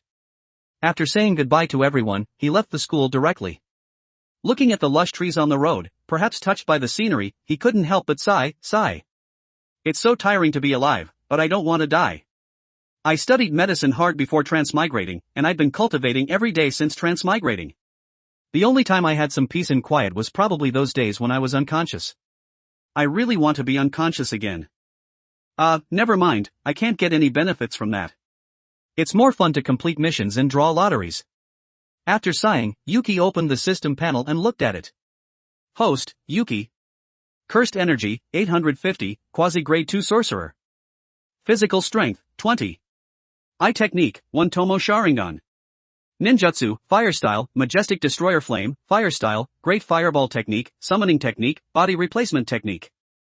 Taijutsu, Self-Defense, Military Fist, Sanda, Jeet-Kune-Do, Maki Swordsmanship, can be renamed, Quasi-Grade 2 Sorcerer huh? Yuki muttered as he looked at the panel. He didn't usually like to look at this thing. Sometimes it was normal for him to only look at it once a month. After all, what was the point of looking at it when he had 0 points? Did he want to make himself feel even more anxious? His body had also been trained to a decent level, so there was nothing to be surprised about. Anyway, he felt that it was all within expectations. With his kind of life-risking training method, even a skinny, weak person could rise up. As for this Maki's swordsmanship, he should understand it as having learned Maki's self-created swordsmanship. Never mind, it didn't sound good to say it out loud, he should rename it. I'll call it February Sky Swordsmanship. After all, I've been learning it for more than 2 months. Yuki looked at the swordsmanship that had already been renamed and nodded in satisfaction. Although he didn't know if this name was explosive or not, he personally thought it was quite meaningful. Maybe he would be able to recall his journey of getting beaten up every time he saw this name in the future, and then warn himself not to be arrogant, or rather, not to forget this dark history and warn himself to get back at her one day. Anyway, Yuki thought it was pretty meaningful, no matter which one it was. Underscore underscore underscore underscore underscore underscore underscore underscore underscore underscore underscore underscore underscore underscore underscore underscore underscore underscore underscore underscore. For more advanced chapters visit my Patreon. Patreon.com/Kane45. Tier, $10 casual reader, plus 20 advanced chapter. $20 intermediate reader, plus 40 advanced chapter. $40 expert reader, plus 80 advanced chapter. Update, Monday to Friday, update 3 chapters a day. Saturday and Sunday, off. Chapter 41, JKNS, Chapter 41. 2,387 words. He opened the page for selling ninjutsu. Yuki thought for a moment and decided to look at the Rasengan ninjutsu. After all, forming hand seals was really annoying. There was no time to form hand seals in war, and the later stages of Naruto were ridiculous, where they could complete the hand seals with a slap. After searching for a long time, Yuki opened the introduction to the Rasengan. Rasengan, 200 points. Consumes 200 cursed energy. Rasengan, formed by high-speed rotating and compressed cursed energy, it will crush what it touches, can easily break through iron plates, and will explode upon contact. No hand seals required. Consumes 200 points of cursed energy, no upper limit. High-speed rotating and compressed cursed energy. Yuki looked at his right hand, and a feeling of "I can do it too" sprouted in his heart. At this moment, he had enough cursed energy to squander, not like before when he was a weakling who would be emptied after using any ninjutsu. The 4 words, "create a technique," floated into his mind. Although I don't know if it's possible, I'll try it first. Shura, stand there and wait for a moment, I'm going to try something. Woof, what does Master want to do again? Shura, who was walking in the front, sat down in place and turned around to look at its master curiously. Yuki looked down at his right hand. As the Sharingan appeared, his right hand was enveloped in scarlet cursed energy. Looking at the cursed energy burning like flames on his hand, Yuki took a deep breath and slowly closed his eyes. At this moment, he had to be as calm as water. Techniques couldn't be researched with just a burst of passion. In theory, he could use this ninjutsu now without needing the system. As his excited heart gradually calmed down, Yuki slowly opened his eyes, let out the breath that was in his chest, and looked at his palm with his scarlet pupils, lost in thought. Cursed energy began to gather towards his palm, and Yuki only stopped gathering when it was about the size of a basketball. Looking at the cursed energy ball in his hand that was like a water droplet, Yuki knew that it was time to start the next step, shaping this initial form of cursed energy into what he wanted. Make the cursed energy ball rotate quickly and compress it towards the center point. After silently reciting this in his heart, the cursed energy ball in his hand began to rotate to the right. The rotation didn't have any accidents at first, under the Sharingan's precise control. But as the cursed energy ball in his hand got faster and faster, the originally complete cursed energy ball turned into strands of cursed energy silk, and expanded at least twice its original basketball size. Although it didn't look like it had any destructive power, it was already similar to the Rasengan he remembered in his mind, except that his was red. Looking at the cursed energy ball whose rotation speed hadn't reached its peak yet, Yuki took a deep breath and silently recited, "It's time to speed up and compress it." The cursed energy ball in his hand got faster and faster, and its size also became smaller under Yuki's intentional compression control. He didn't know if it was because he had compressed it too much, but the nearby strands of cursed energy silk merged into one, eventually turning into sharp blades of cursed energy. Yuki didn't stop this change, he just watched this change and then recorded it, like a clinical trial. Perhaps what he eventually created would be a technique that was completely different from the Rasengan, but he was just accumulating experience at this moment. With this thought in mind, Yuki continued to accelerate and compress the Rasengan in his hand. The tiny blades of cursed energy didn't merge at this moment, but instead made clang clang clang sounds as they collided. Yuki also realized that something was wrong at this moment. The Tomo and his scarlet pupils were rotating rapidly, and some of the colliding blades of cursed energy were directly blasted out, cutting a gash on his face. Perhaps it was because the opening was too small, but no blood seeped out. This is bad. I need to adjust the spacing of these blades of cursed energy, otherwise I'm screwed if it explodes. Although he was calmly complaining inwardly, Yuki couldn't do anything at this moment. This data test seemed to have gone wrong, and he also knew that there was no use in being nervous, it might even lead to a failure in control. If this thing in his hand exploded, in just an instant, everything within a 10-meter radius would be devastated. Anyway, he didn't have that kind of speed, and as for recovering the cursed energy, that wouldn't work anymore. The blades of cursed energy had already been compressed into a solid state at this moment, and they couldn't be recovered due to the accelerated high-speed rotation. As for slowing it down, he would probably be shot full of holes before he could even slow it down. To be honest, it already had the feeling of a hidden weapon skill. Moreover, his was even more awesome, shooting out 360 degrees with no dead angles, with a range of 10 meters, and it could even kill its master if it wasn't controlled properly. Whew. His lips parted slightly and he exhaled a turbid breath. Yuki looked at the spiky ball in his hand that could kill him at any time, and his eyes gradually turned cold. At this moment, he had to treat the spiky ball in his hand as a patient. Calmness and composure were what doctors needed most. His left hand was wrapped in cursed energy, and he dragged the spiky ball with both hands, starting to adjust it under the Sharingan's precise control. The blades of cursed energy that had changed their trajectory due to collisions were gently moved to other places by Yuki. The spiky ball in his hand was only the size of a shot put at this moment, but there were thousands of blades of cursed energy, densely packed. What Yuki had to do at this moment was to find a trajectory for these thousands of blades of cursed energy that didn't have a fixed trajectory. Amidst the chaotic sounds of collisions, a few blades of cursed energy would occasionally be thrown out by chance, some directly stabbing into the ground, and the hands holding the spiky ball were directly pierced. Perhaps because the piercing speed was too fast, Yuki didn't feel anything, he just noticed that the cursed energy covering his hands had been forcibly broken by something. He knew that these were the blades of cursed energy that had been ejected due to collisions. Yuki swallowed, cold sweat breaking out on his forehead, and constantly urged himself to hurry. His pierced hands were now seeping blood, and red blood dripped onto the ground. Shura, who was sitting and waiting to the side, saw that its master's hands were bleeding, its pupils shrank sharply, and it thought that its master had been attacked, its eyes turned fierce, and it just got up. Yuki shouted loudly, "Stupid dog, stay there and don't move." This shout made Shura sit back down and lie on the ground with a wronged expression. As time passed second by second, Yuki's arms, fingers, chest, cheeks, and even his neck, had varying degrees of injuries. The Sharingan was starting to overload at this moment, and warm liquid flowed from the corners of his eyes, streaking across his cheeks. "I don't know if my eyes will go blind." Yuki muttered softly, seemingly reminding himself that it wasn't time to feel tired yet. Although the vision in front of him was already a little blurry, the tone in his mouth was still so light. If I go blind, it's not so bad. Yeah, it's not so bad. In the end, even Yuki himself didn't know what he was talking about. Those words were spoken subconsciously. A moment later, Yuki closed his eyes, felt the spiky ball in his hand that had stabilized, sighed, and said, I'm exhausted, I almost screwed up. My eyes are also bleeding too much, I don't know if I'll be able to open them later. But, what should I name this move? Yuki played with the ball in his hand. The blades of cursed energy inside had already been arranged on a trajectory by him. Unless there was an external force, this thing was still very safe. Although the process was thrilling, at least the result was good.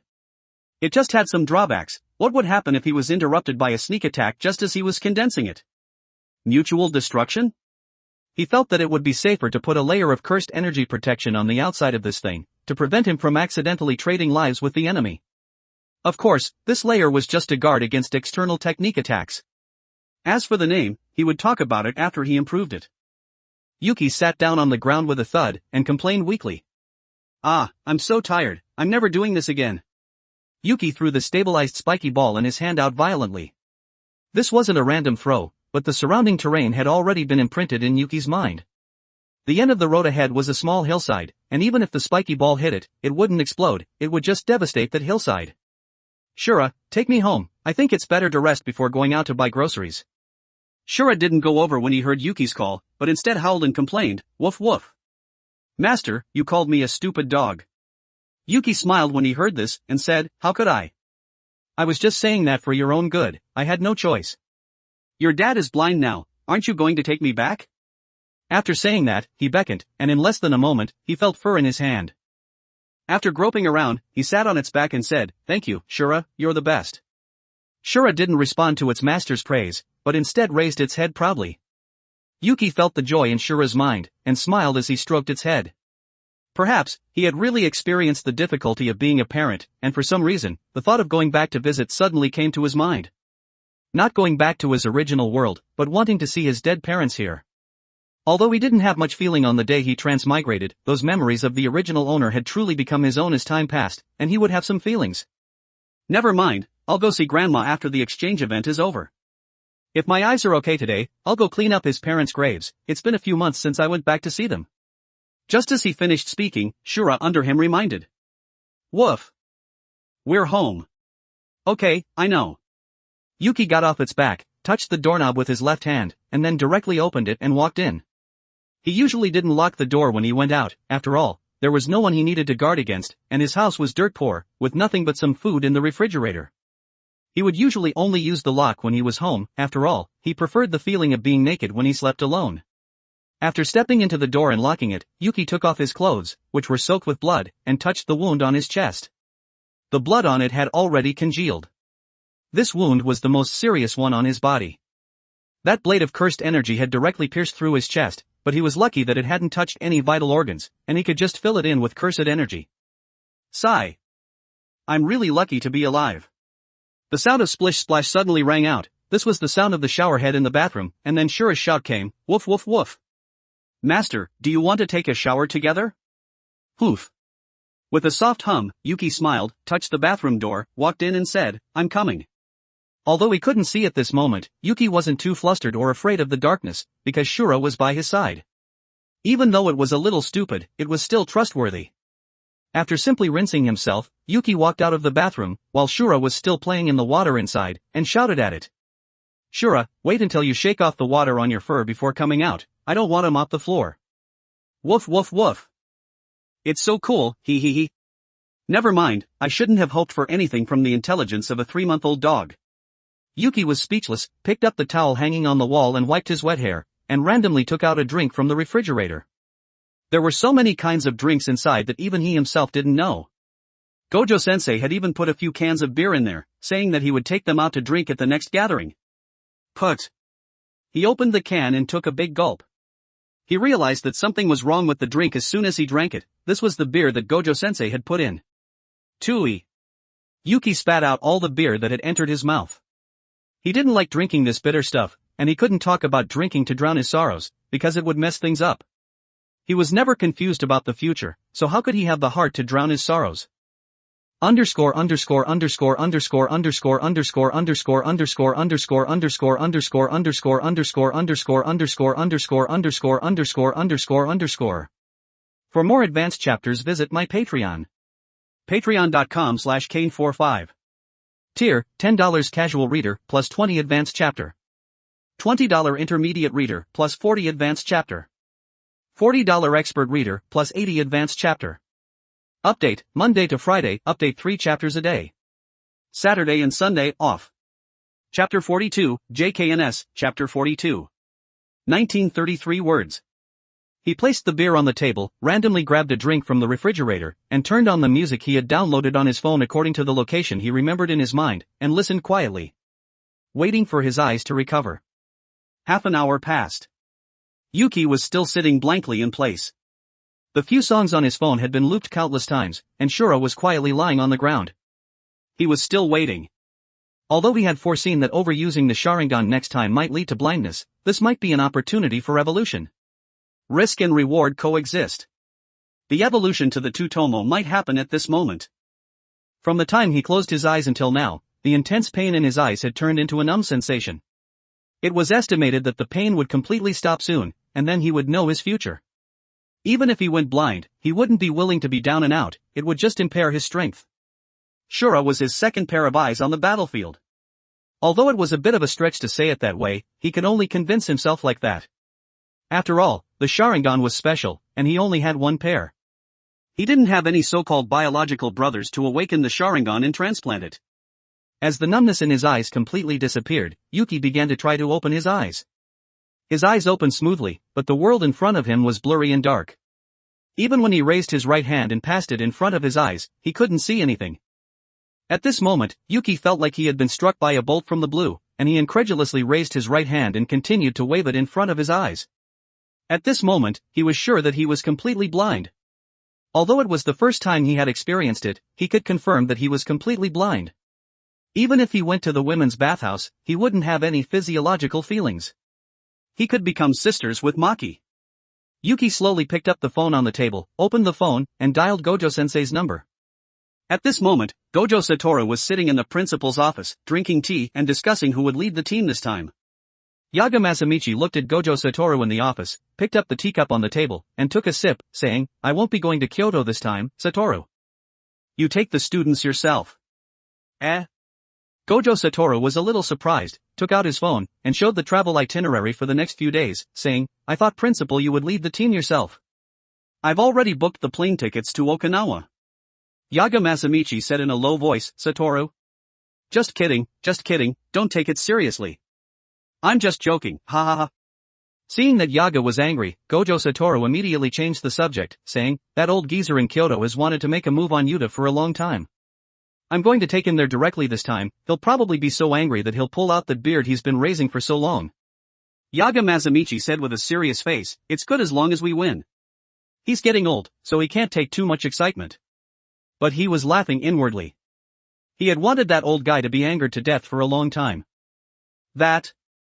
Before Gojo Satoru could finish speaking, he heard the ringtone of the phone in his pocket. Someone was calling him. He took it out and saw that it was Yuki.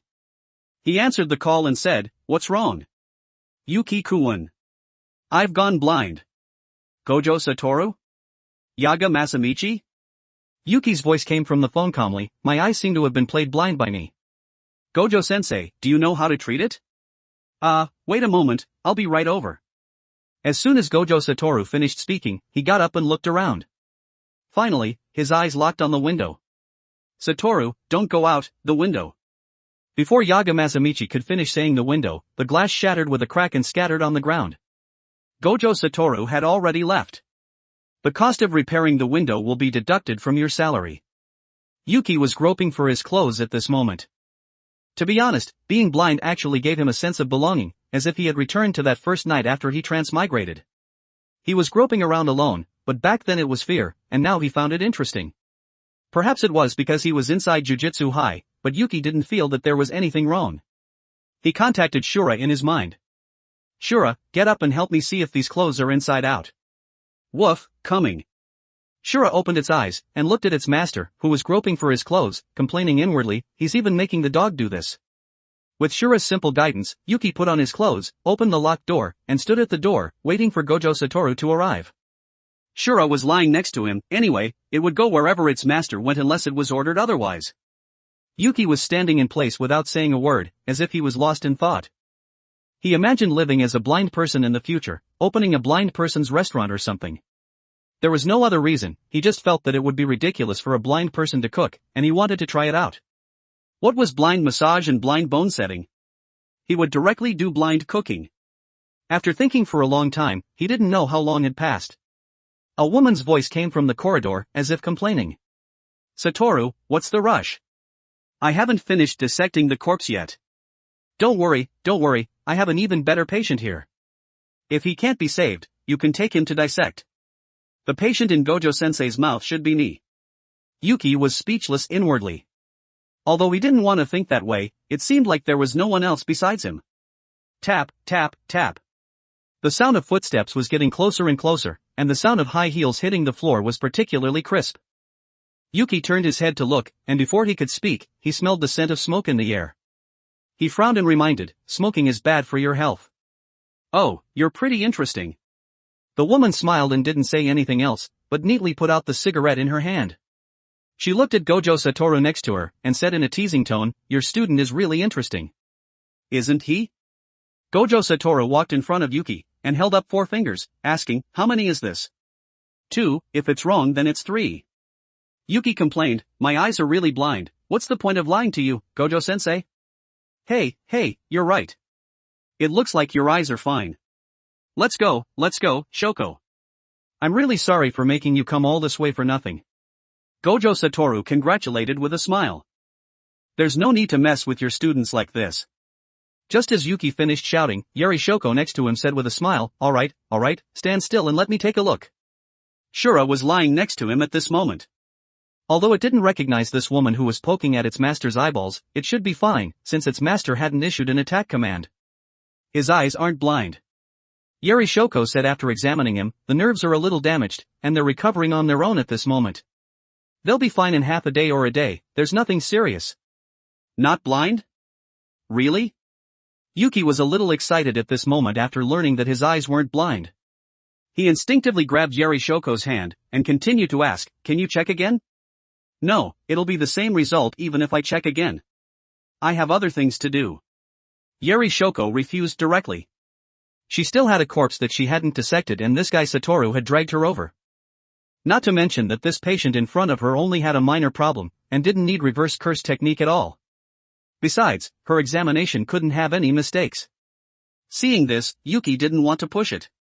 Anyway, it was good to hear that his eyes weren't blind. He should trust the doctor that Gojo-sensei had brought, if he was a doctor, he would think the same way. Okay, thank you. It's nothing, it was just a small effort. If you really want to thank me, bring me something good to eat next time. My name is Yuri Shoko, I'm a doctor at Jujutsu High. After Yuri Shoko finished speaking, she left directly. Yuri Shoko. Yuki muttered inwardly. Anyway, he didn't know why, but he felt a little familiar when he heard this name, but he couldn't remember who it was for a moment. It seemed that he could only wait until his eyes recovered before going to confirm. Gojo Satoru patted Yuki on the shoulder and said, alright, since there's nothing wrong with your eyes, take a rest. I'll go tell Maki and the others that I can't cook dinner tonight. Okay, sorry for the trouble, Gojo-sensei. I really can't make a delicious meal in my condition. It's nothing, rest well, don't put too much pressure on yourself. Feeling Gojo-sensei leave, Yuki stretched, and relaxed inwardly, sigh, I thought my eyes were really blind, what a false alarm. Then he squatted down and groped around, touched Shura's head, and rubbed it hard, saying, help me get my sunglasses, or your chain, I'll take you out to play. Woof. Go play? Hearing that they were going to play, Shura immediately got up, pushed open the door and ran in happily, its tongue hanging out, its brain excitedly shouting, play. Go out to play. No training, go out to play. It picked up the dog chain hanging on the wall and put it on itself, then lightly picked up the sunglasses from the bed with its mouth, and ran out excitedly. For a dog that had only been born for 3 months, Yuki had only instilled in Shura how to fight and obey orders. It didn't know what it meant to be blind, it only knew that its master needed it at this moment, and its master was going to take it out to play. Just like delicious food could make it happy for half a day, not training could make it happy for a day, and Yuki taking it out to play could make it happy for at least 2 or 3 days. Woof. Okay. Okay, let's go, we're going out to play. Yuki put on the sunglasses that Shura had brought in his mouth on his nose, locked the dog chain around its neck, sat on its back, patted its shoulders and said, "Let's go, today daddy will teach you how to pick up girls." Woof. Underscore underscore underscore underscore underscore underscore underscore underscore underscore underscore underscore underscore underscore underscore underscore underscore underscore underscore underscore underscore. For more advanced chapters visit my Patreon. Patreon.com/Kane45. Tier, $10 casual reader, plus 20 advanced chapter. $20 intermediate reader, plus 40 advanced chapter. $40 expert reader, plus 80 advanced chapter. Update, Monday to Friday, update 3 chapters a day. Saturday and Sunday, off. Chapter 43, JKNS, Chapter 43. 2,371 words. Walking out of Jujutsu High. Shura ran wildly towards the city he often went to, like a playful child, squandering his youth in play, his mind full of thoughts about what to play. Boom shakalaka. On the road, a sports car was playing explosive music. The speed limit on this sparsely populated mountain road was 80, but the owner of this car had reached 110, pursuing the passion that speed brought. The passenger seat in the car was occupied by a rather sexy woman. Her wavy hair was scattered on her shoulders, and she had a cigarette in her mouth. Her head was also shaking unconsciously with the dynamic music. She was wearing a red off-the-shoulder dress, reaching down to her thighs, and her eyes were hazy. The man sitting in the driver's seat was holding the steering wheel with one hand, and had a cigarette in his left hand, seemingly smoking something intoxicating. His face was flushed and he shouted passionately, "Yeehaw! Screw studying, go die! I have plenty of money!" Bang bang bang! The glass on the doors and windows made a rhythmic, crisp sound, as if someone was knocking on the window. The man looked over with some confusion, and then mumbled as if he had seen a ghost, "No way? Someone's riding a dog that's running as fast as my sports car?" Yuki was knocking on the glass of an overspeeding car at this moment, and shouted, "You're speeding, please slow down, it's easy to have a car accident if you keep going like this." "Damn it!" The man muttered inwardly, put out the cigarette in his left hand, gripped the steering wheel tightly with both hands, and stepped on the gas pedal. The sports car roared, and the speed directly reached 130 miles per hour. Feeling the sports car quickly moving away, Yuki patted Shura's shoulder and shouted, "Can you catch up?" Woof. Of course.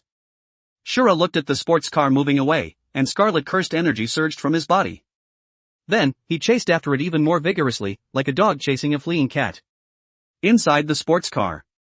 Feeling the car suddenly accelerate, the woman gradually regained her senses, and asked in confusion, "What's wrong?" "No. Nothing, I must have just been seeing things." The man swallowed, and comforted himself inwardly, "I must have smoked too much and was hallucinating. How could a dog run at 110 miles per hour, and still be carrying someone?" Bang bang bang. "You're driving too fast, please stop slowly and return to the normal speed limit for this road." The sudden sound almost scared the man to pee. This time, he didn't even dare to look at the window, and directly stepped on the gas pedal to the floor, shouting, "Am I seeing ghosts in broad daylight?" The woman, who had already sobered up, looked at the gradually soaring speed, and her expression became nervous. She shouted loudly to remind him, "Slow down. Slow down. The car will lose control if you keep driving like this." When turning a corner, a pebble the size of a quail egg was run over by the car, and it directly lost control. If it was a car owner driving normally, they probably wouldn't have anything happen, and would even have time to react and dodge. But this car had already sped up to nearly 170, so there was no room for thought. The car flew out directly, and plunged straight into the forest next to the road. Woof woof, woof woof woof. "Master, the car's gone." Shura also slowly stopped at this moment. Looking at the tire tracks on the ground and the trees that had been broken next to the road, a violent explosion came from the forest. Yuki was speechless when he heard the explosion. He had just happened to encounter a speeding vehicle and kindly reminded the driver. Now that was good, the driver wouldn't need to be reminded in the future, he had gone straight to heaven. Although he knew that everyone in the car had been wiped out, after all, even Shura couldn't catch up with that car, so you could imagine how fast it was, and it had also exploded, so there was almost no chance of survival. But Yuki still jumped off Shura, and ordered, "Go see if there's anyone alive. If there is, rescue them." Shura, receiving the order, charged into the forest directly. Yuki then took out his phone and dialed the police, after all, he was a burden now that he was blind. Although he had a lot of cursed energy, he wasn't familiar with the world of the blind, and he didn't want to step into this world in the future. Not long after, the call was connected, and a woman's voice came from the phone. "This is the Tokyo Metropolitan Police Department, what's the matter? I saw a car accident on the way to Tokyo Metropolitan Cursed Technical High School. They're currently trying to rescue the people inside, please come quickly." Yes. Yuki briefly explained the situation and then hung up directly. He had already called the police, and next was to see if there was anyone alive inside, although the probability was very low. He sighed helplessly. "Sigh, isn't it good to abide by the law? Why drive so fast? Now that's good, I don't know when I'll be able to drive a car again. I'm lucky that I only ride a dog, and don't drive, it's too dangerous." In the forest. The car that had lost control and driven into the forest was now crashed into a towering tree. The driver's seat half was directly destroyed by the tree, and red bloodstains could still be seen on the ground. The woman in the passenger seat was wearing a seatbelt, and her body didn't seem to be seriously injured, but she had been shocked by the aftermath of the explosion earlier, and her brain was blank, and she could only see a fiery red color in front of her. If no one came to save her, she would be burned alive by the fire in less than 5 minutes. She whispered, "It hurts so much, is anyone coming to save me?" Clang! Clang! Loud noises rang out from her ears, making the drowsy woman suddenly wake up. She looked at the door in confusion, and saw a dog with scarlet eyes biting at the door. Shura was tearing at the car door, its pupils scarlet. It had just heard someone calling for help inside, and according to its master's instructions, it had to save her. It only took 3 times to tear the stuck car door off, cut the seatbelt, and then bite the woman's hand to drag her out of the car to show off to its master. On the way, it also saw the human in the driver's seat who had been crushed into a meat patty, but it only glanced at it and didn't care. After all, its master only wanted it to save the living. A minute later, Shura brought the woman, who was still alive, in front of Yuki, and then sat on the ground, wagging its tail. Yuki was squatting down at this moment, only touching the woman's wrist to check if her pulse was beating, but after checking, he felt that it wasn't right. If she was bleeding at this moment, wouldn't she bleed to death? He turned to Shura and said, "Where is she bleeding?" Shura looked down and saw that the woman in front of him was covered in red, and said, "Woof woof. It's all blood." Yuki was speechless, and also knew that this dog's intelligence still needed to be improved. He didn't continue to ask, but instead stretched out his hand and started to touch her little by little. This was the worst option. After all, from the perspective of others, he looked like a pervert touching a corpse. As he touched, he realized that something was wrong. This woman's hand bones were a little too thin, as if they hadn't finished developing. It looked like she was a little young. As Yuki touched, he muttered inwardly, "There's blood seeping from her forehead, but it's not serious. Nothing on the back of her head, no wounds on her neck. Cough cough cough. Next place, next place." After groping around, Yuki determined the wounds on her body. Her forehead was a little scraped, and it had already scabbed over at this moment. Her thigh had been scratched, but it wasn't serious, it was just a scratch. He just wasn't sure if there were any internal injuries. All he had to do now was wait for the police to arrive. Before 10 minutes had passed, the sound of police sirens and ambulance sirens rang out at the same time. Yuki was lying on Shura at this moment, waiting. The woman lying on the ground, no, to be precise, it should be a girl, showed no signs of waking up at this moment. The 3 police officers in the police car driving at the front saw the child waiting by the road, and quickly stopped the car. They took out the police hats next to them, put them on, opened the car door and walked down. The ambulances following behind also had several medical personnel get out. Yuki also got up and faced the people who were walking over, and said, "Hello, the girl lying on the ground is the injured person." "Okay." One of the police officers took out paper and a pen and walked over, and the other 2 partners walked towards the forest to the side. The medical personnel in the back ran over with first aid kits. Yuki and Shura were taken aside for questioning. The police officer asked, "Was this car accident caused by an accident or something else?" "Overspeeding, and I'm blind, so I can't see anything." As Yuki said this, he took off his sunglasses and opened his eyes, and then waved his left hand in front of his face a few times. The police officer looked at Yuki's lifeless eyes, and said with an apologetic tone, "Is that so? I'm sorry, kid, I was too direct with my questions." "Uncle, I'm going to ask another question. How was that girl rescued?" "My Shura rescued her, he's a Tibetan Mastiff, you know, he's very strong, and he's my guide dog now." As Yuki said this, he patted Shura, who was squatting next to him. "Ah, a Tibetan Mastiff as a guide dog." The police officer's hand holding the pen paused. This was the first time he had heard of a Tibetan Mastiff being a guide dog. What kind of dog training organization in Japan had trained this? It was quite outrageous. Ahem. The police officer coughed lightly and continued, please tell me your name and address, and then we'll take over here, kid.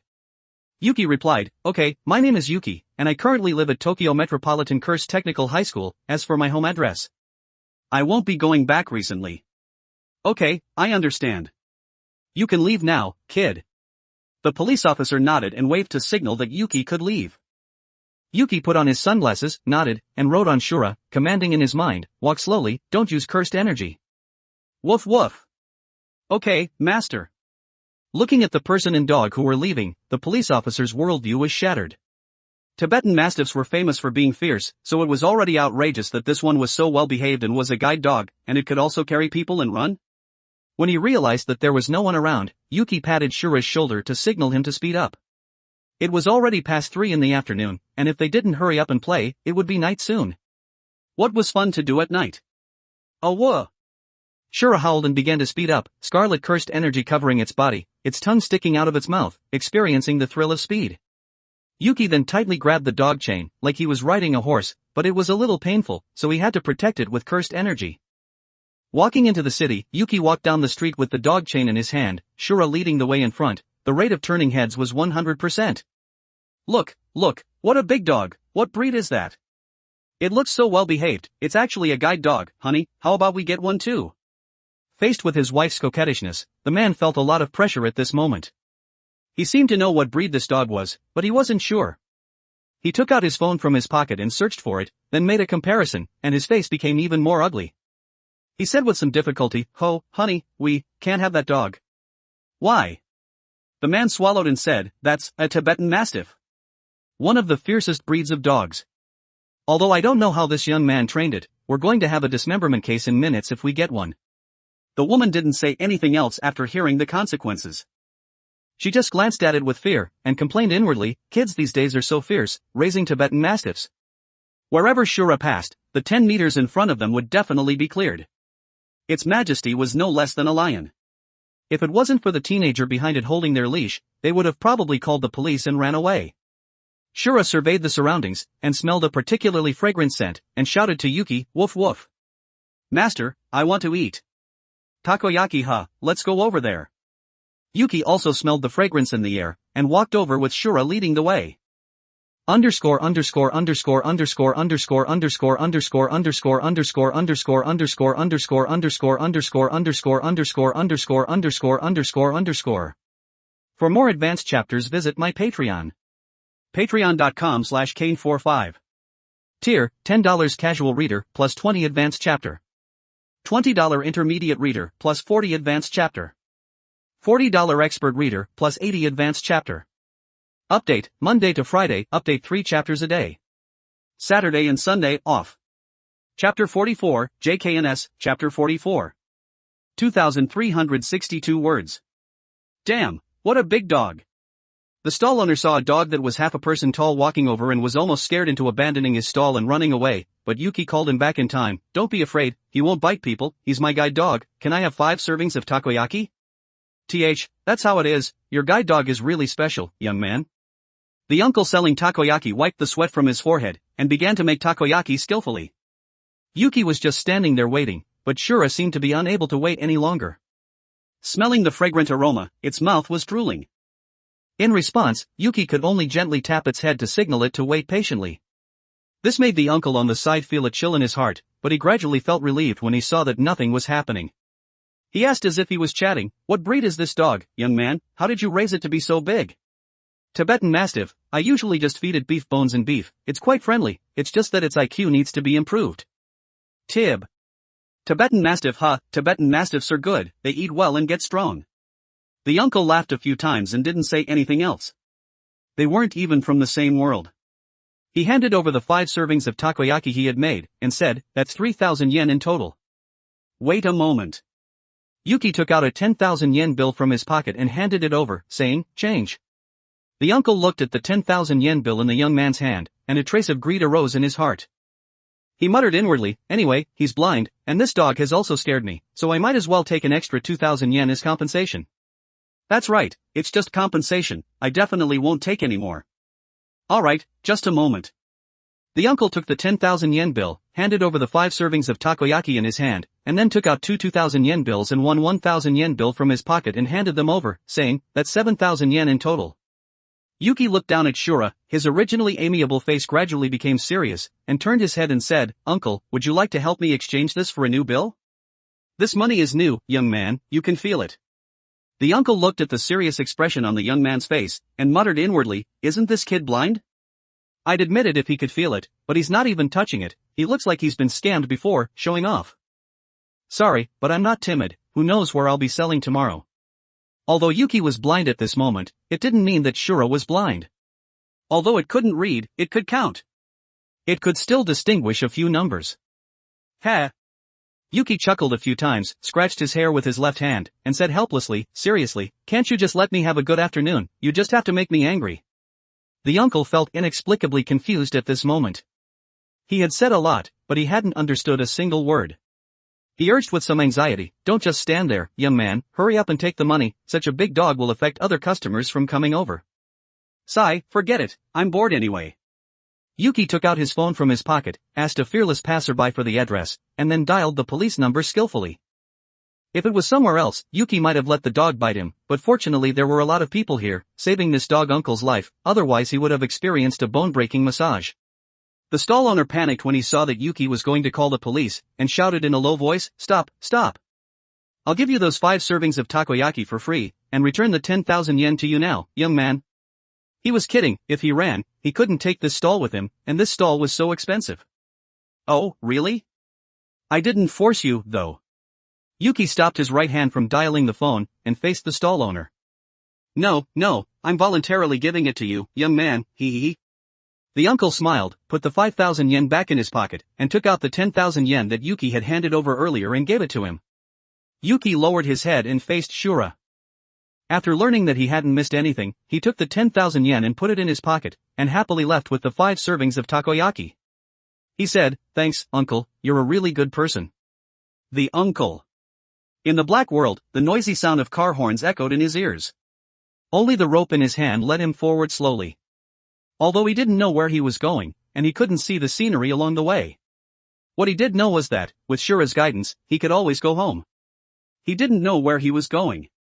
The takoyaki he was holding in his left hand hadn't been opened, and the car horns around him had gradually decreased, until there were none. The stony ground under his feet had also turned into rustling grass. Yuki asked in confusion, "Where is this?" "Woof woof. Grassland, eat food." "Yeah, that's right. We haven't had a suitable place to eat for a long time." Yuki released the chain in his right hand and sat on the grass, took off his sunglasses and placed them aside, and placed the takoyaki in his left hand in front of him, opening one and placing it in front of Shura. Shura looked at the long-awaited food in front of him and began to devour it. Yuki unhurriedly opened the other takoyaki, until there was only one left in his hand. He placed the other 4 in front of Shura. He picked up a skewer and picked up a takoyaki to eat. While eating, he imagined the past and the future. He rarely did this, because having unrealistic dreams would make him feel anxious. But it was a day off today, so it didn't matter. It was just a fleeting dream, and he would forget it tomorrow. He didn't know how much time had passed, but he had finally finished eating 1 serving of takoyaki. Feeling the cool breeze in the air, he also knew that it was almost night, and patted Shura next to him and asked, "Where else do you want to go play?" "Woof. Let's go home." "Go home, huh? Then let's go." Yuki picked up his sunglasses and slowly got up, patted the dirt off his butt, picked up the 5 plastic boxes on the ground, and threw them into a nearby trash can with Shura leading the way. After cleaning everything up, he walked towards home. An hour later. Yuki rode Shura back to Jujutsu High, and smelled the aroma of barbecue when he passed by the training field. Just as he was curious about who was barbecuing, Shura under him stopped. Familiar voices rang out from all around. "Panda, Yuki, you're finally back. We've been waiting for you for a long time, let's eat barbecue together." "Okatsuyuta, yeah, I heard Gojo-sensei say that you can't see because your eyes are blind and you need to rest for a few days to recover. We'll take care of your food and daily life for these few days." "Zenin Maki, what are you standing there for? Aren't you going to say something?" "Inumaki Toge, bonito flakes, tuna." The author doesn't understand what I'm saying either. "Kinji Hikari, hurry up and try my cooking skills. Although I can't cook and I'm not very good at comforting people, I think my barbecue is alright." "Kirara Hoshi, you guys are making him cry." Yuki had tears in his eyes at this moment, and his mind recalled some of the original owner's hidden memories. The neighbors who saw his parents off were also like this. They were just his parents' friends, not his own, and he used to visit them often when he was a child, but he had been forgotten because it had been too long since he had last visited. It was normal to be sad when friends passed away, and he regretted thinking about them that way back then, and also knew that he had been too harsh and cold-blooded back then. As these memories were completely recalled, perhaps there was no difference between him and the former him. Here, he refers to the original owner of the body. They both existed with each other. I'll go back and apologize when I have time. Yuki thought to himself, slowly wiped away the tears from the corners of his eyes, revealed a smile, and said, "It's nothing, I just remembered some things, let's go eat meat." "Yo, is everyone here? Then let's go eat together. Does anyone want to drink?" Gojo Satoru's voice came, and everyone turned their heads to look. He was holding a case of beer in his hand at this moment. "Satoru, you little brat, I thought you came here on purpose to call me. I thought something good had happened, but you just wanted me to carry the beer and drinks?" Principal Yaga was carrying a case of beer and drinks in his hand at this moment, constantly complaining, his killing intent heavy, as if he was going to kill Gojo Satoru as soon as he put down the heavy objects in his hand. "Don't say that, Principal, isn't there barbecue? You can just treat tomorrow as a day off, and we won't go home until we're drunk tonight." Gojo Satoru held up the case of beer with one hand, and said calmly. "Me, Gojo-sensei, I want a drink." Kinji Hikari raised his hand and shouted. "I want to drink juice." Kirara Hoshi said. Feeling everyone's enthusiasm, Yuki asked Gojo Satoru for a bottle of alcohol for the first time. It wasn't to drown his sorrows, but the atmosphere was already here, and he felt like he couldn't get away with not drinking. Everyone sat on the training field, and Kinji Hikari was drinking beer and making barbecue on the side, shouting from time to time, "This is what youth is all about." Yuki had barbecue in his mouth at this moment, and there were 4 beer bottles placed next to him. His face was flushed, and his eyes were a little hazy, listening to everyone's stories from the past. Gojo Satoru had completely gone crazy, and was doing a Thomas Flare with one hand on the side. The level of his skill would make those professionals kneel and beg him to teach them. Okatsu Yuta couldn't handle alcohol, and Yuki had forcibly poured a bottle of beer down his throat, and he was lying on the ground snoring at this moment. Inumaki Toge was sitting on the side, drinking juice calmly. No one dared to pour alcohol down his throat. After all, if he said nonsense, everyone except Gojo Satoru, Okatsu Yuta, and Yaga Masamichi would have to kneel. Inumaki Toge felt a little disappointed that no one was pouring alcohol down his throat. Panda was the storyteller, telling jokes that he thought were interesting. Zenin Maki burped from the alcohol, and also complained about past events, including that time when Yuki had grabbed her thigh when he first came. And Yuki himself had already drunk himself into a stupor, and had become a heartless alcohol pouring machine, and started to complain that the wine glasses were too small and it was boring to drink, so he drank straight from the bottle. Yaga Masamichi didn't drink much, and said with a calm sigh, "It's good to be young, it makes me remember the past a little." The next day. The alarm clock didn't ring as usual. Yuki was lying on the bed with his body in a starfish shape at this moment, talking nonsense. "If anyone doesn't drink until they throw up today, don't even think about leaving. Toge can't drink, otherwise we'll all die." The sun had already risen. Feeling thirsty, Yuki slowly woke up, touched his aching forehead, and muttered in a low voice, "Hiss, how much did I drink yesterday?" Looking at the clean white ceiling and the sun seeping in from the balcony, Yuki instantly woke up, got up and looked around. Although he knew that his eyes would recover, he still couldn't help but shout excitedly, "Woo! I can see! I'm not disabled anymore." This cheer woke up Shura, who was still sleeping. He drooped his ears, and looked at his master with a confused expression, then changed his position and continued to sleep. His master didn't know what he had poured down his throat yesterday, causing him to feel a little dizzy, and the world in front of him became distorted. Yuki excitedly picked up his phone, and observed his eyes from the black screen. As cursed energy was injected, his black pupils gradually turned scarlet, and one tomo slowly appeared, but it didn't end there. Feeling that he could store more cursed energy in his eyes, Yuki seemed to have noticed something. As more and more cursed energy was injected, a smile that said "I knew it" appeared on his face, until the birth of another tomo. The two-tomo Sharingan was fully revealed. For some reason, with the birth of the two-tomo, he could feel an increase in the cursed energy in his body. It seemed to be more than before. Yuki opened the system panel. Host, Yuki. Cursed energy, 1000, grade 2 sorcerer. Physical strength, 20. Eye technique, two-tomo Sharingan. Underscore underscore underscore underscore underscore underscore underscore underscore underscore underscore underscore underscore underscore underscore underscore underscore underscore underscore underscore underscore. For more advanced chapters visit my Patreon. Patreon.com/Kane45. Tier, $10 casual reader, plus 20 advanced chapter. $20 intermediate reader, plus 40 advanced chapter. $40 expert reader, plus 80 advanced chapter. Update, Monday to Friday, update 3 chapters a day. Saturday and Sunday, off. Chapter 45, JKNS, Chapter 45. 2,457 words. Ninjutsu, Fire Style, Majestic Destroyer Flame, Fire Style, Great Fireball Technique, Summoning Technique, Body Replacement Technique. Taijutsu, Self-Defense, Military Fist, Sanda, February Sky Swordsmanship. Grade 2. Yuki frowned, seemingly surprised by this situation. Although he knew that the Sharingan's evolution would bring an increase, he didn't expect it to give so much, suddenly reaching Grade 2 Sorcerer. Interesting. Closing the Sharingan, Yuki took a deep breath. His mood became cheerful at this moment. With the Tsutomu Sharingan, he didn't seem to need to fear Aoi to do. Besides, his own upperclassmen weren't pushovers. When they returned, he would have the two people with similar builds fight each other, and he could just pick on the weak ones. He would talk about the rest when the system issued a mission. He didn't know why, but he felt like he could make a lot of money. Hum hum hum. Yuki hummed a little tune as he got out of bed. After drinking his first glass of water in the morning, he went into the bathroom, took a quick shower and changed his clothes, and then went straight out. As for Shura, he seemed to have poured 2 bottles down his throat yesterday when he was drunk. It would be ridiculous if he could get up at this moment. It was only 7:30 a.m. at this moment, but there was only Zenin Maki and Inumaki Toge on the training field. The others seemed to still be asleep and hadn't woken up. Yuki looked at the two who were running, stretched his muscles a few times, and then joined in. Inumaki Toge and Zenin Maki also noticed that Yuki's eyes had recovered. Zenin Maki said, "Your eyes recovered pretty quickly. I was originally planning to bring you food from the cafeteria later." Inumaki Toge chimed in, "Salmon." "Yeah, Dr. Shoko said that they would recover in about half a day or a day. It wasn't as exaggerated as Gojo-sensei said, 3 or 4 days. Yuki explained. "Is that so? Then how about we spar for a bit later?"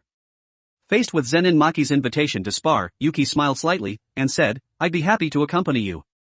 He also needed to test how strong the Tsutomu Sharingan was at this moment. How long had it been since he transmigrated? He had already evolved his eyes from 1 tomo to 2 tomo. In some ways, he was a genius. He also knew the Great Fireball Technique and the Majestic Destroyer Flame. If he was in a ninja school, he would have graduated early, but the pity was that he was in Jujutsu Kaisen, where there were too many geniuses, making him seem like a waste. After running around the training field for more than a dozen laps, Inumaki Toge sat on the side drinking water, his eyes staring straight at the two people in the field. He didn't know why, but Yuki felt different today. His eyes seemed to be clearer than before. Zenin Maki waved the long staff in her hand a few times and said, "Yuki, are you sure you don't want a wooden sword?" "No, after all, we're going to get serious, a fist is enough." As Yuki said this, his body was covered in scarlet cursed energy, and the Tsutomu Sharingan was fully displayed. Interesting, his eyes have changed again. Zenin Maki muttered inwardly, and also knew that Yuki at this moment was different from before. She shouted to Inumaki Toge next to her, "Bring me the Naginata from my backpack, Toge." "Salmon." Inumaki Toge picked up the backpack next to him, opened the zipper, took out the Naginata inside, and threw it to Zenin Maki in the field. Zenin Maki threw the wooden staff in her hand aside, caught the flying Naginata, twirled it a few times, lowered her body, and said, "Let's start." "Humph. I'm definitely going to get revenge on you today," Yuki said and directly moved. He could feel how powerful the Sharingan was at this moment. The genjutsu created by the 1 tomo Sharingan was useless against jujutsu sorcerers or people with strong wills, but this was the 2 tomo, and it could still create a brief genjutsu for them. On the battlefield, even a moment of distraction was fatal. Ridiculous, no matter how your eyes evolve, you're going to lie down today. Zenin Maki took a deep breath, put force into her calves, and held the Naginata, directly slashing at Yuki. Step. Step. Yuki moved forward 2 steps, took a firm horse stance, opened his mouth slightly and inhaled a breath into his lungs, letting the power roam his body. The 2 tomo in his eyes were rotating rapidly, staring intently at the incoming Naginata. When the Naginata was about to slash at the boy, he moved. He clenched his right fist and slammed it against the handle of the blade, using all his strength. The muscles in his right arm bulged, as distinct as earthworms. Clang! A crisp sound rang out, and the naginata that was originally slashing at Yuki was now knocked off course. It slashed past him, and stuck firmly in the ground. But Zenin Maki, who was holding the blade, didn't care.